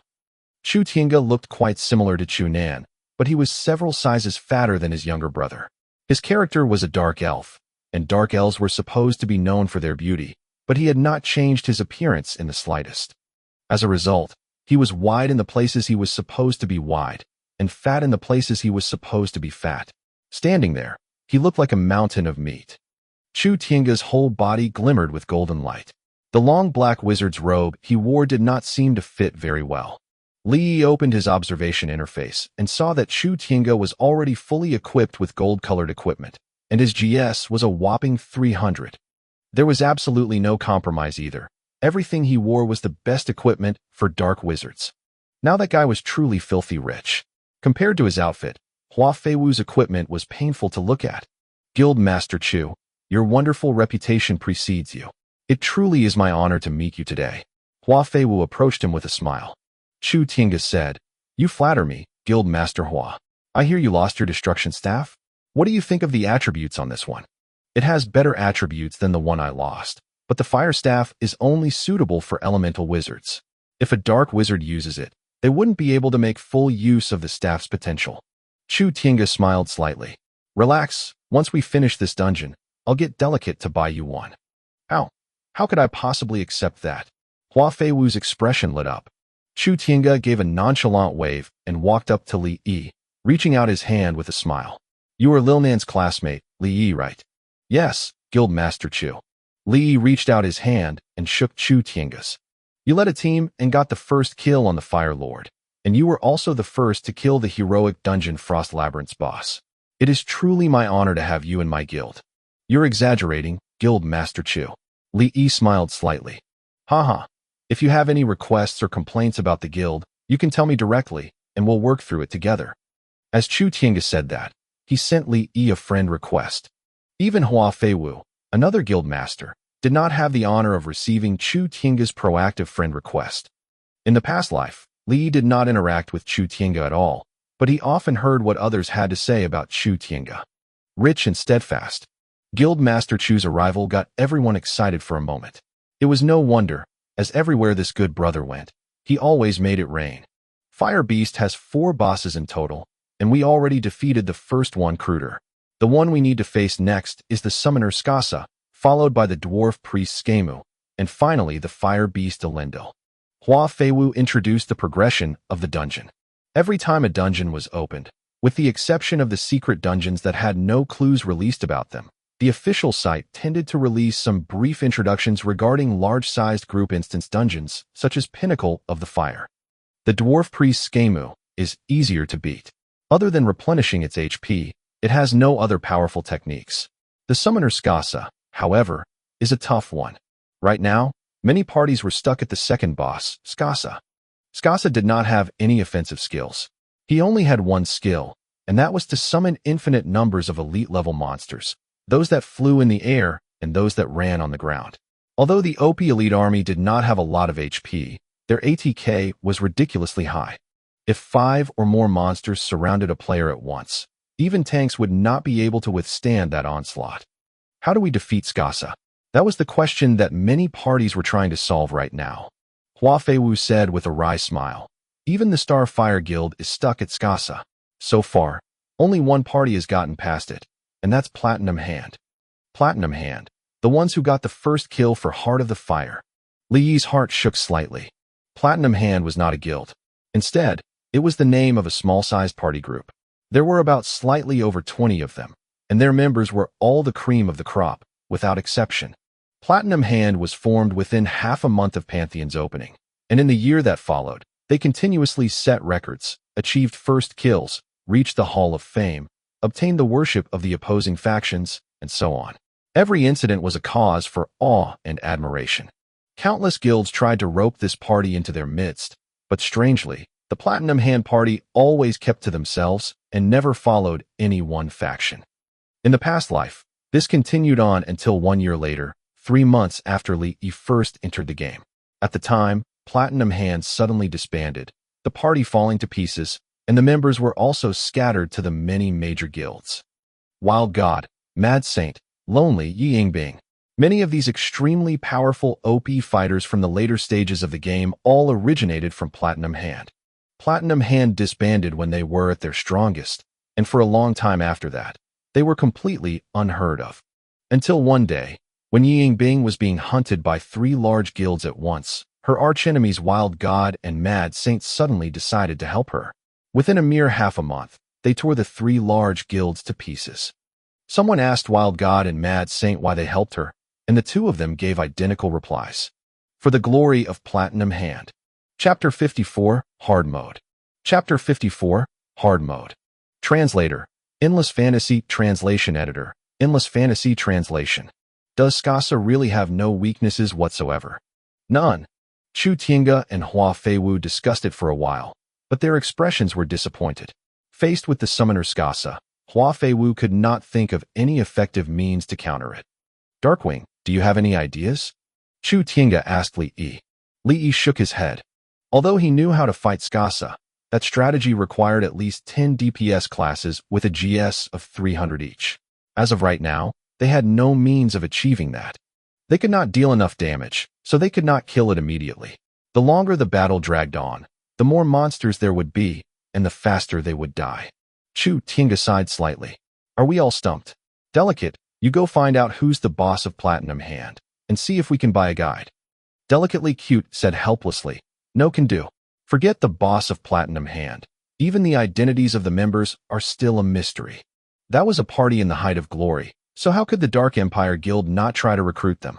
In truth, as soon as Platinum Hand achieved the first kill of Heart of the Fire, Delicately Cute had already sent people out to investigate them. Unfortunately, the Platinum Hand group was just too mysterious. The Dark Empire hires chased and investigated them for a few days, but obtained no information in the slightest. Don't tell me we have to disband just like this. Chu Tiange was slightly frustrated. I think it's best if we continue trying to explore. If we die, the most we'll lose is some EXP, but if we figure out a way to beat M, there's a chance we can achieve the first kill of this dungeon. The dungeon's first kill. Chu Tiange's eyes burned with passion. Under Li Yi's leadership, the party had accomplished the first kill of the heroic level Frost Labyrinth dungeon. As a result, more than 200 people instantly joined Dark Empire, drastically boosting their membership. If they could grab the first kill of this 50-person party-level dungeon, how many more people will come flocking into their guild? Chu Tiange nodded. All right, then let's fight as we explore further. Actually, I think. Li walked up to Chu Tiange and said, we can try skipping Skasa and Skemu and go straight to the fire beast instead. Go straight to the fire beast. Chu Tiange, delicately cute, and Hua Feiwu all asked in unison. Let's look at the map. Li pointed a finger in midair and a map of the dungeon appeared there. There were 4 red dots on the map, marking the locations of the 4 bosses. Skasa's on the left, Skemu on the right. Did you guys notice? On the left side of the map, there's a straight line. If I'm not mistaken, this should be a pathway. We just have to take this pathway and we'll able to circle around those 2 bosses, going straight to the fire beast instead. Once Li explained it, the 3 of them instantly understood. Can this really work? Hua Feiwu was doubtful. Won't we know if we just sent someone out to try?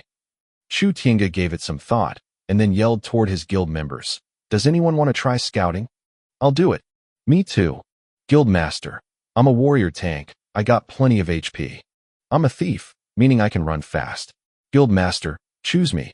Thieves die fast, and warriors run slow. Choose me, I'm a vagabond. Everyone fell over themselves in their rush to be chosen, causing quite the scene. Li shook his head at the sight. Why was everyone fighting over it? It was a habit as a result of Chu Tiange's style. No matter what he asked his subordinates to do, he would give them some money. Over time, this group of people came to understand that when their guild master gave an order, that meant he was going to hand out money. Chu Tiange was indeed rich, but unfortunately, he had underestimated the king of Pantheon game. This was also the reason why the guild he had formed out of money ended up collapsing due to money. He used money to buy their hearts, but how long would that last? If you always had the money, sure, that would work. However, the moment something got in the way of your funding, all the illusions would be shattered in an instant. There's no need to ask anyone else. I'll be the scout.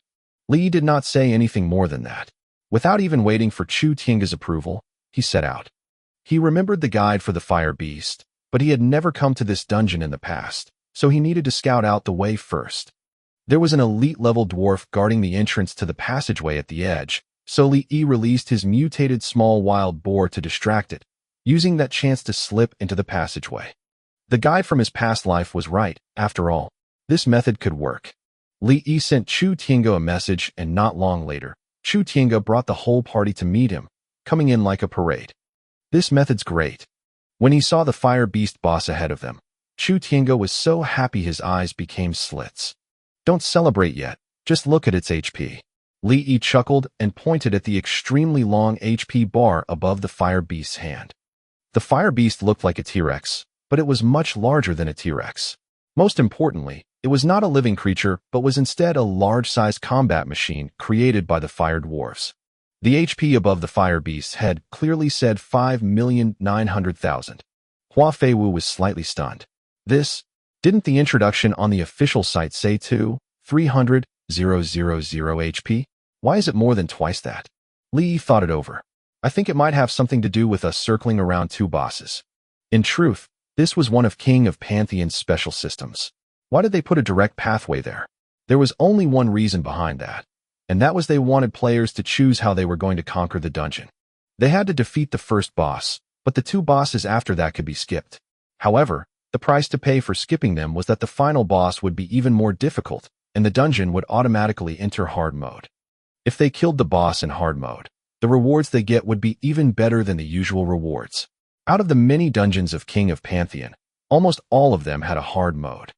To take the easiest demo dungeon, Frost Labyrinth, as an example, the condition required to entire hard mode was to pull the Frost Giant and Ordas together, killing them at the same time.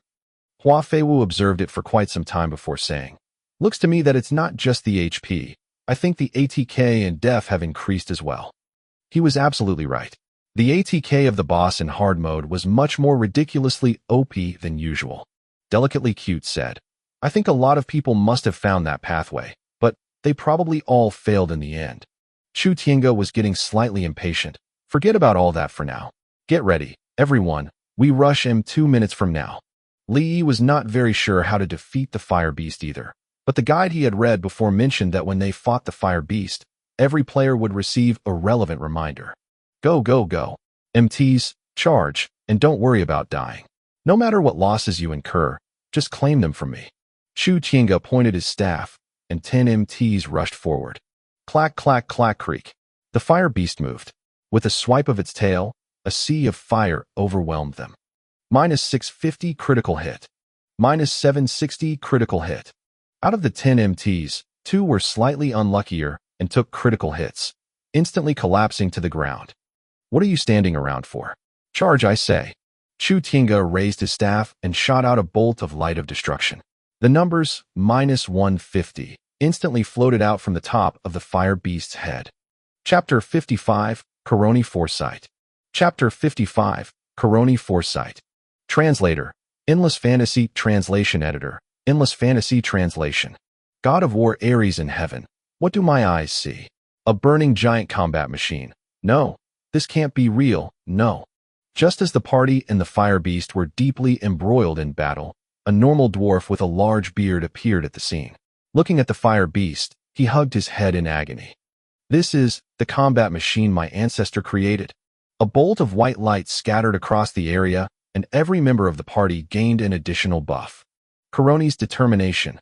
Status effect lasts 180 minutes, increases HP by 10% and reduces damage by 5%. Obtain temporary skill, God of War's protection. Effect. Gives player 10 seconds of immunity, limited to 3 uses. With the exception of Li, everyone was shocked for an instant.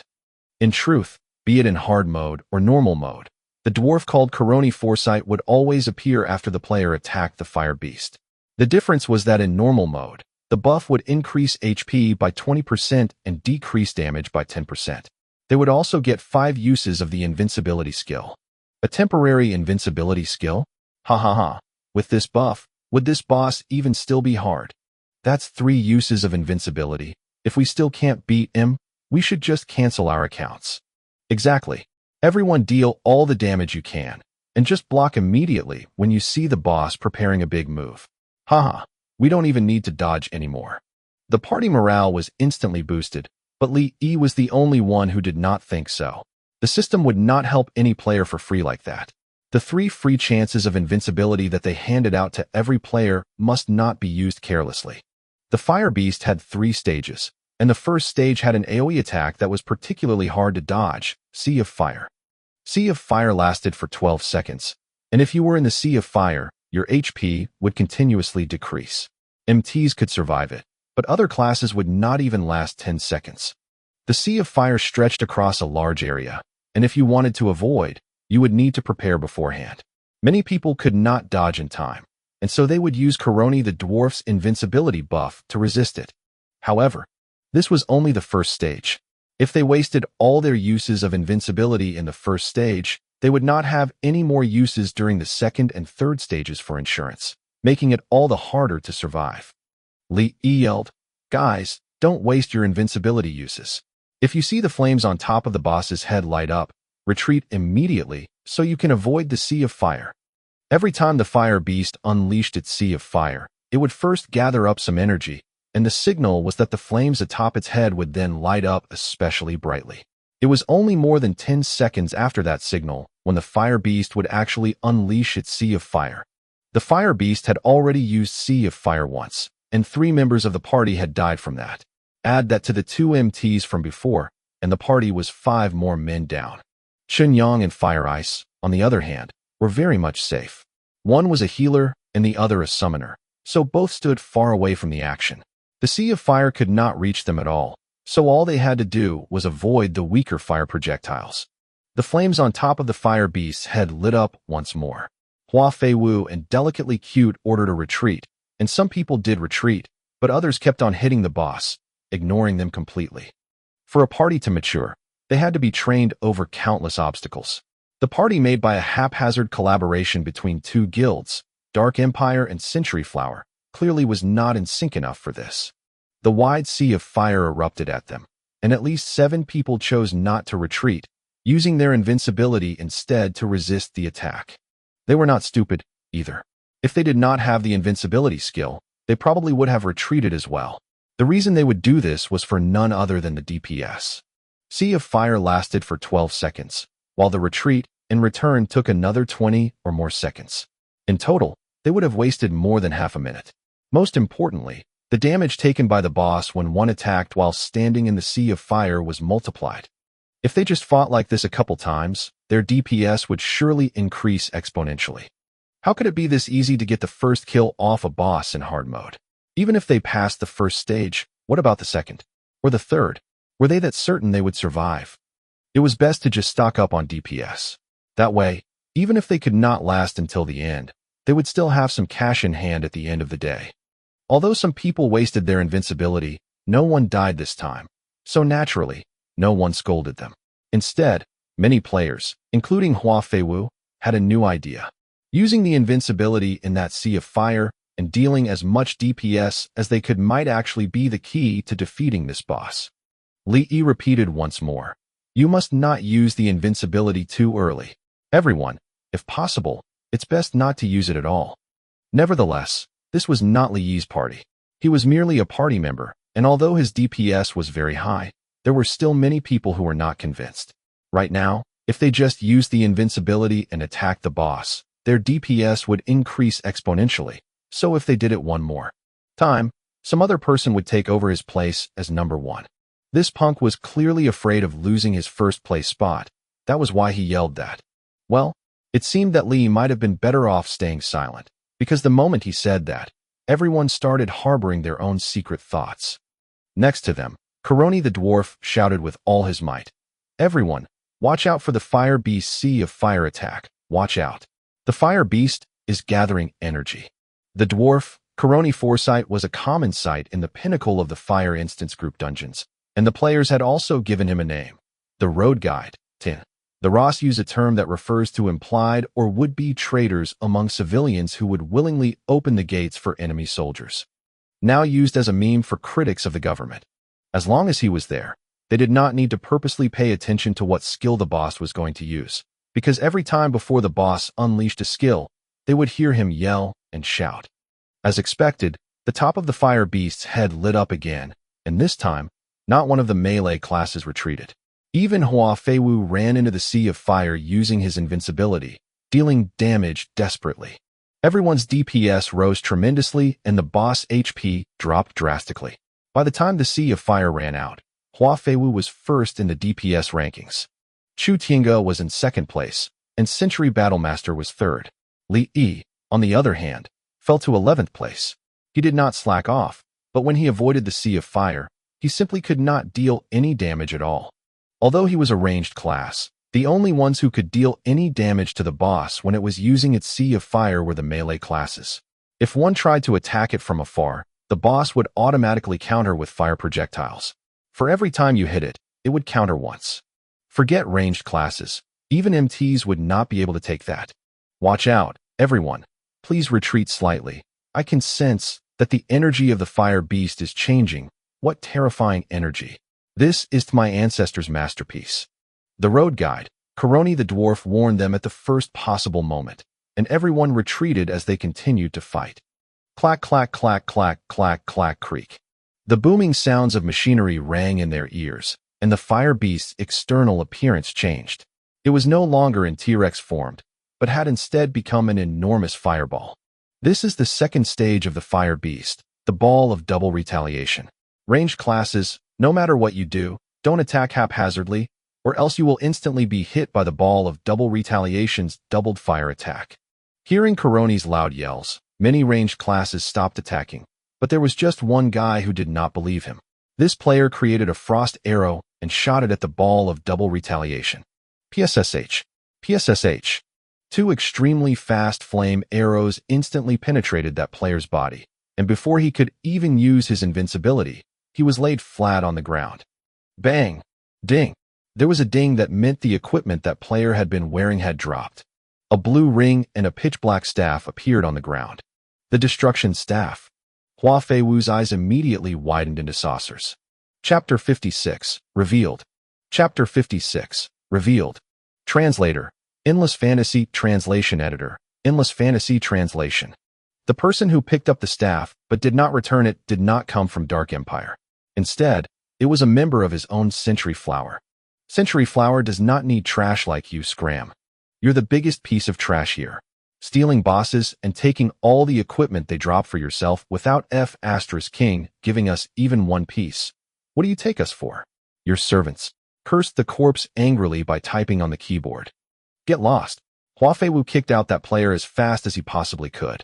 As he watched that scene unfold, all Chu Tiange did was shake his head over and over. His expression dark, Hua Feiwu went to pick up the destruction staff.